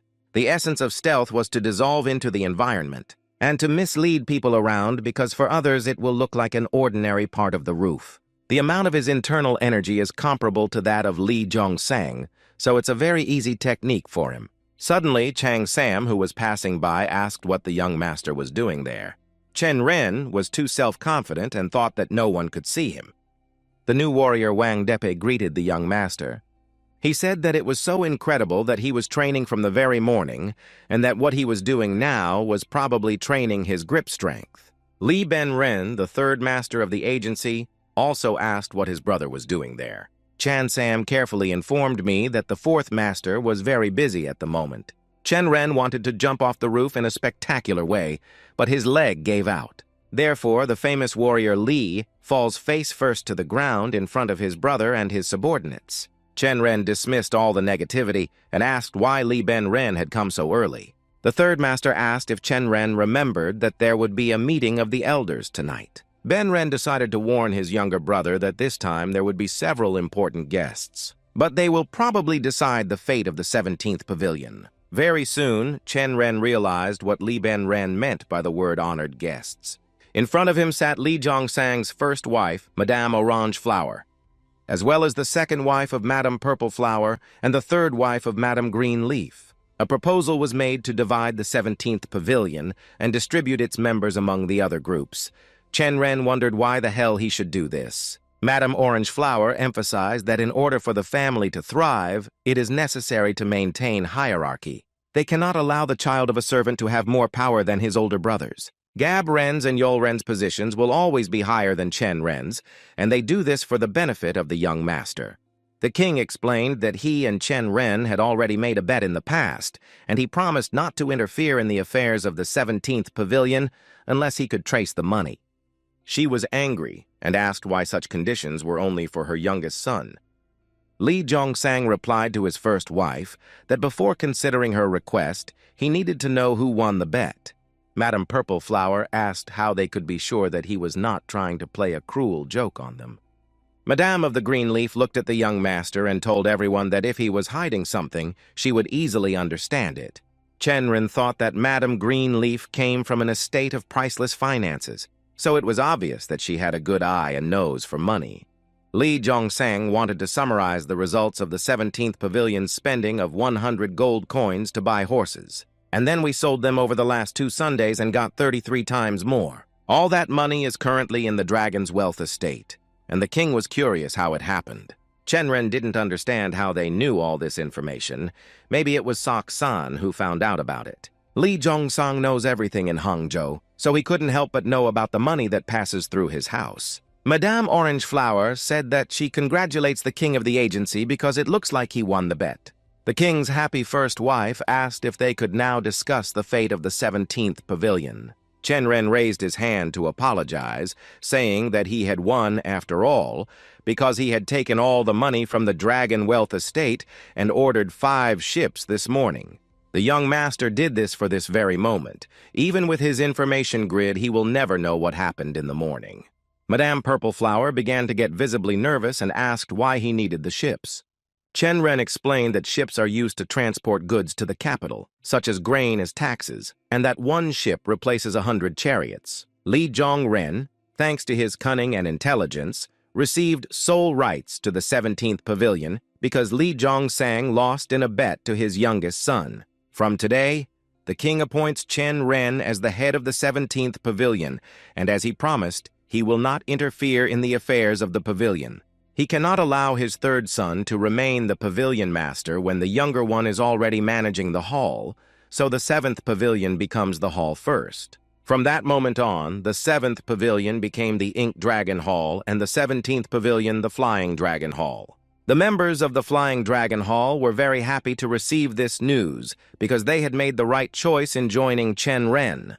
The new warriors said that they were now the Wang Flying Dragon Trio, which sounds very cool. Chan Sam is so worried about everything that he even cries because his young master is growing up before his eyes. Chen Ren interrupted their rejoicing by putting a bag of money on the table, saying that it was too early to rejoice because they had become a hall and needed to expand. In his estate, Lee Jong Sam was drinking tea, and the street was quite noisy because 1,000 people had gathered because the Chen Ren Hall was recruiting warriors and porters. The king of the agency smiled and said that they conduct interviews in an interesting way. By the way, wasn't it Sok-san who said that Chen Ren bought 7 ships? Seok-sang learned about the ships from the seller himself, but the cunning kid even hid their exact number. He described Chen Ren as very intelligent and insightful, unlike his father, and talented as a swindler. Lee Jong-song also liked the way his younger son was acting, so he asked Seok-sang to look after him. A confused and sad Madame Greenleaf came running to them. Chen Ren hung his head down again, confident that this time he would succeed no matter what. Poison Snake said that he had heard that the young master had recently been hanging on the roof and practicing his grip strength, and it seemed to be true. Chen Ren asked to pretend that he was not visible, but the poisonous serpent said that to hide the form, he had to remove it first. He demonstrated how to do it right by his own example. Jang Sam spotted Namgun Soso and hurried to greet her and ask her what brought her to them today. She explained that she had some business to attend to and asked where the hall master was now. Chen Ren watched and couldn't understand what she was doing here. It was as if Soso didn't notice him or the disguise worked. Jong Sam decided to play along with Soso and say that he really didn't know where he was. Chen Ren couldn't help but fly down again. Soso asked what he was doing there, and the servant pretended to see him for the first time. The young master said that he was practicing stealth techniques, and Soso came to congratulate him on becoming a master of the hall, and also to make sure that her money is safe and sound. Namagan Soso had no idea that all this time Chen Ren had been running the farm, and she had heard that he had even bought sailing ships. He was curious how she knew about all this, and she hinted that the viper in the bottle had told them. Namgun Soso asked who these women were walking right up to them. Chen Ren explained that they were new hired warriors. He had chosen them at the interview. Soso did not want to and did not understand how. The young master asked her what she was thinking about, and he was probably the only one who could make such a decision. He had also been skeptical about women in such a job before, but after meeting Soso, he realized that it was just unnecessary prejudice.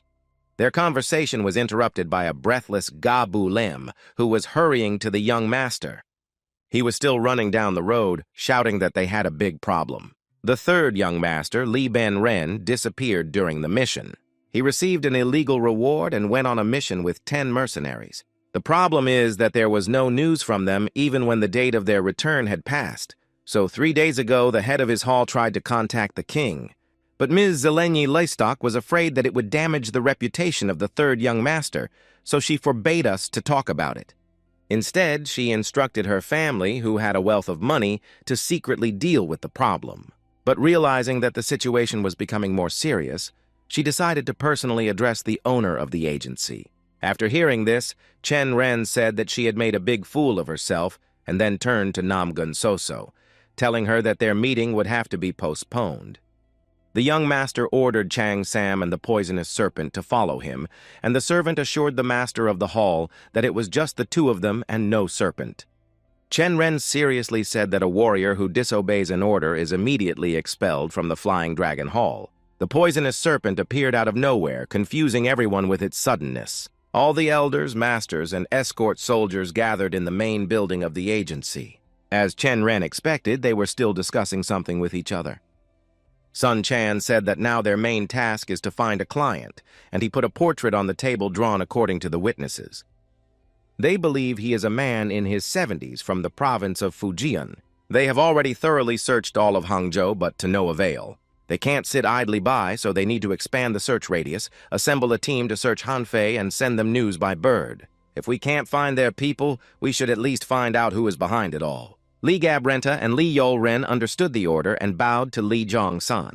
Chen Ren thought that the king still cared about his child, no matter how much of a bully he was.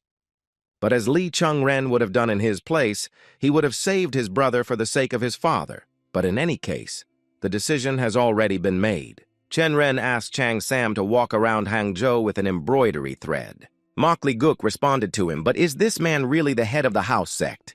Chen Ren was sure that he knew what was going to be discussed, and he replied that he had heard that the third Heavenly Dragon Master had disappeared, so they were all looking for him.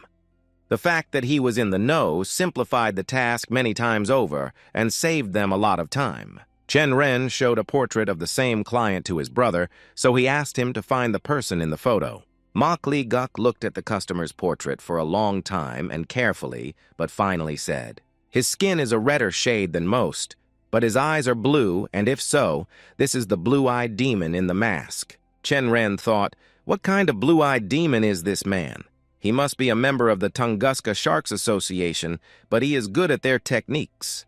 Lee Chen Ren looked at the portrait and analyzed the enemy and came up with a strategy while poison smog drained the bottle. Mok Lee Guk said he could find out his whereabouts. Zhong Riyong thanked him for that and said they would take it from there. The poisonous snake asked if the young master wanted him to go with them, and Chen Ren sharply refused, ordering him to return because there were many other things to do. Lee Chen Ren went in search of the customer, moving on the roofs using the artificial flight technique. He approached the same door behind which he heard the sounds of some kind of resistance. Chen Ren knocked and said he was looking for the blue-eyed demon. A huge man with no hair opened the door and asked who he was and why he had come here. Lee Chen Ren immediately realized that he was facing the very customer he was looking for. The blue-eyed demon angrily asked again who was standing in front of him, who he was. The fourth young master introduced himself, and the demon asked what brought him here, and Chen Ren had some questions about his brother. He thought that he was facing a rather dangerous person, so he should not let his guard down. The blue-eyed demon asked Chen Ren to wait a few minutes so that he could put on some clothes.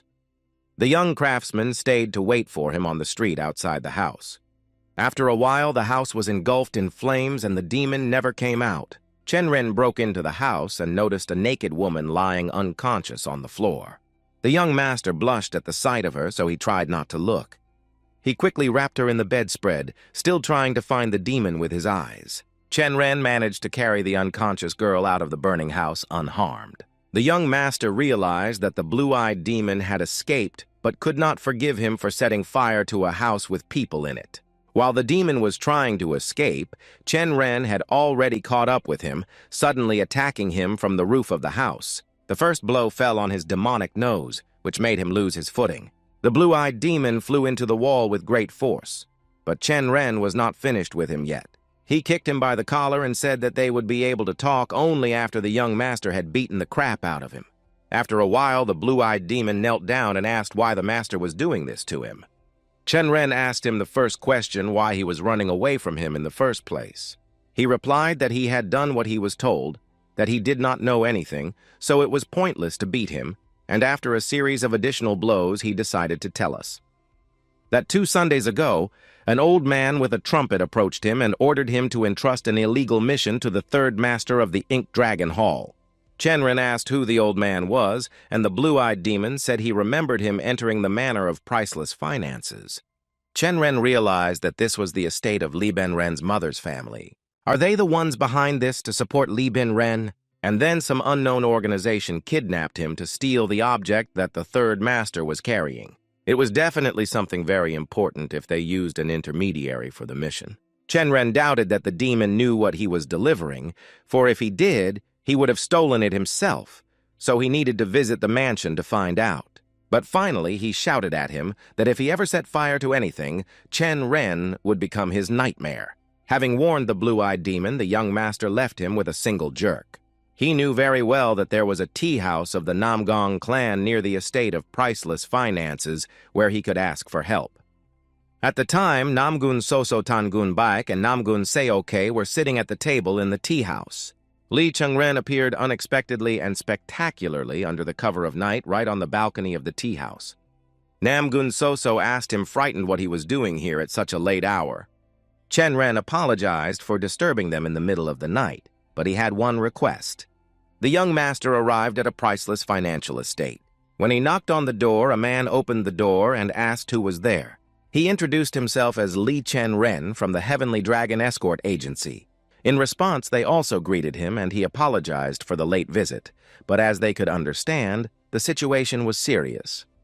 Chen Ren was asked if he came alone and replied that he was here alone. The door opened for the young master and he was asked to enter. But as soon as the gate closed behind them, Chen Ren was unexpectedly stabbed in the neck with a needle. The effect of the wind injection was instantaneous, and Lee Chen Ren felt that his body was becoming uncontrollable and his consciousness was beginning to leave him. From the mansion of priceless finances, the young master moved to a cell with the other two prisoners. Cho Yong was glad that Zhang Riong had finally woken up.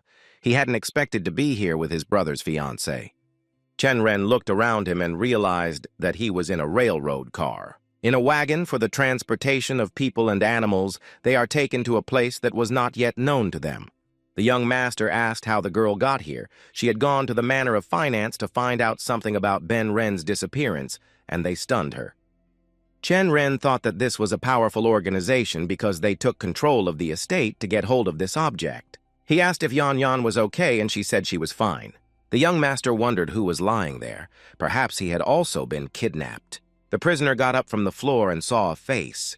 But Cho Yong said it was his older brother. Chen Ren asked his brother why Lee Ben Ren was still in Hangzhou. He explained that as soon as they left the city, they were attacked by experienced martial artists. They were all captured before they could even resist, and they were beaten to death for 3 days and 3 nights. Chen Ren wondered what kind of object they were carrying.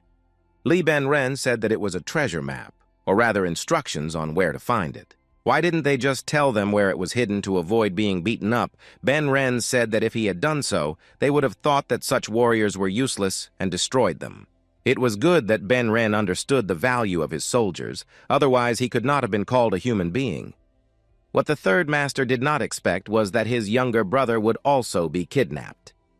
He called his brother an idiot who had gone to the estate for no reason and ended up here. Chen Ren said that he came to the estate for Ben Ren, but he was unlikely to be grateful for anyone. The young master did not expect much gratitude, so he decided to use a secret trick. In addition, no one kidnapped him. He just snuck in until the real idiot was killed, and a handkerchief with balls inside fell out of his ear. The young master approached one of the balls and bit it with his teeth. Everyone in the car complained about the terrible smell of them, and Chen Ren explained that it was the smell of traveling pills. On the way, he stopped by the Namgun clan for tea and asked them to look for him if he suddenly disappeared. Lee Ben Ren was delighted with his ingenuity, but did not understand how he knew he would be kidnapped.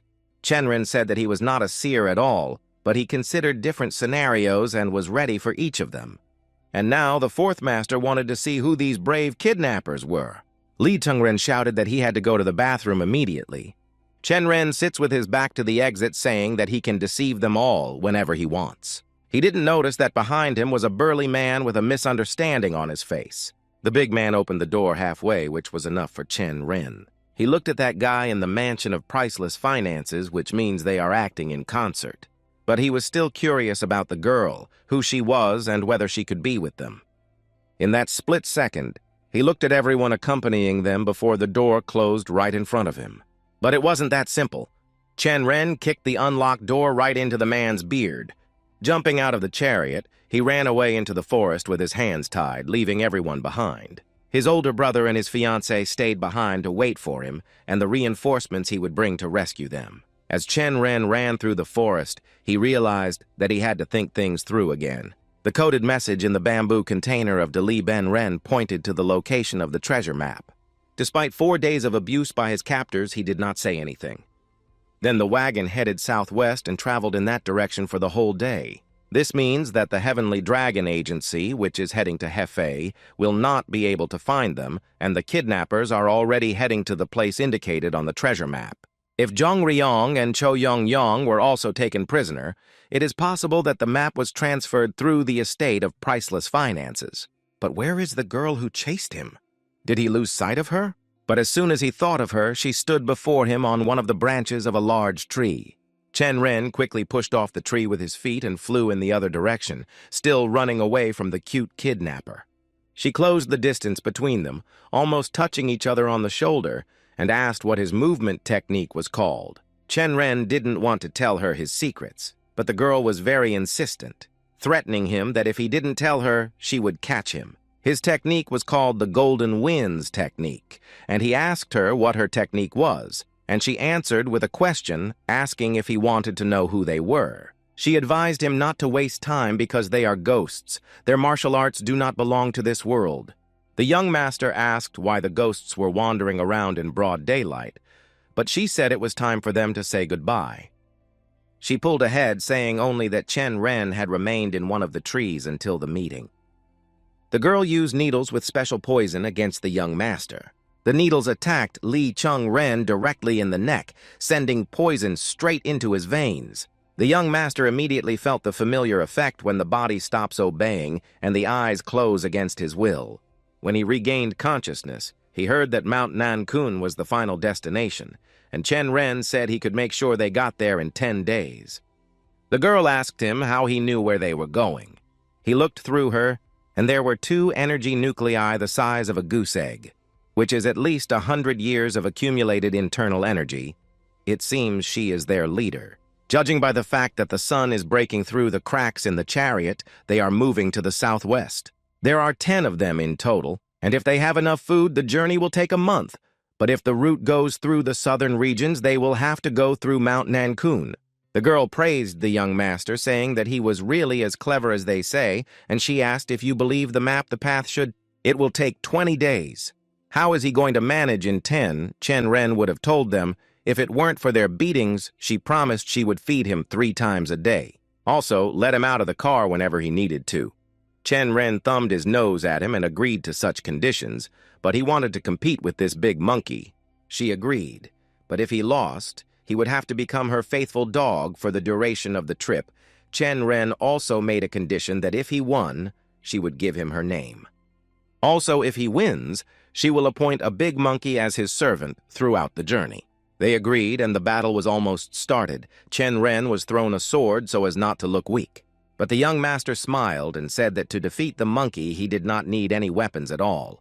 The girl leader watched their fight and said that the young master was able to back up his words with actions. The leader's assistant wanted to intervene between them, but the leader asked if he was trying to humiliate her with his actions. He realized his mistake and quickly apologized to her in a bow. Meanwhile, Chen Ren had already dealt with the big monkey, saying that he was not at all impressed with his skills. After catching his breath, the young master approached the leader and asked her what her real name was. She honestly fulfilled the terms of the dispute, so this young beautiful girl's name was Yon Soge. Lee Chen Ren broke into a smile and remarked that she had a very pretty name.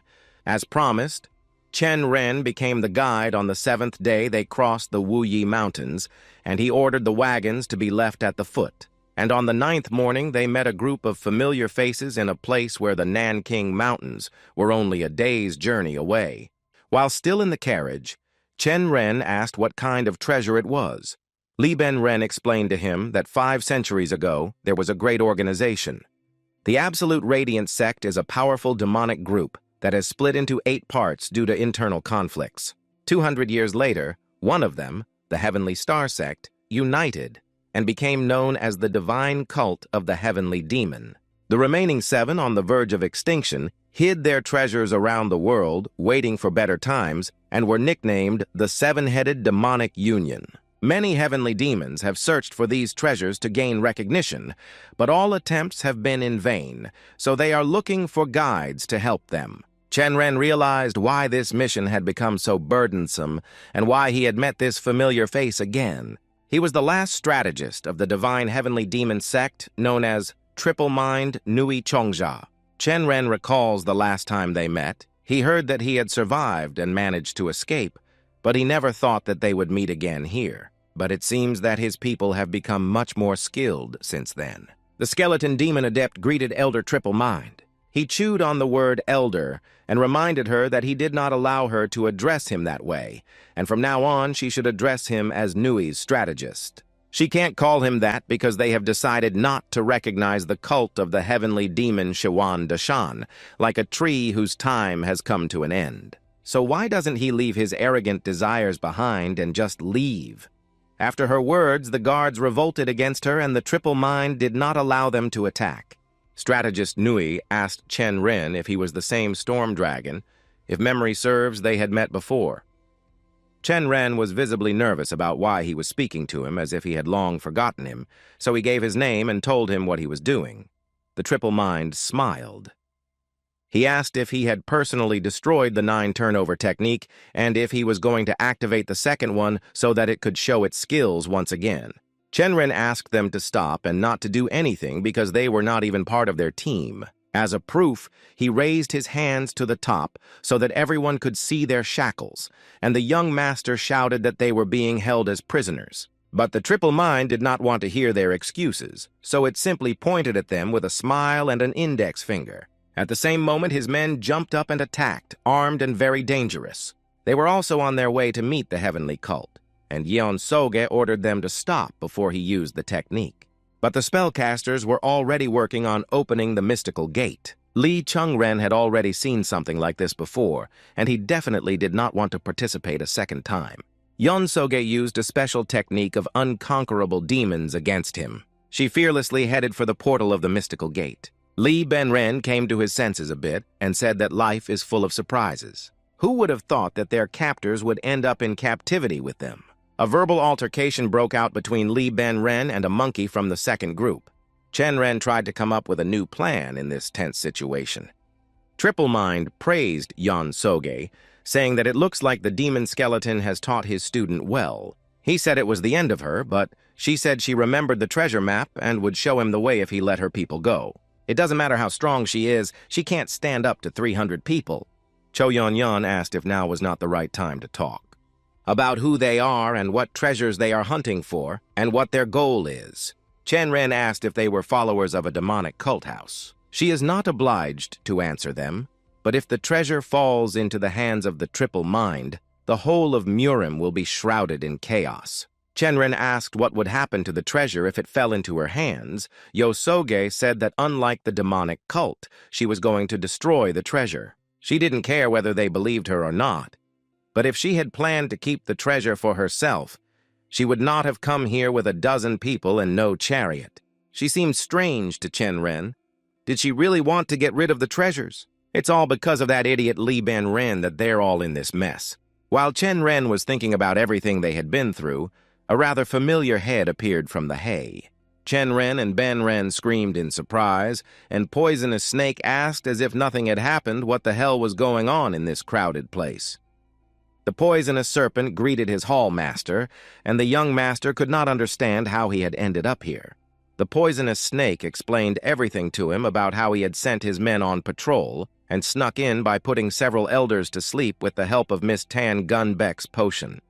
He also said that reinforcements would soon arrive with the help of vibrations. The snake asked why these people were with them, as they were very dangerous. Chen Ren realized why he had switched to the sound transmission technique. They are followers of the Li dualistic cult of Yun Yang. The guy with the scar on his eye is called Snow Leopard, and the other is Yaksha. And if this woman is with them, then she must be the very millennial witch rumored to be the adept of the demon and skeleton, the head of the Yin Yang clan. He had also never seen one of the houses of a demonic cult before, and that's all they had time to discuss with each other. After all, the Poisonous Serpent heard that someone was approaching them in a hurry. The footsteps were getting closer to the prisoner car, so it seemed like another moment and the door would open. Chen Ren ordered him to handcuff him and sit down next to them. An unknown man entered their car and addressed Yosoge. That the Triple Mind Squad had already headed to the place she had marked on the map. He released her from the shackles. It seems they wanted to check if her words were true. She insisted on getting there first. Chen Ren closely followed the situation and realized that this man was her spy. Yosoge lifted Ben-ren with her, explaining that if the map was real, he would be able to get home safely, and she guaranteed it. Lee Chen Ren said to her that she could surprise more than once. The threefold mind seeks wealth. It will not destroy it if it is not needed. If it behaves calmly, it will return home. She also thanked them for helping them to get here and told Chen Ren that they would be able to handle the rest. When everyone left the wagon, the poisonous serpent threw off his handcuffs in one easy movement, and the young master asked how he did it. The poisonous snake showed me a needle and said it was his specialty. He helped free Zhong Riong and Cho Yong from their shackles, and she asked them what they should do now. But Chen Ren had a rather crazy idea, because he was going to look at the same glorified, cursed treasure. Yo Soj and her men approached the same treasure cave. She gave the order to move forward no matter what, because they had a clear goal. The Triple Mind declares that the seven-headed demonic alliance will definitely submit to them after that. Lee Chen Ren thought that today was a good day to ruin the lives of these non-humans from the demonic cult. The Triple Mind looked at Mount Gecko and thought, so this is where the divine relic and treasures of the yin-yang cult are hidden. Is this where the 1,000-year-old witch went? To which the Red Bear replied that this is exactly what the first one reported. Triple Mind wondered what had happened to Storm Dragon and his team, and was told that they had escaped, that their scouts had seen them looking for them, but seemed to have lost track. They don't seem to realize that their destination is here, but the strategist Nui said that the young master is not a fool. He knows that today or tomorrow he will find this place. But as soon as they walked toward the cave, they saw a whole gang of Night Moon coming at them. And on the other hand, the big Wedge gang, who could not allow them to take all the treasure for themselves. The Diving Hawk gang also joined in, shouting that these were their treasures. Red Bear wondered where they all came from. There were not only members of neighboring gangs, but also wandering martial artists, about 1,000 of them. It seems that the rumors spread overnight because there is no other explanation. While they were wondering who could have done this, Chen Ren and his men were already moving to the cave, led by guide dogs. In fact, it was like this last night. Doc Gowan and Chen Ren had a long discussion and finally figured out the location of the Demon Union.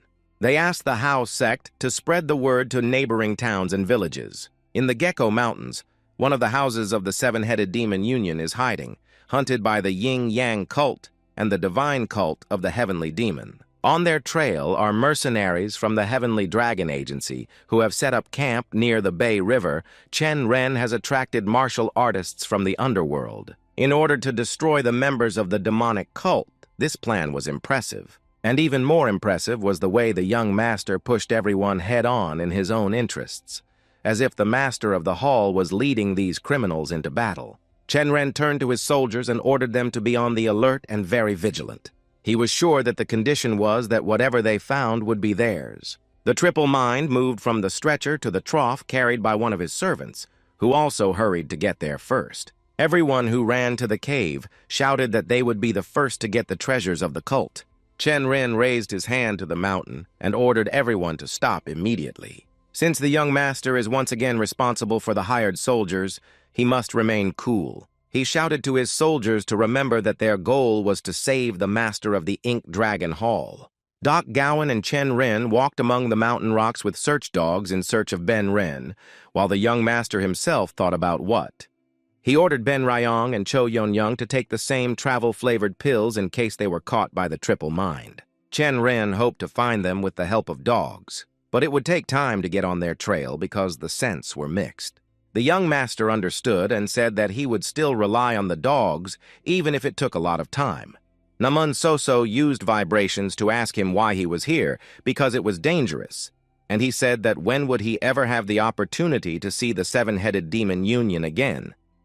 Soso asked what if he died, and he said that a fortune-teller from Hangzhou told him that he would live 10 years longer than her. He went to her, and he explained that he would not have gone on missions if the fortune-teller had told him about imminent events or great danger. Gun Soso said that today is the day when you shouldn't have left. While Chen Ren was pondering her words, one of the soldiers fell from the mountain right in front of them. The cave didn't want to let them go so easily, so it threw in various challenges that some people couldn't handle. They were bitten by snakes and knocked down by a powerful earthquake, and many of them began to panic, which reduced their chances of survival.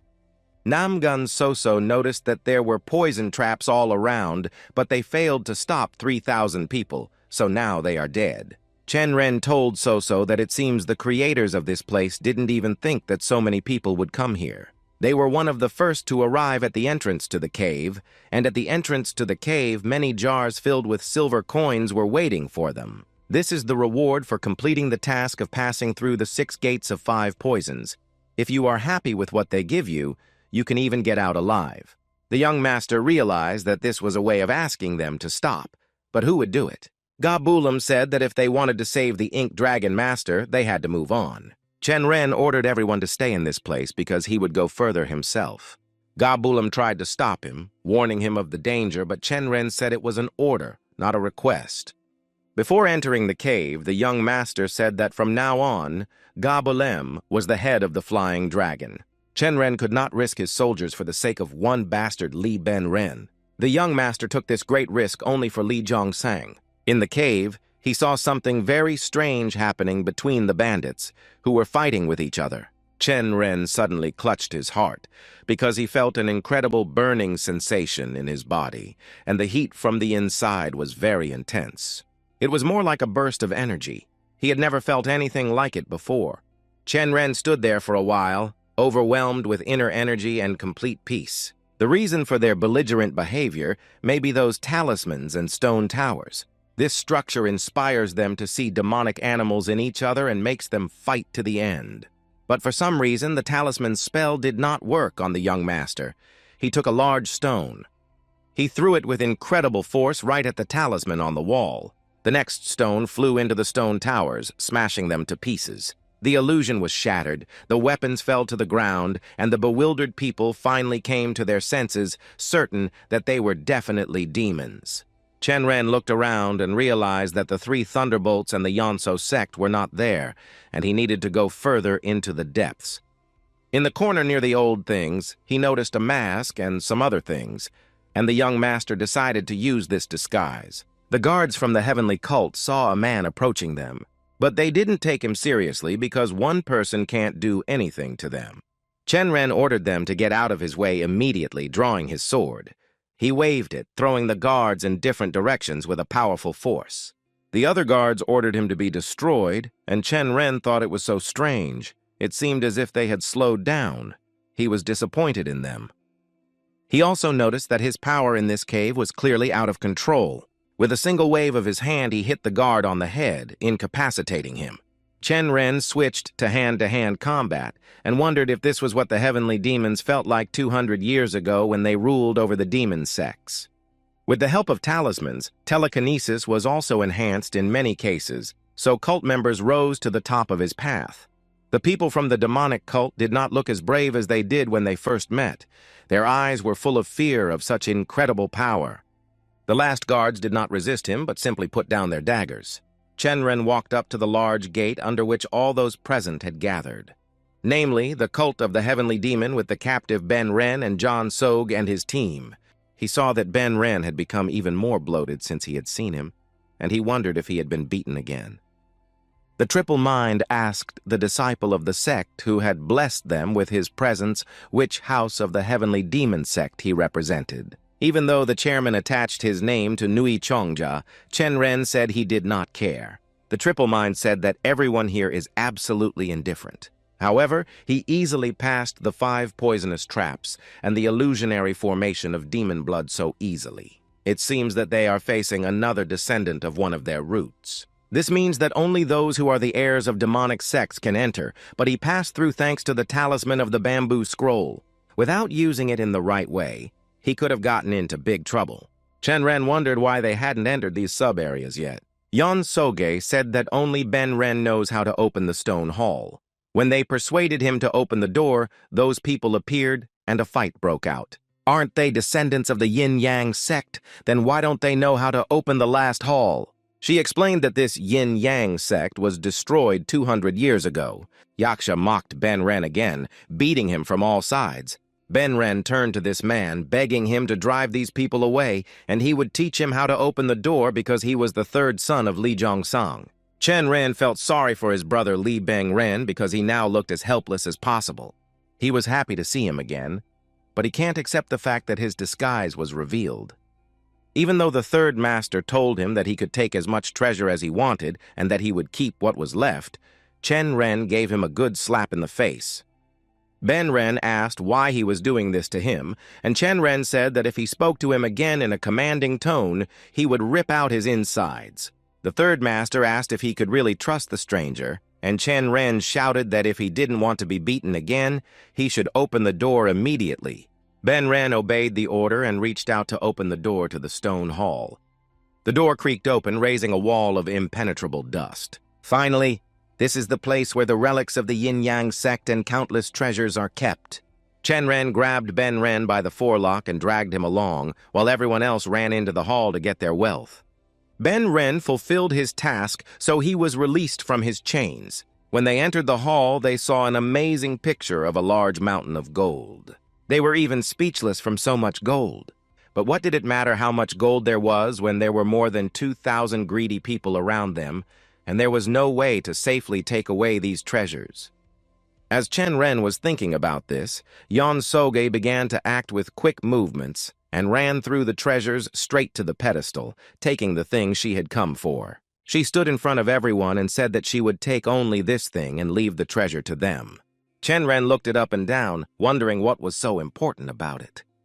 The young craftsman remembered that it was the same wooden box. People said that it contained a sacred relic of the Yin-Yang sect, but suddenly the pedestal under her feet began to move and shake. Yan Soge jumped off him just in time, because he fell into the ground a second later. After the pedestal disappeared, a strong earthquake began in the cave. Lee Ben-rin noticed that stones began to fall from the ceiling directly on their heads. The door to the stone hall closed abruptly, separating the hall from the outside world. People started to panic. They did not understand why the cave was collapsing. In their haste, they tried to take as much gold as possible with them before the cave finally collapsed. Yan Soge stood with a sword in front of the triple mind, blocking his way. Lee Ben-ren also tried to enrich himself without noticing that it was dangerous to do so. Chen Ren took off his disguise and rushed to his brother's rescue. He didn't understand when his brother had come here, and he explained that he had come with people from the second sect of the Black Way. But Ben Ren said that he had gone through a lot to get here, so he could not leave empty-handed. Chen Ren thought that his brother was an idiot who wanted to stay alive in this cave when he heard his team calling him. The young master was angry with them because it was very dangerous here. Gabulam came to warn them that not only the cave but the whole canyon was collapsing, and they almost managed to hide in this cave to save their lives. Chen Ren asked the Ga warrior if there was anyone injured among them. Gabulam pointed at them and said that they were all still intact. Chen Ren thought of a plan in which the only way out was to find a tunnel leading to the street. But as soon as he wanted to tell everyone about it, water rose from all the entrances and exits. The thieves, who were still stuffing their hands and pockets with gold, screamed at the unexpected turn of events. People began to point fingers and say that it was the witch who caused all this to happen because she activated the mechanism. We also talked to Ben Ren, and we need to figure out how to deal with him, because from the very beginning he wanted to use him as bait. In such a situation, it will either be liquidated by the people of the Black Way, or it will simply drown. Chen Ren must immediately figure out how to get them out of here. He analyzed that the Yanso sect seems to have activated the mechanism when it rose to the pedestal. But if these treasures and relics had been intended for someone else, they would hardly have allowed them to go underwater. Chen Ren noticed that there was sunlight in the mountain, which meant that there was a way out, a vertical tunnel. The young master asked me to pay attention to him because he wanted to say something very important. He began to explain that this cave was designed like an ordinary flask. It rises, and the only way out is a hole in the ceiling, so when the water fills the cave, they can get out through a vertical passage. This means that they just have to wait until the water rises. Then they can all get out alive. Because who would have thought that they had made a passage in the ceiling? Chen Ren grabbed Ben Ren by the skin of his teeth and dragged him away from the treasure, while he grumbled to his brother that he was jealous of him. The young master ordered the members of the Ben Ren clan to climb to the top of the structure. Gabulam helped all his men climb onto the raft. The poisonous serpent also did not stand idle and helped Namgun Soso rise. Gabulam reported to Lee Chen Ren that the entire Ben Ren clan had boarded the raft. He was asked what happened to the treasure and replied that the members of the Black Path sect had taken everything. If you go with the flow and just wait, you may not survive. But you cannot go with heavy treasures. But you can't hang on a cliff with them all day, so they can't bring the treasures outside on their own. One of the people said that if the master does not have his own gold, he does not need a raft, so why not share it with others? Chen Ren was ironically upset, because not long ago they were trying to destroy him, and now they are asking him to share. No matter how shamelessly people from the Black Path sect and other non-orthodox sects behaved, it was too much. He was angry that the young master did not want to share the raft because he himself could be left without life. Chen Ren said that he was from the Heavenly Dragon Agency, and if they wanted help from him, they should hire his services, paid in advance. He laughed and asked if he was offering them to use the raft. Chen Ren threw his hand away and said that there would be no treasures on the raft at all, so as not to take up too much space. The destination is any city outside the cave where you can see the sky. His job is to offer it and let everyone else decide how to survive. John Sog asked if she could use it as well. Chen Ren crossed his arms over his chest, asking if he still looked like a prisoner. She promised to fully repay him for his help by taking the box out of her pocket. Chen Ren bugged his eyes and asked if she was sure that such a valuable burden would be safe. The reputation of the Heavenly Dragon speaks for itself, especially if the Storm Dragon himself guarantees safety. While they were talking, the Triple Mind was swimming in its trough and watching them. Did they need protection from water and wolves, or were they not afraid of them? Chen Ren held out his hand to her, saying that the box would remain in her hands. As for the toll, she will pay it by inviting thieves and dark factions to loot their armed stockpiles. In return, they attack his brother, leaving him barely alive and swearing to defend the raft with his life. Many people followed the woman's example and, one by one, began to raise the gold to the mountain, entrusting their gold to the Heavenly Dragon Agency. Chen Ren was happy because it was a great success for him to turn things in his favor again. He ordered Gabu Lem to take control and responsibility for the situation. They quickly ran through all of them, collecting their treasures on a raft. Namgun Soso pushed the poisonous snake to collect and sort faster. Chen Ren watched his friends and noticed that they always had a keen sense of profit. They still managed to get out of the cave unharmed. Ga Bulem reported to Chen Ren that they had done well without losses, and that everyone had performed at their best. The young master asked Dak Go Wan if he knew where they were, and he said that it was probably the Valley of the 10 Merchants and where the waters of Jasper Mountain merged. With the tributaries of the Northern River, the river itself was a bit far away, about 10 li, but there is a waterfall on their way, so they can't go any further on the water. They were approached by those people who had recently entrusted them with their treasures. Lee Chen Ren ordered the raft to be brought up the mountain and securely fastened. So they made a raft with a huge pile of sacks of gold to moor up the mountain. Chen Ren and his team watched people approach them. San Guangyan, the eldest of the 7 Guangdong demonic blade assassins, said that thanks to them they got out of the cave safely. Chen Ren was only doing what he thought was right. The Storm Dragon's reputation is impressive, and today he saw it for himself. Now that they've reached the end point as far as weapons and treasure are concerned, Namgun Soso and Gabulam tensed at his angry silence. Lee Chen Ren ordered his men to return everything they had entrusted to them. The young master understood that rules and duties bound their mercenaries, but as for the new recruits, that's why he did what he did. Namgun Soso asked sadly if the young master was going to leave the treasures behind. Chen Ren stared silently at the floor, and Soso realized that he was serious. Lee Chen Ren looked at her and asked if she was disappointed in him. Namgun Soso pouted her lips in frustration and said that she was not at all. Chen Ren ordered Gabulam to call the owners by name on the bags and distribute them one by one. The warrior Gabulam did an excellent job on his assignment. Their clients would leave them 1 sack of gold each for their help and support. Chen Ren was grateful for this, and Song Guangyong admitted that at first he thought the young master would argue. But in their situation, quarreling would only make them more exhausted. It was a wise decision, according to the assassin. Chen Ren will go far with this kind of thinking. But of all these treasures, what did they manage to take out of the cave? And even of what the robbers left behind, only this is all that remains. Chen Rong asked how they plan to leave the gorge. They will climb the rocks with vines to help them. How is it possible that 522 people left the castle with treasures, he remembers, because he himself collected the duty with them, while 2,000 left empty-handed?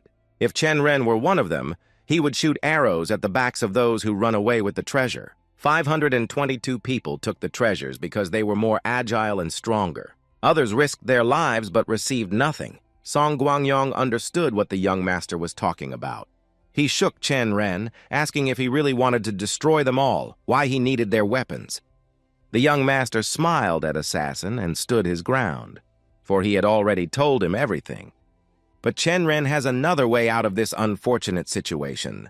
The triple mind came to them saying that there were about 50 more bags left on the raft. If they are divided equally, everyone will receive at least 10 yangs. Chen Ren warned that the counterattack would be fierce, asking what they planned to gain from it. The triple mind said that the benefit for him was that the warriors of the Heavenly Dragon would remain disarmed, and their final destination is a wooden box for both them and their companions. Losing is not the end of the world. No one wins, that's life. Chen Ren noticed that armed men were approaching him. If necessary, they will share, but in return, he asks them to bring him the severed ears of all the survivors of the Heavenly Demon sect. These words angered the triple mind because they sounded like a challenge. The tide of the game changed, and now the swords were pointed not at the Heavenly Dragon but at the cursed cult. Chen Ren asked him not to worry, reminding him of his own words that no one wins, and that's life. People from the Heavenly Demon cult, armed with swords and strong techniques, began to attack people from the Black Path sect. Red Bear advised Triple Mind to step back for now. At the witch's command, Yaksha activated his inner energy and directed it at the Triple Mind and its attendants. Yaksha struck them blow after blow, and all the enemies could see was his crazy face and frantic eyes. Chen Ren and Namgun Soso could only hold their breath and watch the battle. The sectarian struck with his axes, but Yaksha skillfully dodged them. The cultists from the Black Mountains are strong, but their power is no match for the Yaksha army. During the battle, Yaksha struck a critical blow to the head of his opponent, thus ending the battle with his victory. Thanks to Yaksha, even those who used to hesitate are now going on the attack. 200 against 2,000, the Triple Mind has no chance. More than half of his men had already been killed, and they were cornered. The Triple Mind said that there was a rather interesting turn of events. He added that if they wanted revenge, they could come to him at any time. It was a fair fight, so it's unlikely that it will come to that, but he feels that they will definitely meet again soon. Chen Ren bowed to him and ordered the wounded to be loaded onto a raft, and warned him that there was a waterfall about 100 meters downstream. Lee Chen Ren looked at the raft being carried by the current and thought to himself. Finally, they figured them out. They were the largest group that hunted for the box with the relic. But the battle is between 500 people with bags of treasure. But between the 2,000 who still don't have it, it continues. Chen Ren asked Gabulem if they had distributed all the treasure bags, and he replied that they had. The young master ordered everyone to climb up the vines to the rock because their work was done. First, Lee Chen Ren climbed the vines as the head of the escort. They were followed by Lee Ben Ren and Gabulem, and it is clear that the third master is not doing it easily. It was the turn of the girls Namgun Soso and Tan Gun Bek to climb, accompanied by Poisonous Snake. Chen Ren looked back and saw people looking sadly and confusedly after them. Since they had given away all the treasures, there was no point in staying and holding anyone back. Chen Ren turned to Gabulem, who was waiting for his instructions. The young master ordered the stones to be prepared for transportation and to wait for his further orders. Following their example, those people who already had a bag of treasures began to rise. However, the young master warned them that no one could climb the mountain with a bag of money and that everyone would be caught by an arrow, just like this poor man. Downstairs, there were people shouting that Feng Yunfei had warned them, saying that he would shoot anyone who climbed the cliff with the treasure. The people who were already climbing the vines caught up with the arrows as they had warned the bodies that fell back down, leaving them floating in the water and taking the bags of wealth for themselves. The struggle between them continued, with people with bags defending themselves against those without. But their showdown was interrupted by stones falling on their heads, which were dropped by the Heavenly Dragon Agency. Chen Ren shouted that he had a proposal for them, especially for those who had gold. With the current situation, they will not be able to save their lives or gold. They can help with this.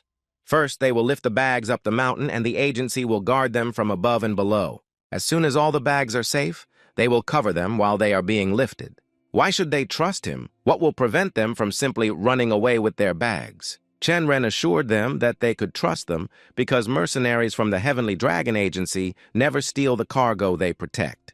Song Guanyon didn't understand what they meant by the word goods. Chen Ren explained that their goal is to reach the top of the cliff and payment is made up front. In case of failure, the agency will compensate everything in double amount. The people downstairs raised a storm of discontent about how one could try to run a business in such a situation. They said that the master had definitely lost his mind. One interested man asked how much money they wanted for it. With the exception of the 55 bags of treasure they gave away at the very end, they will take half of what was stolen earlier as payment. This amount made Sun Guangyong so angry that his eyes turned red. For a couple of minutes, Namgun So-So even lost the ability to speak out of shock. She remarked that it was as if Zhuge Liang himself had appeared before them. Chen Ren assured her that desperation gives rise to the most extraordinary ideas. So-So asked if he always panics at the sight of money. Chen Ren hinted that she was not in a position to say that. Wasn't it money that brought her here? She said that he was quite right. But why is he so sure that people downstairs will agree Chen Ren said he played on the trust between the gangsters? But it might not work. So-So thinks they will succeed. After all, dark clouds were gathering in the sky, and they would not dare to be washed away by the river after a downpour, and that's exactly what happened. And 500 bandits accepted their offer of help. While the sacks were climbing the cliff, 2,000 people held back the enemies from below. Habulam reported to Chen Ren that the last bag of gold was already on the cliff. The young master asked if they had secured their share and was told that out of 500 bags, their share was 330. Following the bags, the captains began to climb the vines. So far, they are all for the same thing, but no one knows how they will behave at the top of the cliff. Gabulam and the recruits brought 30 bags, as he had asked them to. Chen Ren looked at the contents of the bag while they asked him what he was going to do with them. People who stayed downstairs thought that stones were falling on their heads again. But when they looked closer, they saw treasures falling straight down to them. Gabulam and the poisonous serpent threw all the treasures down, while 2,000 people below were desperately trying to get at least one piece of gold. Meanwhile, 500 bandits climbed the mountain without any problems and without any obstacles. When Chen Ren finished with the bags, he said it was time for them to leave. Before the captains reached the top, the agency had already left. Chen Ren checked to make sure they had done everything right, leaving the promised 170 bags untouched. They all crossed the bridge very quickly to get away from a possible chase. After all, the bandits are probably already chasing them, so Chen Ren cut the ropes that held the bridge, and now it will take half a day to cross the river. They managed to move far away from the cave exit. The team caught their breath and even had time to rejoice that they had succeeded, and even a little more. Li Bengren came to and thanked his brother. Chen Ren was confused, because it was the first time he had heard something like that from him. Bengren said that he honestly did not expect that. His younger brother will come to his rescue. Recently, Chairman Su Yangmun came to him and asked him not to talk about his engagement to Cho Yun-young anymore. I thought it was due to his sudden success, so I also wanted to prove my importance, even though he would never recognize Chen Ren, but promised more. He would not be bullied, Chen Ren thought, because if people listened from the outside, they would think he had done something terrible to deserve such abuse. John Sego said it was an amazing experience, but they had to go. Chen Ren gave her a reward for her help in carrying the bags, and she remarked that it was quite generous for half a day's work. He explained that he had always been a spendthrift, and if she needed help, she could turn to him, because she already knew that he did not distinguish between good and evil. Yan Sego said that the young master is really fearless, just as they say. Chen Ren wondered how old she was because he had no idea, because judging by her bravery and ability to hide, she must be in her 40s. Yan Sego said she was born in the year of the water rabbit in July. She said this and left without further explanation, but the young master tried. He calculated how old she was and came up with 78, and So-So scolded him for adding an extra 60 years, but she could be younger. Then, according to the new calculations, it turns out that she is only 18 years old. They were both shocked because the rumored centenarian witch was only 18 years old. Since yesterday, Namgun So-So has been wondering why he changed his clothes to another one. Chen Ren said that it was a long story and he just saw a convoy approaching them. This was the flag of the Heavenly Dragon Organization with reinforcements under the command of Chairman Huang and the Su Yangmun escort soldiers. They made it home safely. There they said goodbye to Namgun Soso and Tangun Bek, who were leaving for Yangzhou. Zhang Ryong headed the Ben Ren faction and entered the Cheongryong Peguk. They delivered there 298 bags of treasure. They were greeted by Li Zhongsang and his wife, Madame Green Leaf, who was crying with joy. Li Bang Ren, Lee Chen Ren, and Li Yol Ren bowed to them to show their respect.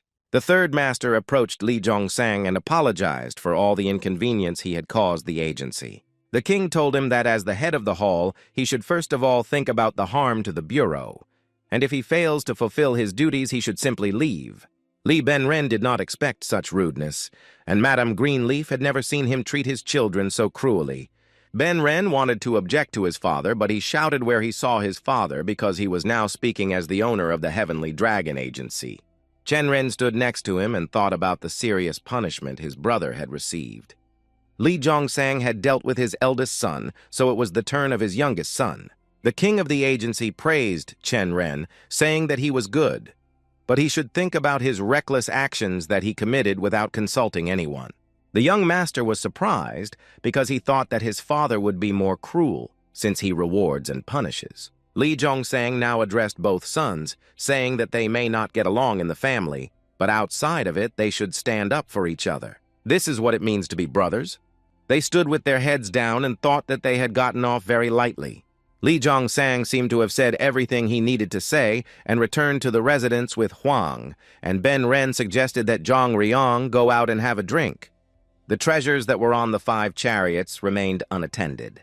The chief accountant approached Chen Ren and asked if the bags contained only gold or if there was also silver. With a thoughtful look, he asked the young master to show him the treasures that the demon clan had hidden. Chen Ren was about to leave, but a request stopped him, so he asked if he was going to look at the treasures here on the street. Crowds gathered near the chariots and looked at the master and his booty with interest. The manager said directly that they were all here not to look at his beautiful face, but at what was in the bags. Chen Ren apologized. In front of everyone, he said that he would show them next time, asked to take the gold to their hall, and the manager suggested keeping it in the Heavenly Dragon Pavilion. But Chen Ren was grateful for the offer and had to decline, as the Flying Dragon Hall has an experienced appraiser. The chief accountant was furious that the case had escaped his grasp. Suddenly, a dagger hit the wheel of the chariot, destroying the fasteners. As a result, the wheel finally collapsed, the chariot turned over, and all the bags of gold fell over, scattering all over the area. Li Gabren and Li Yolren's eyes gaped at what they saw. People wondered if it was all real or if the rest of the bags had the same gold in them, and they said that this year the Flying Dragon Hall would be the leader in sales. That same night, Li Zhongsang gathered the elders for a serious conversation. But for some reason, the king of the agency asked if what he heard was true. Seok Sang said that Poisonous Snake told him everything about how they received the assignment, even from an underground cave and rock. On the way here, a man named Doxa told me absolutely everything in detail. Li Zhongsang asked the manager if he had been able to see the treasures with his own eyes. He replied that it was because of them that he arrived so late to the meeting. They were so persistent that he had to throw his dagger and break the chariot to see and steal some lost treasures. The manager put a golden cup on the table and said that such high-quality treasures are not often found, even if they weigh exactly 80 taels. Li Zhongsang looked at himself through the gold and thought that if he put all their gold in one pile, he would get a large sum. After 3 days of sorting, the price turned out to be shocking, about 300,000 taels in gold. Chung Ren asked why there was so much of it, and Zhong Lim Som explained that it was not ordinary gold, but antiques. Some things are worth more than their weight in gold or silver. The young master never thought that the day of such good fortune would come. Suddenly it dawned on him that if antiques are worth more, it means that they are worth more. What if we weighed these treasures to pay tribute to the king's residence? So if you divide the treasures by weight and take only antiques, and pay half as data, then they can get part of the money twice or even 3 times more than they offered. To prevent problems, you need to appease the boss and the appraiser by giving them a gold belt and a cup. Chen Ren also wanted to reward all the team members who participated in this unplanned mission. Due to rumors that the Flying Dragon Hall treats its employees well, matchmakers began to visit there frequently. They even set up a room there to help people find love. Chen Ren visited his teacher Hek Bansi, who said that everything seemed to be going well, even gaining a little weight. But the teacher interrupted him and asked him to just give him the money for this month. Madame Greenleaf came to the hall and brought him a 300-year-old ginseng from Mount Changbai and gave it to him as a thank you for saving Ben Ren. Chen Ren was very grateful for their gift, but knew that it was just an excuse to visit him. She heard that the young master would sell treasures brought from the southern regions. If the hall entrusts her treasures to the Mangum Trading House, they will help them with the sale, because they need a good trading house. Chen Ren knew that she had come for a reason, but he hadn't expected such an offer. She said that part of the profits would go to the trading house, a great benefit for both parties. The young master could not stand her persistence. She also says it as if he has something to thank her for, but when he has heard this from 10 different trading houses in the last 10 days, and one of them is his. It's hard to say no, but Chen Ren smiled and said that he fully understood her intentions. Since there are so many treasures, he needs to think carefully before giving an answer. The last stop was the pavilion where the guest Tan Gun Beck lived.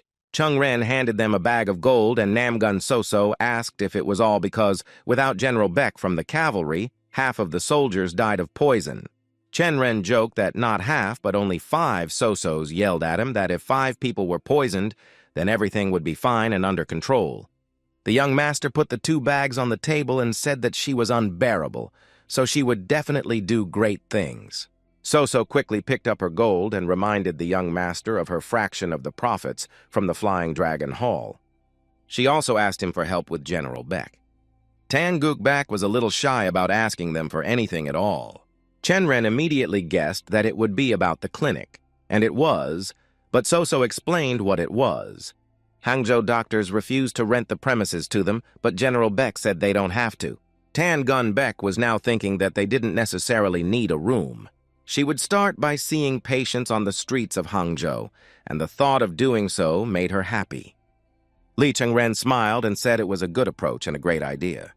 Soso asked him, since he made so much money, if he would like to buy his younger ones a drink, and he said he would love to, but he left his wallet at home.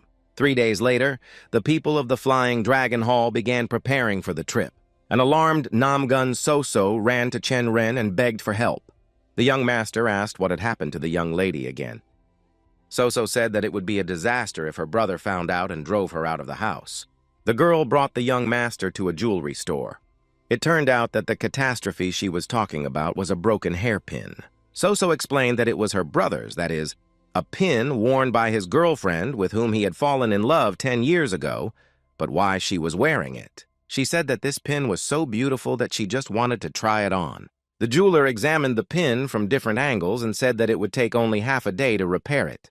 Chen Ren asked if he could carve a magnolia instead of a phoenix on the pin, made of buffalo horn, which was luxurious and one of a kind. The jeweler said that if he paid him enough, anything was possible.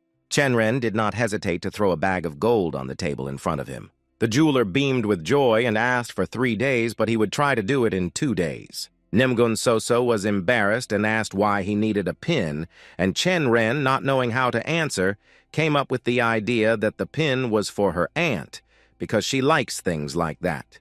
But their uncomfortable conversation was interrupted by Ga Bulam, who was in a hurry to see Chen Ren, shouting that doctors from the Tang clan had been kidnapped.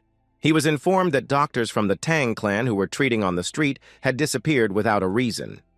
The chairman of Yanhua Hall called for Ms. Tan Gun Bak, so the soldiers took her there. All the warriors of the Flying Dragon Hall must urgently go in search of the criminals who kidnapped the doctors. And Li Jong-un needs to meet urgently with a senior guest from Hao Mun. Mok Rigek said that neither doctors nor suspected criminals can be found using Hao Mun.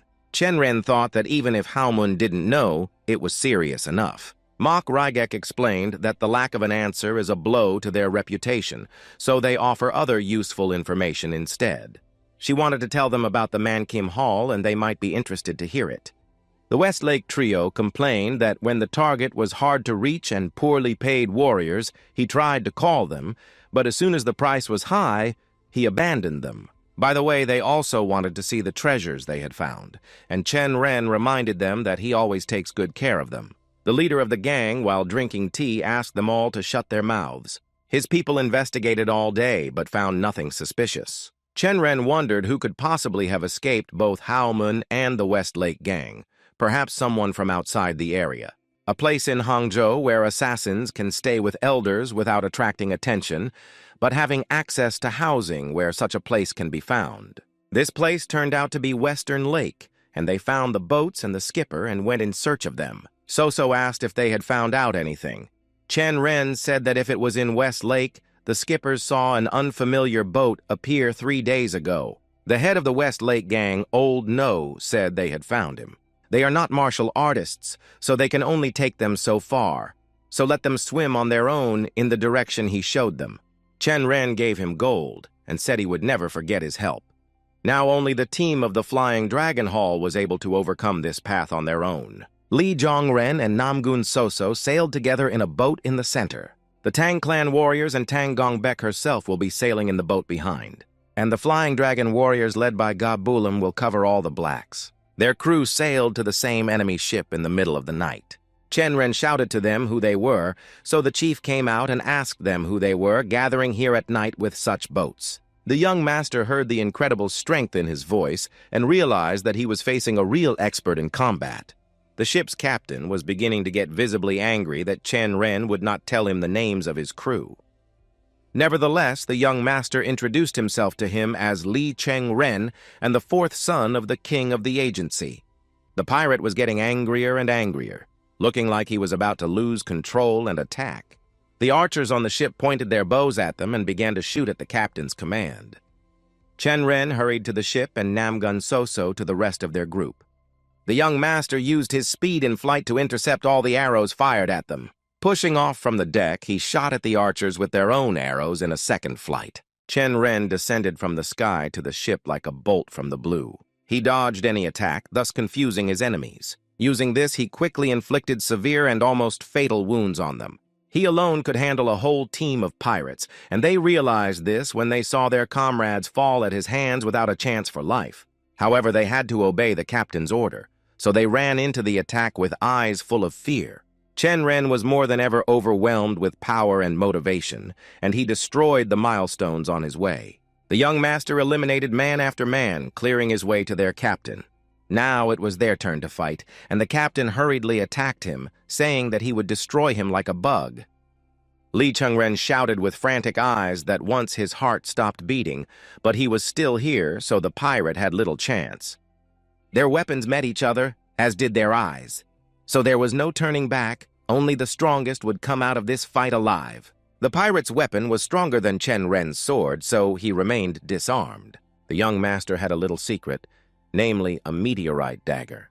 The battle continued again. This time Chen Ren warned that he would never break this weapon. The pirate saw it himself, as their resistance sparked sparks. The young master easily managed to disable the pirate's weapon. Therefore, Chen Ren did not stop there and began to attack him with a meteorite dagger in the arm, leaving deep marks to remember. Leaving the dagger in his hand, he switched to hand-to-hand combat, knocking all the nonsense out of him. The young master gathered a clot of his own accumulated energy in his palms. But in flight, I put my hand to his stomach and pierced it with my own energy. From this flow of energy and accumulated force, the captain of the ship flew into the net and remained unconscious. Chen Ren shouted to the girls that enough was enough and to let the pirates go. Tang Gongbek found the abducted doctors and asked if they were injured. Namgun Soso asked when the young master had managed to improve his martial skills so much. Chen Ren shook his head, thinking that it seemed she could even hear his thoughts. First, she had to find out who was behind it all, and from that point on, she had to think carefully before answering. But he was interrupted by Tang Gongbek, who threw a dagger at one of the pirates and said that she would only pardon one. She was very serious, even a little hostile, saying that whoever wants to live should stand up in silence. Chen Ren tried to stop her and calm her down, asking her not to destroy them. But the rule of the Tang clan is to repay mercy twice and revenge 10 times as much as a member of the clan, and she will follow this rule. She will never forget the mercy he has shown them, but asks them to interrupt their task here. She kept shouting at the pirates, blackmailing them that she would spare only those who would reveal the identity of their leader. One of the pirates agreed to tell everything about his master and asked to spare his soul. A couple of days later, rumors began to spread around Hangzhou that a mysterious group had kidnapped famous doctors from the Tang clan and that those 30 thieves had all been killed. The doctors were safe, but those bandits were killed by poisoning techniques. But instead of condemning the perpetrators, people gossiped about the cruelty of the Tang clan. The Divine Ark arrived at the square and stopped right in front of the doctors. Tan Gun Bek immediately greeted Elder No in a bow. He is a doctor, so he has never had any dealings with martial artists passionate about destroying people like her. He ordered her to leave Hangzhou before he reported her to the higher-ups. Tan Gun Bek never committed any brutal liquidations. One of the pirates of that ship shouted that he had seen everything with his own eyes. He was a witness. He is Nyan Chol, the younger brother of Nyan Chol Yang of the Windbreaker Sword Clan, whose life they lost that night on West Lake. He pointed at the girl and said that they had killed 28 pirates together with his brother. I also saw his comrades wheezing as they were stabbed or poisoned in cold blood, and he was the only one who barely survived. The crowd heard an order to disperse because the carriages flying the flag of the Heavenly Dragon Agency were coming. The carriage door was swiftly opened by the man's foot. One of the pirates grabbed him by the collar and shouted that Nayan Chol was a bastard who hid the fact that the people who were kidnapped were doctors from the Tan clan and deceived them. Out of fear, he tried to justify that it was not like that they were talking nonsense. The pirate kept shaking him because they knew that he had hoped that they would not return alive, and that could have been the case if Tan Gun Bek had not cured them. The crowd was once again buzzing. They did not expect that she had healed them, not destroyed them. People said that she was able to heal such serious wounds, and said that the Tang clan doctors were really talented and they wanted to visit them. Meanwhile, Chen Ren and Namgun Soso were having lunch at a restaurant near the square. To avoid further attacks, she used their own methods against them. Tan Gun Bek was not looking for the real customer because she had to destroy him, so she came up with a second plan. Thanks to this, Tan Gun Bek was able to establish her own clinic in Hangzhou, and Chen Ren invested money from the treasure he received from Mok Riguk in the Feilong Bank. Everything was going great, and they were back in the jewelry store. Chen Ren's order was ready, and the Phoenix pin was like new with a magnolia pin next to it. Namgun Soso was pleased with the result and asked how much she should pay for his work. Chen Ren pushed a magnolia pin closer to her and said that he had paid for everything last time, and that these pins belonged to her alone. She asked why she needed it. Didn't he say it was for her aunt? But Chen Ren just said that because he didn't know whether she would like the pin or not. Soso was shy, but still asked if they could become a couple in love in the field. Everything was really going great, but for some reason, Chen Ren stood there staring at her. He held onto his heart and the table to keep his balance. Namgun Soso was afraid for him and asked if he was okay. After catching his breath, Chen Ren explained that he was just very surprised and probably heard him wrong. Soso explained that if their feelings do not disappear because of the places, they will continue, and if they do, they will just remain friends. Chen Ren started waving his hands and making excuses that it wasn't that he wasn't interested in her, but that the age difference made him feel like a pervert. She asked me directly if it meant that he really liked her. Chen Ren realized that he had nowhere to go, so he had to tell the truth, and the truth was obvious, and he was also in love with her. Soso said that although she was the first to admit it, they would agree that he was the first to fall in love. Having said all that, she said that she still had things to do, so she had to go. Chen Ren came out of his daze and ran after her. Still feeling mixed feelings of joy, he put his hand in his pocket. He put a big sack of gold on the table without even looking at how much gold was there. He just told him that it was gold for keeping his mouth shut, and the old jeweler just smiled because this was the most wonderful time in their lives. The path passed through the beautiful green mountain of Gubek, which had dense green forests and sharp rocks. On the way back to Hangzhou after another escort mission, Soso said that the trip was intense. They accompanied the new bride all the way to Gongyang, and she thanked them at least 100 times.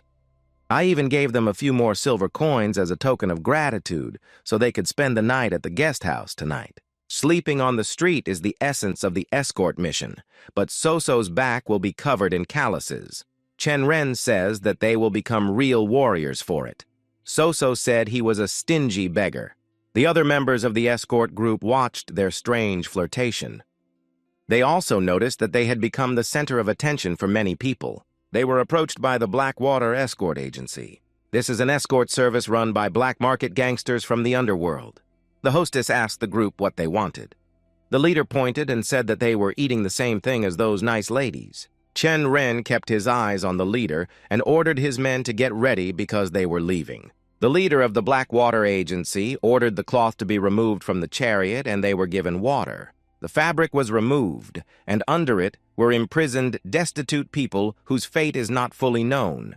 The Heavenly Dragon Agency did not expect to see such a picture, so they just stood there staring for a while. Namgun Soso asked if those bandits wanted to sell these people as slaves. Chen Ren did not know for sure, but it was a possibility. Soso thought that they shouldn't interfere in every bad thing, but it's not right to ignore it either. Chen Ren thought that they would show up soon. And Soso asked why he thought so, and the master did not expect her to read his mind and said that the bandits of the Green Forest would soon appear. And so it happened. His premonition did not disappoint him. They were here. The leader of the Green Forest gang wanted to get straight to the point and ordered everyone to put their jewelry on the table. Chen Ren thought they were acting cruelly in their previous life, and their shop closed in 3 years because of poor management. The young master took out a large handful of strange silver coins. The bandits laughed that they were just silver coins, but so be it. The second the bandit's mouth closed, the same handful of silver coins flew past his face halfway into the tree. The leader quickly realized that he had said that today was the anniversary of his father's death, and that it was their good fortune. As his son, he will not shed blood today, so he will go away quietly. But Chen Ren ordered him to stop because he didn't say he could leave. The young master said that he had encountered banditry so many times that it was a habit for him, so he could teach them a few tricks. Having dealt with the bandits of the Green Forest, they attracted them to their side. An unknown gang stood opposite them and greeted them in Japanese. He also greeted him, and Soso noticed that he also spoke their language, and she thought that slavery was a vile thing that pirates like them did. This spring, they paved the way for the escort service carts and vendors to move more easily, so he should show them respect. She pointed behind her where the archer stood. The leader of the Blackwater immediately took the hint and told his assistant to get a bag of money. But as soon as the assistant showed him the money, the archer inadvertently sneezed, and the arrow he had ready flew out of his hands, right into the hand of the assistant, who did not expect such a turn of events. The archer made excuses that his hand had slipped off because of the sniffles, and Chen Ren listened to the opposing side say that the leader and his aides were clumsy idiots. The leader of the Blackwater ordered them all to be destroyed. Chen Ren recognized the Huan weapon in his hands. He knew that it was quite unpredictable, but with his capabilities, he was not afraid of it. You can't fool Chen Ren with that, because he is skilled in many techniques and is familiar with different weapons. The young master used martial arts instead of weapons, and enhanced it with his ability to accelerate. Chen Ren struck after strike, and the Blackwater leader begged him to stop because he was admitting defeat. The young master got the taste and said that he would not stop, because this was just the beginning. After dealing with the leader, he went to his assistant. Chen Ren found the place where the attendants were hiding the money, and with one movement of his hand, he unearthed the stash, scattering all the coins on the ground.